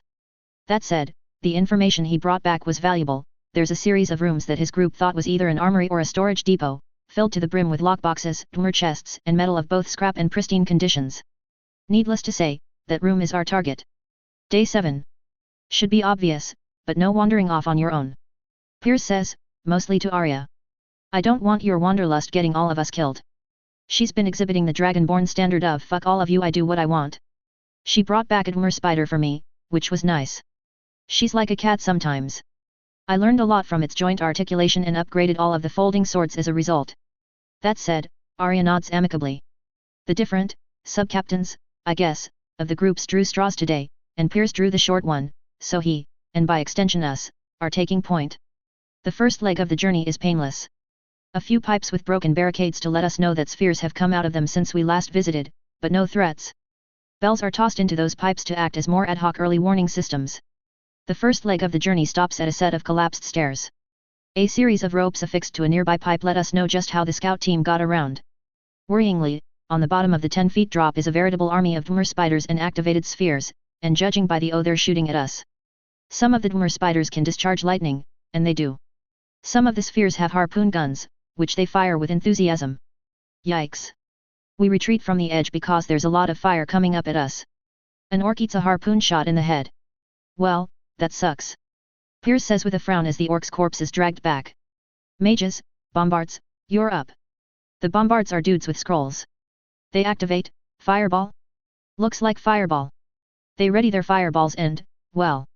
They more or less line up and run in a circle, and as soon as they can take a sidestep to the edge they lob their spells and retreat. It's like a cavalry circle but, you know, no horses. Reason why they do this is because as soon as the Dwemer see them they fire back. Our dudes keep their heads down but sometimes the shots get through. For the record, I'm basically a bombardier, so I have my spot in that circle and I fire like everybody else. After 2 circles, the Dwemer units split into 2 groups, one group nestles up to the ledge on the bottom so we can't get a shot, and the other group falls back to get a better angle for when we show up. Shit, they have a command corps. Piers snarls.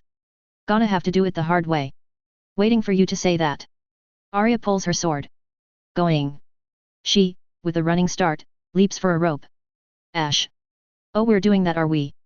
Arya swings on the rope for a few seconds, her loose grip letting her slide down the rope while having the traction to move erratically in the air. As a volley of fire is drawn to her, we step forward with a bunker's amount of mana allocated for a single spell. I charged up all my mana batteries for this one. Fire in the hole. As soon as we see the Dwemer units that have moved away to get a better angle, we let loose.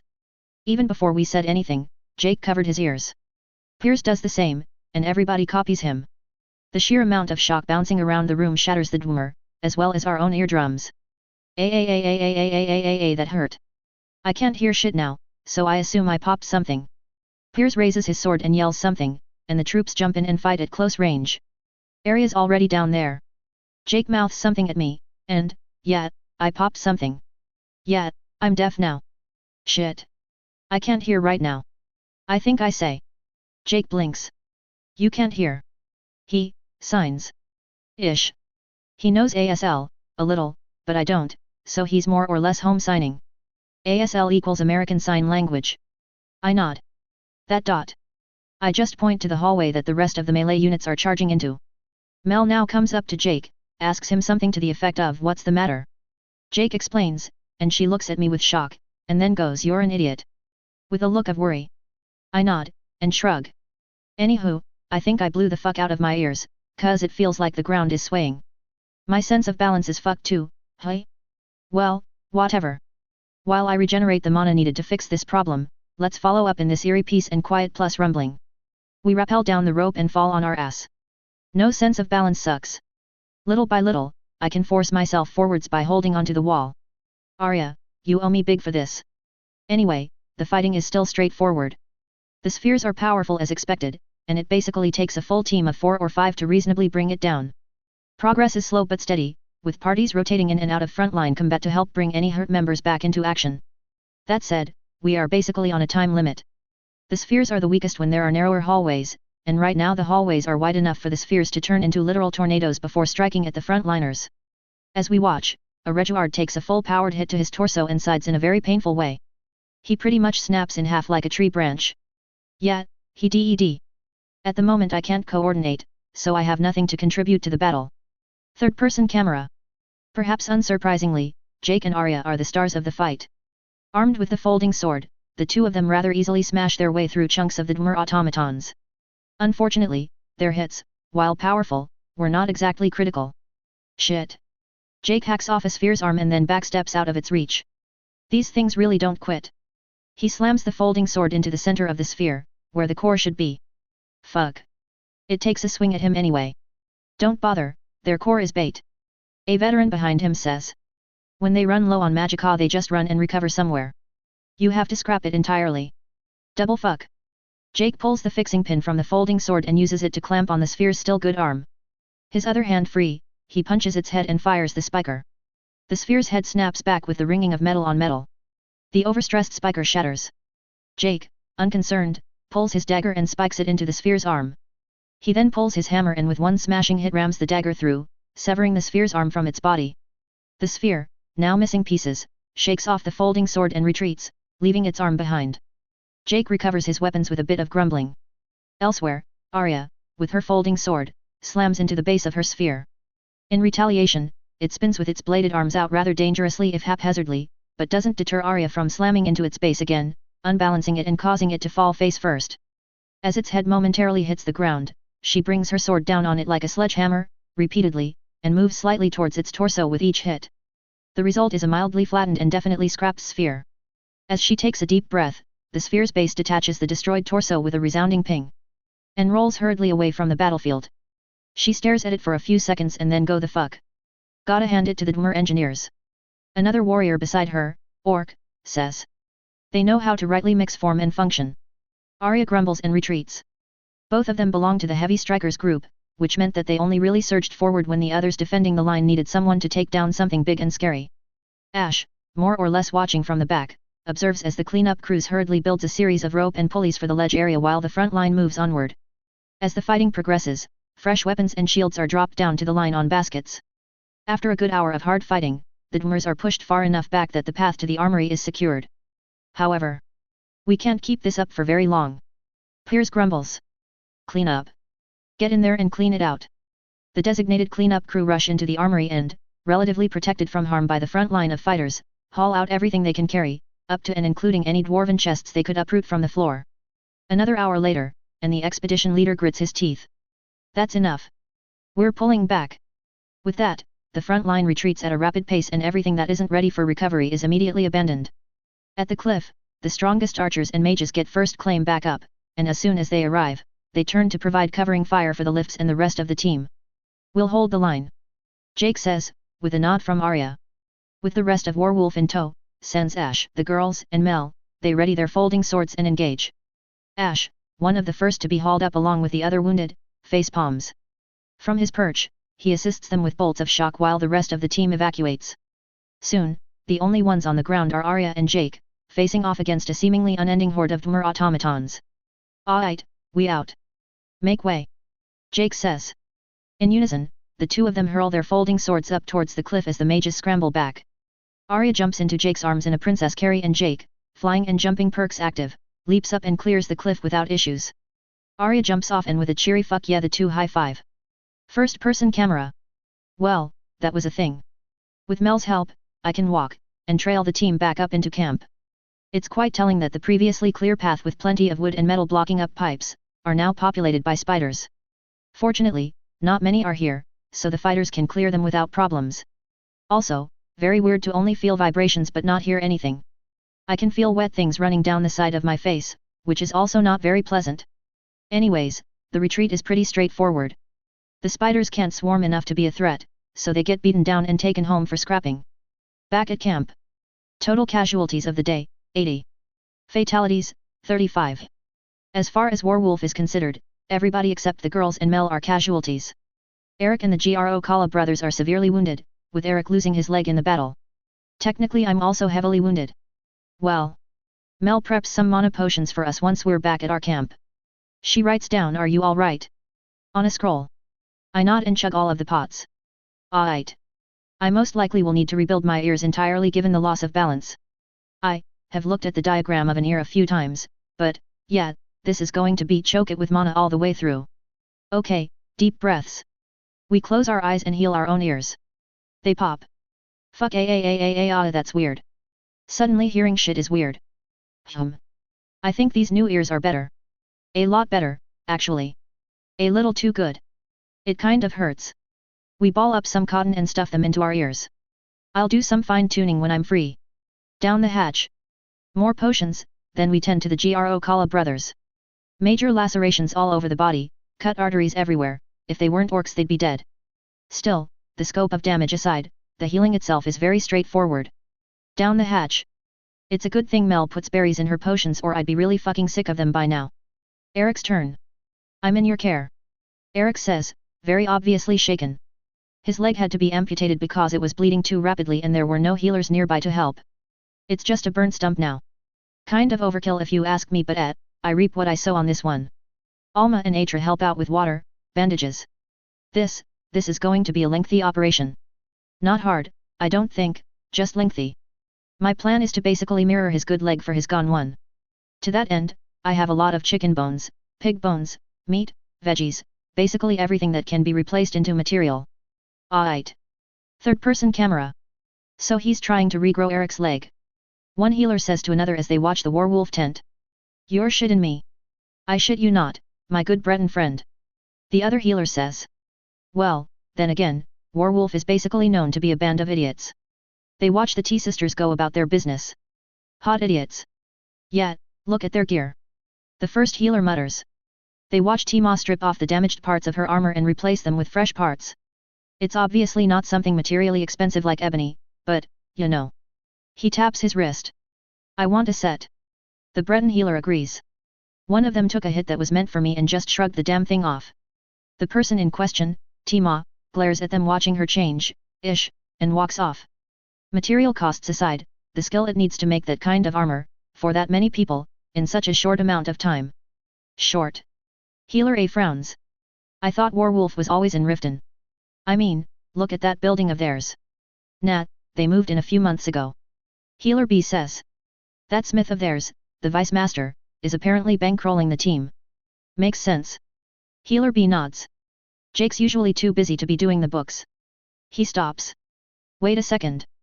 So the vice, what, smiths, healers, does public relations, and administration? How does he have the time?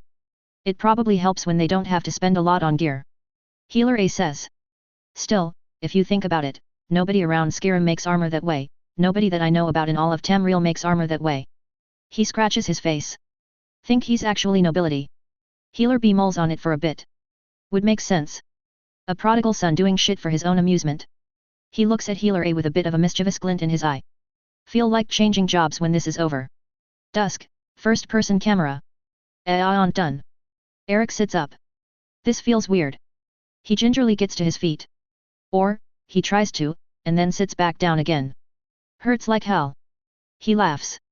Cry laughs. Ash, you're a miracle, you know that. You've seen me do this plenty of times by now. I grin. Eric laughs. Doesn't make it any less impressive. I make a well, okay then kind of gesture. In any case, that leg will probably need some time to settle. I can see the magic lines, mist, radiating from it. Until it does, lie down. Or use these. T-Mare gives Eric a pair of crutches. Though given the hour it might be easier to just sleep. I'd feel better sleeping in my bunk. Eric says, getting up from the operating table. Hey, man. He pats me on the shoulder.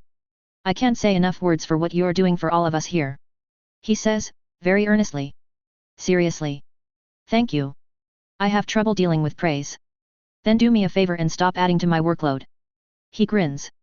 Sure thing, boss. Next day. Loot share time. For Warwolf's accomplishments on the front lines, we get 5 chests and 20 pieces of gear, along with a fair amount of scrap armor material to use. We also get a medium strength magic trinket for our troubles, well, we would have.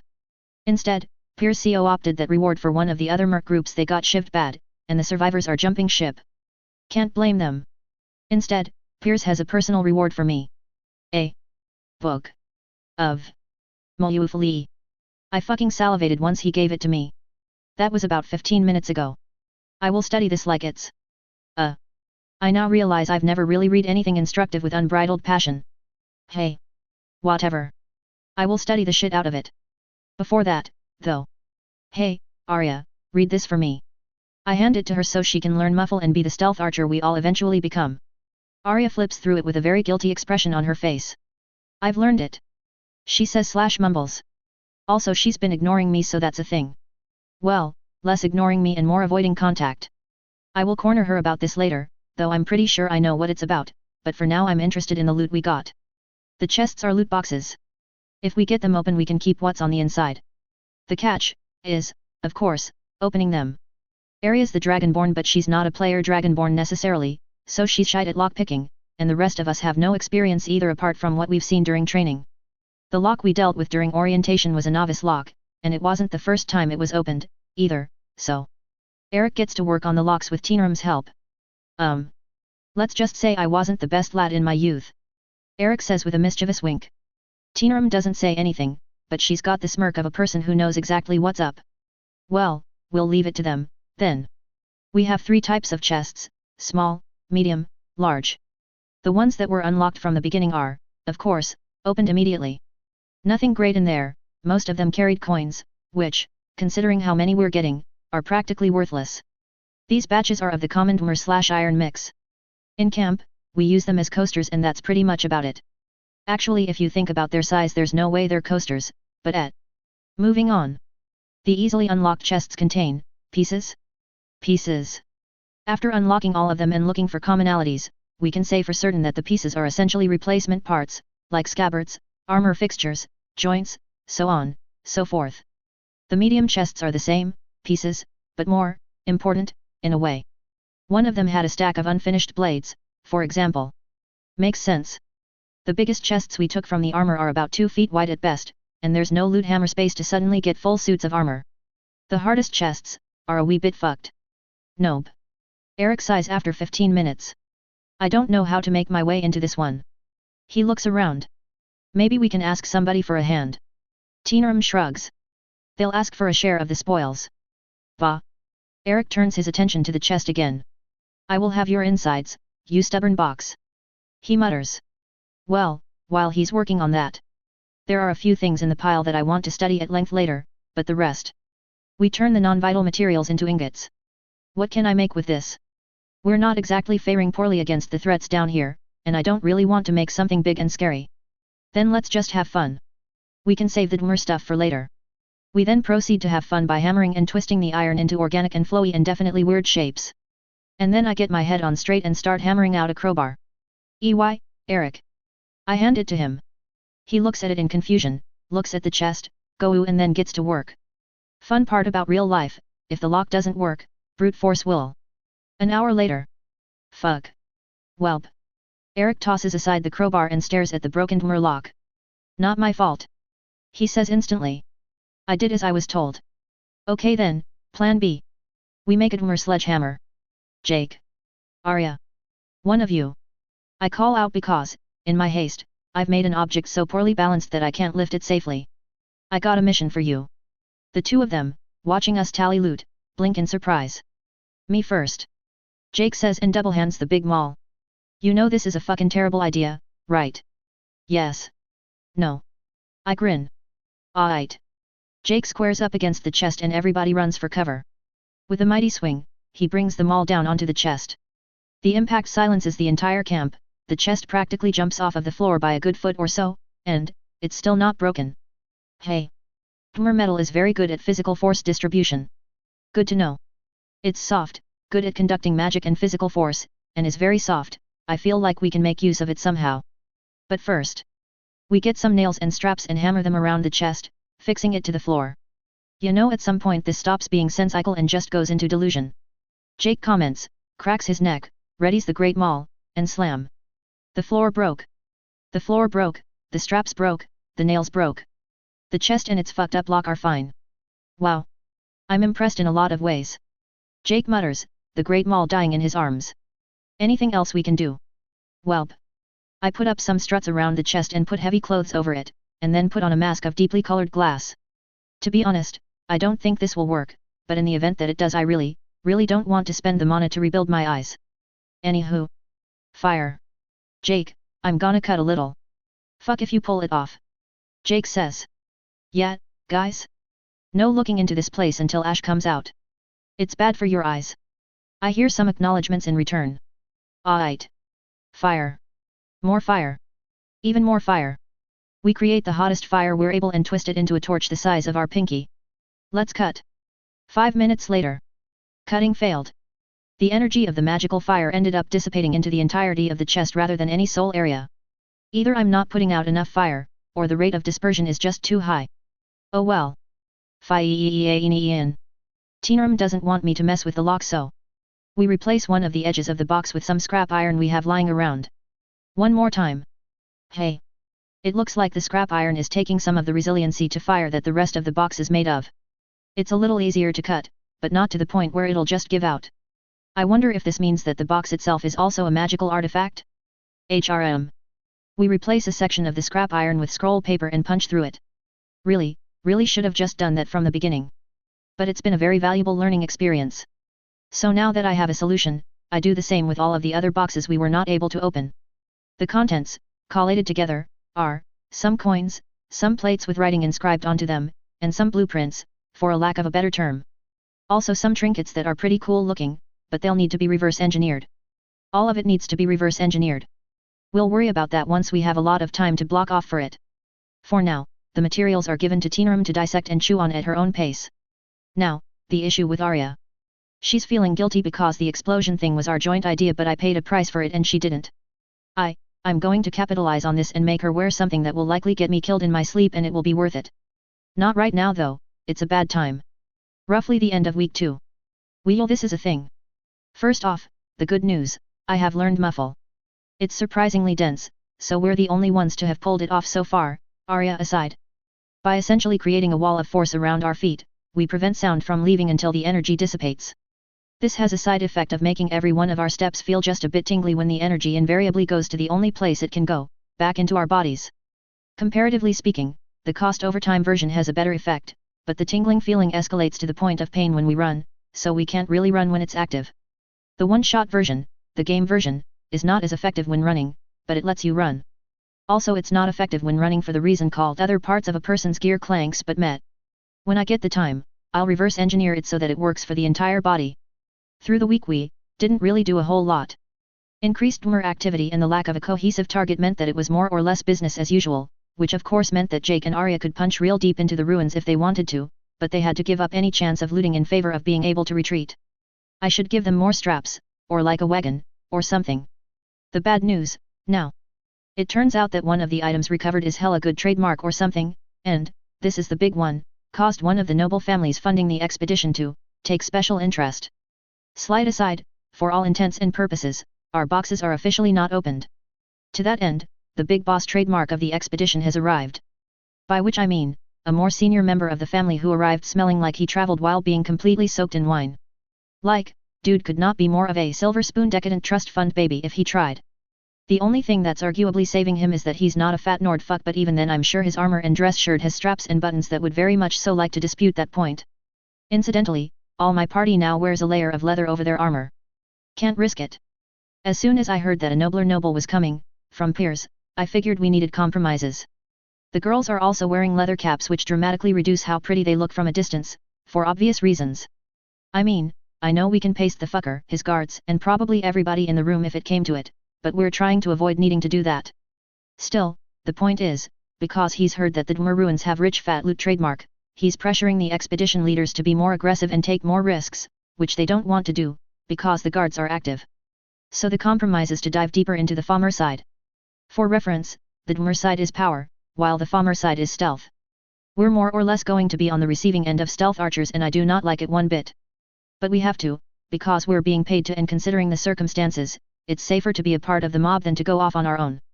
In the unlikely case that the noble has connections to the Stormcloaks and we fuck up somewhere down the line, pissing him off might result in us being total fugitives, separated from both factions. It'd be fun, sure, but considering how damage works in real life, I don't think I can shrug off an assassination during the night. I don't think I can shrug off an assassination aimed at my girls during the night. Ergo, grit teeth. Third-person camera. Ash's feelings were not unique. This is such bullshit. Nord Warrior A grumbles as they march into the farmer path. Damn straight. Nord Ranger B agrees. Farmer are tricky little shits. Stay close to Warwolf if you want to live. He glances at the band hanging around the left edge of the troop. Warrior A grunts. I like em as much as the next batch, but those overgrown cats don't sit right with me. He shakes his head. Can't trust Acacia with your coin, much less your life. Ranger B shrugs. They don't look it, but suit yourself. When you're bleeding out of your chest, you'll be begging one of them to haul you to their vice head. That Ash. Warrior A rolls his eyes. Don't trust him. Don't like him, either. He glares at Ash, who's currently walking and talking with his girls. Dude's a poser noble pretending to be a merc. Ranger B sighs. The party continues further down the tunnel until it opens up into a cavernous area. Scraps of Dwemer pipes and wall fixtures hint at its previous existence as a part of the ruin, but the combination of farmer use and general degradation has turned it into a massive hall with multiple levels and plenty of dead ends. Well boys, here we are. The new noble says with entirely far too much cheer in his voice. Untold riches just ready for us to plunder. More than one person mutters, oh, I'm sure. Under their breath. Master, your orders. The noble says, very obviously ceding control to the expedition master with all the pretense of observing the established chain of command. Give me the short stick, why don't you? The expedition master sighs in his head. All right, lads, we'll go by the books. With that command, the different task forces fan out in the area and move to secure it.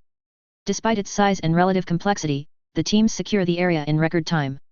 As the last teams report their success, the master's frown deepens. Well, okay. He mutters as he updates the sketch of the room. Abandoned hovels, empty nests, you. She points to a messenger. Call Warwolf here. The messenger leaves, and some minutes later return with Jake in tow. Jake, I have a request for you. Jake's feeling a little apprehensive. What's up? I want your party to guard our rear. She says, tapping their point of entry on the map. I don't like this one bit, and if things go south I want the most flexible party holding the line. In other words, you want us to be the last one out. Jake says slowly. In essence. The master nods. I trust the sword arms of you and Arya. He pulls Jake in closer for a whisper. Honestly, you're the only party I trust to sit still and wait when shit goes wrong, and I'm not about to let that spoiled lard bucket kill my men for nothing. Jake's response is a bit of a defeated shrug. All right, we'll take care of it. Thus, Ash finds himself fortifying their entrance/retreat path. The entryway to this large and cavernous room was a slick, slightly downward slope. Slightly precarious when nothing's going on, the path was almost guaranteed to cause problems in the event of a hurried retreat, so Ash spent his time orchestrating a mass stair-nailing event into the path. Meanwhile, the other teams found no less than 5 major paths and 8 minor paths that lead deeper into the unknown. This is stupid. Was the master's only comment. All of the minor paths were roped off and crudely sealed away via scrap metal and shattered glass, plus a few glyphs from the senior mages. Of the major paths, one terminated in a scrapyard of bones and worthless debris, 3 led deeper downwards, one was literally a cliff into a bottomless void, and one led higher and closer to the Dwemer section of the ruins. Naturally, that one is the one chosen for further exploration. Warwolf, as the rear guard, simply gets to sit and wait. First-person camera. I don't know if I envy the guys going in to search for loot or not. On one hand, stealth archers everywhere. On the other, stealth archers everywhere, except I get to sit. So, this entrance is honestly not that large. The tunnel that we came through has 2 points where the size change can be considered significant, with the smallest part being wide enough for 5 people to march through at once. My biggest worry is still what happens during a full-on retreat, though I suppose if it came to that then no amount of preparations would help. Still, while the teams are away, I just shoot mage light everywhere and brighten the place up. The biggest problem being that the mage lights, by virtue of creating light, also creates areas with some rather extreme shadows. The good thing about our entrance is that it's high enough that we can't be surprised by an attack from above. The bad thing is that there is no natural defense, and I can't use replace to make some walls because that would raise too many awkward questions. Ugh. 1 hour passes. Casualties start getting ferried back to the camp. So, for context. This big room is big, like, a good 100 meters across and 50 high, easy. The pathways are winding and somewhat difficult to navigate due to low light and moisture, but the team have been hammering in footholds and torches along the best paths to make lives easier. The escape path, Warwolf's position, is high enough that we have vision on all of the winding pathways from, well, the highest is roughly equal to us. So almost a bird's eye view of the room. The escape path, notably, doesn't quite have the room necessary to create a camp, thus, the forward camp is actually lower than where we are where there's more room. It's not far enough to be out of sight, but far enough that the path in between can be considered to be unguarded. Anyways, casualties get ferried back to camp, and I get called down to help with the more severe cases. All of the injuries seem to be trap-related judging by the descriptions, so I assume that means the Farmer-filled shoe has yet to drop. 3 hours pass. Casualties are continuing to stream in, but those that do are in pretty high spirits. Apparently they found the back entrance to Admir treasury and surely nothing can go wrong there. 4 hours pass. I guess I was wrong, because nothing did go wrong. The treasury room was apparently pretty small, because they came back with several crates of jingle jangles. The assumption is that it, is literally a treasury room and these are crates of coins. Not the best discovery all things considered, but still pretty nice. Third-person camera. As the expedition reaches its 5-hour mark, one of the minor tunnels suddenly lights up. The glyphs in that tunnel had triggered. Shit. Ash mutters. Look at all the chances we're not taking. He takes a deep breath and begins to shout. Get the wounded up the hill. Let's go. Let's go. The people resting at base camp, also having heard the glyphs go off, weren't about to argue.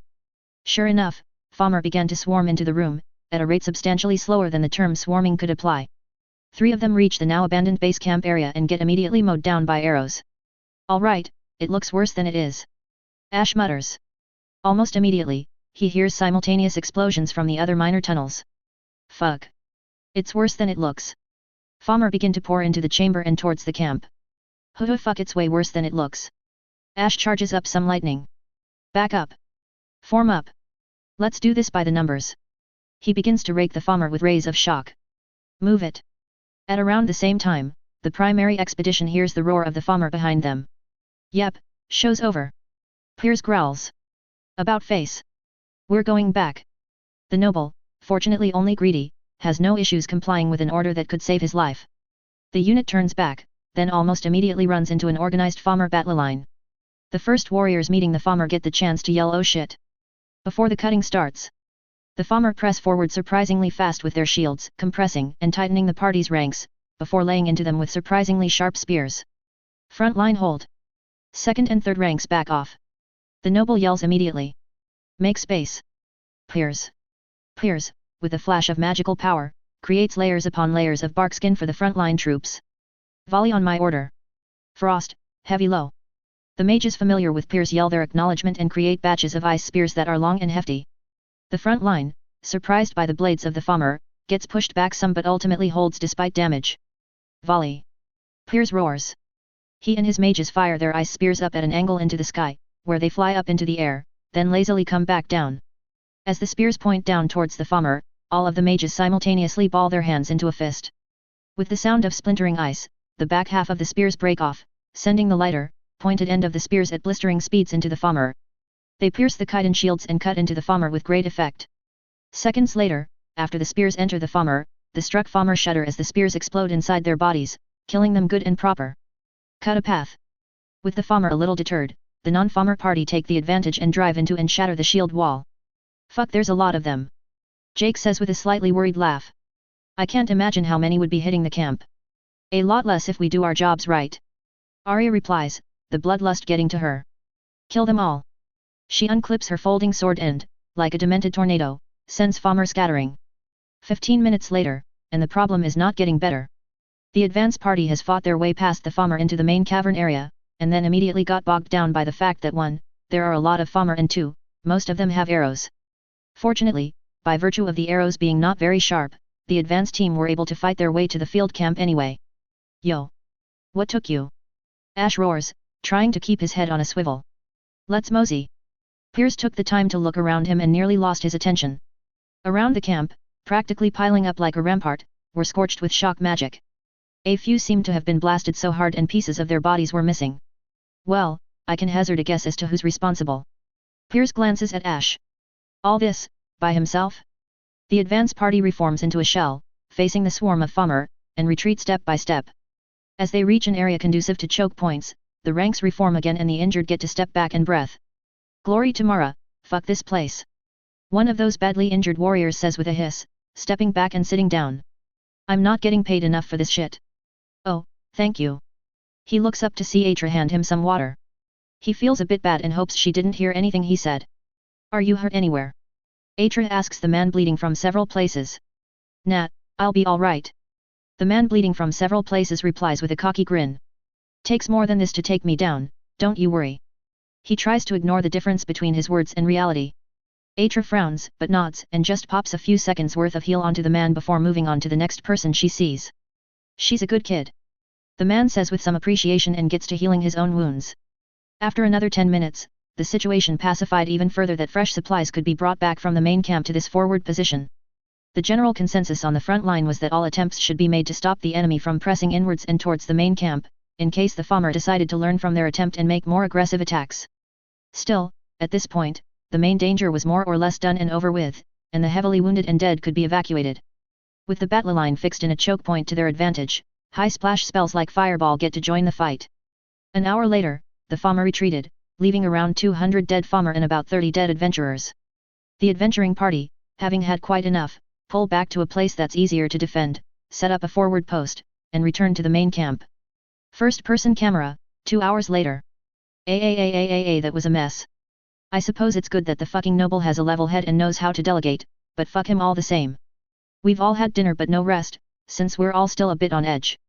Something about the air tonight doesn't feel right. Could just be the nerves, or the hundreds upon hundreds of Fommer that we had to carve through. I mean, hell, Aria's the most resistant to blood of all of us and she took a full-on bath to get rid of the smell. Speaking of which, the entire camp smells like blood. It's not exactly pleasant. Hey. Fucko, it's Teenrum. What's up? I'm still just a wee bit on edge. We're just sitting around in our campsite cooling off. She looks genuinely worried. Are you okay? Why would I not be okay? I'm fine. I'm pretty sure I'm fine. I look at myself. I look fine. Well, we all saw you do, you know, that. She makes some sparks in her hand. At this point I won't be surprised if even the Imperial Arcane University knew about you. We had, at some point in the defense, went fuck it and started raking the lines of Fommer archers with beams of shock. It didn't kill them outright, but was definitely effective in stopping massed arrow attacks by shocking the bejesus out of the would-be shooters. I'm as surprised as they are. I say with a shrug. Warwolf as a family is fully aware of the fact that I'm basically a moving bank of mana. Must be something to do with the magic flowing in the Dwemer ruins. She rolls her eyes. No, seriously. She sits down. Are you alright? What is she getting at? Teenrum preens her tail. Regardless of reason or context, the releasing of that many souls tend to have negative side effects. She stares into my eyes. It's why armies are always accompanied by clerics and priests. Hey. And you've done a lot. She says. Both you and Jake. Super hey. Not Arya. Arya. Teenrum says slightly dismissively. Her condition makes her well suited to combat. Given that, I know Arya reconvened and said something about the Greybeards but I don't remember if that was before or after the T-Sisters showed up. Either way, probably talking about the Dragonborn condition. In any case, if you're feeling unwell or strange, please let us know. She says. I know you keep to yourself a lot, but understand that we do care about you, and we know you care about us, so don't be shy about the state of your health. She smiles. I'll keep that in mind, thanks. That aside, levels. We've been putting them off so far, but after the events of today, I have a grand total of 458 levels. Jake has 336. Ha. He's actually still at a higher level than me. Which is understandably bullshit. Anyways, cracking 1000 gets +2 to luck. I have 23 greater perks and, honestly not a lot I want to spend it on. Well, I have a lot I want to spend it on, but I know if I branch out too much it'd be bad, so. Full on mage, 3 ranks of, efficiencies, destruction, restoration, illusion, conjuration, magic pierce, overcast, parallel casting. Magic Pierce just says can skip some defense, which I hope will be useful later. Overcasting lets me spend more mana to hurt more things, and parallel casting boosts both my mana cap, restoration, and how much magic damage I take. Skills wise, I bump to 100, enchant, dachant, armor making, weapon making, multicast, heal. And then I spread the rest out around. For finishing effects, I get a bunch that are a result of bumping up to 100, as well as Rainbow Mage, which came from all those efficiencies. It gives an extra boost to my mana conservation on spells. I still plan to use spells at full power, which at this point basically means that my normal spells hit like fucking trucks. Pile on the effects of canisters and spending those mana canisters, and at this point I basically have a win button that's also a nuke. Here's to hoping I never need to use it. Jake takes a mishmash of stuff, especially 50 ranks of battle offense, rhythm, cadence, and defense. These seem to be pretty similar skills. Basically, offense and cadence are attack-based, damage, speed, while defense and rhythm are defense-based, defense, dodge. As far as we can tell based on their description, they're more effective the longer a fight gets, so he's definitely thinking ahead with these. For perks, he takes things that make him fly better, and then 3 ranks of confectionist, because he wants to be able to make kick-ass sweets. Finishing effects, aerial ace, better midair maneuverability.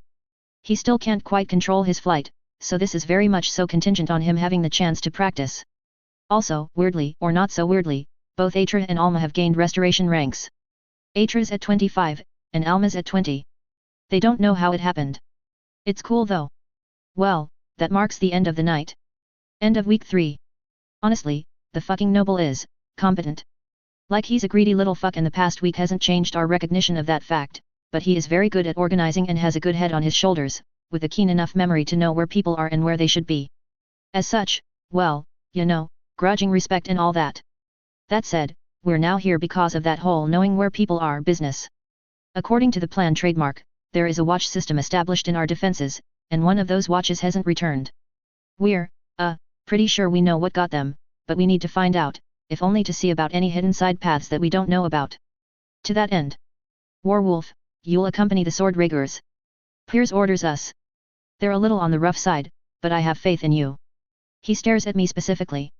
That said, don't do anything crazy, got it? The sword riggers is a party of a dozen orc heavy warriors with some experience.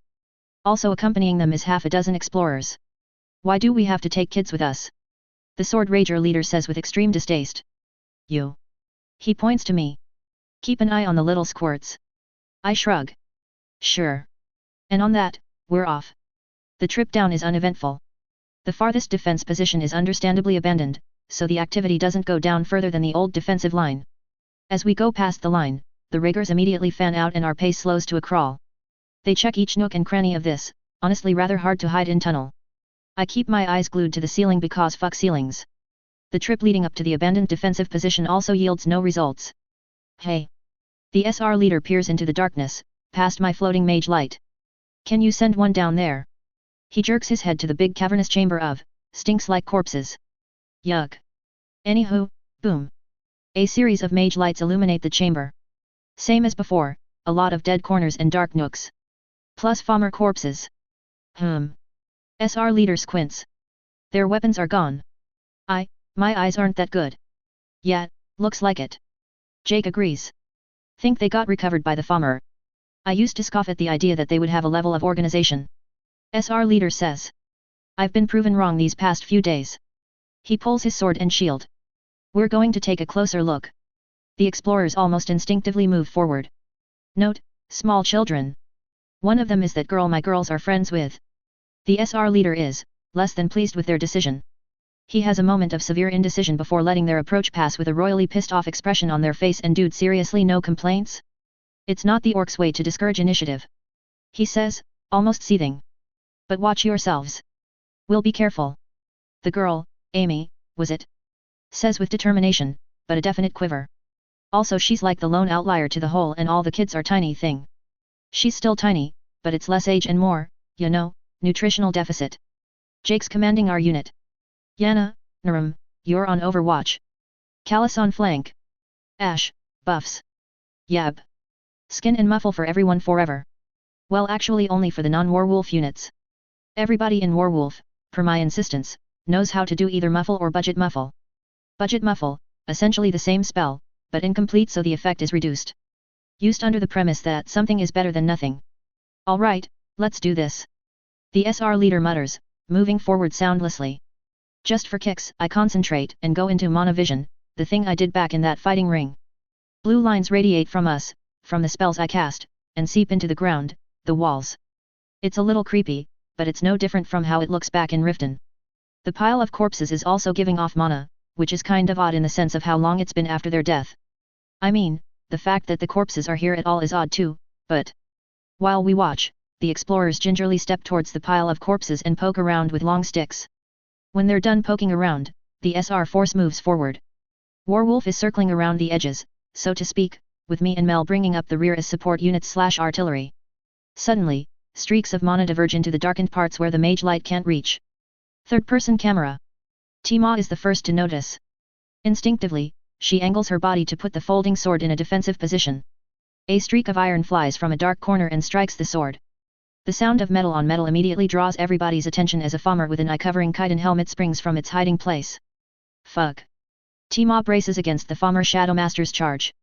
It lunges for her feet with a full body tackle and takes them out almost immediately. Tima, unbalanced, rolls back to regain her footing, but the Shadowmaster leaps onto her and pins her to the ground. It then, with a furious growl, rakes into her face with its claws. Ma. Timur charges forward to help and is almost skewered by another iron chain from a dead spot. Ambush. Form up.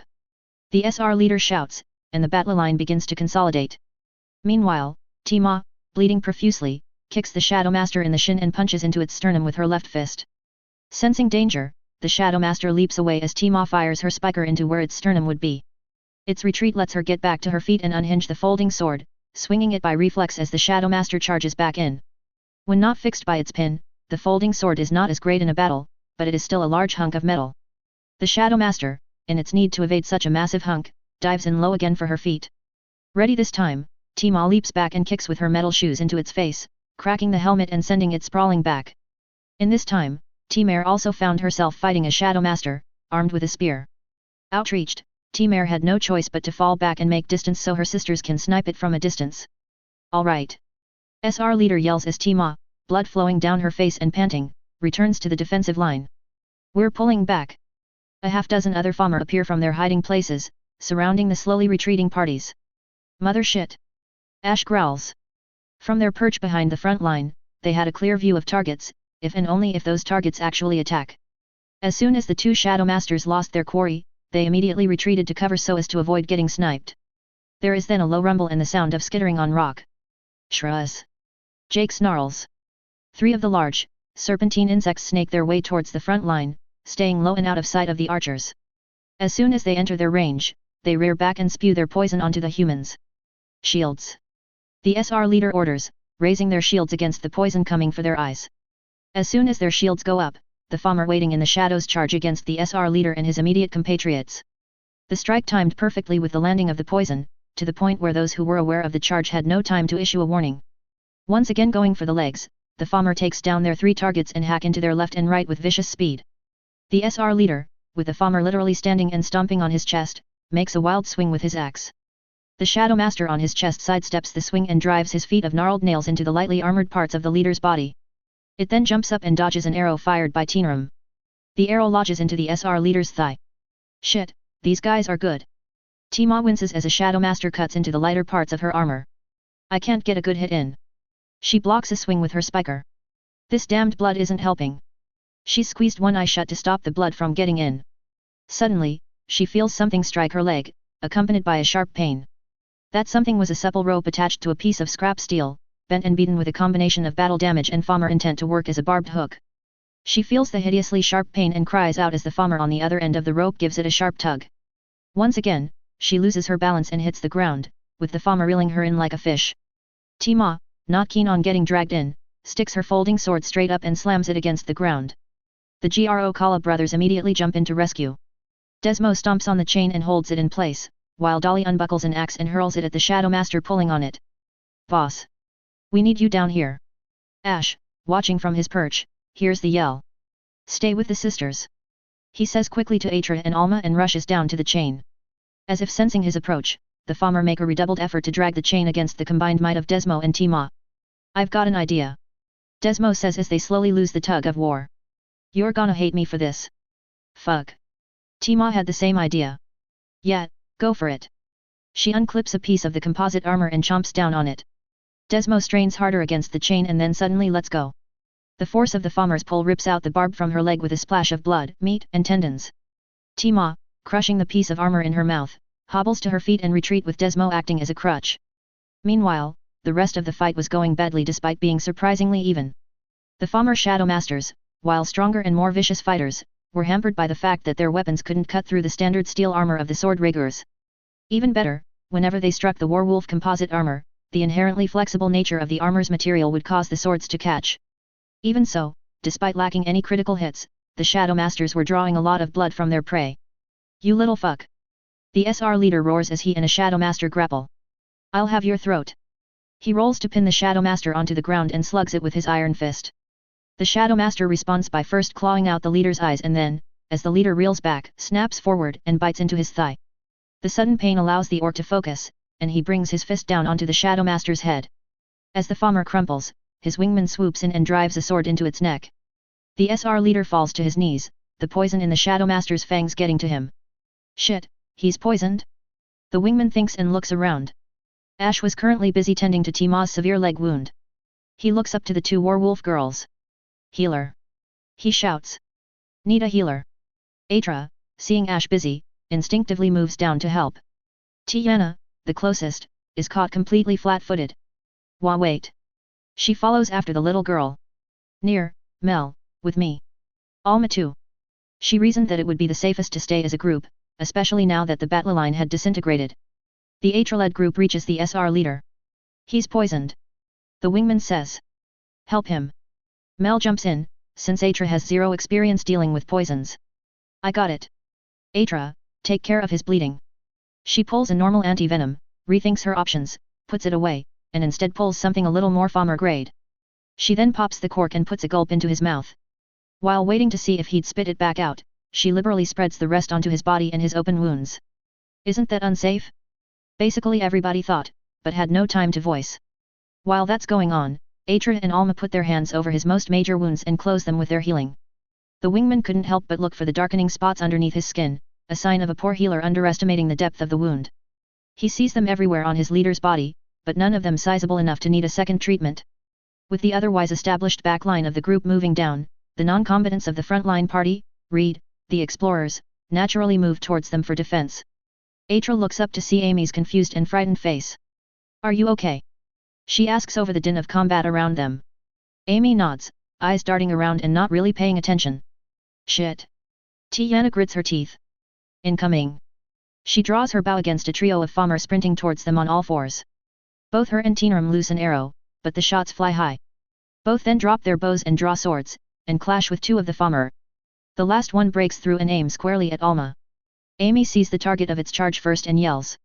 Alma. Alma, a little girl, is not very good at battlefield situational awareness. With her back turned towards the charging farmer, she had turned her head toward Tiana when she shouted, then locked her eyes onto the third farmer charging through, then turned her head again to Amy when she shouted, and finally remembered that there's a farmer charging in. With an eep, she pulls her knife for defense, fumbling it, and shoots flames at the charging farmer. The farmer, perhaps working on experience, didn't bother dodging the magical flames of a small child.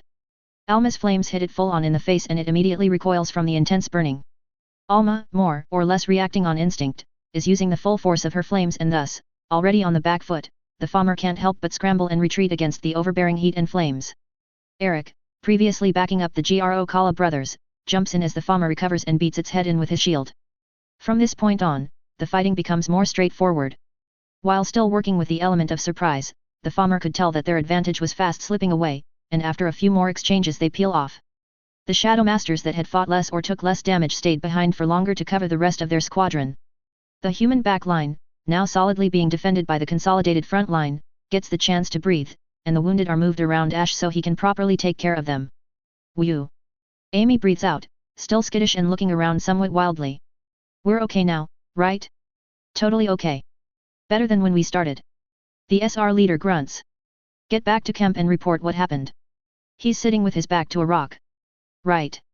Amy stands up shakily. She half bolts, half scampers away. A few more exchanges later, the rest of the Shadow Masters pull back. With the threat now officially gone, everyone breathes a sigh of relief. Fuck me. Jake groans. You girls okay? We're fine. T-Mare coughs. The corpses down here aren't making things any easier. Ma, you alright? I'll live. T-Ma gingerly flexes her foot.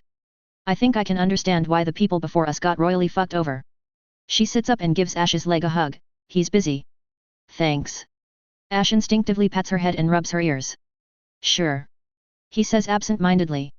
After the group's been patched up, it was decided rather quickly via general consensus that moving forward is too dangerous, and so they turned back to report their findings. First-person camera. The group we're looking for is written off as killed in action. Sucks to be them, but I'm not about to have another heart attack looking for them. The farmer entrance is fortified harder, and we come to a general consensus that there's no loot in that direction worth the risk. Week 4, Day 1. Tragedy. On the Dwemer side, the cliffs that we fought and lost hearing at is now home to a Dwemer guardian. A scout reported back seeing a massive metal face staring at him on his scouting trip. Ergo, that path is now blocked off too. If the guardian decides to breathe steam, the entire cliffside will suffer for it, and we can't get close enough to see what's underneath him, so, yet. The noble's response is a half-hearted shrug. Well, that's that, then. And we begin to pack. When the ruins' responses die down, another party will be formed to delve deeper. Piers explains as we get our stuff together. But for now, this place is as good as locked away. No surprises there, though I guess it's kind of both neat and worrying that the Dwemer ruin has enough automation and system awareness to know when to escalate the caliber of its defenses. Makes me wonder what Mark Arth is like. Anywho, after we rustle together our shit, we pack up and go home. Our ultimate haul, after everything that should get melted down got melted down, is about 100 Dwemer ingots, 20 iron ingots, 5 moonstone ingots, more on this, and 5 gold ingots. Also, 3 intact Dwemer spiders, except for the parts that aren't intact. Also some armors, weapons, and unenchanted but finely crafted trinkets. And, of course, the non-official stuff that is now official, because we need to tally it up in the end. As stated earlier, everything we've gained will be used for reverse engineering, and will likely not survive the process. I believe that the ending results will be more than worth it, especially if I can get some tidbits here and there that'll stop me from needing to reinvent the wheel a few times. I'm excited, not gonna lie. Now. Moonstone. It is the most fucking finicky material I've ever seen. Disclaimer, if I've worked with moonstone before I have forgotten because I never had it in any big numbers. Anyway. If Dwemer metal is good at conducting and retaining mana, then moonstone is the polar opposite. Ish. It also conducts and retains mana, but only to a point. Depending how it's shaped, it conducts and retains mana differently. It's dumb. It's honestly going to be really useful, but it's really dumb. Like I used replace to make 2 identical pieces of moonstone and their conductivity were different from each other in wildly different ways. I refuse to believe that it's just how it is, though, so there's going to be some science to be done for a while. The Dwemer parts, I'm mostly interested in the joint articulation. Dwemer spider joints are hideously tough for how thin they look, so learning from it would let me do some neato bullshit trademark in the future. Factoring in the payment, we're up by a lot. Comparatively speaking, I was a lot more active in reforging weapons, so as a result the damage cost can be considered to be less. It's hard to tell, honestly. Either way, we're walking away from this with both money and loot, so it's a success, damage aside. As for the other group that we care about, the explorers. Overall, the group's headcount came up to 58 children at the beginning of the expedition. At the end, we're at 50. All of the losses were on the farmer side, and I'm, honestly not that surprised. Piers did mention that it's unusual for there to be so little losses to the explorers, so, you know, gift horse. Honestly I'm more or less just glad that it's over now. Return to Riften. The entire trip took about a month, and nothing major has happened in the world, which, in itself is a bit of a problem, but it does let us unwind because fuck we could use a vacation at home right about now. 2 days later. Fuck trademark. Hello there. Bernjulf says with a wry grin, leaning against the door. I think I found someone that wants to meet you. That somebody is a grizzled Nord with. I mean that's Esbern, let's not pretend. It's early in the morning. 5 minutes ago there was a knock at the door, and of course the knocker is Bernjulf, who also has the biggest shit-eating grin on his face. Accompanying him are a pair of well-dressed men. His backups have armor, so I assume that means they're his bodyguards. It's been a while, Yend. Esbern says, locking onto the one person he knows in the entire group. Did you miss me? Fuck.tm. What's going on here? =+=+===. Author notes. It just makes sense that a local powerhouses like nobles would try to strip ruins in force. Chapter 23, The Wall of Alduin Experience, ish. == Alrighty, so, where do I begin with this? Currently, sitting at my long table, is Esbern, the hidden chronicler, VIP of the Blades, and Brynjolf, the second in command of the Skyrim Thieves Guild. Both seem to be relatively amicable with each other, and, understandably, we're all a wee bit thrown for a loop. Except maybe Delphine, who seems less thrown. And we have tea and snacks. Because of course we do. Well, you seem to be in better health than I imagined. Delphine says stiffly. I'm not even sure who she's referring to, since she's looking at the empty space between the two visitors. Speaking of, Esbern and Brynjolf are on one side of the table, me and Delphine on the other. Jake is taking a flanking position, leaning on the wall behind us. Brynjolf's guards do the same behind him. Everyone else is in the sneak room. The sneak room is more or less a new addition, with primitive telephone technology trademark so everyone else can hear what's going on without being seen. Cups and wires primitive. The fact that people can hear in the room is more due to the fact that there's an open door than anything else. I dare say spending all my time underground has done wonders for my skin. Esbern says with a light laugh, but his eyes are alert and on guard. For good reason. I sigh. Alright, before we continue. Electricity is crackling at my fingertips. Brynjolf, I'd like to remind you that you have once broken into my house and tried to kill Atra and Alma after getting caught. But you did catch me, right? For what it's worth, I'm deeply sorry about my behavior. He says, sounding reasonably sincere. But, then again, Master Thief. Murder was never on the cards, and had I followed through it wouldn't have been, either. Ahoy. Well, I'll hold my grudge for later. I turn to Esbern. How do you know this guy? I point to Brynjolf. Esbern doesn't quite look at me despite responding to my question. He's been instrumental in helping me go to ground in Riften and stay unseen. Understandably, being in the good graces of those who are quite chilly towards the law has immense benefits, considering my current position. Makes sense. Doesn't quite answer my question, though. You must know we were looking for you, then. Delphine says. Has something forced your hand? Esbern nods. In a manner of speaking.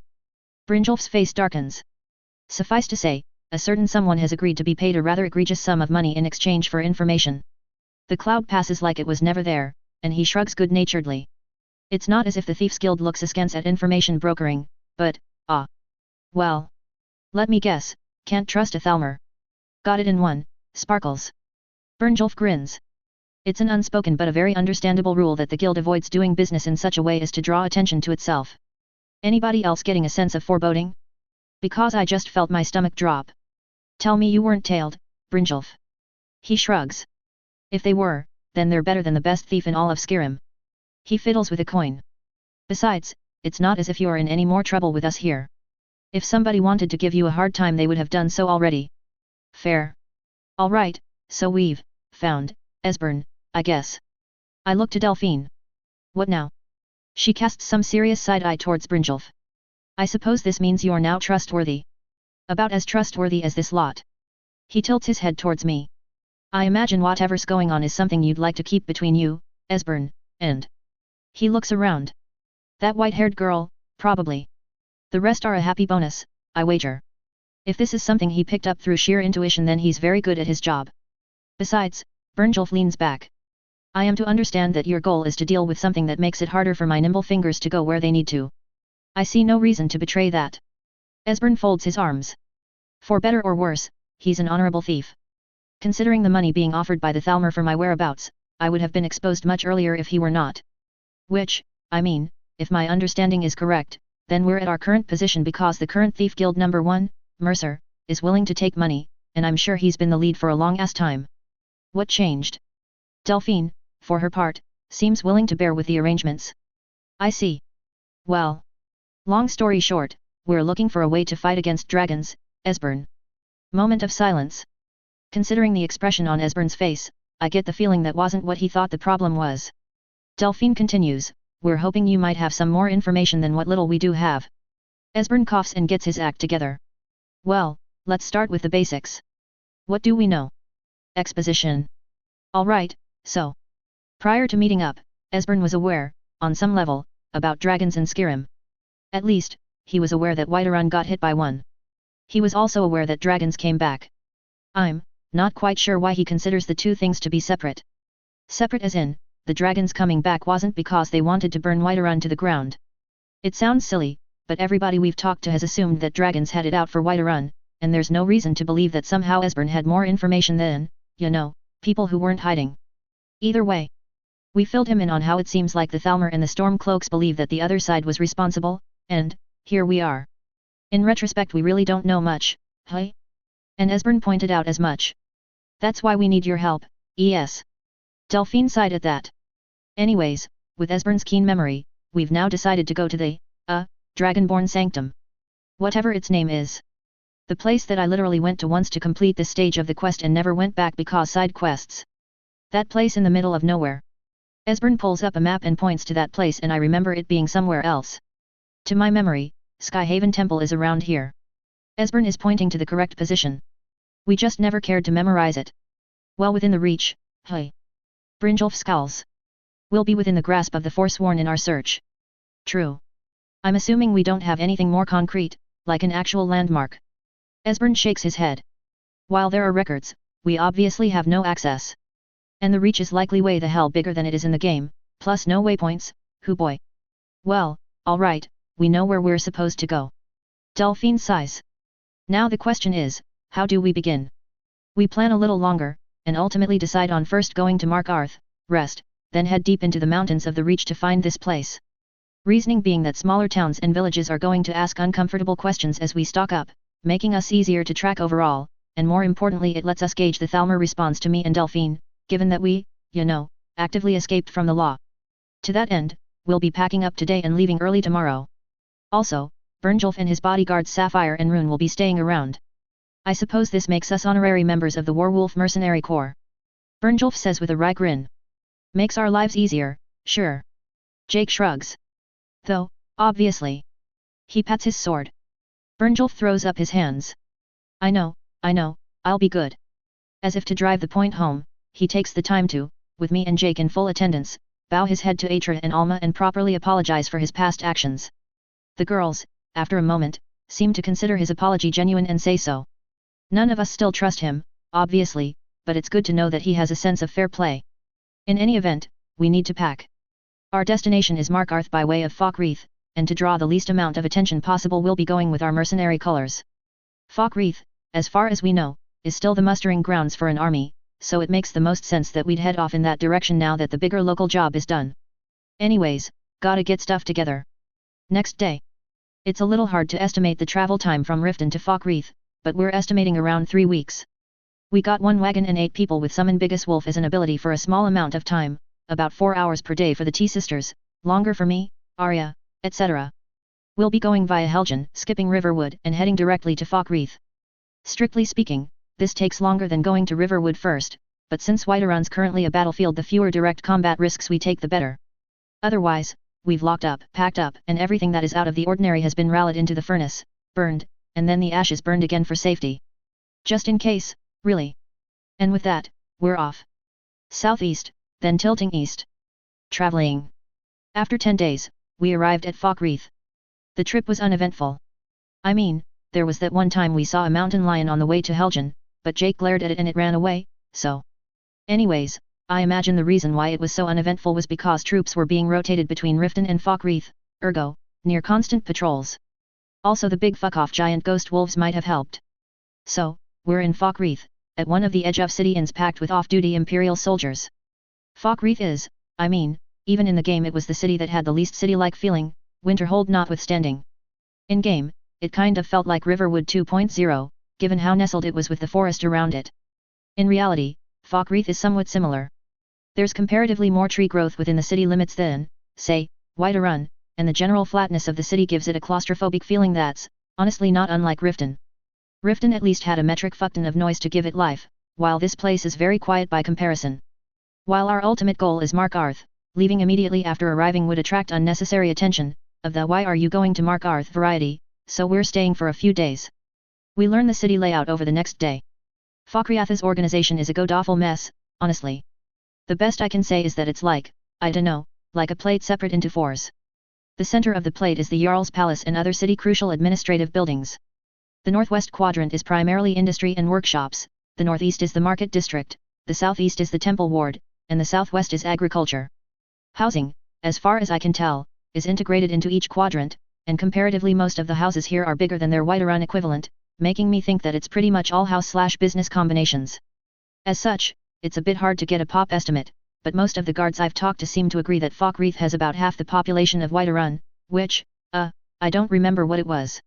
Part of the reason for its comparatively low headcount is because the surrounding villages, strategic in their locations and well within half a day's walking distance, help provide what the city can't. This also contributes to the wall-less nature of the city, since, well, if it got sieged it'd be dead, 'cause it can't support itself. I have questions, not gonna lie, but we don't really have the time to answer them right now. Either way, we're trying to not get involved in anything major, so as soon as we arrived near the city we swapped out equipment from looking like a mercenary company into looking like a trader caravan. Again, the fact that the girls of the group are all 100% eye-catching and turn heads wherever they go aside, we were pretty much left alone. Over the 3 days of layover, we restocked on food. I sold some of my good quality raw mates for some pretty good coin and bought clothes and tools. Yes, I make them, but I figured the girls would like to have something that isn't handmade, even if the quality is, bad. I mean, it's about as good as what you'd get anywhere else, but compared to what I can do with my reality warping powers, yet. In any case, the clothier lady did her best to make something sellable, so I'm not going to judge. I will modify them to make them chafe less, though. On the 4th day, we leave for Markarth. If it feels like I'm glossing over Falkreath, it's because we are. Falkreath right now is basically one giant hotbed of opportunity, and we really want to avoid getting involved in anything that will distract us from our main quest. Which, in retrospect, is probably why we're being stopped at the West Gate. At the cusp of dawn, an Imperial Army captain stopped us as we're caravanning with other traders headed west. "Where are you off to?" he asks me. "In such a hurry?" "Well, I don't know if a hurry is what we're doing, but time is money and I'd rather not stay in a war." I shrug. I have Atra and Alma sitting next to me for bonus sympathy points. "Is that so?" The captain strokes his chin. "Where are you headed?" "No point lying about it. Westward, we'll probably end up at Markarth soon enough." "Is that so?" The captain really likes stroking his chin. "In that case, I have a favor to ask of you." He jerks his head over to a small squad of 5 Imperial soldiers. That lot lied about their age when they enlisted and couldn't keep their mouths shut after a pinch of ale. He scowls. "I'd like you to escort them back to Markarth." "Back to? Are there really no other places nearby?" "I mean, sure, but isn't that kind of far?" The captain leans in to whisper. "If they're dropped off at nearby camps, they'll more than likely be sent to fight in the front lines anyway. I have no intention of letting a band of young upstarts die with neither honor nor glory." He grimaces. "Too much of that already." All right, I suppose. We're going in the same direction, so we can keep an eye out, sure. Also I'm pretty sure I don't actually have a choice in this, so And with that, we're off. Instead of traveling by ourselves, we're in a convoy of 4 wagons, and are consequently a bit slower. With us are 3 families emigrating and 1 trader headed home to somewhere east of Markarth. With them, the bodyguards hired, and the 5 guys, the caravan's at 12 people not counting us. We're actually a really big party, now that I think about it. Anyways. Traveling. It's a lot of woodlands. Like, Falkreath has a lot of trees and those trees really don't let up even as we start crossing into Markarth territory. Unlike the game, where, I've never gone from Markarth to Falkreath directly, so I don't really know the path. Point is, here, there is a straight path, so to speak, between the 2 cities. There are a lot of trees but it's obviously not a singular forest. The cobbled path we're taking goes through natural clearings, artificial clearings, small streams, creeks, so on, so forth. It's very nice, not gonna lie. I can see why you're allowed to build a house here with Hearthfire. That other town, though. What's its name? The one deep in the marshes. Don't remember. Whatever. That place is dumb. Living there is dumb. The trip is very calming most of the time, and very not calming during the some of the time where it's very obvious we're being stalked by wolves and bears from among the trees. Still, once they've established that they're not coming after us, then it's pretty nice to watch them walk along in the treelines. Also, again, giant fuck-off wolves. It takes us the better part of 3 days to hit the foot of the Markarth mountain ranges. The Reach. It's, well, mountains in the distance, hills nearby, jagged edges everywhere, and, honestly a very well-maintained cobblestone roading winding through them hills. The sheer amount of dead corners and hiding spots is not making me feel very good about this, considering they, foreman? Forsworn. Forsworn? Anyway. As we travel, we do things. So, first things, the soldiers, are their hearts are in the right place, I guess. Going by what they're telling us, they basically fritboy drunk bad decision making timed themselves into the army and are now regretting the process by which they came to their decision. I guess. In other words, they joined up while being heavily intoxicated, possibly under duress? That part wasn't very clear, and fessed up before they could be shipped off into a war. The captain we saw earlier was lacking in manpower, but the Fritboy 5 seriously had nothing to offer, so he's willing to look the other way and pretend as if they had never enlisted, instead of, deserting. I'm pretty sure there's a lot of detail being left out, but we don't really care to find out, so if this is what they say happened, then so be it. I'd say it takes talent to fail at being a meat shield, but as far as I can tell, meat shielding doesn't seem to be a common Skyrim strategy of warfare, so either way, they're honestly pretty good kids, bad decision making aside, so we're using them as sparring partners/dummies. Delphine's a good trainer by virtue of experience, and she helped break all of us of any bad habits we had, especially Jake. That said, I get next to no training beyond the basics, because, as she puts it, I'm not very good with educating war mages, so I don't want to teach you poorly. She tells you as she beats the bejesus out of you every sparring match. Which is fine. It gave me time to investigate that one spell Pierce's squad used. Per Jake's description, it was basically a bullet, a round propelled by a detonation. Now, fire is easy enough and the ice is also easy enough. Any middling spellcaster is able to do something like that. Combining the two is a little harder. Combining the two and using it responsibly, though. The challenge, and the thing I'm most interested in, is the whole "don't blow up until I need you to blow up" thing. Fireballs technically fit that bill, but they're not controlled. So, the first step was to just recreate the spell per Jake's descriptions. It takes roughly the time between going from Helgen to Falkreath to figure it out. Mine is probably not the same makeup as Pierce, but it gets the job done. I have a tack of ice, in the general shape of a golf tee, encased in a ward that acts as a shell. Behind the tack is a ward ball that encases a very high-quality fire spell. The tee is also like 2 feet long. Jake said that this spell was used to hit someone with an arc action. After development, we test fire it during the first available camp time. It flies upwards in an arc for about 10 feet, drops dangerously into the dirt, bounces like a styrofoam bat, tips over, and then the explosion goes off. So, no. Test Model 2, about a day later. It flies upwards in an arc for about 20 feet, and then the explosion goes off, and the thing sails into the sky, never to be seen again. Better, but, Test Model 3, at the foot of the reach. So, the problem so far is that the wards don't really do what I want them to do, so Model 3 uses no wards. I was using wards because the spells wear them out and so they can actually be used, but obviously it wasn't working. Instead, the new shape is basically a diamond, like a traditional RPG ice spear. The back is hollow, with high flames and compressed air. It doesn't even bother angling down. Dang, this is hard. For reference, this spell took Piers about 8 years to get to the point where it can be reliably used and taught to others. Well, whatever. I learned something useful through experimentation. I can use physics to make spells more powerful.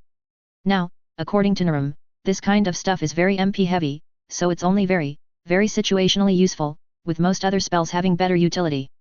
I, of course, have a magic pool of incredible size, so cost is not really a factor. If this gets me a better first strike, then it's all good. Likewise, I don't particularly need a line-skipping strike of this specific type, I wonder, though. Clouds are moisture, right? And thunderstorms are basically just energy. HRM. Food for thought. More importantly, though, wards can be strengthened or weakened given the right spin, and spells can be used to break through wards given the right spin. Ergo, spells can detonate later than needed given the right spin. I imagine Fireball works along this line of thought, though probably not the same way. But yet right now I don't know Fireball, so I can only create my own. Well, I have scrolls, but it's not the same. My thought is this, from a sheer physics standpoint, more energy equals better. Magic gets to subvert some of the rules. Wards, in particular, can actually withstand a lot of sheer energy. Skin spells are very good at deflecting kinetic energy, and wards, other energy. I'm really wishing I took college-level physics at this point, not gonna lie. Either way, the goal is to have Fireball trademark. Not that crappy Fireball in-game. Not even the Fireball we saw back fighting the Stormcloaks, but the Fireball we all dream about when we play D&D. The game changer. The wizard's middle finger, that one. You get the idea. I'll have to think over how it works. About a week into the reach. Mark Arth, from our current position, is around 10 days away on foot. Not gonna lie, the road to Markarth is actually quite quaint, if a little bit sinister. Villages dot the mountainside, and small communities revolving around mining and ranching are everywhere. Most of those places, however, seem tailored around the main road. That's not a very good description. Let me try again. Most of the places, especially the mining villages, seem tailored to be encampments, more than a place to live. I say this because of all of the non-agricultural focused villages that I've seen so far in Whiterun, Riften, Falkreath, all of them had some limited amount of self-sustaining capability. Here, it's a lot less so, even when taking into account the inherently hostile terrain. If I had to guess, I'd say that the villages without any notable form of food production are settlements built by the Empire for digging. That's about right. Esbern says when we discuss this at one point. Markarth provides most of the iron and steel for Skyrim. As such, holding onto it is of extreme import to the throne, despite any threats, local or otherwise. Speaking of threats. Halt. We're accosted by 3 dudes in Imperial armor. 3 more dudes in fur armor are dragging away naked corpses. Gee, I wonder what happened here. Is there a problem? Delphine asks lightly as we start taking defensive positions. There are a lot of us. I will note that we keep our weapons hidden unless needed, so there's a bit of look at this defenseless family suddenly bringing out all the weapons going on. The leader falters at the numerical difference. No, nothing, we're looking for, Who were those people you're dragging away? Eric asks. Seems strange to be so, lightly equipped.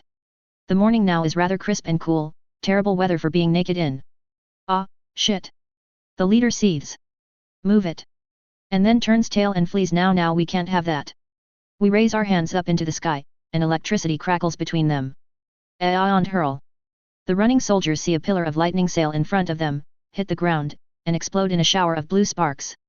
Quite understandably, they stop running. In retrospect I realize I didn't have much of a reason to stop them. Why you runnin'? Jake asks, his sword drawn. We're with Imperial soldiers too, you know. He gestures to the 5. Now a bit spooked, the running soldiers, draw swords. You know you could have just lied about being soldiers and we probably would have believed you, right? Jake sighs. Alright. We murder the fake soldiers and move on. I kid. We brutalize the fake soldiers, free them from their armor, tie them up, and then drag them with us. We also look for any identifiers from the dead real soldiers, and find dogtags. Wooden dogtags, more or less, but dogtags nonetheless. Afterwards, it takes us until nightfall before we come to a somewhat townish village, in the sense that it has more stuff than just the bare essentials for the people living there, and drop off the masquerading bandits to a small Imperial outpost. They get put on a wagon to be shipped off to Markarth, and we get a small pouch of gold for our troubles. Nothing else of note happens for the rest of the trip, and we arrive at Markarth. I mean, we train, talk, learn, camp, and feel the unending gaze of the embittered local freedom fighters whenever we go to sleep, but nothing serious happens. The Fritboy 5 turned out to be pretty enthusiastic learners. They're actually very good at bouncing ideas off of one another and quickly figuring out what works and what doesn't. With some time they'll be pretty kick-ass mages, but you know, after they get back to wherever we're supposed to escort them they'll stop being my problem. Anyway. Markarth. So, Markarth is probably the most different feeling city of all the ones we've seen so far. By virtue of it being hewn into the mountain, it therefore has the most vertical feeling. Like Solitude, the walls of the city aren't indicative of the size of the city itself. The following information is collected over a period of a few days. The city is, how do I say this? It's like Riften, but more extreme. Most of it is built into and is an extension of the upper parts of Idmar ruin. No worries of things randomly appearing, though. Most infrastructure that leads deeper into the life parts of the ruin have long been plucked out and repurposed into other things. Markarth is built into a series of mountain ranges, with the tallest, for the city, acting as half-wall, half-repurposed ruins. The terrain is naturally hilly, and some of the hills are more small mountain than hill. A river runs from one of the mountains down into the city, bisecting it, and going underground near the city walls. It comes out at a point later in rather high volumes, which is neat. There are a series of nets in the water to stop people from going through, but falling in and getting pumped out is fortunately only painful rather than deadly. The river itself is at best 2 meters wide, so it's a good source of water and water power for the city as needed. Unfortunately, it does get progressively more and more dirty towards the bottom as a result of the city using it for, you know, vital services, and the state of the river more or less denotes the relative power divide within the city. Markarth can be divided loosely into 3 sections and holy hell are these sections mixed. The divide that's shown in game is also true in real life, in the sense that the city has 2 halves of services and industry, but that particular divide is a lot harder to see play out when, you know, People need houses to live. The top area, the peak, encompasses the higher areas of the ranges. It houses the palace and the keep, along with other essential city services and houses for the rulership. It's very visible from everywhere within the city, for obvious reasons. The middle, the range, is basically nobility, and their businesses if applicable. It's basically, if you have to walk upwards for any longer than 5 minutes, you'd be within the range. It's arguably the region that makes defining things the hardest by the sheer virtue of its ambiguity. The bottom, the mud, is everyone else. Markarth is very vertical and very dense, kind of like Riften's underground but, you know, above ground. Getting around is simultaneously very hard and also very easy, because all of the major landmarks of the city are easily above ground level, but pathing is a bitch. Notably, despite the lowlands being referred to as mud, the locals, nobles included, don't seem to be bothered by the connotations. If anything, being mixed with the mud is a bit of a note of pride. As I mentioned earlier, this division is pretty loose, since Markarth, as far as I can tell, the city killed every city planner that ever set foot in here, or else they died of heart attacks upon seeing the city's layout, cause there ain't any. In many ways, the remote location of the city is what's making it unassailable, because it's like 2 firebombs away from turning into a massive torch, never mind how almost all the houses are stone. Anyways, though labyrinthine and migraine-inducing, Markarth's structure is loosely organized around 3 points, the palace, the temple, and the dungeon. By dungeon I obviously mean the Dwemer ruins that are still unexplored underneath the city, and, honestly, Markarth is very much so a dungeon hub world. Like, it's basically the city of an Etrian Odyssey game. As you move closer towards the ruins, the services being offered more and more tilt towards pawn shops, weaponry, inns, etc., to the point where the area that leads directly towards the dungeon can be easily mistaken as an open-air flea market. Lots of adventurers trying to unload what they found inside the dungeon for a better deal than what they could get at a pawn shop, or else people looking for parties. The occasional bodiless funeral to help keep everyone grounded, etc. Incidentally, about a month ago the city closed down the entrance to the dungeon in response to a sudden influx of frost spiders, plus the big one that you deal with in the game. In-game it's closed until further notice for the player to handle. Here, the dungeon stayed closed for about 8 hours. Before the adventurers got themselves organized and, you know, murder hoboed their way past the spiders in about 5 minutes and torched the place sparkly clean. Like yeah, there were a few deaths but there was just too much money to be made. It should be noted that, unlike the Riften expedition we went on, the expeditions into the ruins do not have a centralized organization, which means that the casualty rate is incredibly high. Fortunately, actual fatalities tend to be low, since, you know, without that centralization there's less of a reason for a team to stay and duke it out for riches trademark if they meet something dangerous, so generally groups will turn tail at the first sign of a motivated Dwemer defense. Overall, I'm not sure how the ruins been explored with regards to adventure progress versus noble progress. That said, judging by how most of the tales from inns tend to be of the untold riches type, I assume that means successful deep dives are few and far between. Makes sense, if you think about the difficulties of looting while facing pressure from a literal Dwemer centurion. Which leads us to the economic state of the city. Markarth primarily exports raw mates and finished metal goods, there's a lot of Dwemer stuff here, a surprising amount of Orcish stuff too. It's a food importer, to nobody's surprise. The city's economic engines are more or less taxed in 3 brackets: the explorer trade, the metals trade, and the shinies trade. Each bracket is pretty much ruled by a powerful noble family. Which gets us to the Silverbloods.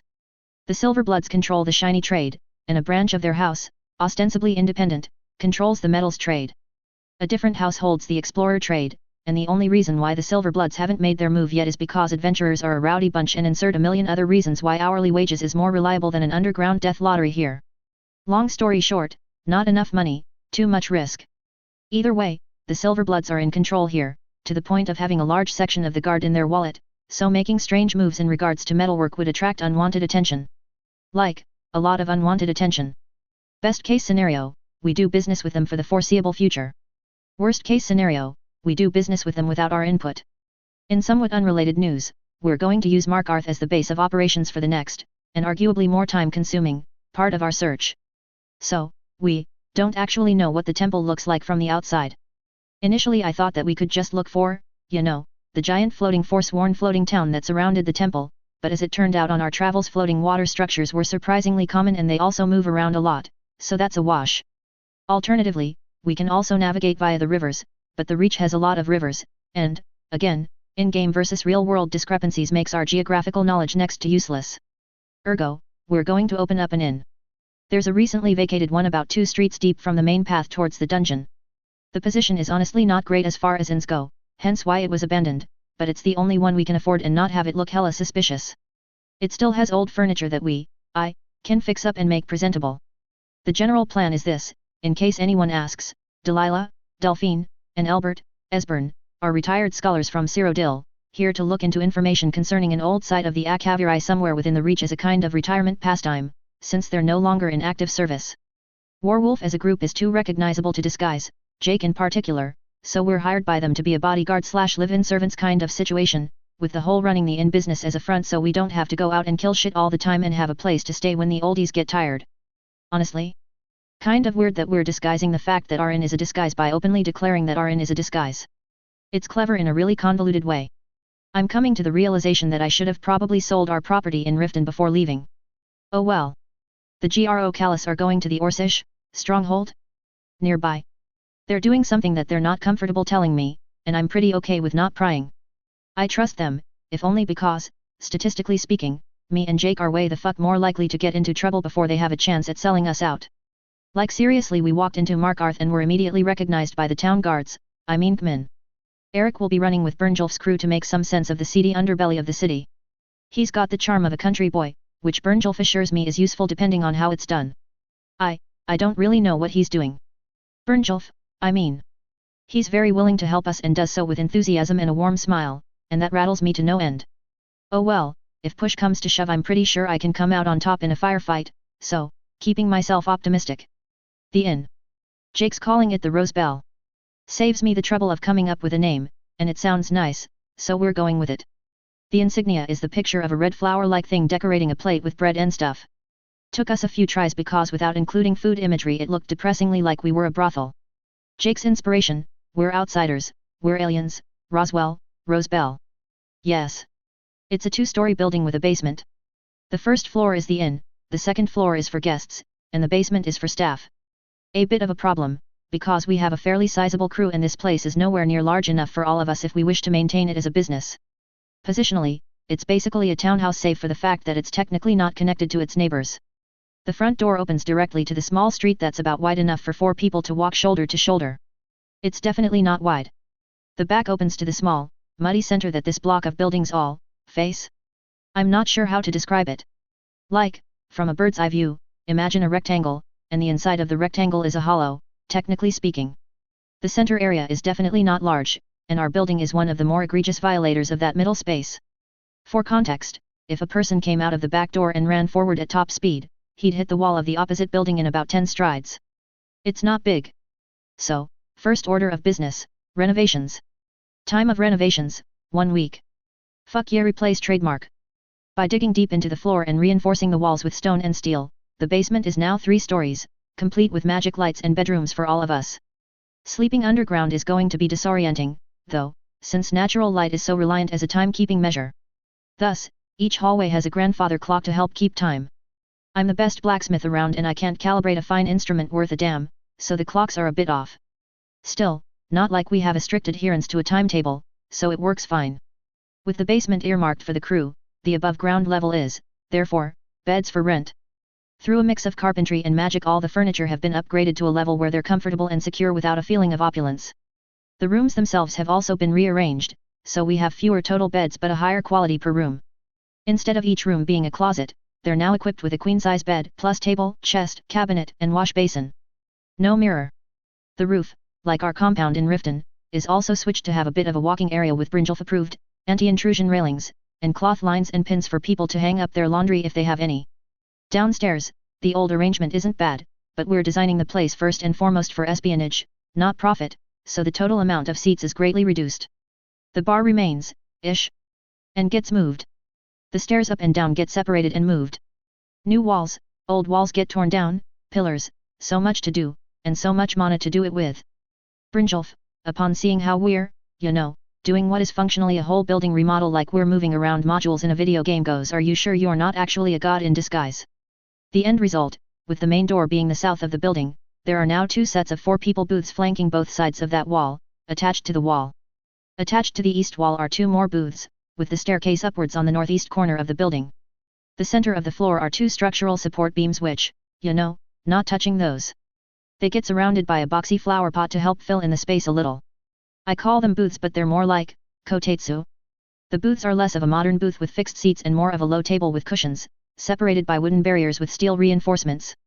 There's plenty of space to lounge and, more importantly, space to put down gear without worrying about losing it. If needed, each booth has a cloth line and a heavy curtain they can draw for privacy. The curtain has a piece of soulstone embedded inside with muffle, and by virtue of being like 10 pounds it blocks out sound fairly well. The bar sits in the center of the building but is skewed a little to the west, so as to create an obvious barrier between the customer side and staff side of the floor. We have stools, because, bar.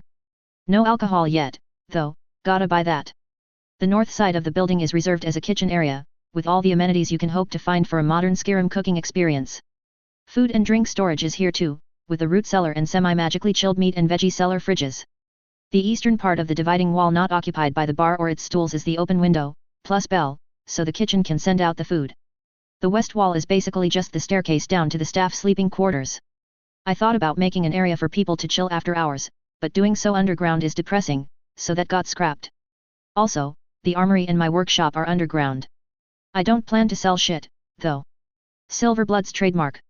A portion of the second level is converted into a water tank that holds water for both the kitchen and the fire suppression system.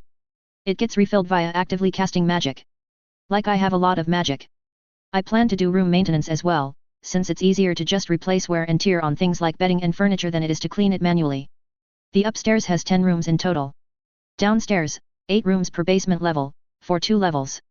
Both sets of rooms are comparable in furnishing, though the crew quarters have more stuff and more room for customized stuff, for obvious reasons. Each rental room is essentially a Skyrim variant of a modern hotel room, with the large bed, plus mattress, bedding, the works. I've taken the time to look around and set the prices to be about comparable with the local standard. Everything screams form over function, but there's enough space in the room for a group of 4 to sit down and discuss things, though it'd be somewhat cramped. The inside of the building in general is a mix of finely laid wood slats, for disguise, and a half-inch wall of solid steel between us and the bad is outside. The first and second floors are also equipped with a fire suppression system, which is just a series of pipes that lead to sprinklers. Each sprinkler is stoppered by a small wad of a material that will melt with exposure to an open flame, replace trademark, and, honestly will probably not actually stop a fire, but will likely keep it contained enough so that we can actively put it out. The outside, we really have no space to do anything with the outside, and major changes beyond what we've done already will draw undue attention, so after a few redraws we settled on one fairly sizable window plus flowers for each booth. The windowsill extends inwards to make use of the thickened walls and gives a good sense of space. They lack glass, too noticeable for a building in the mud, so instead we have more weighted curtains that can be pulled aside. For lockup and security, obviously, we have that steel building armor. The windows are secured from the inside first by wooden panels, for disguise, and then roll down steel bars for actual strength, like the kind you'd see in a mall. The front and back doors also have those roll down steel bars because the last thing I want is an ambush that actually gets in. Anyway. Staffing wise, we'll be hiring a cook and a barmaid. Mixing drinks doesn't really happen in Skyrim, so a bartender isn't strictly necessary, which means that, depending on circumstances, any of us can man the bar as a kind of keeper for the building if the others need or want to be somewhere else. Per our cover story, it's decided that we're going to be very open about the fact that the inn is a cover story for 2 old scholar types and we're basically doing it for the funsies, and that way nobody will be too surprised about the staff constantly rotating. Well, we'll be open for those who ask. Side note, never thought that I'd be developing a menu in Skyrim. I don't know what I feel more weirded out by, the fact that I have to make a recipe book, or that I was actually excited by it. In general, cooking lavish single meals isn't really a thing for Skyrim, and I have no interest in shaking up that particular boat. For the record, we're planning to stock only local alcohol, along with whatever Mel can think of for mass production as a building special, Alchemist. We're going to have simple breakfast/lunch menus and a reasonably diverse dinner menu, because that's generally when people come in to eat and talk. Nothing too exciting food-wise, sadly. Can't have it be too hard to make and, even though we're obvious that it's a disguise, we also have to be mercenary about it turning a profit, so just shrugging and mooching is no good. There's a surprising amount of hoops to jump through for the sake of not being noticed by Silverbloods. Or, at least, not being noticed more than we probably already are. Final result, the Rose Bell increased the local land value by, at least triple. Despite trying his damnedest to keep it reasonably Spartan, the inn easily qualifies as lodging for lesser nobility. The only reason why it doesn't is, quite literally, because it lacks the requisite decorative bells and whistles. Ultimately, we opened up on day 10 of us owning the building, around 2 weeks living in Markarth in total, after hiring a young Breton as our chef, her friend, Nord, as a sous chef, and a Reguard lad as the waiter. The two girls are ex-adventurers on the bottom of the bell curve. Their party got wiped except for them, and in their retreat they basically lost all their shit, so, rock in a hard place. The dude's recently separated from his family due to some kind of arrangement, and he's come to the big city to make his fortune. The girls are 19, he's 17. Also, very interesting dichotomy of how the world's been treating them recently, no? The business as usual. Lodging of a decent quality and good food is rather hard to come by in Markarth, so by the end of the first week we were full up on long-term residents, for a given value of long. Foot traffic is low, as expected, but I hope word of mouth will attract the type of visitors that we're hoping to get, the curious kind with an interest in stories and rumors. Despite foot traffic being low, the building is basically full up every day from the third day onwards. We have a bit of a rotation of bartenders, with Mel being the crowd favorite and the T-sisters a close second. With everyone everywhere all the time, it's hard to keep track. Let's see. Arya, Delphine, and Esbern are officially looking for the site, with Delphine pursuing a scholar track and Arya a royalty track. She's more or less poking around within the Silverbloods' turf and is the reason that we're taking precautions just in case. Brynjolf, his posse, and Eric are unofficially looking for the site, looking around the seedier parts as they planned. Jake's helping Arya as needed, and occasionally goes out by himself to the dungeon to mingle and treasure dive. Mel's mostly sticking to the inn, and is usually the Rose in question. She sometimes takes the time to do shopping and, with her alchemist acumen, has developed the in-house special, which we, very creatively named a Rosie. I'm too lazy to look for an E with the little mark over its head, and honestly, we're spelling it as Rosie because it doesn't look as immediately out of place as the E with the mark. As in, Rose. According to Jake it's a sweetened wine of some kind. I dunno, I don't drink. Jake also said it's 100% not like an Earth Rosie. We're just appropriating the name. And then also about a week later after developing the Rosie, Jake told her offhand that you can make alcohol with potatoes, and now we also have vodka, so, that's a thing. I'm pretty damn sure we're not the only ones with vodka in Markarth, 'cause people are creative, but we're the only ones who can get it on the cheap. In related news, Mel's now very good at transmute and, to our great surprise, has picked up replace. To the best of my memory we never learned how to make people who are not us pick traits from the table, so, yet. Gonna be looking into that. Either way, Mel's the best. For the record, though, we still go out and wholesale purchase the more standardly available Skyrim drinks. I think she uses replace on them for better quality, though, which makes me think that she's probably very familiar with alcohol and the qualities that make them desirable for consumption. She also gets weirdly defensive when we compliment her skills in relation to alcohol, so I think that's going to be something that's going to pop up for us later. Like if she ends up having ran away from the Blackbriars or something, I'm not even gonna be surprised. Let's see. Everyone else is split along those lines: dungeons, shopping, inns, depending on the day, depending on the mood, so I won't go into too much detail. We're very free here while we're, you know, stuck waiting on leads. Rosebell aside, the street itself is a little livelier as a result of us being here. Like, I don't need to be told that I basically turned what was once a squalor shack into the most upscale inn in the mud. The most tangible nearby benefit is that the other businesses on the street get a notable boost. For the record, besides us, there are 20 other businesses in this little street. Most are small eateries catering to the ruined diver trade, but there are few shops for stuff here and there. They're all family-owned, or at least appear so, and the increase in business is very good for their sense of financial security. As an added bonus, we're helping out with refitting the local floor planning and redecoration. Mostly changing the layout a bit to give a better sense of space to help drive up customer retention and throughput, a little redecoration here and there, organized cleaning crew for the street itself, value of storefront present and organization, etc. After a while, it gets to the point where our little street gets its own name, too. By virtue of the fact that the centerpiece is us, the street is now referred to as the Garden Nook, and every night it gets quite busy. I'm very proud of it. The Silverbloods? For clarification, I do not believe for a moment that we'll be able to escape the notice of the Silverbloods. I do, however, believe that we can build enough of a reputation so that when they approach us, it will be not on the terms of being out-and-out enemies. That's why I'm okay with doing this. And so, time passes like a filler in an anime. Event 1, on daily occurrence, third-person camera. It was another sunny day in Markarth, and the city rowdy as usual. The streets leading to the ruins of Njuanzel were as busy as any other day, possibly busier, actually. A few parties found their way into a hitherto untouched section of the ruins and managed to disable a part of the automated defenses, allowing for plenty of time to strip the section for a few hours before they triggered back on. One such party was leaving the grounds with considerably higher spirits than they had when they went in, a full week ago. Leading the Altmer, High Elf, Archer and the small Argonian rogue, the Imperial Swordsman faces the shops of the mud with a spring in his step. Wow, one stack of scrolls and you're over the moon. The archer, Sheila, laughs. Think you can get some good coin for that, Rich? Rich, Ard's smile doesn't leave his face. Well, I know a place or two that might buy this. He pats the rolls of scrolls. Never underestimate a willing noble or his magically inclined compatriots. An hour later, he's a bit less jovial about his prospects. Of his scrolls, he's only managed to sell 2. At least that covers the cost of us doing business for the day. Sheila points out. Scrolls were a mixed bag in terms of loot. While easy to carry, they also damage easily and can be rendered ineffective for a variety of reasons. As Richard's party lacked a mage or anyone with the relevant training, they were therefore at a solid disadvantage when trying to pawn off these items. Rich scratches his head. Yeah, well. He stares at the exchange shop in front of him, swamped as it was with other adventurers just like him, successful, but nothing overwhelmingly so. We can always go to the Royal Exchange. He says, defeated. The Royal Exchanges were always willing to take stock, but they paid massively below street prices. The party's rogue has a thought. The bell's open right now, yeah. The little Argonian named Ma'iter scratches her chin. I heard the boss there is a powerful mage. Maybe he'll be interested. Rich makes a face. Doesn't mean he wants a scroll, but I guess it's worth a try. He thinks on it. Actually, yeah, let's do that.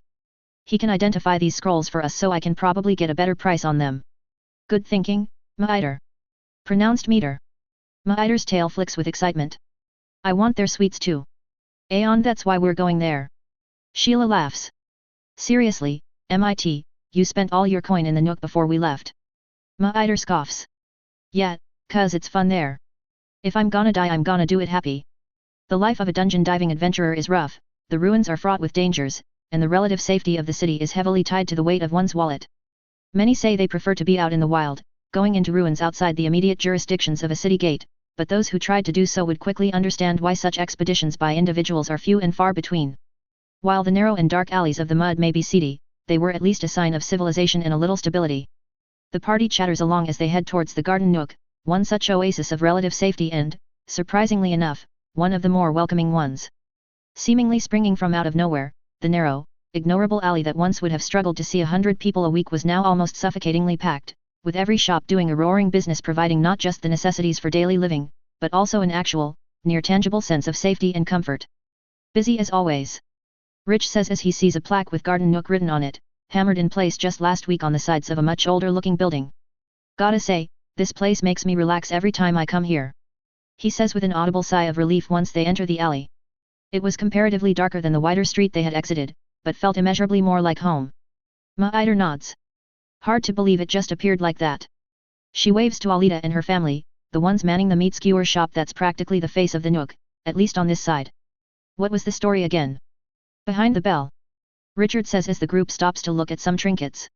Some rich folk of Cyrodiil wanted to look for something here in the Reach, and not all the mercs they hired are cut out for that shit, so they set the place up. He trades out his busted bracers for a pair of shoddily repaired ones at this pawn shop, along with 5 septims for the privilege of not needing to buy new armor. Hey, these aren't bad. And then they were so successful at running an inn they revitalized an entire street. Sheila finishes off the story. Nobody really believes it, but results are results. They see the bell in short order. Looks like you're not the only one who wanted to sell stuff to the bell's master. Richard shrugs. Hey, smart decisions are made by smart people. Ma'iter rolls her eyes. Ahoy. Her tail flicks in excitement regardless. They mingle with the waiting crowd and, eventually, end up inside the Rose Bell. Home sweet home. Richard says as he slides up to the bar with his party and notices the lady in charge. Hey there, Mel. He winks at her. Mel glances at him. Too many faces in the past hour. She says after a moment. What's on your mind? Also he hasn't been here for like a week plus. Richard looks around for the Bell's personnel. Mel aside, the 2 waiters were about to drop dead, and the cooks are, as usual, out of sight, and if the speed of dishes coming out were any indication, working like mad. Is the master in today? All the other seats, makeshift or otherwise, were filled. It's not the Bell if it's any emptier than this. He decides with satisfaction. Ash? He's downstairs. Mel says, serving alto wine like it's going out of style. Is it urgent? She hands an empty bottle to a small boy, new hire, who quickly delivers it to the alcohol stockpile and returns with a replacement. The boy's trying to earn some septims on the side and honestly the Bell needs the extra hands. Ah, well. Richard looks around. He's pretty sure at least 5 others who were already here had the same thought. I can wait for him to show up. Mel shrugs. Suit yourself. One of the patrons had his fill and excuses himself, leaving his payment on the table. Almost immediately his spot is taken up by someone else. Boss, 1 bill at 5, please. The new patron says with a politeness that very much so doesn't match his otherwise rugged and weathered appearance. Mel nods. All right, give me a second. Maider frowns. Bell? 5. The man pronounces it as Bael, which Maider does not catch.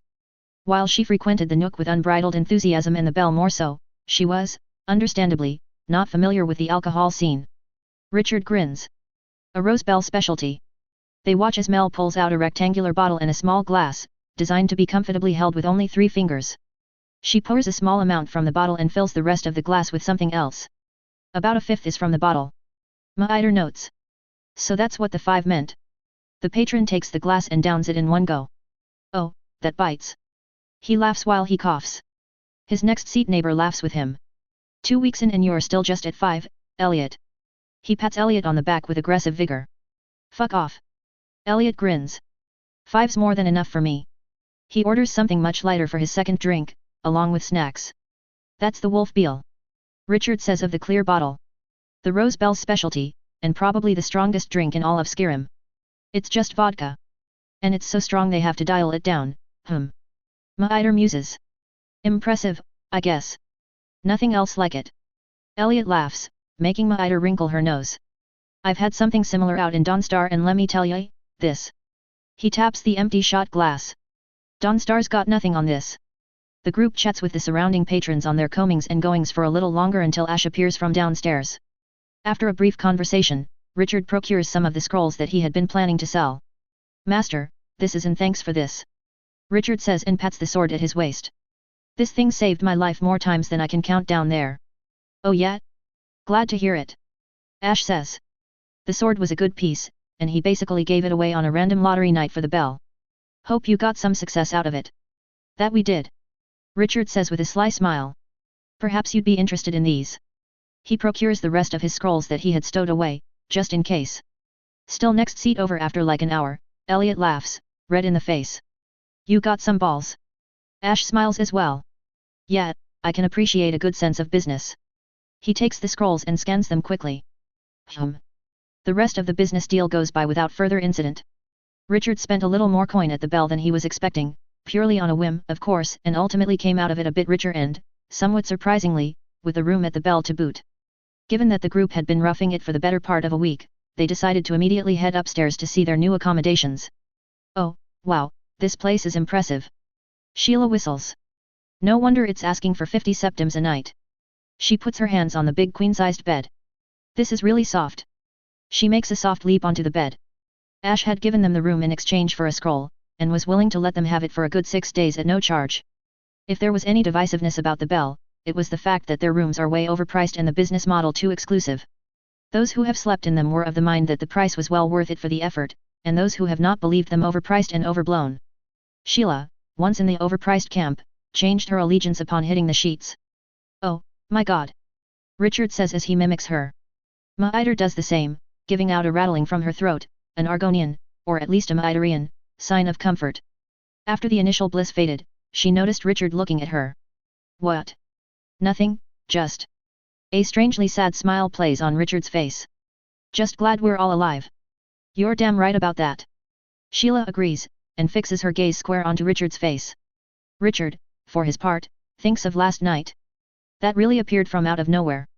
That was a dwarven centurion, a towering mass of lost technology and menace, and, true to his words, had appeared out of nowhere. Richard could still hear it. Could still feel it. Sheila. We're running.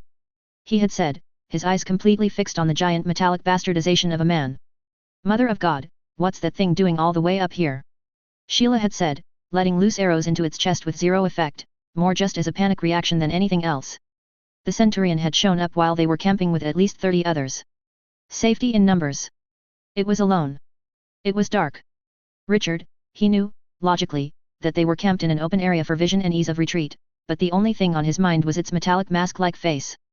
The other adventurers, upon seeing the Centurion literally sneak up on them, had fanned out and counterattacked, if only to buy time. Centurions are equipped with massive weapons, meant to fight, something. Fuck knows. The only thing proven that night was that their weapon was also terribly effective on humans. There's a blur in Richard's memory, in the moment where the Centurion's hammer comes down on the head of someone. It's all a blur. A haze. However, he does remember Maider. At the time they were not a party, Maider was attached to a different party and, as circumstances permitted, Richard and Sheila attached themselves to that bigger party. Maider was a good girl, and for a man in his 30s, it wasn't hard for Richard to see her as an adopted daughter of a sort. That's why, when Maider fell and the Centurion rounded on her, he abruptly stopped his retreat and charged forward. Not that he was the only one. Oh, like hell you will. Sheila had also stopped her retreat and, despite her weapon being utterly ineffective, stood her ground and fired shot after shot into its head. Richard distinctly remembers charging forward into the range of the Centurion with his warhammer and bringing it onto a joint of the Centurion. He also remembers the Centurion shaking him off without much of an effort, but the swing brought Maider enough time to scramble up and disengage. He remembers, idly, that he lost his warhammer and would need an expensive replacement. Curses. Even after getting away from the Centurion, their night wasn't over. Dwarven Guardians' fears were always around, and that night they were especially active. One such Guardian had targeted Sheila. Sheila, bow broken and quiver empty, was busy supporting Maider. Besides, Richard knew his wife well, and was damn sure that she wasn't about to just run from that thing no matter the circumstances. Which was why he threw the only weapon he had left at her. Sheila. By chance, he had stumbled on what Mel called one of Ash's acts of whim, and, surprisingly enough, managed to win a strange sword. It was a steel short sword in make and appearance, but weighted oddly, and heavily. It was carefully crafted and decorated and definitely had an edge, but there was really no sense in using it in an actual fight. He kept it around as a lucky charm, because, let's face it, he did get it in an act of luck. Sheila, for her part, remembers catching the blade and using it to deflect the incoming strikes of the Guardian with it, and being rather surprised after the fact that she wasn't hit. She stares at the sword, lying as it is on the bed. She remembers one particular swing from the Guardian and frowns. Was it just her memory being hazy? Because she clearly remembers it being aimed at Maider, and there's a knock at their door. Oh, The three of them quickly peel themselves from the bed, and Richard hurries over to the door and opens it for Ash. Sir. Richard says, thank you for giving us lodgings, I appreciate it to no end. Hey, man, it's a part of the business. Ash waves it off. Now, as we agreed. He closes the door behind him and snaps his fingers. Instantly, Sheila could feel the hairs on her neck stand up. He just casted something big. Per their agreement, the two shared everything they experienced pertaining to the gifted sword. And Sheila pauses, mulling over that memory. I feel like the sword grows. Ash's eyebrow goes up. Grows. Maider nods. She was in shock at the time, but yeah, there was a swing aimed for my head and Sheila went to parry it, and it was like. She makes a motion like pulling something apart. It kind of felt like it did that. Alright, cool. Ash says, clearly not believing or not caring. You're obviously alive, so I'm happy it worked out. He stares at the three. You'll be needing new gear, I take it. Richard shuffles his feet nervously. Well. I'm down my hammer, though if I had a choice I'd go with a mace or something smaller. He coughs. I thought, a big smashing thing would work against a Centurion. You're sometimes very stupid. Sheila remarks lightly. Adorably stupid. Richard rolls his eyes. Says the woman who shot sticks at a giant man of metal. All right, new bow, new hammer, probably new daggers for the rogue. Ash tallies off. Armor's sadly not doable here, so that's out. Oh, Richard looks around. I mean, I appreciate the kindness, but. Ash winks. Call it a whim. And leaves. The three just stares. Maider's the only one with any kind of remark. He feels like an idiot. Know what I mean? Event 2, Diplomatics, third-person camera. I assume you're joking. The assistant looks to the speaker, leaning as he is against the door frame.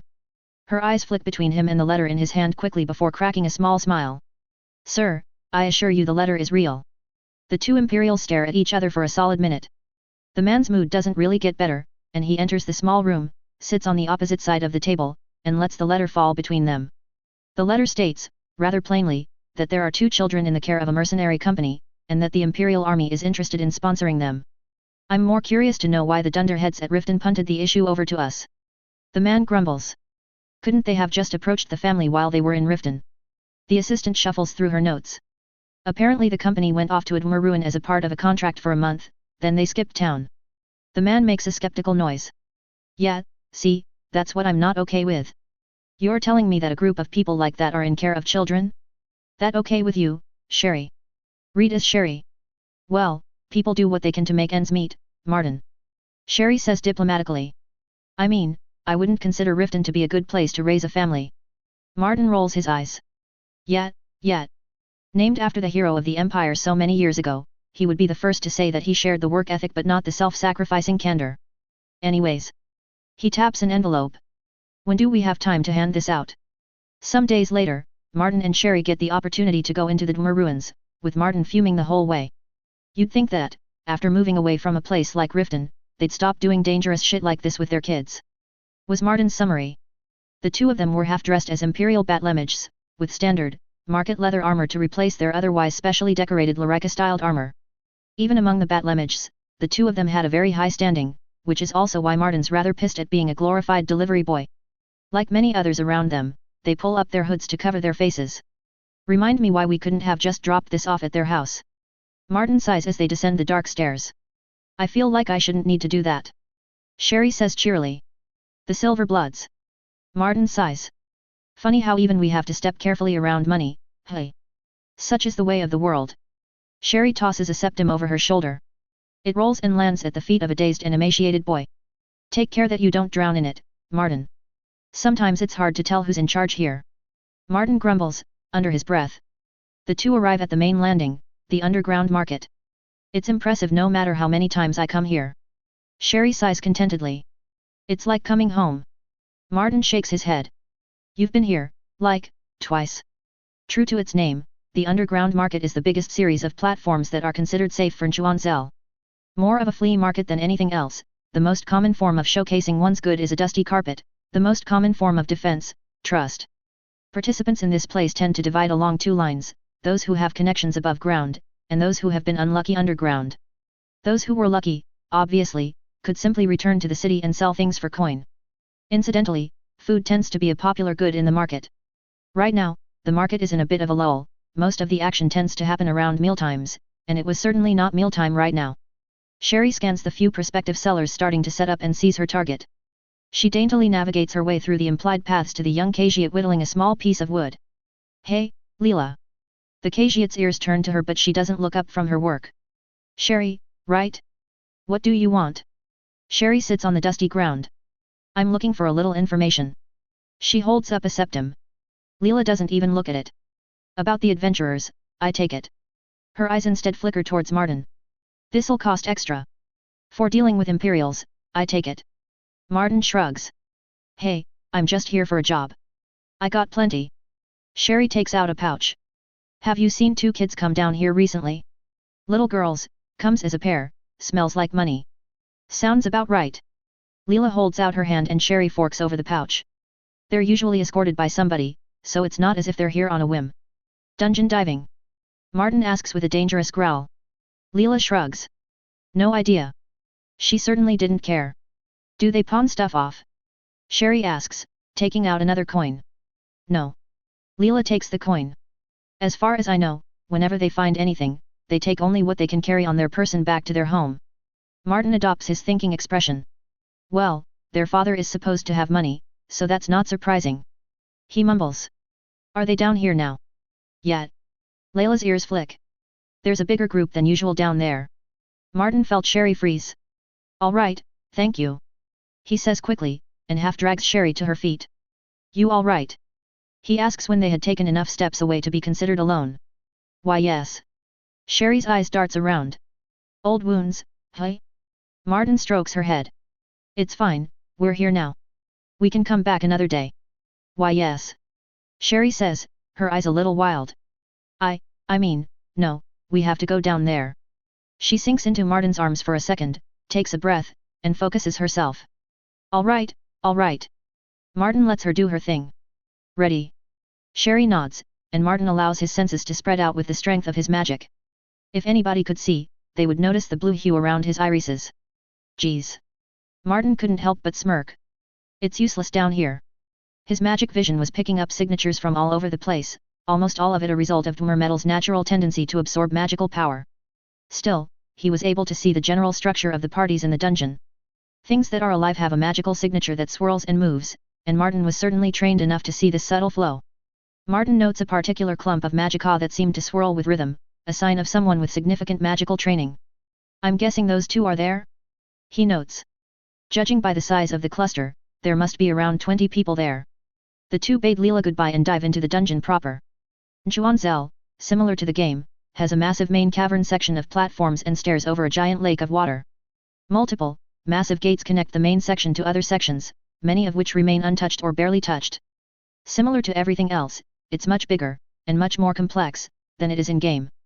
Like other Dwemer ruins, the automatons defend the premises when disturbed, with the so-called safety ramp, a massive stone ramp sloped gently downwards, acting as the seeming division. When viewed from above, the ramp looks like the tail of a comma, with the head of the comma as the market. Martin's focus is the clump of magica, and zeroes into their position easily enough. The group was wandering around the armory block of the dungeon. After that, it was a short trip through the semi-lit darkness to the group. They arrive at what is probably a small moving block, so named for the spinning gears and pumps within the room, and stomp a little with each step to let others know that there are friendlies around. Martin's first sign that something was wrong was the two little girls poking around at the equipment within. They were immaculately dressed, especially when compared to your average adventurers. Their armor would not have looked out of place if they were participating in a ceremony, if you discount the, probably purposeful, dull coloring. Well, the report did say they came from money. Martin reminds himself. Hello there. He says as a greeting. Good morning. One young man, also immaculately dressed, says. I hope you're not here for treasure, because I don't think there is any here. Martin's smile has years of practiced friendliness behind it. Well, a little poking around can't hurt. He says, moving to get a better look at the group. Including this man and the two girls, there were 8 of them in total. 4 seemed to be a practiced adventuring party given how they're working together, and the last, given by how the Argonian is standing apart from everyone else, he's probably an ad hoc join. Martin's gaze then focuses on the group in earnest. His initial thought was that the man was the adoptive father of the 2 girls, but he could see that they don't have that kind of relationship. Except the Argonian, all of them have the same general armor design, with the adventurers having what looked like a less refined version of it. Martin couldn't help but whistle. Where'd you get armor like that? Oh, this. The man, Eric, says, looking at himself. The master of the house made it. Good, et. He grins proudly. Not much of an armor man, but even I can tell it's some top quality stuff. Martin says. Eric laughs, taking care not to be too loud. Damn straight. And stopped very abruptly. Martin took that as a sign that he shouldn't push the matter. A little more small talk, and Martin's party of 2 was allowed to tag along and observe. An hour of observation later, and Martin was appreciative of what he saw. The 2 girls were intelligent, well-mannered, polite, and resourceful. But that's about it. Martin concludes in his head. Not seeing anything real impressive here. He mutters. Compared to other children of minor nobility, the girls were very much so middle of the pack. Sherry nods. Yeah, the Riften report oversold them, not surprising, all things considered. She figured that the Riften branch wanted to show that their campaign to win over the populace had a good effect. Another hour, and the party was good to return. Martin, out of boredom and certainly not because he felt a certain kinship with the 2 girls, gave them pointers here and there on what to look for, how to handle tool safety, and so on, with the result of the girls managing to pry out some minor gems not worth anything, but it made them happy. As they return, they feel the ground slightly shake beneath their feet. Welp, somebody fucked up. Eric growls, only loud enough for Martin to hear. All right, double time, let's go before it gets bad.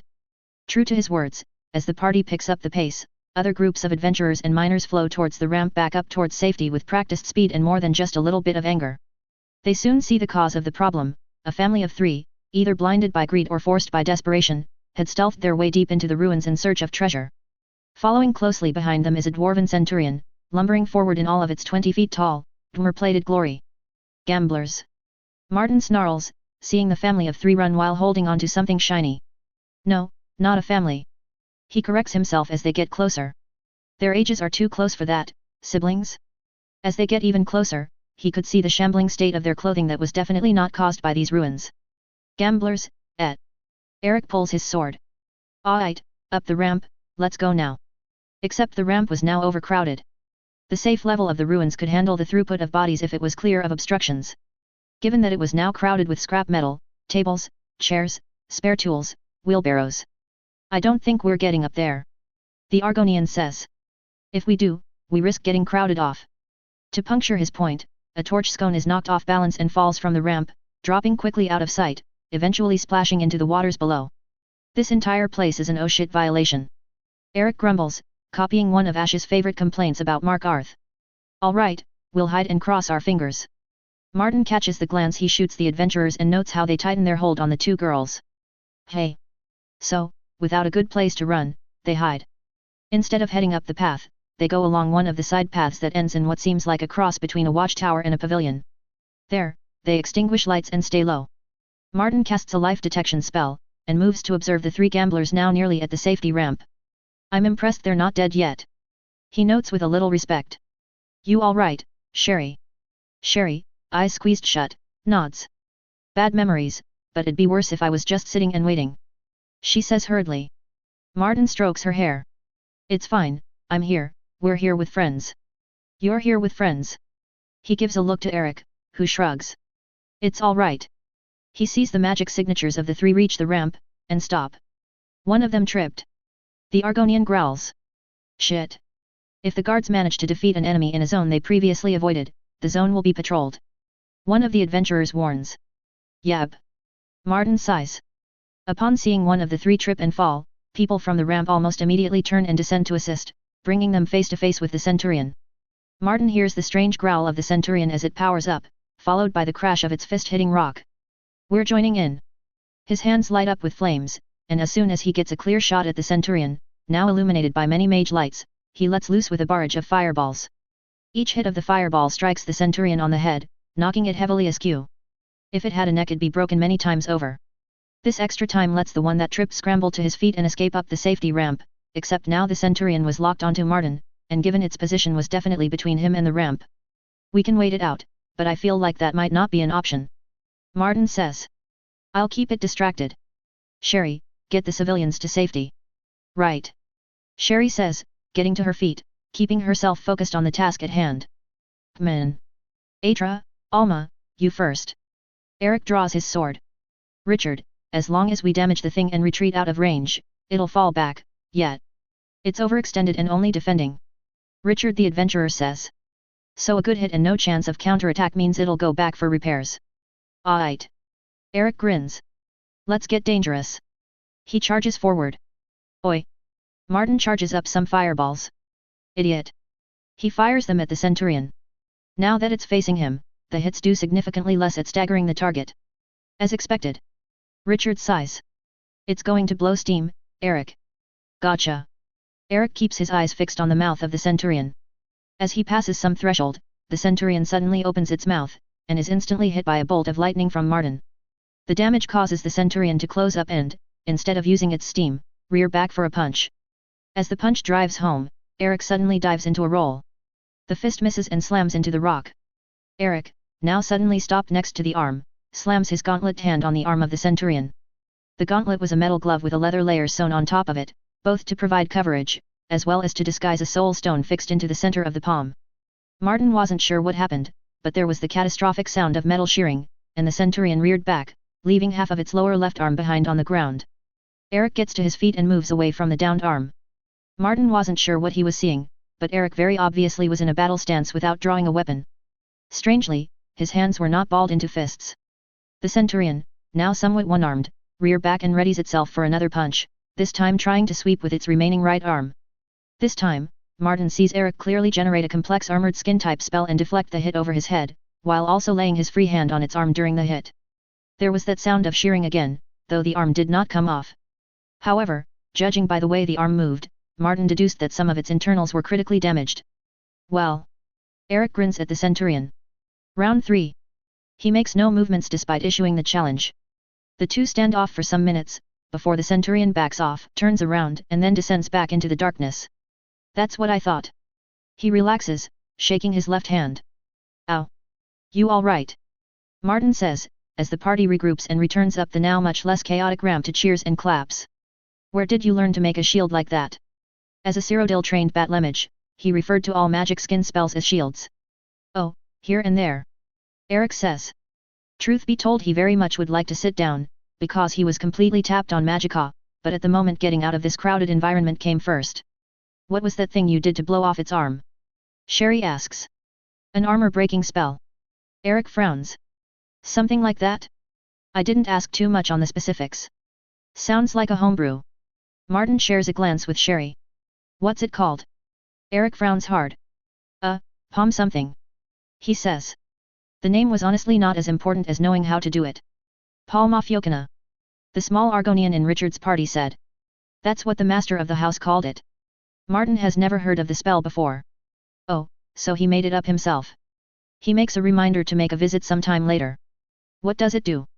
Later, Martin and Sherry bid goodbye to the group and went back to their office. So in the end, we're going to just drop it off in their house anyways. Sherry sighs. Why'd we even bother?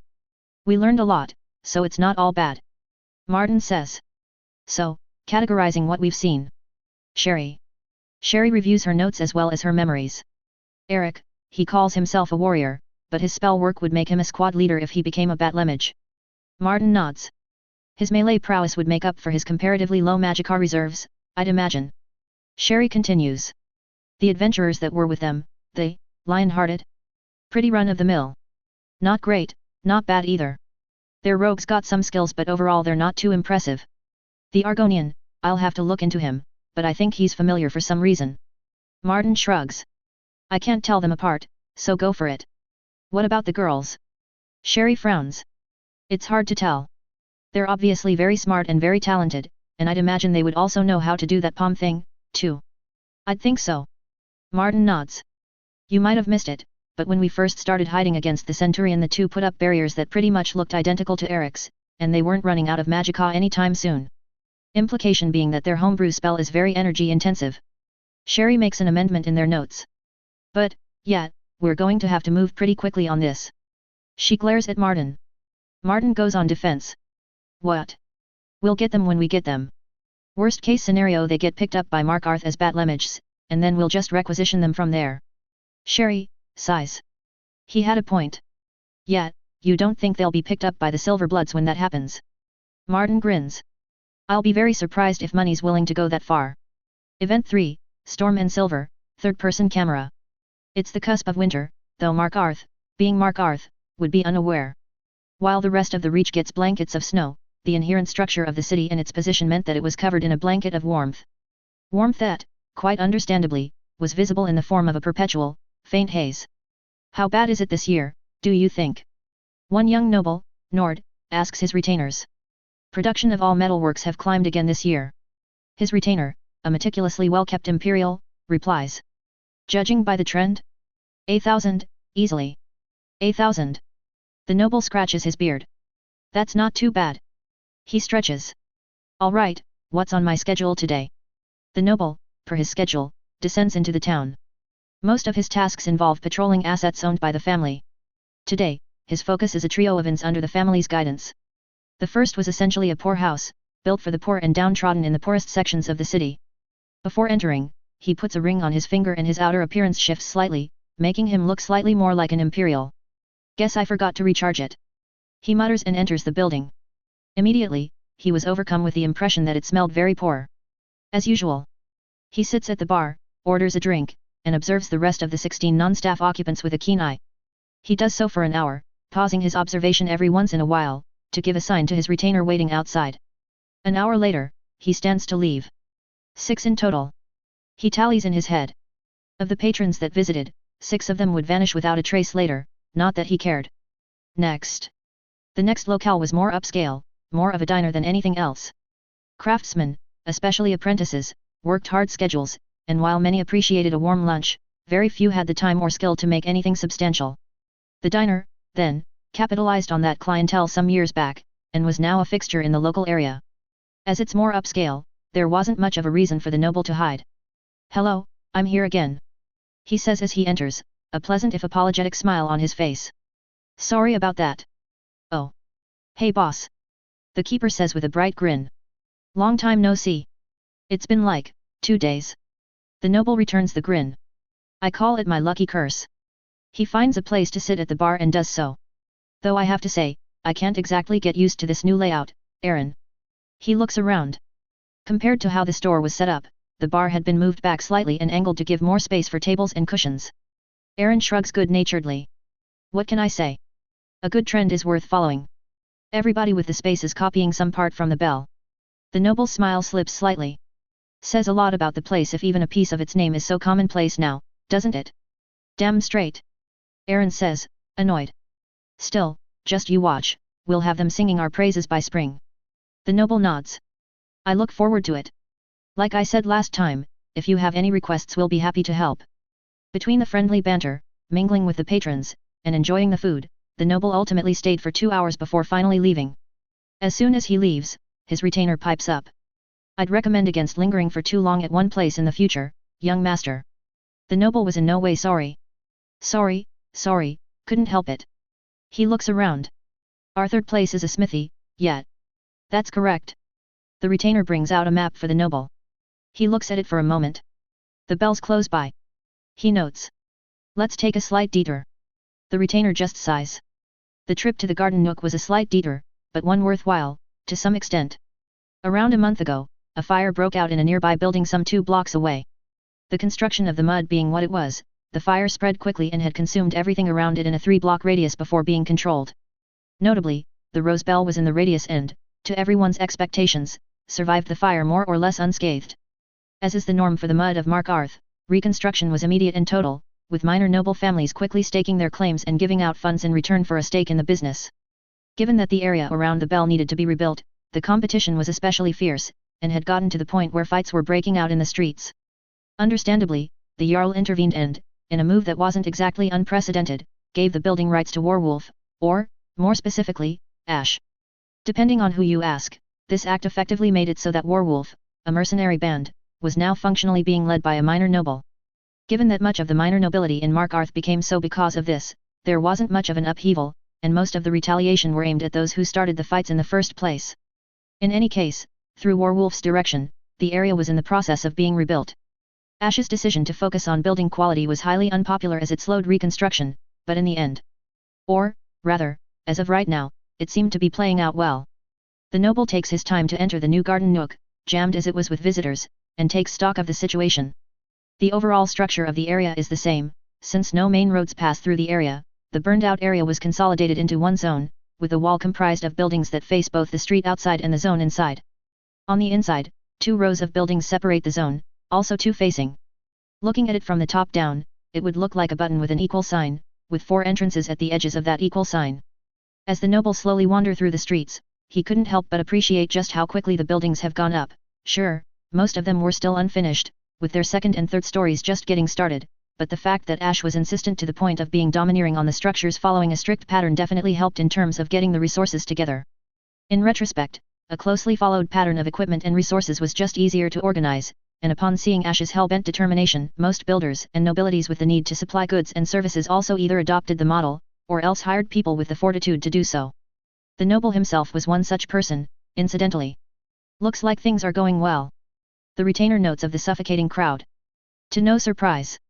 When their contract is over, maybe we should hire Warwolf permanently. The noble muses.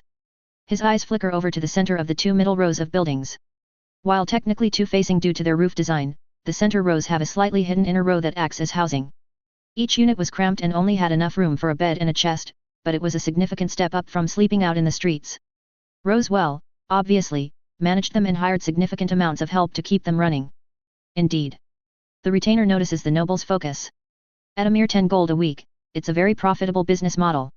10 gold for rent was low, but for the people who need these rooms, it was just low enough that they're somewhat forced to continue until their luck decides their fortunes for them. For many things. The noble nods. Perhaps I should station some men here. He wonders briefly if Ash held similar views to him, but dismisses it as he's never seen the man, much less someone with similar physical descriptions visiting Namara. He puts the thoughts of his own business aside as he heads towards the Rose Bell. Since the inn was untouched, it sits as the corner of one of the 3 roads, as the corner and the end of the road.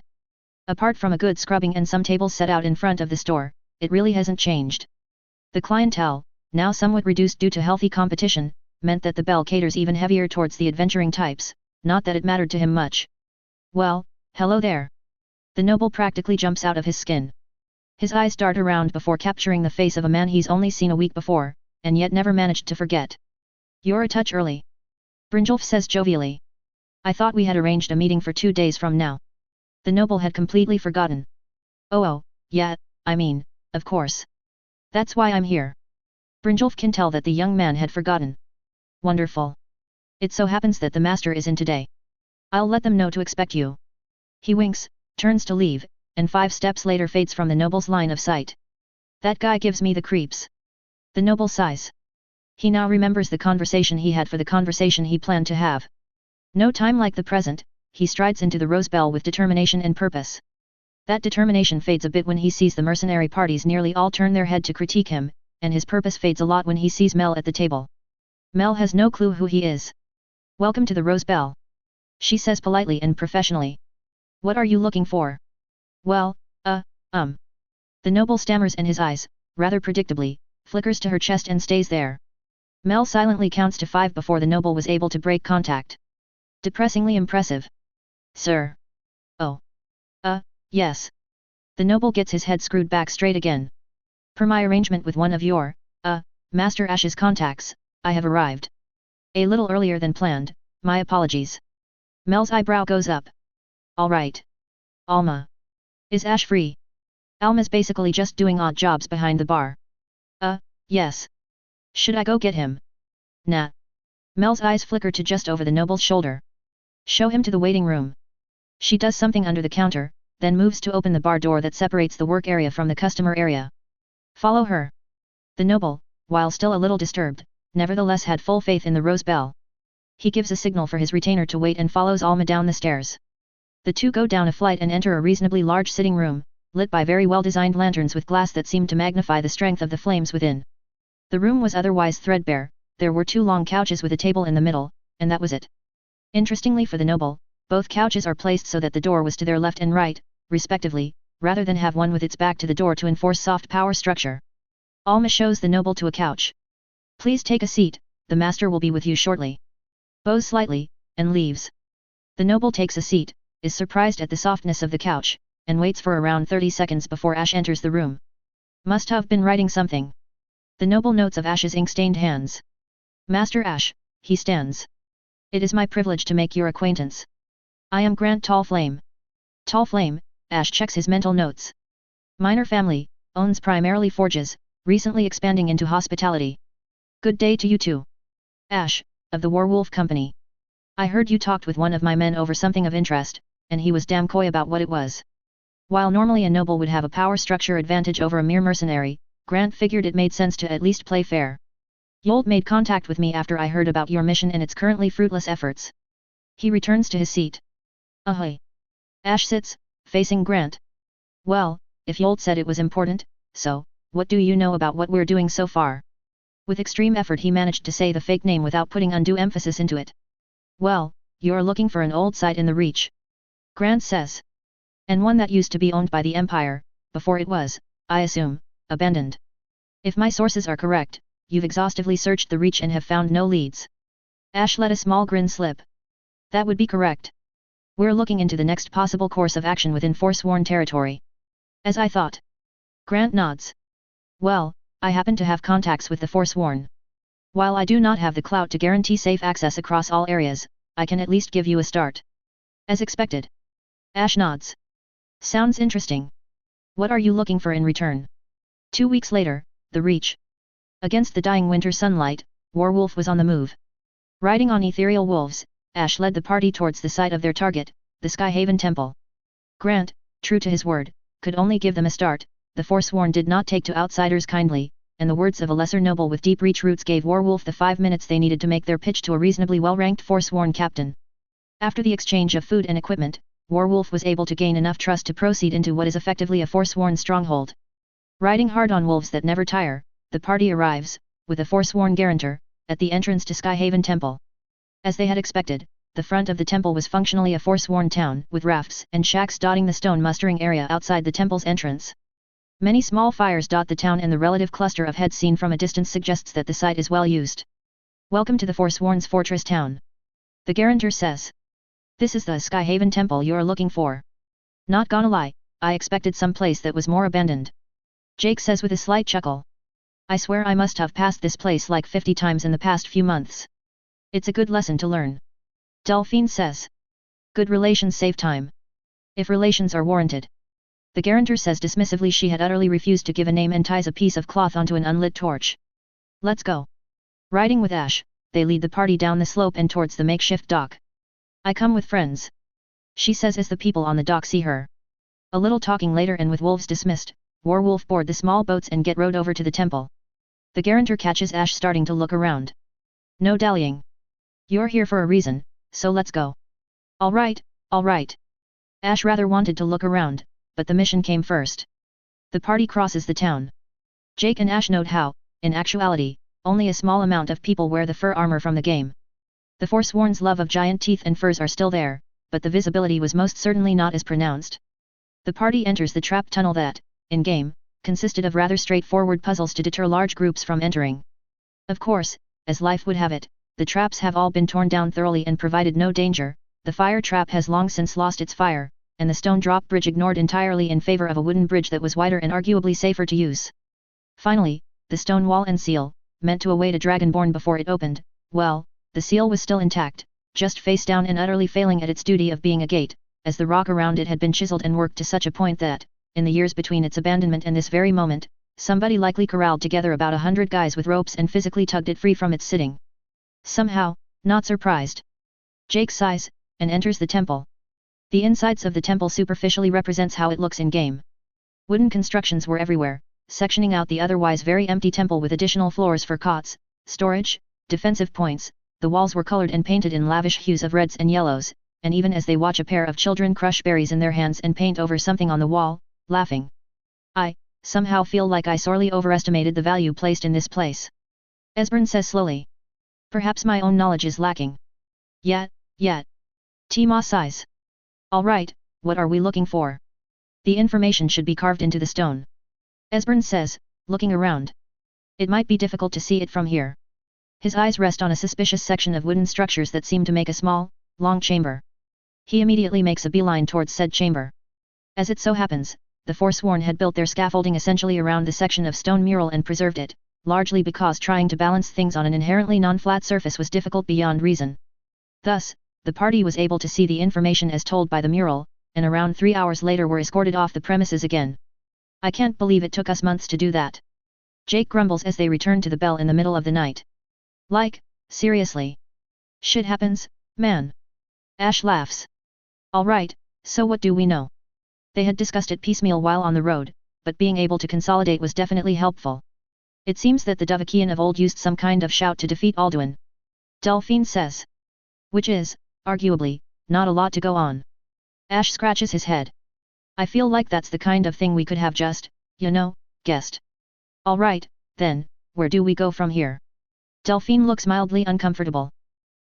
If we're talking about shouts, then the only recourse would be to visit the Greybeards. She looks towards Ash, somewhat apologetically. It would be most expedite if we were to leave Mark Arth. She felt bad since he worked so hard for the bell. Ash shrugs. Hey, this was always meant to be temporary. He had, per Grant's deal, sold the bell off to the Tall Flame family for a rather significant amount of coin. Again, where do we go from here? First-person camera. I could have sworn that the wall did more than just, tell you that the Dragonborn was special, because I feel like that's all we learned. Well, first off, we would have to go to the throat of the world. Jake says, playing as my foil because man we've talked about this at length. But I feel like there's a more pressing question we should ask, just in case. And what might that be? Delphine asks. Jake stares at Arya to make his point.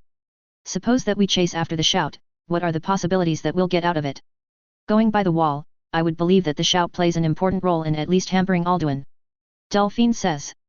I'm not enough of an optimist to believe that a mere shout can take down the World Eater in one breath. Everyone thinks it over for a moment. Again, we have prior knowledge. I raise my hand. Absolute, best case scenario, the shout just straight up kills a dragon, or at least banishes it. I tick off a finger. More likely, it just makes it possible for us to fight Alduin. Another finger. Even more likely, we have to go through some shenanigans to get it, and only Arya can learn it. Another finger, this time with more finger waggling. And then everything else that's objectively worse or has other consequences. I look at my 3 upheld fingers. Don't know about the rest of you, but I'm kind of okay not having Arya learn this shout. Why? Tinaram was the first to ask. Well, let's think about it. I have thought about it. A lot. In the case that we're successful, Arya gets the ability to bring Alduin down so that, what, she can have an easier time killing it. So we can kill it. We don't really know, right? Certainly, there are a lot of factors at play here. Esbern nods. Such is the power of being a dragonborn. Which means that in every other less optimal scenario, I look to Arya get taken off the board as a fighting asset, and as far as I know you're the only one who can just straight up hurt a dragon as is. She nods. Which means that, from a sheer military effectiveness perspective, I wouldn't want to risk our only anti-dragon asset just to maybe possibly make them fight better. I've been thinking about this a lot. It's like if you were to tell me that the best use of a sword is to throw it at the enemy. There's a brief moment of silence. Me and Jake have talked it over, and honestly, if we're gonna derail it, we might as well derail it now. Certainly, it doesn't seem favorable. Delphine says slowly. We should at least talk to the Greybeards first, though. Jake says as the voice of reason. Before we jump to conclusions. He also looks to Arya. Also, at the end of the day it's your decision as to what you want to do, not ours. You sound like you have some idea of what this shout might do, Jake, Ash. Bernjulf says, and he's about the only one I didn't plan around because fuck, this guy can read people. And the dangers. I mean, let's think about the possibilities. I shrug. We care about this shout if it either kills a dragon upon use, or makes a dragon easier to kill, and the most likely outcome for that second thing is if it grounds them or weakens their breath. And given that the mural depicts a man stopping the breath with his shield, we can reasonably deduce that the shout exists to bring a dragon down to the earth. Esbern finishes. Very astute. Bernjulf just rolls his eyes. I imagine there are other shouts out there, but bringing a dragon to the ground seems like the most anti-dragon thing. I say. So, I mean, if the conversation is just can we bring down a dragon with human ingenuity, then the answer is fairly clearly yes. It just takes a lot of time to get it going. I mean, like if I have to put up a giant array of Bofors, then that's what I'm gonna do. Time that we may not have. Delphine notes. Then again. She looks at Arya. It's a hell of a coin flip. Jake says. Arya scratches her head. Right? Besides, even if I can bring a dragon to the ground with the shout, I have to be close enough to shout at it to begin with. I can't run that fast.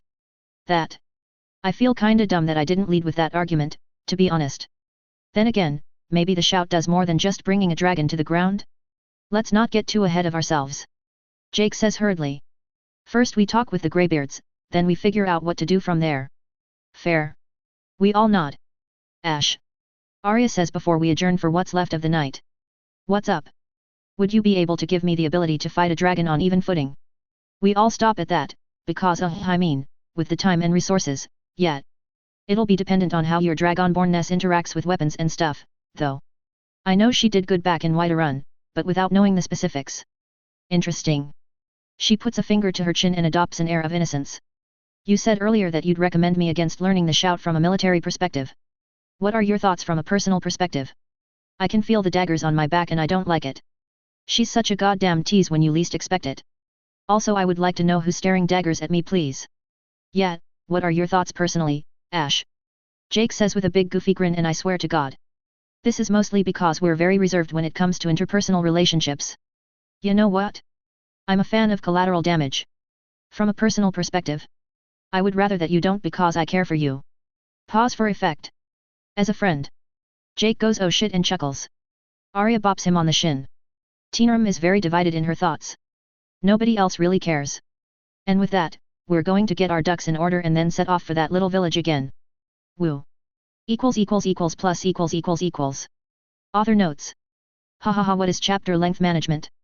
Ash and Jake did not take any levels despite having them during their stay in Markarth because there wasn't a dire need for adjustment. Chapter 24, The Return to Whiterun. Experience. =+++===.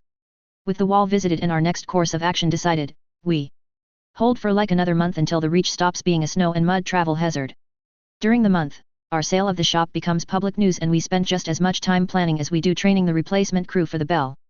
It doesn't go very well, largely because the Bell's success was underpinned by three major points: my stupidly vast magic pool, Mel's talent in drinks, and the fact that literally all of Warwolf is literate. That last point reared its ugly head real fast, since the highest literacy level of the replacement crew is functional.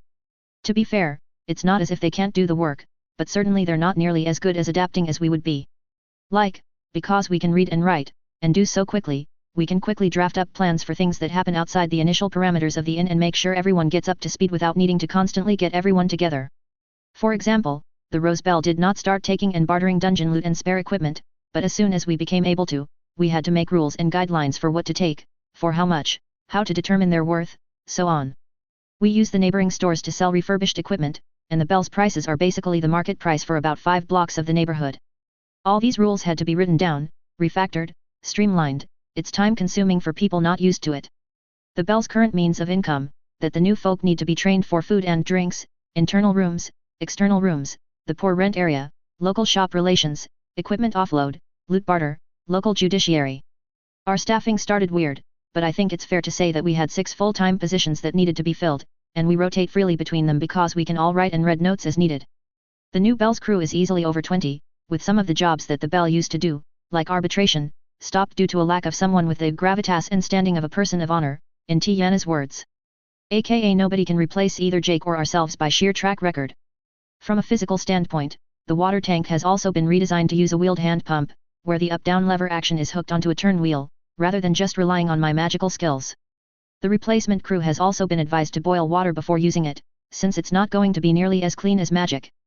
But overall, the training went well, and at the end of the month we can hand it off without worrying too much. Mel took her recipes with her and refused to train anyone else on them, so that, weirdly works. It basically cements that this new Bell is, name aside, not the same as the old. Ultimately the shop sold for 80,000 septims.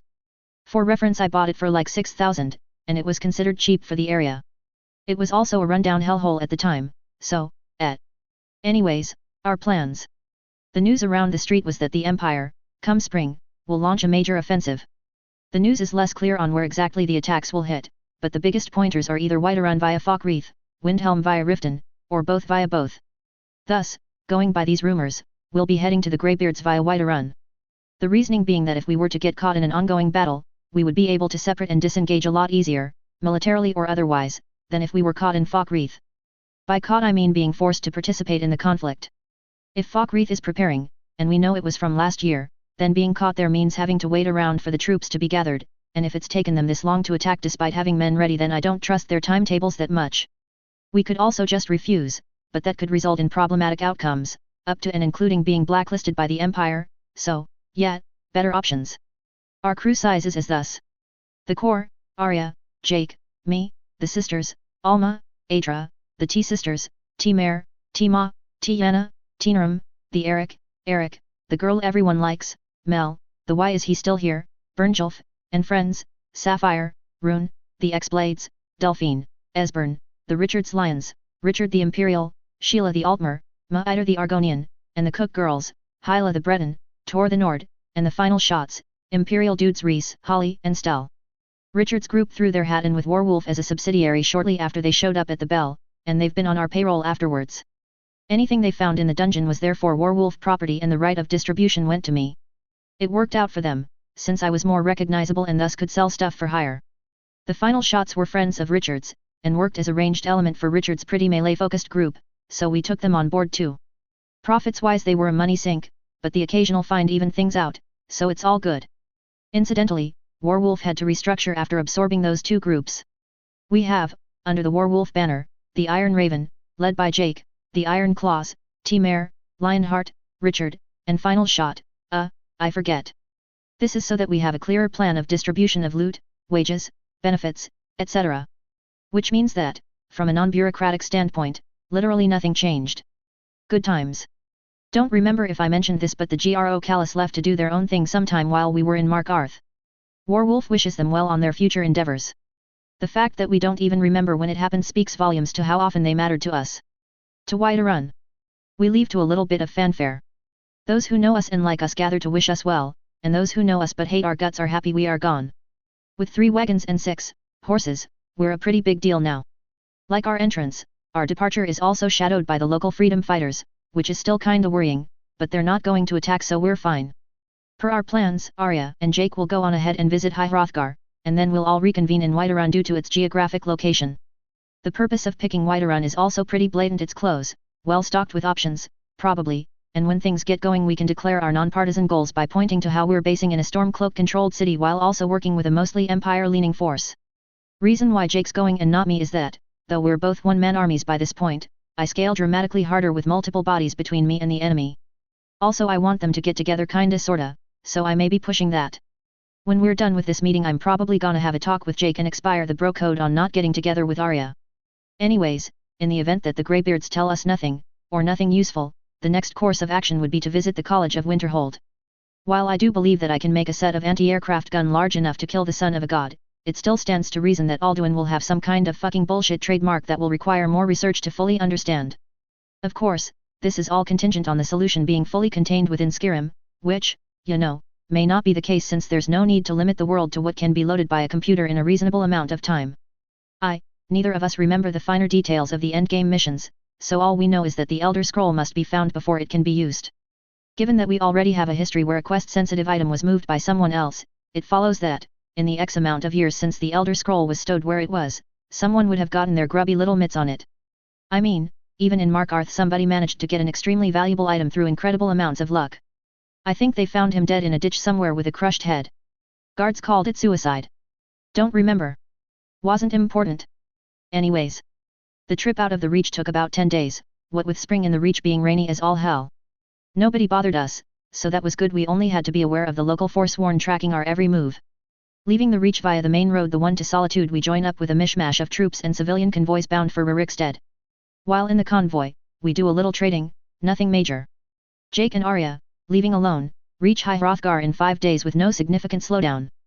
We reach Rurikstead with 2 days of travel and spend some time letting Eric catch up with his friends and father. I have to say, though, putting Eric in an environment where he's surrounded by actual civilians instead of adventuring folk. We all knew this, but Eric's a big fucking deal right now. On our first day in Rurikstead a few of his friends challenged him to a little tussle for shits and giggles. Eric knows how to use monovision. It's not even close. When one of them tries to full body tackle Eric from his back and he just shoulder throws them without even looking around. So, yeah, Eric's badass and his world knows it. In less action terms but no less important, he gives over a portion of his earnings to his father. To the tune of about 6,000 septims.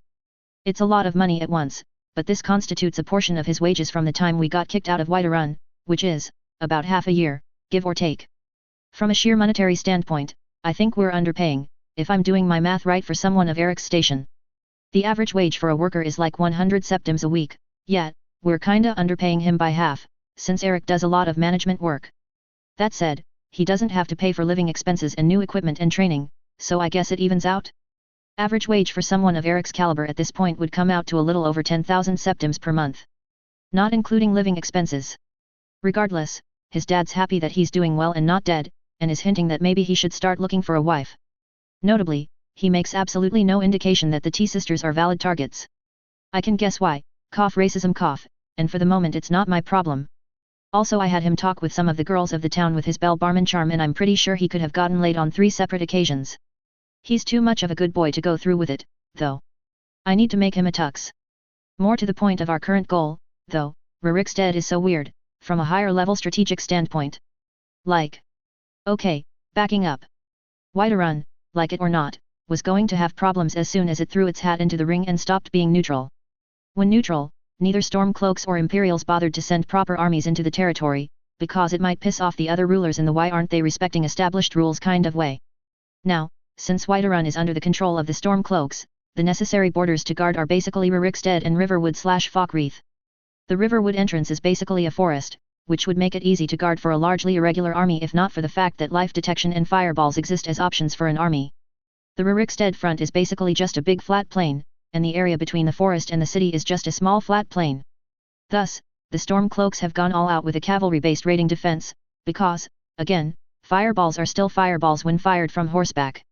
By contrast, the Imperials have their army at Falkreath, gathering for an attack, and, that's kind of it.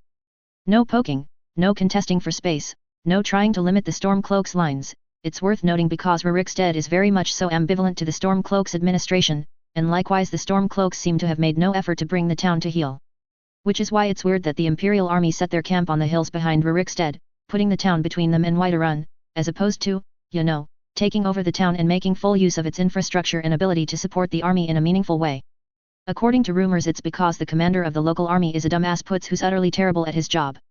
Considering that the loss of Whiterun would secure the Imperial front lines in a way that makes it near impossible for the Stormcloaks to make headway, it's not hard to guess who's responsible for putting him there. Well, what matters for us is that the travel to Whiterun is a little less politically dangerous than I expected. With the Imperials doing literally nothing, we attach ourselves to a caravan bound for Riverwood and detach some 2 days into the trip for the last leg into Whiterun. The fact that we saw literally no combat in the region makes me wonder how much the Stormcloaks care about controlling the local territory.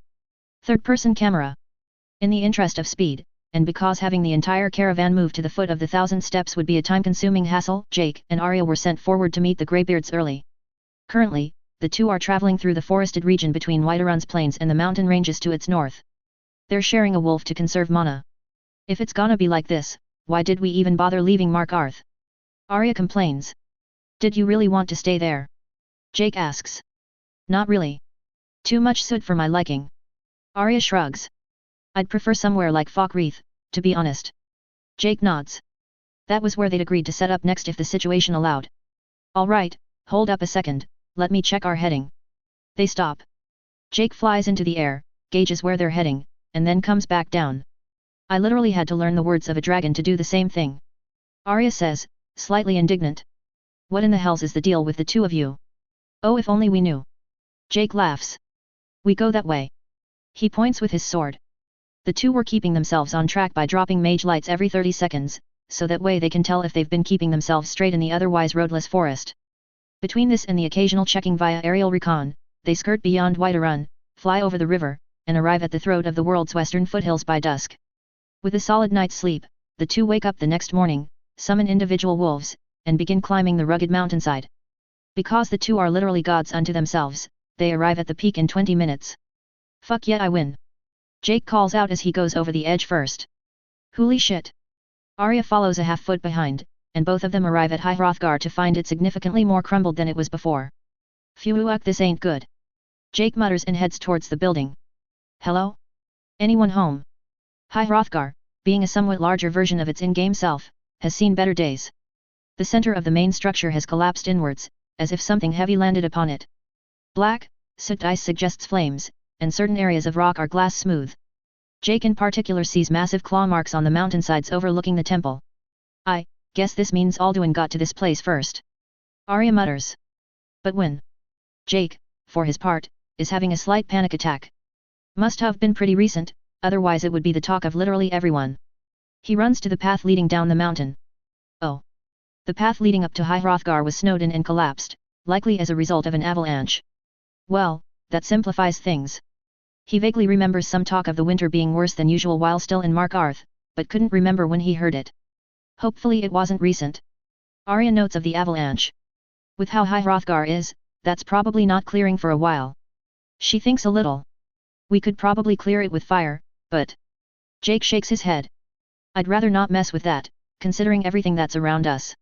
He turns to the path beyond High Hrothgar. Come in, let's go check that out. The gate that leads up to Parthunax was visible from where they were. The two of them jump onto, then past, the ruins of High Hrothgar, and start making their way up the path. The fact that there was no brutal ice storm to stop them did Jake's nerves no favors. As the two climb the path, they see more signs of battle, torn stones, carved out snow, random body parts. Arya picks up a dismembered, robed arm. I'm going to assume this went poorly. Jake's response is just a slow nod as his eyes dart every which way, more out of a frenzy than a need to absorb information. Arya sees his concern and sighs.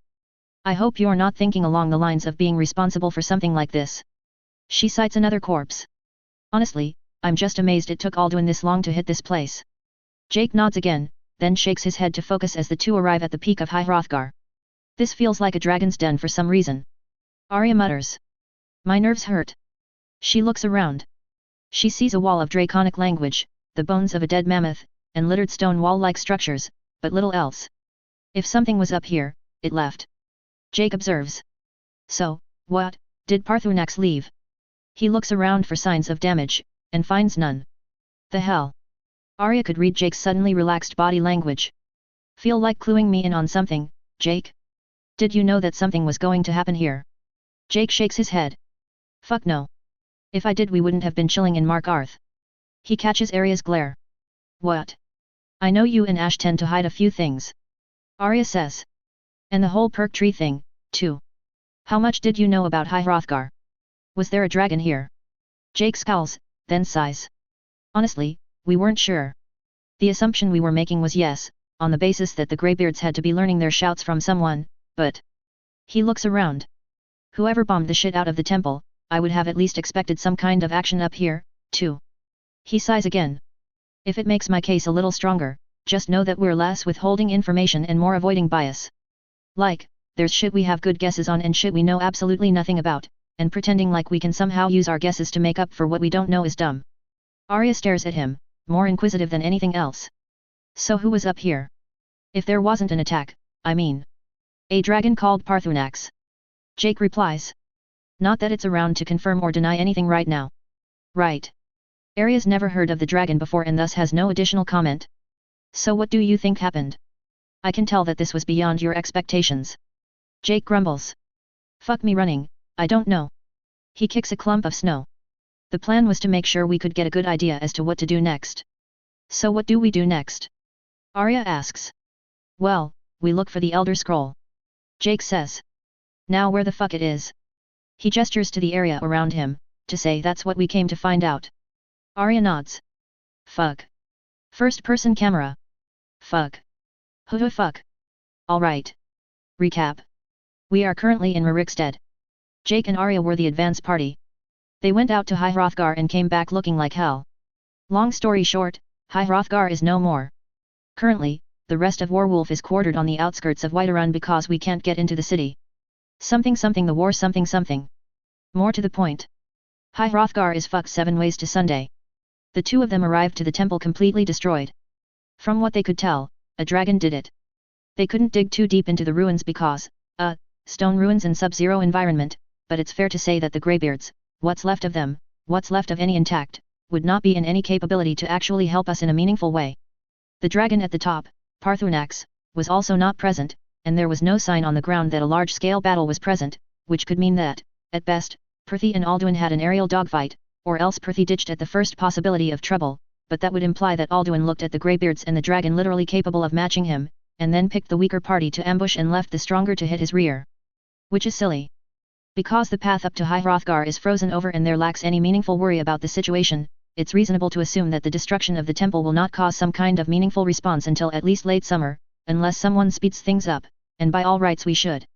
Once that happens, well, hopefully there can be some kind of push towards focusing on the dragons, but I somehow seriously doubt it. Task at hand.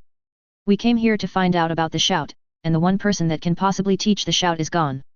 Esbern summarizes with a grim expression. Should we consider the shout lost? I mean, the Elder Scroll might help. Jake mutters. That aside. He looks at Arya. Is there some other way you have to learn a shout? Arya shrugs. A wall of dragon language with that specific shout would help, but I would need to know where it is. She looks to Esbern and Bernjulf. Any ideas? A mythical shout from the times of yore with which mankind can shackle dragons. Bernjulf laughs. Lass, I deal in coin. But if you're looking, then... Esbern taps his temple. If that information is anywhere, it would be. Both of them go, the College of Winterhold. At the same time. But more likely the Arcane University. Esbern adds. The college has seen better days. Bernjulf continues. Last I heard, they were having issues with funding due to not having enough students. Hey. I heard rumors about the college being irresponsible with magic. How's that work? Oh, that. Bernjulf flashes a smile. Nothing too serious, really. Nothing like a section of the city falling into the ocean or something like that. That sounded a wee bit too on the nose, don't you think? If memory serves, one wing of the college slid into the ocean after some big experiment. Delphine says. Since then, the college is very picky about who it accepts into its ranks and makes no exceptions on the removal of those who refuse to adhere to their policy. Sounds like there's some major differences we'll need to worry about. Alright then, that's something on our list. With all due respect. T-Mare raises her hand. We've been talking about the dragons as an isolated issue, but, given that we're trying to save mankind, she makes a face. I think it might be useful to also have mankind be a part of that equation. Meaning? Well, right now, how many dragon attacks have we heard about? T-Mare looks to Tinarum. Tinarum flips through a rather thick-looking notebook. If we account for each rumor of dragon attack as a legitimate, unique attack, then from the beginning of winter until now, there have been 266 dragon attacks in Skyrim. She shrugs. If we pair out all the ones that sound unlikely or are repeats, then we're looking at 28, thereabouts. She flips a page. If we count those that have tangible, lasting damage, 3. Yet. The biggest issue with dragon attacks in general at the present is that they literally never stay to fight. A vast majority of the attacks involve the dragons being described as being chased off by the local guards, even when it involved minor villages where the guards are literally a dozen dudes with shoddy bows and way too much alcohol. Hell, the worst that happened during the winter was a town south of Solitude. A dragon landed, burned down like 5 houses, then got into a tussle with the garrison and ate like a dude before retreating. This makes them, on a macro-political scale, less dangerous than bandits. What's making them so non-aggressive? Initially we figured it was all Juyuan changing their mission directive, but now, Parthunax? True.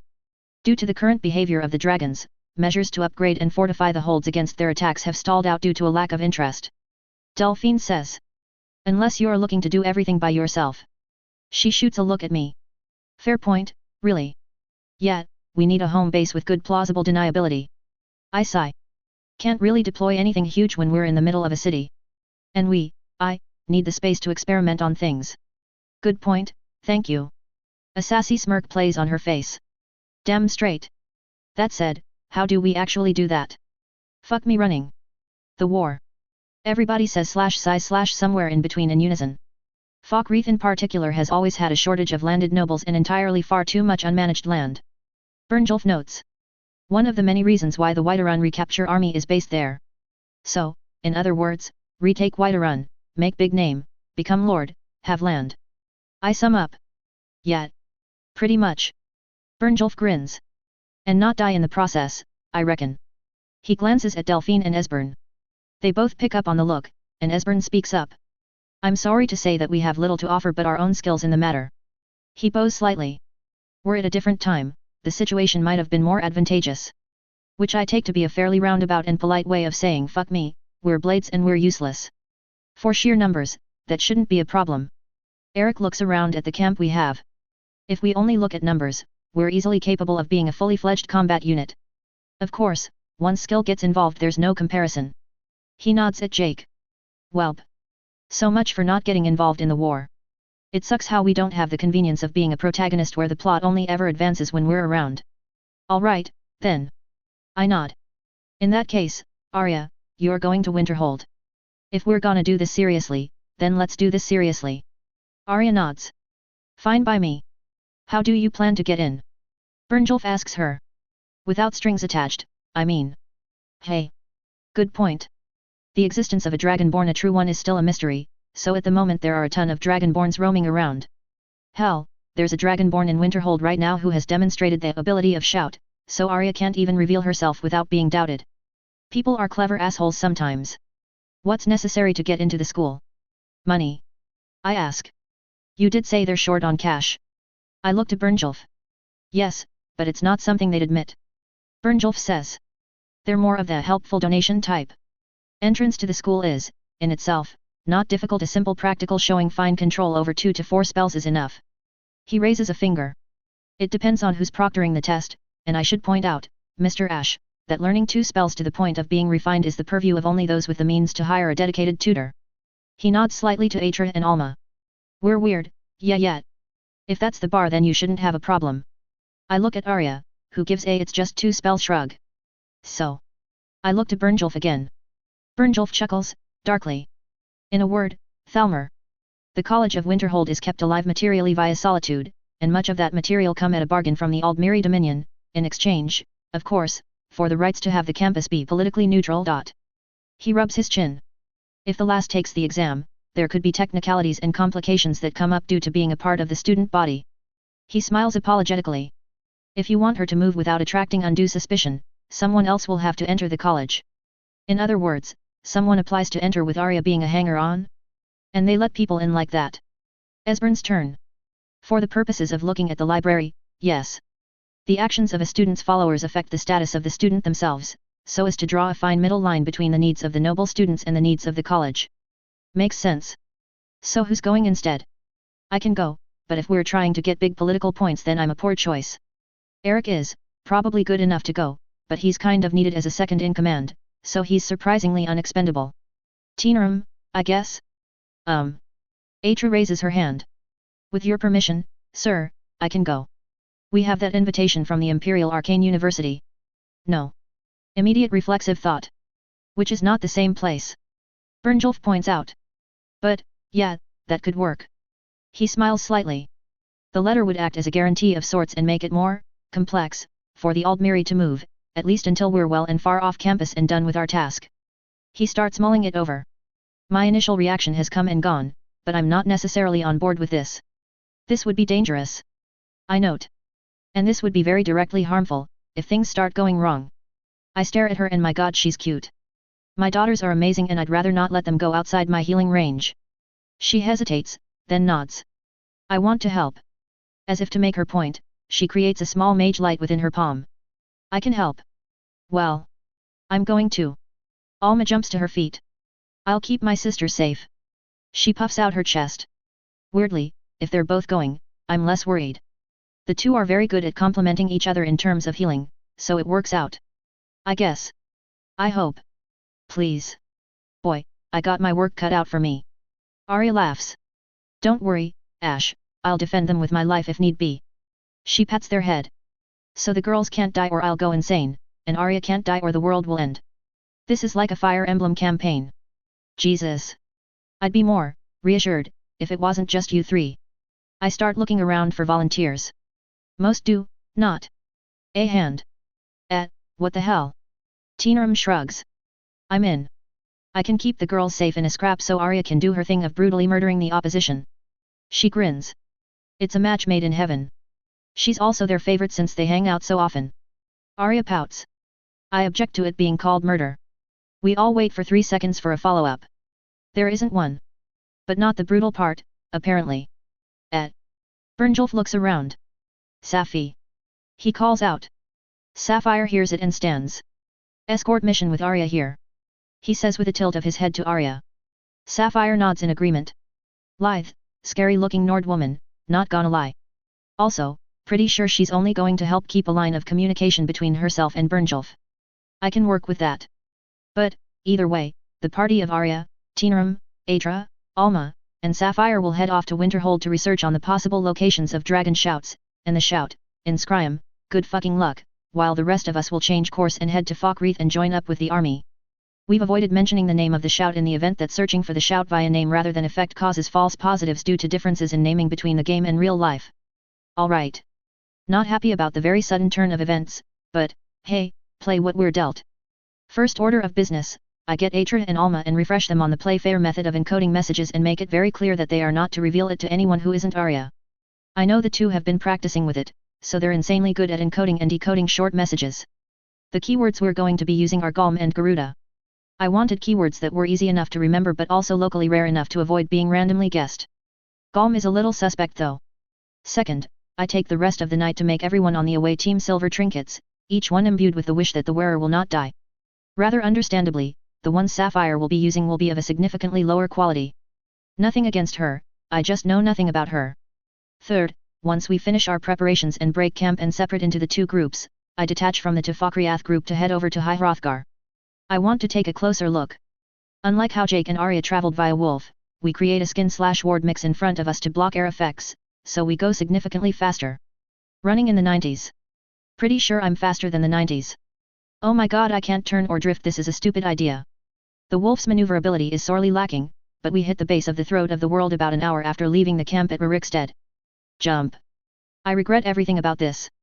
The Wolf, with a series of mighty leaps, jumps up and arrives at High Hrothgar with no issue. Oh god, my head. The altitude change is not good for my brain. Give me a second. Okay. Alright. What the fuck? High Hrothgar is, yeah, it's busted. HRM. We head to the temple and, putting a hand on the temple door, turn a section of it into dust so we can enter. Hoo, it cold in here. No fires, no lights, no nothing. Mage lights. The place is trashed, but only in the sense that the external damage it suffered carried to the internals. No signs of the place getting ransacked in any way. Also no bodies, as far as I can see. There's a lot of dead angles due to the damage. But, yeah, no bodies. We do a more comprehensive search over the next 30 minutes. It's so cold. Fuck. Anyway. After turning the place upside down and repairing some damage to get into the other sections, including a basement with frankly a lot of food, don't know what that climb mech guy's worried about. I can safely say that. Whatever the attack was, it most likely happened after a different event. As in, something caused the Greybeards to leave and fight, and then sometime later the temple collapsed. We take another 30 minutes to check the outside. I regret my decisions with a vengeance and a hatred. But anyways. Of the body parts that are left, the breaks seem to be, crush-based. The snow and ice make things hard to tell, and the ones that I thought out with a campfire definitely show breaks and crushes. All likelihood points to dragon.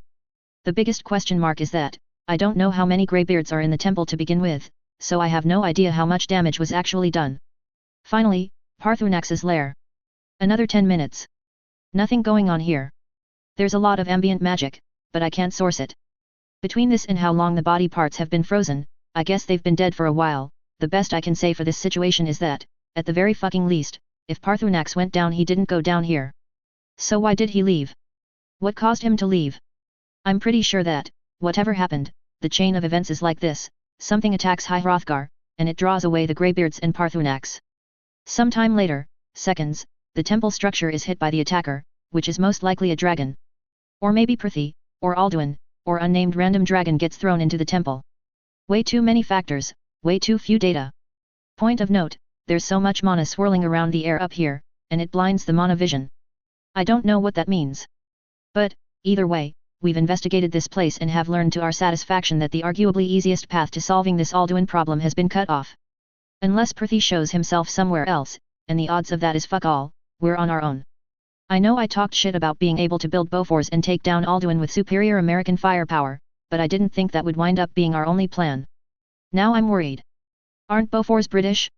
And Erlikons are Swedish, but it didn't stop the Enterprise from wanting like 100 of them. With our investigation done, we head back down the mountain, slower, and rendezvous with the main force. I'd like my ears to be unbleeding, thank you. Also, it's less meeting up and more find on the road. I share my findings with Jake and we agree that shit's fuck trademark. Knowing that, we head on the more southern roads towards Falkreath. It takes us about 3 hours of travel before we come across an Imperial column marching towards Whiterun. Well, this is awkward. I wanted to hit them at camp so our intentions would be more straightforward. Hello there. Jake calls out as soon as it's clear the Imperials have noticed us. Looks like you boys are heading out for a scrap. That we are, lad, that we are. One Imperial replies, probably a captain or something. We're not averse to having more swords. He says, reading us right. Are you mercenaries? Jake grins. Warwolf, at your service. The name causes a bit of a stir. We're looking for some action and coin to go with it. The Imperial laughs. Coin you'll find plenty, action, I don't quite know. His body language suggests that he's a little desperate. Actually, looking at the quality of his troops, I think it's rather sensible that he'd be desperate. Are these militia? Anyway, we get the okay to join the convoy, so we join the convoy. Looking closer, yeah, it looks like this group is levy. About 150 people not counting us. Where are you guys from? Jake asks the captain. We hail from Solitude. The captain points to his command staff of about 8 lieutenants. We're meant as reinforcements for General Orson's army. I swear to God if a dude named Orson betrays us. Also, you seem rather underwhelming for reinforcements from the capital of Skyrim. I say. The lieutenants have standard issue Imperial armor, studded, and some of the soldiers have leather and Imperial armor mixes, but yet, the rest of the soldiers just have spears and shields and, like, 2 layers of tunics. Well. The captain glances at his men. Suffice to say, we are favored by the Thalmor. His tone is poisonous. Your reputation precedes you, Warwolf, so I will be frank. He sighs. Funding for the Skyrim Imperial forces are scant, and we lack the pull to get any more than the bare necessities for the force. And the fact that the Imperial government as a whole really can't seem to do anything about this is telling. What kind of general is this Orson? The captain laughs bitterly. Tight with his purse strings and tighter with his whores. He spits. The man is a disdain upon the Imperial military's name. I should note that we're within the full hearing range of his entire company right now and I can't imagine this being healthy for morale. And yet you are going to be under his command. Mel notes with a frown. Command is generous. The captain laughs. I do not believe Orson will be on the front lines in any meaningful way. He winks. It's unlikely that Whiterun will fall without any significant investment. He lowers his voice. Orson cares too much about what he can earn by being home in the imperial capital, after all. Or, to put it in another way, we can get a lot of attention by capping Whiterun with Orson out of the picture. Attention of both the good and bad variety, but considering the circumstances the risk will just have to be accepted. Blat. Orson's camp is to the southwest of Whiterun, far enough to be safe but also close enough to be visibly a threat, if only due to its size. I'm sure the watches posted on the edges of the camp have tabs on intercepting Stormcloak movements just in case. Incidentally, they came straight from Falkreath to this position, skirting around the west side of the river, Riverwood on its east. With the addition of our forces, Orson's army is now at about 1,000 people. Orson is, given how the camp is run, I assume he either has a very competent camp staff, or is very competent himself. We catch no sight of him even after we formally set up and get integrated-ish, into the army's command structure. We're auxiliaries, along with the formal reinforcements that, you know, really should have a higher status. Hey, Orson's army has fucking castes. The captain said under his breath after all the administrative action is done. Who could have fucking guessed? I think there might be bad blood between the two. You don't like him much, do you? Jake asks with a laugh. Like, shit, man. I make the point to vicariously hate any and all imperial wastes of time. The captain sneers. So you tell me. To be fair to the captain, the levy troops are obviously of the ignored category and it shows. The camp's 1,000 soldiers are divided as thus, 50 cavalry, 200 legionaries, and the rest are levy. The cavalry are splendidly armed and armored and have the wealthier part of the camp to themselves, more on that in a bit. The legionaries look more or less like they do in game, using mostly the studded/chained leather armor and sword shield combos. Plus spear. The levies, the best of them have parts of leather armor. All of them have spears, some have swords, and the spears look like they were made while on the march. There are spare weapons in the camp, but solely for the legionaries and above. I'd question why the Imperial army seems so hellbent on losing this siege, but I get the feeling I know the answer. Incidentally, if looking at the camp from above, it'd look vaguely like a blobby peanut shell. There's a wooden palisade around the entire camp, ringed with 2 sets of towers. The camp is more or less on the edges of a cliff/hill combination, with the cliff to the southwest. The towers are at the front and the cliff sides of the camp, allowing us a good sense of vision in Stormcloak activity, though it seems like half of them are unmanned. The left side of the camp is a farming complex, as in, house, barn, storage, and it is the quarters for the horsemen and the leadership. The right side, out in the open and very precariously guarded, is the levy quarters. Notably, I think I see some Thalmor mages in the leadership quarters. Well, now that we're here. Orson's getting his shit together trademark, so we're going to lay siege tomorrow. I won't pretend to understand why he's doing it this way, because I really don't think there's a reason behind it. Like, an army of 1,000 isn't enough to actually pull off a siege, especially since the Stormcloak CAV is already well on the field and in large numbers. Like we're just gonna get rolled over and die as soon as we leave camp. Anywho. We attract a significant amount of stares because of the ladies in our group, but, weirdly, or not so weirdly, the other groups have women who are of the same mod quality. More apparent with the CAV. We ask around. Oh. Some of the levy are slave troops. Got it. Got it. Long story short, they're in the bad with the law, too much for them to pay off but too little to be worth selling to slavers. In other words, they could have been sent to the mines, but got the choice to be drafted instead. I guess they did tax evasion or something, I dunno. Women of the mod quality, of reasonably high social status, are usually slaves due to some interhouse political shenanigans. And just because it's on my mind, the camp does have professional sexual service providers, and there is a level of, if not necessarily respect for the mixed gender army, then at least a sense of this isn't the place to fuck around. Long story short, yes stares, no dares. So, for the last part of the day, I occupy myself with reforging the crappy levy spears into things that are more uniform and remade the spear tips so they weren't made of shoddy second-hand iron anymore. I'm one of the 8 blacksmiths in camp, but my forge is kick-ass and is lightweight, so I'm better. Careful with the ego. Since we're preparing for battle, me and Jake go over our levels. I got a grand total of 847 levels in Mark Arth, between running the bell and dungeon diving. Jake got 823 points. Weirdly enough, that puts us both on the same level, at 2,270. Which is simultaneously amazing and sad, because Arya can still wipe the floor with both of us. Like shit, we can gang up and ambush and everything and we'd still lose. It's not fair. Ahem. I finish off refining mastery, swordcraft mastery, steelworking, basically my bread and butter skills. At this point, The only skills I have that aren't at 100 at this point are my ice and fire masteries and the scroll making skills.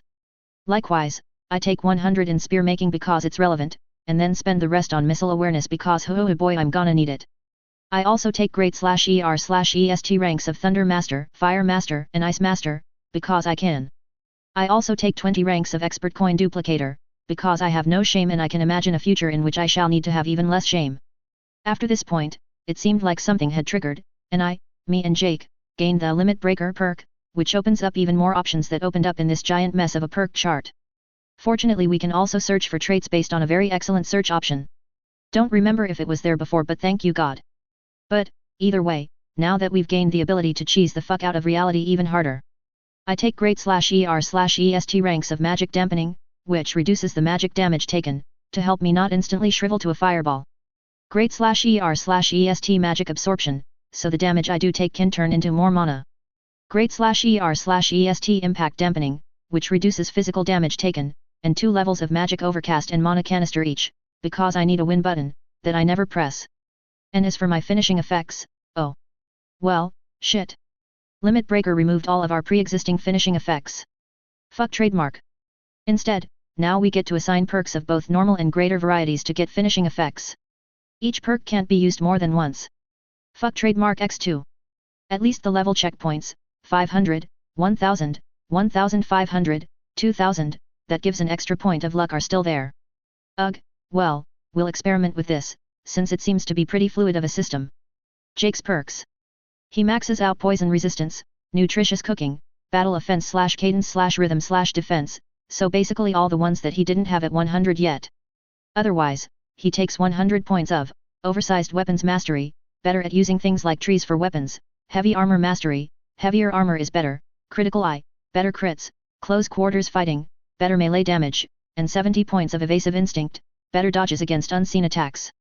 As for his graders, he puts more points into melee and range foresight, dodging, 10 ranks of action momentum, which adds a portion of the current strike's damage to the next strike, which sounds so deliciously broken. Great/ER/EST Warrior's Reach, slightly boosting his melee range, however that works. Great/ER/EST Critical Mass and Critical Edge, which increases critical hit rate and damage based on each other, one adds to damage from rate, the other rate from damage, no they don't cycle. Like usual, the fact that we have to constantly keep our perks active is the biggest bottleneck in terms of usage. Still, Jake now has plenty of offense and defense options and can swap out tactics as needed, between flying around, throwing trees, misting people with super-powered crits, he's very balanced with regards to the unstoppable force role. I don't change much, stay in the back, toss big spells, be wizard. And then he blows the rest of his greater points on 14 levels of Charm Master, makes Charm more effective. Which is definitely a bit of an overkill considering how he's pretty good at being charming already. After he got those perks he winked at Mel for an experiment and I'm pretty sure she wanted to have his babies. He regrets his life decisions. I should also take that perk later for its ability to let me avoid getting shanked for, you know, high crimes and misdemeanors. And because I would also like to wink at people and make them want to have my babies. What? I can dream. Next day.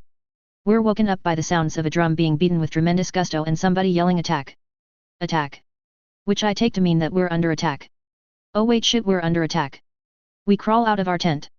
The Warwolf tent complex is very sturdy despite its appearances, as exemplified by the 3 arrows sticking into the walls. Barriers go up, and let's observe. Okay, the Stormcloaks have a contingent, maybe, 100 or so. 200? Half archers, half cavalry. The archers are shooting arrows into the camp and it's hideously obvious that the watch slacked on their job. Oh wow, good shot. One flame arrow hits the command tent and it catches almost immediately. Nobody's in that tent, but that's still not good for morale, yet, okay, what the hell is going on here? Like, the levy troops are here and are panicking their asses off. The few captains around can't really keep command and anytime one of them tries to take command the archers focus him down. Glad I didn't try to command by reflex. The legionaries have retreated to the back of the camp and are organizing into a striking force, but they're slowed by the levy's complete lack of coordination. The command units and cavalry are nowhere to be seen. Warwolf, I should note, have woken up and, as of this moment, ready to deploy. An arrow flies our way and is ignored. It uselessly plinks off of our barriers. I suppose this is a probing attack, so playing any cards now would be foolish. Shields up and keep out of sight. I order, and we basically keep to the shadows. The Stormcloak archers let loose a few more volleys, then mount up and retreat. The camp's confusion drops slowly on account of the panic being transmissive, and it takes a good hour before order is restored. So, where's High Command? I ask nobody in particular as we watch the camp get cleaned up. Seems weird that the biggest target isn't here. Damned if I knew. One sentry says through her gritted teeth. We were told that there was no need for an early morning watch. She's dutifully ashamed despite not being responsible. What is this bullshit? Without a general in charge, we technically can't move out either. HRM. Problems trademark. Alright, let's take a moment and think this over. Right now, the head of the army and his entire command staff, plus his cavalry, are gone from the camp and nobody knows why, or, at least, they're not telling. The highest ranking officers right now are, all the captains who lead the legionaries, and they're of equal rank to each other. Predictably, because the legion is a standard force of the era and command is very much so top-down, they start to, have been, arguing about who's in overall command. Fuck me. Geez. The Stormcloaks just hit and found us to be in complete and utter disarray. If I were the Stormcloaks, with multiple, high-quality cavalry units in the field, what would I do to capitalize on this situation? Well, obviously, mass everything and hit the camp while it's still in shambles. If the leadership came back during the massing process, it would still be too badly caught on the back foot to handle a cavalry strike effectively. Christ, Orson, you fucked up. Alright, Ash, what are we doing? Jake says, a little too loud for conversation so as to grab the attention of the confused and scared levies around us. Reorganize and prep for a cavalry attack. I reply, also a little loud. No way the Stormcloaks are going to let this chance slip. I look around. Tiana, go up on a perch and take a look out. I nod to the nearest tower. Everybody else, ready spears and move everything broken up against the wall. There is a lot of broken wood and a few carts in bad states. Let's not get run over by horses, yet. Yes sir. Eric and the rest of the Warwolf mercs reply in unison, again, for morale purposes, and we get to work. The nearby levy sees what we're doing and copies our actions, and soon our side of the camp has all of its non-essential material up against the wall. For safe measure, I make some long-ass spears 20 feet, easy and get Jake to bury them behind the debris. The process takes us a good 20 minutes, and when done, we start talking with the two levy captains who have command near where we're posted. Yet. I don't know if it's a matter of these levies specifically, or if it's standard for Imperial Army levies, but these guys have received no unit-level training beyond pointy end forward. Me and Jake's response is a dejected fuck and we start looking around for shields. In the next 40 minutes, we get the two levy groups to learn to shield wall, get low, and brace. Our explanation is that you don't need to win against cavalry, just have to avoid dying. Sovngarde awaits those who die a warrior's death. One young dude points out. If you get your head caved in by a horse, I'm pretty sure Sovngarde will welcome that horse with open arms. I say because boy. Dying in battle is not, by itself, an act of valor. Also I'm pretty sure the dude's an Imperial so Sovngarde is probably not accepting him. Either way, he grumbles some more but agrees that getting horsed in the head would suck and learns to shield wall. Incoming. Tiana calls out from her watchtower after about an hour. A lot of horses. She looks down at us. What now? She's not the only sentry, mind, she's just our sentry. Also, it took the Stormcloaks 3 hours to get ready for a major hit? Welp, no gift horse mouth looking. Archers. Get up the cliff and take sniping positions. Rees. Sniping positions. Boss. The Imperial Archer grins. Alright, final shots on me. Anybody who's good with a bow. Up on the cliff. He takes himself, his two buddies, and about 20 levies up the cliff.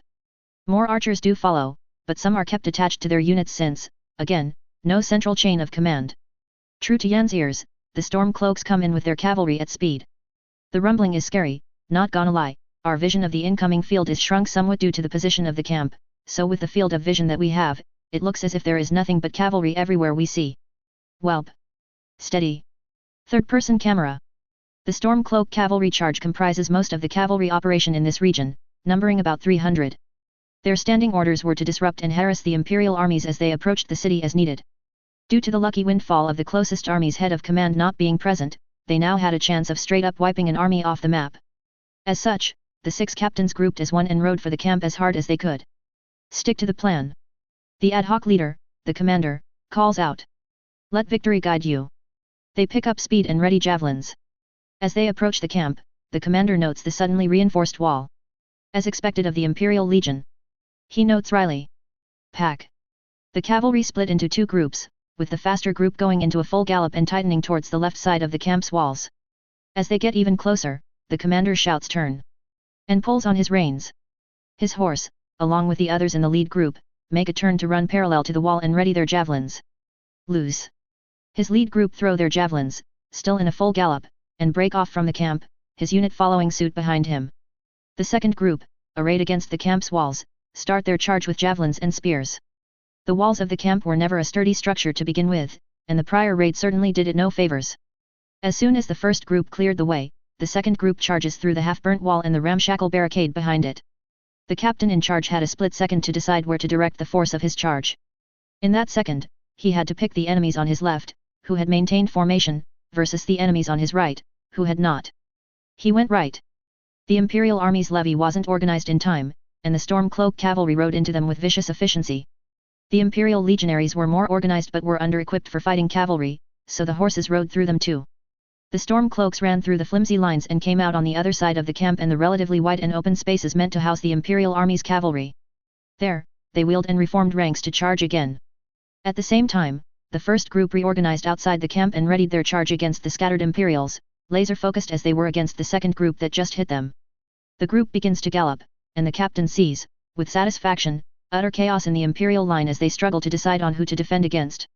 His vision was then rudely obscured by a cloud of the remnants of the wall they were about to charge through. Pieces of wood, bags, metal, and varied combinations of the three suddenly flew into the air and his horse balked at running through the sudden obstacle. The confusion among his riders was significant enough to disrupt the weight of the charge, and the break allowed the Imperial left flank to slam into his riders and cut into them with surprising efficiency. Stay together. Keep to your lines. The captain hears and turns his head towards the voice. A mercenary captain, standing on top of an overturned cart, was bellowing out orders towards a combination of his men and the Imperial levies. The captain takes the moment to note all those within the levy ranks who were significantly better armed and armored, and, upon seeing that the second group was about to engage the broken side of the Imperials, rallied his men for pullback. As the straggling portion of his troop dismounts to form a defensive line against the Imperials, he takes out a javelin and, sighting the range, hurls it towards the mercenary captain. He spared just enough time to see the captain parry the javelin with a swing of his sword and grimaces, but he rallies what's left of his still mounted horsemen and cuts into the non-organized levy and draws their attention. Using this opportunity, the second group charges into the heavily confused Imperial forces and rolls right through. However, seeing that the opportunity for heavy damage was lost, the commander signals a retreat. The first group's dismounted riders get picked up by the second group, and the lieutenants of the army blanket all the horses in charm spells so as to not lose any. With that, they turn and disengage, leaving behind them a camp and army torn completely to the ground.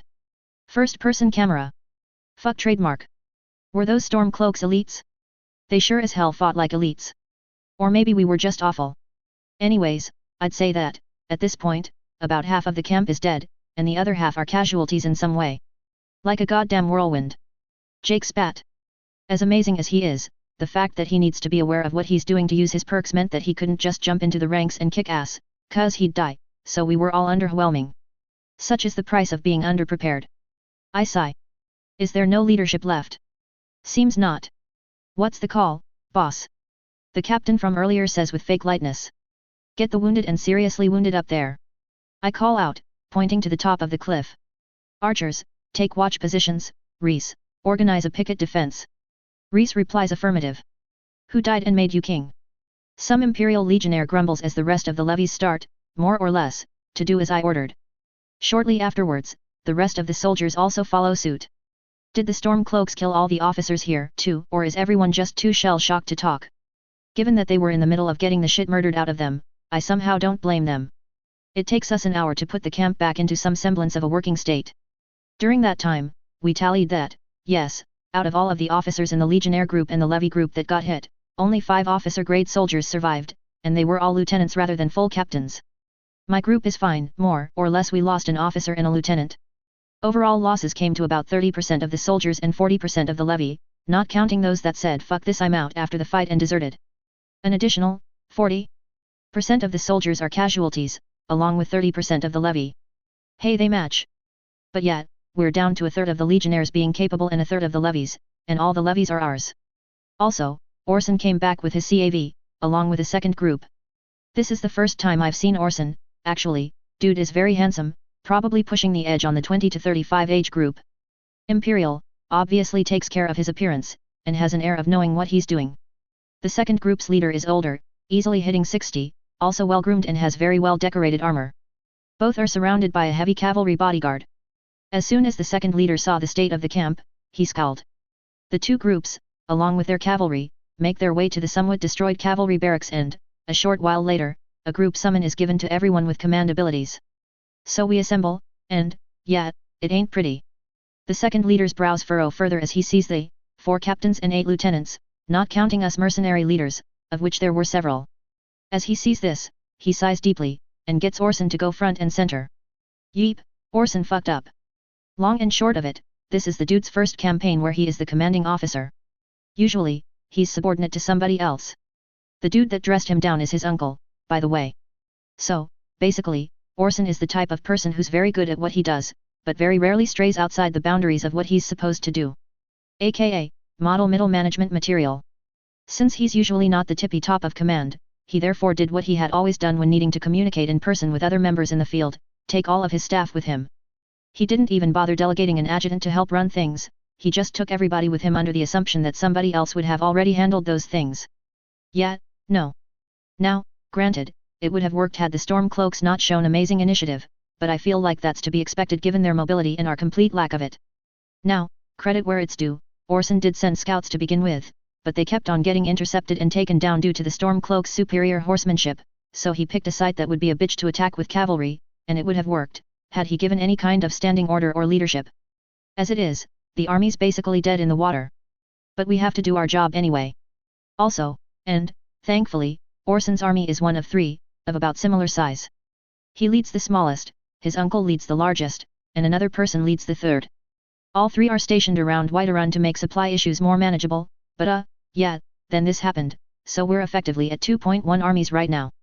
Anywho, the mission is as thus, because of the tenuous political climate within Whiterun, the bulk of the Stormcloak army is actually quartered at a fortress a short distance northeast of the city. To that end, now that things have gotten switched around because one army is effectively dead, the first army, led by Orson's uncle, will be sieging the city. The second and third will be sieging the fortress. It's flipped around from the initial plan, mind, the smaller army composition goes after the fortress. The plan is so that when either one of the 2 targets gets taken down, the other would be pressured to surrender, or at least lose their will to fight. So now that we're the smaller one. I wish I went to Winterhold right about now. =+=====. Author notes. Which is more likely to be believable, a lord with a history of insanity who makes it his mission to kill dragons, or a random dude in the mountains who makes it his mission to kill dragons? Chapter 25, Side A, The Invasion of Whiterun. =+=+==. Alrighty. So. It took us a day to reorganize the armies properly and begin our march onto Whiterun. Problem, it took us a day to reorganize the armies properly, and there's this thing in front of Whiterun called a river. In short, oh shit, a bridge. The time it took for us to unfuck ourselves allowed the Stormcloaks to dig in on the opposite side of the river. While they have no siege equipment to really make our day worse, the fact that they control the riverbank with emplacements, however temporary, doesn't do us any favors. We could go around, but that adds precious days and honestly doesn't make our situation better. The river flows from west of Whiterun to the east. The current part, the part in front of the city, is, you know, a real river. Swimming it is possible but, again, Stormcloaks. The west side runs along the plains and has multiple crossing points, but, again, Stormcloaks. Also parts of those crossings are kinda whitewater, so fording it would be slow and would shatter cohesion. The east side is definitely Stormcloaks, plus there's another bridge, so going that way is remarkably silly. In retrospect, the emplacements were probably built over a period of time longer than a day. But I get to feel superior and blame Orson like this, so it works out. We're sitting here watching our archers do some skirmishing so we can cross the river. Notably, Stormcloak archers are not returning fire, and I'll bet my foot the bridge has been mined with magic. The rest of the troops are arranged in assault formations, ready to break through, die, at any moment. You could just jump the river. T-Mare notes as we watch the fighting, since we're not at the front of the formation. Would make it go a lot faster. It would. Trying not to do that right now. Our superhuman abilities are good aces in the hole. Like, real-world history does indeed have a track record of monarchs rewarding good fighters with land and incentives to stay around. Real-world history also notably lacks enchanted items of a charm nature, so, yeah. I'm probably overthinking this, but I'd really like to avoid making a berserker-only reputation and then having our reward be an enchanted circlet of mind control. Anywho, the arrows cease and oh god that's not smart. Imperial heavy troops lock shields and advance. A team of Batlemiches embedded into the ranks put up wards. Stormcloak defenders put arrows into the shields but do preciously little. The soldiers make their way halfway past the bridge. Additional troops start marching onto the bridge. Oh, it wasn't trapped. Well, good thing nobody took my bet. The Imperial armor continue moving across the bridge, and at the last moment, right before closing into the Stormcloak defenders, they break the shield wall and charge. The Stormcloaks are not nearly as armored, so they get pushed back, a lot. Wow, they're getting pushed back. Seeing this, the Imperial commanders order more troops forward. They're putting their best foot forward with regards to this attack. The levies and mercenaries are kept pretty much to the very back. I guess they wanted the shock? As the reinforcements cross the halfway point and start merging with the front, the Stormcloaks firm up their line and the fighting starts to stalemate. This feels like a trap. The Imperial commander, now seeing the tide turning, calls his cavalry to him and, with the general's permission, charge into the fray as well. Yeah, this is definitely a trap. The Stormcloak Batlemiches make their appearance and take out scrolls. Phew, this is a trap. The Stormcloaks cast Fireball. Jesus! The fireballs hit and easily overwhelm the Imperial Batlemiches wards through sheer numbers and impact the Imperial armor. Damage-wise the effect was minimal, but the shock and weight of the bombardment tears the formation in tatters, and the more heavily armed Stormcloaks cut into the breach with savage efficiency. Yikes! The rear of the formation has reformed and are retreating under heavy magic and arrow bombardment, but they do cross the bridge and return to our side. The Stormcloaks, having scored an overwhelming victory, reform their lines and watch and wait. That was, about 200 people? A big chunk of army 1 just got eaten.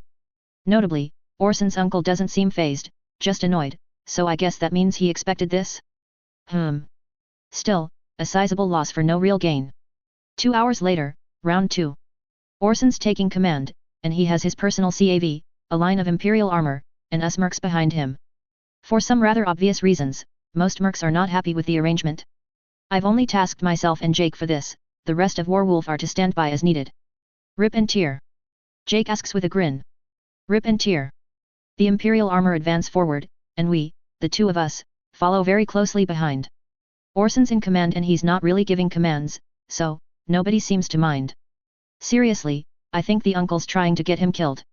Halfway across the bridge. The enemy position is split into 2 zones, more or less. The forward zone is a mix of static defenses of wooden walls and stakes, defended by dudes with 2-hander axes. The back zone is carts and crates, and the mages and archers use them to get a good vantage point to shoot. I should also point out that the bridge is not exactly long by any means. From where the stone paving starts, I'm thinking it's maybe around 50 meters or so. This is one of the narrower parts of the river, after all. Still, it's 50 meters of engagement, and as we arrive near the far side of the river, the Stormcloaks open up with arrows and fireballs. Not even bothering to bog us down this time. Aight. Jake, you're up. I tap him on the shoulder. Bless. Applying effects: Calm, Fury, Courage, Barrier, Protect. Barrier, Warwolf Special, the mix of wards and skin spells. Protect, Cyrodiil Special, essentially bonus hit points. In Oblivion it raised your armor, much like skin.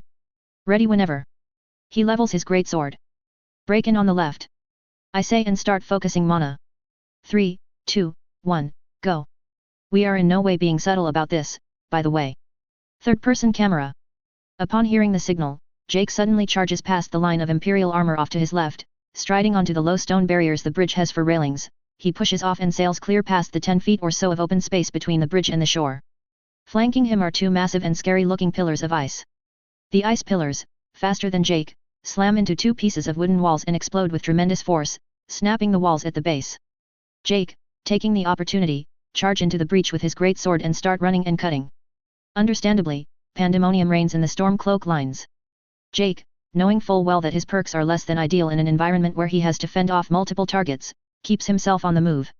Always picking single targets and staying close to the back line, he hacks away at the archer's weapons if possible, the mage's arms if he must, all the while dragging his sword against every possible object to make incredible noise and draw near total attention. The Stormcloaks, dealing suddenly with a very loud and dangerous sounding threat behind them and the impending wall of armor before them, are understandably confused and flustered at this development. The Imperial armor, taking the advantage, slam into the Stormcloaks and, as before, cut deep into their ranks. This time, however, the cavalry is on site to begin with rather than arriving at the tail end of a very deep formation. They pick openings in the defenses and drive through the Stormcloak ranks, creating massive gaps for the Imperial infantry to dig in and chew. A roar from the Imperial side of the camp signals the incoming of reinforcements, and both Stormcloaks and Imperials push the breach as hard as they can, so that their side can have the biggest advantage once the fighting is properly joined.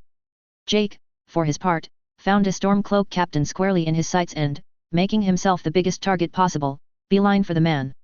The captain, seeing the thorn in their side charging directly at him, order his men to make some room and draws his greatsword. Jake, coming in at a full sprint, aims a nearly flat slash to maintain momentum. The captain counters with a parry, intent on forcing the incoming attack further towards the sky. Jake's blade cleaves through the sword, the captain's armor, the captain, the shield on his back, and, with Jake leaning into his momentum to spin and deliver another slash, 3 of the soldiers near the captain, gear and all. Jake's sword, a stubborn and hefty Frankensteiner of a combination of, what Ash believes are, titanium, tungsten, mithril, and copious amounts of magic, can be provided with magic to artificially increase the weight of the sword.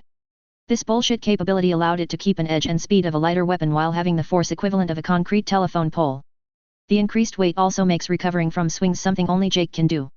With but a moment of magic right before making the first swing, Jake's entire second swing was just him recovering from the sheer momentum of the weapon as the magically gathered kinetically energy bled off. Regardless, the sword had done its work. Eyes were drawn to the 4 top halves of people that suddenly popped into the sky. Jake, now somewhat more bloodied than when he started, takes the opportunity to disengage and return to the allied side. First-person camera. Nice. With Jake back, to avoid accidental ally hits, we merge properly with the Imperial front line and push. The Stormcloaks inherently lack the training for a symmetric fight even if they have the equipment and position for it, so after the Imperials overcome the hideous defensive position of the bridge, the fighting becomes straightforward and stubbornly in our favor. A short while later, the Stormcloaks pack up and fall back to their second defensive line. They retreat behind the moat in front of Whiterun, overwatched by defenders on the walls. The Imperial cavalry gives some chase, but the Stormcloak cavalry heads them off before they could do any significant damage, and honestly the suburbs outside the city would have to be cleared house by house before a true attack can be made anyway. With that, we've crossed the river, and are reforming our ranks. To recap, the city of Whiterun does have buildings outside of its walls, aside from the in-game stable. It is mostly logistical with some housing thrown in, so the density isn't very high. Also, there exists that semi-permanent Khajiit camp, but for the most part it's sufficiently out of the way to be a non-factor. Most of it is far enough away from the walls that they provide no cover against defenders on the walls, and the ones that could be useful hardpoint have already been either pulled down or set on fire. The fact that we have to basically start urban fighting as soon as we get close is a problem, though. Also, not we. We, the army that Warwolf is attached to, is detaching to hit the enemy fortress. Once the main army reorganized after crossing the river and the house-to-house clearing had begun, Orson separates his army off from the main force as planned. So we're going. To our left, Whiterun and the farms that sit at its foot. To our right, Whiterun's fishing industry, the river, various houses and the river. It's a very pretty river, not gonna lie. Back when I still lived in the Clover and when I had downtime I'd take the girls out and go swimming. Now, it's cold as shit, so instead of people swimming there are instead Stormcloaks on boats. We're too far away for them to be of any danger to us, but the fact that we're constantly in danger of having 50-odd dudes just flank us as we set up for an attack on the fortress is not ideal. In any event, we throw some archers for skirmishing against the boats and advance onto the fortress, and we arrive at its gates about 2 hours later. The fortress, it's the one that's northeast of the city in-game, and one that I basically only ever visited, like, once, in all of my playthroughs. The gates are shut and I imagine it's just bigger than it is in-game. I have no reference for this thing. The fortress, by local standards, is pretty small. It has only one turret. The part of a castle that looks like a rook. It's got one turret on top of what I believe it's the gatehouse, over the gate. The rest is just wall. I think pieces have fallen off. It's not a very particularly high wall, either. Even without special skills we can probably scale it just by providing a boost to the climber. The walls of the fortress are sporadically populated with archers, and there are Stormcloak CAV outside the walls. Close enough that we can see them, but far back enough that engaging would be dangerous to our CAV. In a nutshell, this sucks. We don't even know how many troops are inside the fort, either. They could have all left and we would have no way of telling whether if they'll be. A horn sounds behind us. Motherfucker. Third-person camera. Stormcloaks, masters of asymmetric and guerrilla warfare tactics as they were, had done one very simple thing. They took refuge in the houses and storerooms that would have made up the livelihoods of the fishermen, hid their weapons and armor, and simply waited for the Imperial army to pass through before dressing back up and giving very slow, deliberate chase. As the attention of the Second Imperial Army was focused entirely on the Stormcloaks on the river, nobody noticed the substantially larger, if separated, Ground force. As such, once the Imperial army arrived at the fortress and became boxed in almost immediately. The fortress itself had a skeleton defense, but the doorway was littered with debris and spells, runes of the exploding kind. Between the fortress's size and ability to project power via the threat of having more troops, the CAV, the ambush forces, the Imperials were in a bad way. Or, at least, until Jake jumped like 100 feet into the air. Alright, yeah, the fort's just got the guys on the wall. Jake says loudly as he lands. We don't have to worry about it. My thanks, Warwolf. Orson says. Infantry. About face and form ranks. Warwolf, take over the fortress. Ash frowns. Alright. Jake, we're up. The heavy Imperial infantry moves to form ranks in front of the Stormcloak troops on the rear as the cavalry reforms to face, if not necessarily engage, their Stormcloak counterparts. Warwolf moves to the new rear of the formation, facing the fortress. I mean, what you see on the wall is kinda what you get. Jake says with a somewhat doubtful tone. There might be extras to make the fort seem more populated than it is. Would make sense. Ash says and starts to focus. Alright. Warwolf, here's the plan. Jake's team will break through over the wall on the left side with archer support. I'm going to break through the front entrance. Remember to disengage if things get dicey. Aye aye. Eric readies the rest of the group. While Orson did say Warwolf, as Warwolf was given command over all of the hired mercenaries, Eric was thus leading all the mercenaries not attached to Jake or Ash. Going on your signal. Aight. Jake draws his sword and also start to focus. Ready. Eric and the T-sisters all focus as well, and cast barrier, ward and skin, on themselves. Allies, stay close, we'll keep you safe. They ready their own swords as well, with minor grumbling from the ones that tend to be less sword-centric. And Ash readies his arms in front of him, palms towards the fortress gate. Go. A bullet of fire discharges with a reverberating shockwave. It closes the distance to the door hideously quickly, and slams into it with surprising physical force. Advance. Magic really shouldn't sound like that. One mercenary mutters as they start marching towards the fortress, having been well outside arrow range until now. As they close into range, Jake raises his arm and makes a fist. Ash casts Bless on him and his squad. Jake then gives the order, and his squad of a dozen men break into a full charge. They arrive at the wall well ahead of everyone else and, given that the walls are more or less scalable, jump and grab onto the wall and pull themselves up in one swift motion. A few eats arrows, but the shots bounce off of their magical defenses, to the extreme surprise of both the attackers and the attacked. Except Jake, who just clears the wall in one leap and starts laying into the archers with the flat of his sword. Is everyone in Warwolf like that? One young mercenary asks Eric. I mean, that dude can fly. He points to the Jake who, at the moment, was in the middle of his anti-gravity jump. Ash and Jake are special. Eric says with a light laugh as he bats an incoming arrow with his sword. I advise using them as references rather than comparisons for us normal folk. He bats another one, his eyes glowing with a light purple hue. You're not exactly normal either. A few of the mercs think.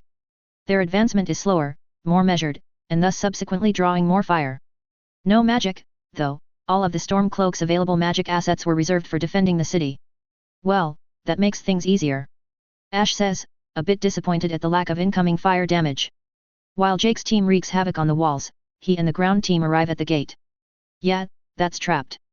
Ash says with one look at the short hallway of debris and vaguely visible bits of rune here and there. He draws more mana, then incinerates the debris in the hallway with a plume of flame. A few seconds later, various explosions can be heard from the hallway. It's probably safe now. Probably, he says. Eric sighs. Alright, first unit, we're going in. He charges into, and through, the hallway without much hassle. It wasn't a very long hallway to begin with. Once through, his group starts attacking the walls opposite of Jake. In reaction, pockets of soldiers start appearing from the gate into the fort's keep, and engage the remainder of the mercenaries. Remaining units, get into the building and secure the fortress. Ash commands as the fighting stabilizes. Taking a moment of freedom, he targets the gate and rams it down with an oversized ice spear, then following up with blasts of fire into the unlit interior of the keep. Breach and enter. By your order. Timo grins in a very feral, Jake-like way. Break and enter, lads. Keep to pairs and wipe 'em out. Following this, the fighting becomes straightforward. Having lost the bonus that the fortress and its archers confers, the Stormcloaks fighting the main Imperial army are thus forced into a standard symmetric fight. As Stormcloaks are subpar at these kinds of fights, they stay and duke it out for about 10 minutes or so and then break off. Notably, the cavalry stayed and fought for much longer than needed in order to give the infantry more time to break off. As before, the Stormcloak cavalry proved itself notably superior to their imperial counterpart, and the Stormcloak soldiers retreated while keeping most of its strength intact. Thus, with the objective achieved, Orson reorganized his army to return to the front lines while keeping a garrison and his cavalry at the fortress. As they travel, Orson motions for his aide. "How's Warwolf?" he asks in a low whisper. "They live up to their reputation, and then some." The aide whispers back. "The Vice Master in particular seems to be significantly more powerful than the rumors suggested." "The mage?" Orson's gaze falls on Ash. "Elaborate." The aide nods. "From what we've gleaned in Markarth, he's very skilled at everyday magic and backline support. However, today, he's shown a power on par of master rank destruction and alteration mages." He scowls. "The difference is staggering." Orson thinks on it for a second. Following the Oblivion Crisis, the Empire's Mage Guild was dissolved, with the College of Whispers and the Synod officially taking over. The Arcane University remained in name, but the loss of the supporting guild turned it into a little better than a research library. The Aldmari Dominion did re-establish the Mage Guild, ostensibly under independent leadership, but everyone knew who they answered to. Between all of that and houses of nobility, aspirations of nobility, or just in possession of a ton of money, magical talent for the army was hard to come by. Assuming the talents in question did not lie about their skill, journeyman mages could expect to be scouted by every noble house the instant they walked into a city. Expert mages would be wined and dined for weeks on end. Double journeymen could sell their time for a significant fortune, and double experts would be showered with their pick of titles, prestige, and more than enough money than they knew what to do with for the rest of their lives. Masters? Freelance masters were a myth. Anybody claiming to be one was uniformly lying, because anyone recognized as a master of a branch of magic was already in employment for a major noble house or as a significant figure of the government, to the point where anybody with recognition as a true master would be a household name across the entire continent, so few they were. A double master? Impossible. Anybody claiming to be one stopped doing so after they turn 8. Orson keeps that note in mind. And what of their gear? Differentiated by rank, though all are of exceptional quality. The aide says. The rank and file have standard steel weapons, and the leadership have a specially tooled piece. The guild master in particular is equipped with heroic presence. Is that so? Orson's eyebrow flicks upwards. Heroic presence is their personal code for that kit will take a substantial amount of money or effort to obtain. And their mage is the one who crafted it. It's unknown. The aide says. Ash has a history of being a weaponsmith, and he is one of the possible creators of the rumored glowing sword in Whiterun. However, we're aware that they made common journeys beneath Markarth, so it's likely that most of his equipment are artifacts from beneath the city. Never mind that success of that caliber is unheard of. Orson adds in his head. I see, what else? The silver-haired girl isn't with them. The aide says. She's gone north, our eyes in Whiterun tracked them until they were out of sight. Orson barely convinces himself to make a note. Interesting. Sounds like they're talking about us. Ash murmurs. What about? Jake mutters back. Our performance, our gear. Ash says as the conversation between Orson and his aide continues. Sounds like they've been keeping tabs on us. He makes a face. No surprises there, honestly. Alright, so we going with the plan? Jake says. More or less. Ash nods. If they've been keeping tabs on us since Markarth, then our job of getting rank and lands a lot easier than expected. Orson's army returns to the camp without further incident. Welcome back. Orson's uncle greets him. I trust you succeeded. Yes, sir. Orson salutes. The fortress and its contingent has been scattered. The infantry still may prove to be a danger to our rear should they reorganize. Orson's uncle nods. I see. His gaze turns to the walls of Whiterun. Now we just have to do something about that. A mischievous grin spreads over Orson's face. About that, I have a suggestion. First-person camera, next day. I'm doing what now?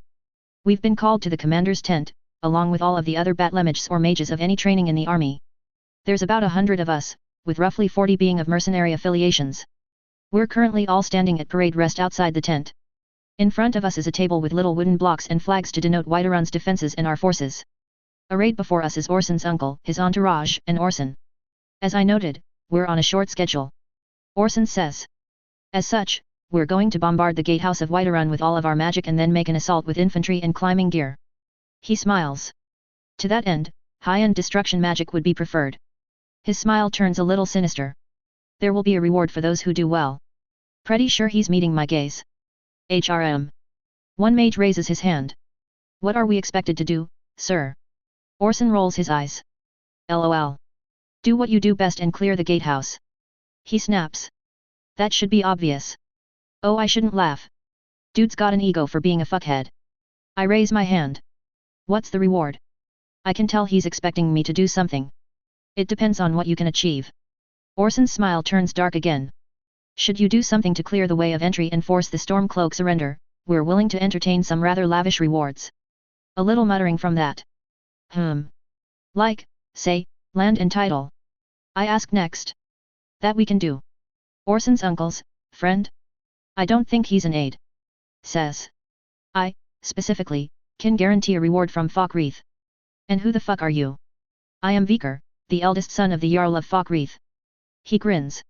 I don't remember the Jarl of Falkreath very well, but I distinctly remember him as being, you know, a bit on the young side. He'd need to have been, like, 10, to have a kid this old. Welp. Alright, I'll hold you to it.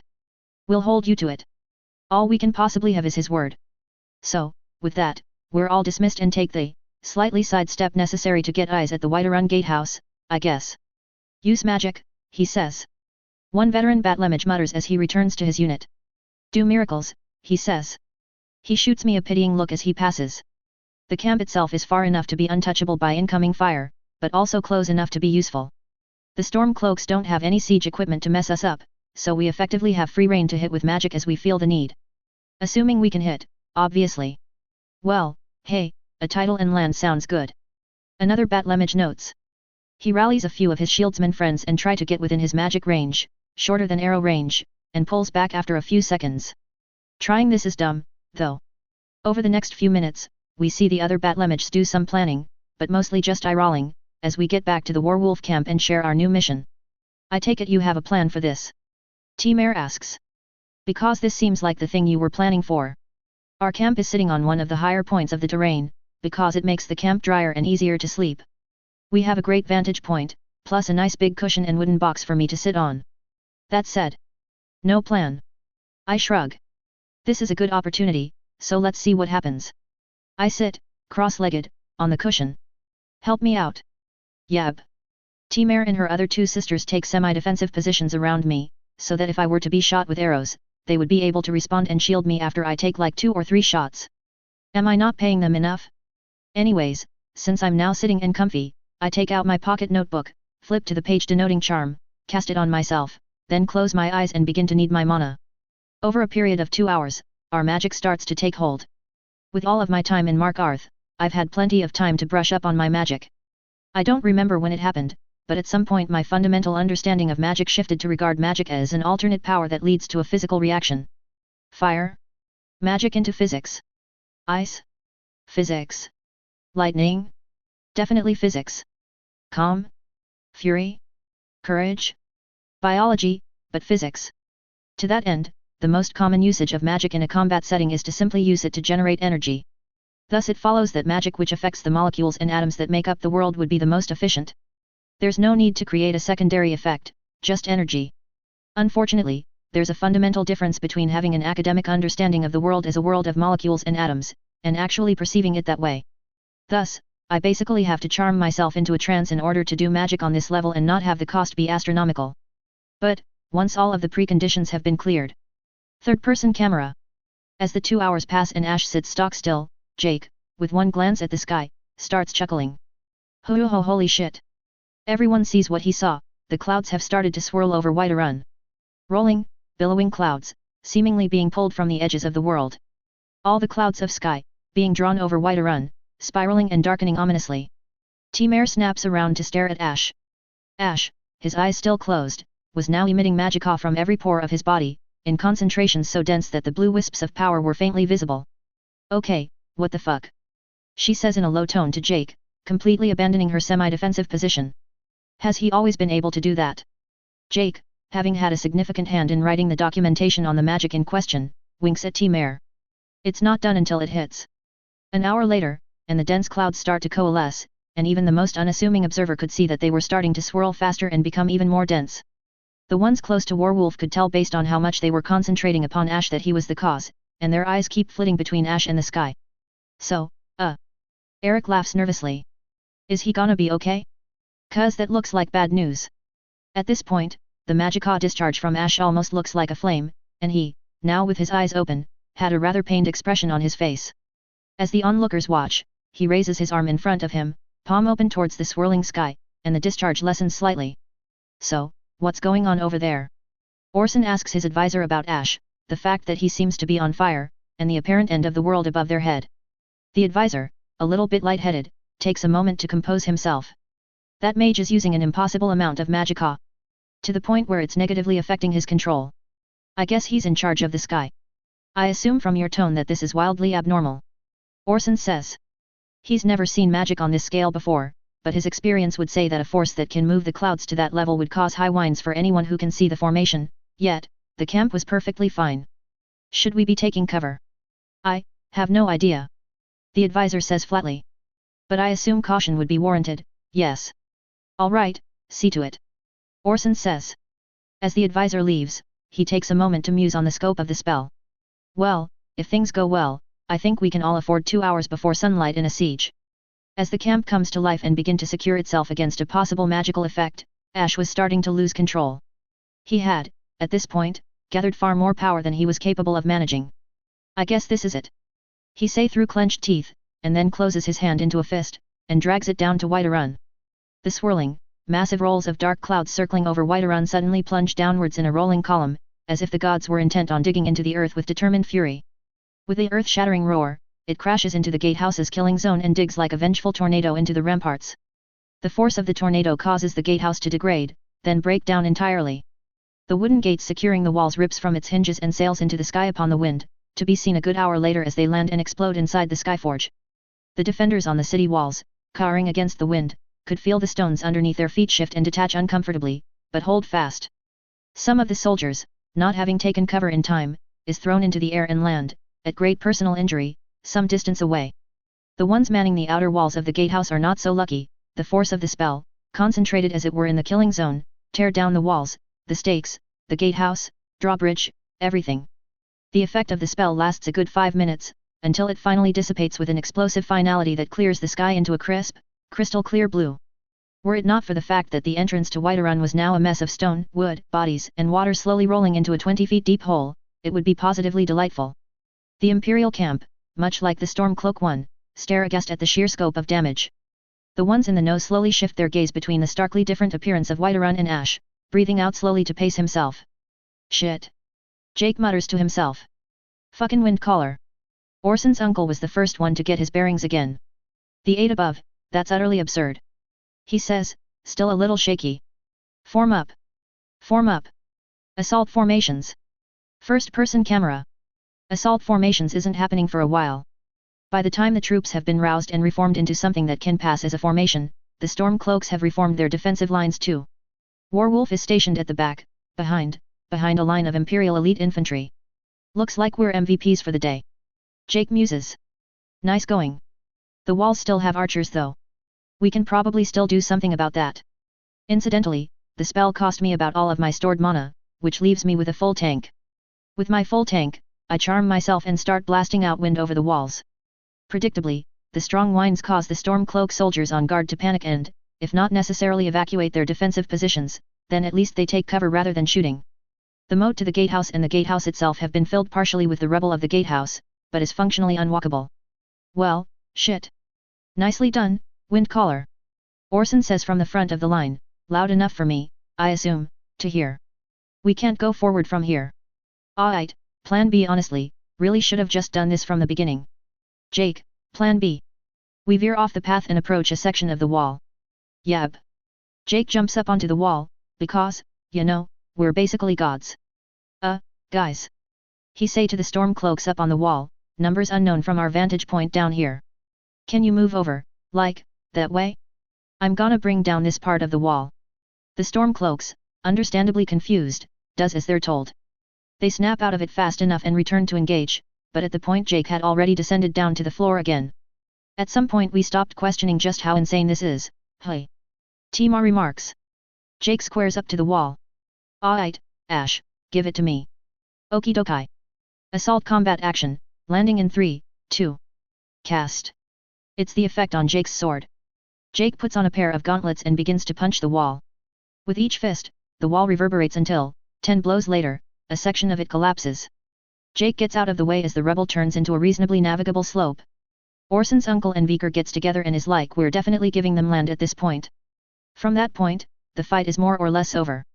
Facing a literal fucking tornado and a man that can punch through walls, the Jarl, defending with the troops in the front lines, yay propaganda, quickly negotiates a surrender. It's worth noting that this surrender is very similar to the one that happened after Aljuyuan's attack on Whiterun. That is, a defeat to a supernatural force as opposed to a traditional victory. In other words, a return to the old status quo. I imagine it was on purpose. Unlike the Stormcloak victory, the Imperial army held a definitive advantage this time, and so the Stormcloaks were allowed to leave, but as prisoners of war to be transferred to a more strongly held Imperial location. Much like the previous treaty, despite the, Battlebeards? Greymane. Wow, I got that hella wrong. Despite the Greymanes having their patriarch on the throne of Whiterun, they were allowed to stay in the city and continue to operate like the Battleborns were before them. The Stormcloak soldiers were sent out in medium-sized groups over the next 2 days, where, I assume, the Stormcloak CAV rescued them somewhere along the road. Again, I assume the haphazard defensive measures were due to Thalmor interference, since neither Orson nor his uncle were happy with the arrangement. Anyways, by doing this, the Stormcloaks managed to save their defeat from being defeated by the Imperial army to being defeated by incredible magic, which is, understandably, significantly harder to believe and, honestly, sounds very much so like a dragon attack. Thus, there wasn't exactly a mass celebration. That said, it wasn't as if there was an appetite for one. As soon as Balgruuf got set back up in Dragon's Reach, he called in Orson, Idolaf Battleborn, Vinar Greymane, Danica Purespring, other lesser nobles, and Warwolf. So, as you know, Whiterun is in need of some muscle and sweat. Balgruuf says with a grin. Let's get out there and rebuild this city. He stands from his throne. Wait, that's it. Good to have you back, Balgruuf. Idolaf says with a genuine smile. Vinar was useless. Speak for yourself. The ex-Stormcloak Jarl of Whiterun Vinar grumbles. Keeping the damn rabble under wraps was harder than expected. He nods over to one of his followers. If it weren't for Thorold, keeping them in check would have been even harder. Old, grizzled Nord. Some years past his prime. You didn't give me much to work with. Thorold, the ex-taken by Thalmor Stormcloak, says. Also, is this fine? He asks, gesturing between himself and Orson. I have no idea who you are. Orson says dismissively. Nor do I care. The Thalmor can shove their requests up their ass as far as I'm concerned. Hey, we have something in common. Balgruuf laughs. Now get your boys together, we have a city to build. Well, thus, everyone joins hands and rebuilds the city of Whiterun, or, at least, begin the rebuilding of the city. Balgruuf's incredible charisma and the usage of the Thalmor as the other to orient the city against helps mend wounds. They're still there, but every little bit helps. Honestly, Balgruuf's actions aren't so incredibly different from what Vinar did after coming into power, but the fact that he moved significantly faster makes all the difference. Warwolf in specific is mostly dealing with work in the Clover district, our old haunt. We don't have a building anymore, so we just set up camp where we could find the space. I specifically do my healing business, with my best heal being Adrienne, who was injured sometime before the siege and lost her left leg. That was a fun one, not gonna lie, I had to bring in 2 chickens and half a pig to have the material to build her a new leg, mirrored from her right. Also, and I'm keeping this shit to myself, healing Adrienne was made rather more complex than expected due to the existence of a second source of magic in her tummy. That aside, I also spent significant time training the Imperial Battlemages, and slowly coming to grips that, as the days pass, more and more people keep calling me Master Windcaller. Which, given Skyrim lore, is a serious fucking problem. There's nothing I can do about it for the time being, but hell. After around 2 weeks, Whiterun has been rebuilt enough to consider itself secure. The giant hole that was the killing zone has been rebuilt, ish. Part of the reason why it became a huge asshole was because the spell compacted the dirt to levels that physics considered impossible, and physics eventually takes its due. After recovering the corpses from the rubble, about 30 people in total, I loosened up the dirt and refilled the hole. The part where we breached the wall was also repaired, though without Warwolf efforts.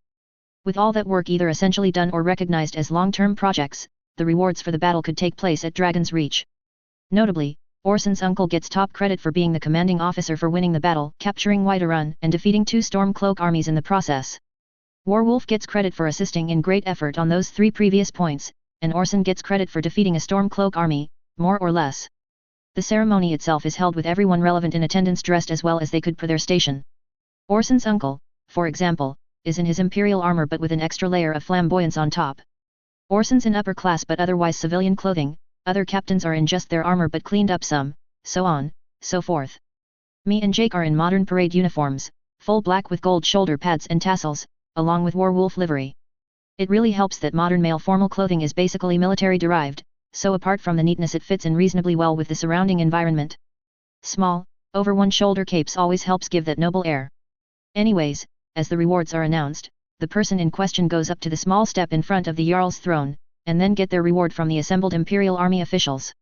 The Jarl is there, but since this is technically an Imperial victory, Balgruaf gets to act as if he's somehow subservient to the officials present. Eventually, it gets to our turn. Warwolf's Jake, step forward. For your efforts in assisting the Imperial Army in the capture of the city, the army awards you the position of Baronet, as well as these gifts. The city of Falkreath awards you the title of Thane, as well as territory in the Lakeview region. He brings out a moderately sized chest.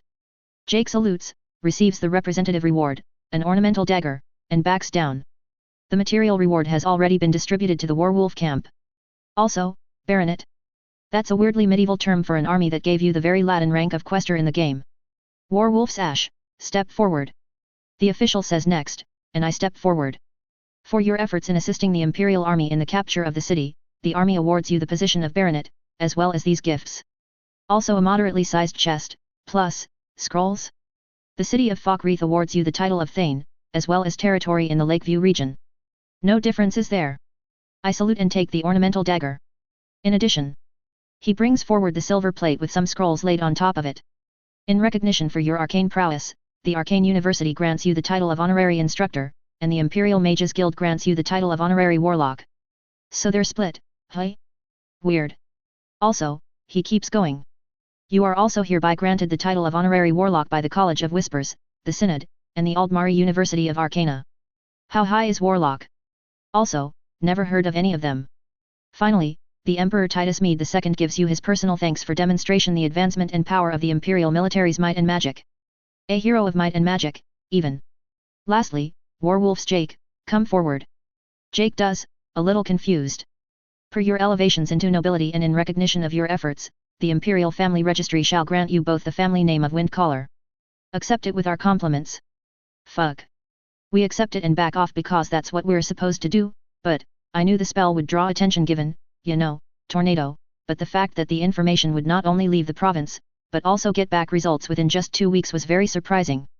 We were being watched, fine, that makes sense.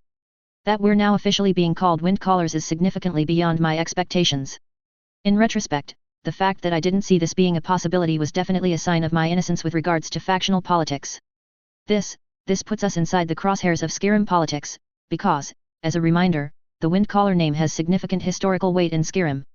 I assume, based on my immediate, 5-minute read of the situation, that this action was done by the Imperial Court outside the control of the Thalmor, because the fact that the heirs of Jurgen Windcaller is allied with the Imperials is a definite swing to the Imperial Army's favor in ending the civil war. Phew, I just want to sit and make gun trucks to kill dragons nuuu. With the ceremony over, the two of us leave Dragon's Reach and down the stairs. Alright, shit just got real. Jake says in a low tone. I feel like I was responsible for starting that Windcaller shit. Nah, man. I shake my head. If it wasn't you, it would have been somebody else. I should pick like a giant fucking space rock or something. Not that I could, but... This aside, we're still on track, yet. Jake asks. You got like a shitton of titles, but everything else flowed like we hoped. Honestly? I don't know. Here's hoping. == Author notes. I guess we can say that this is the end of the first arc?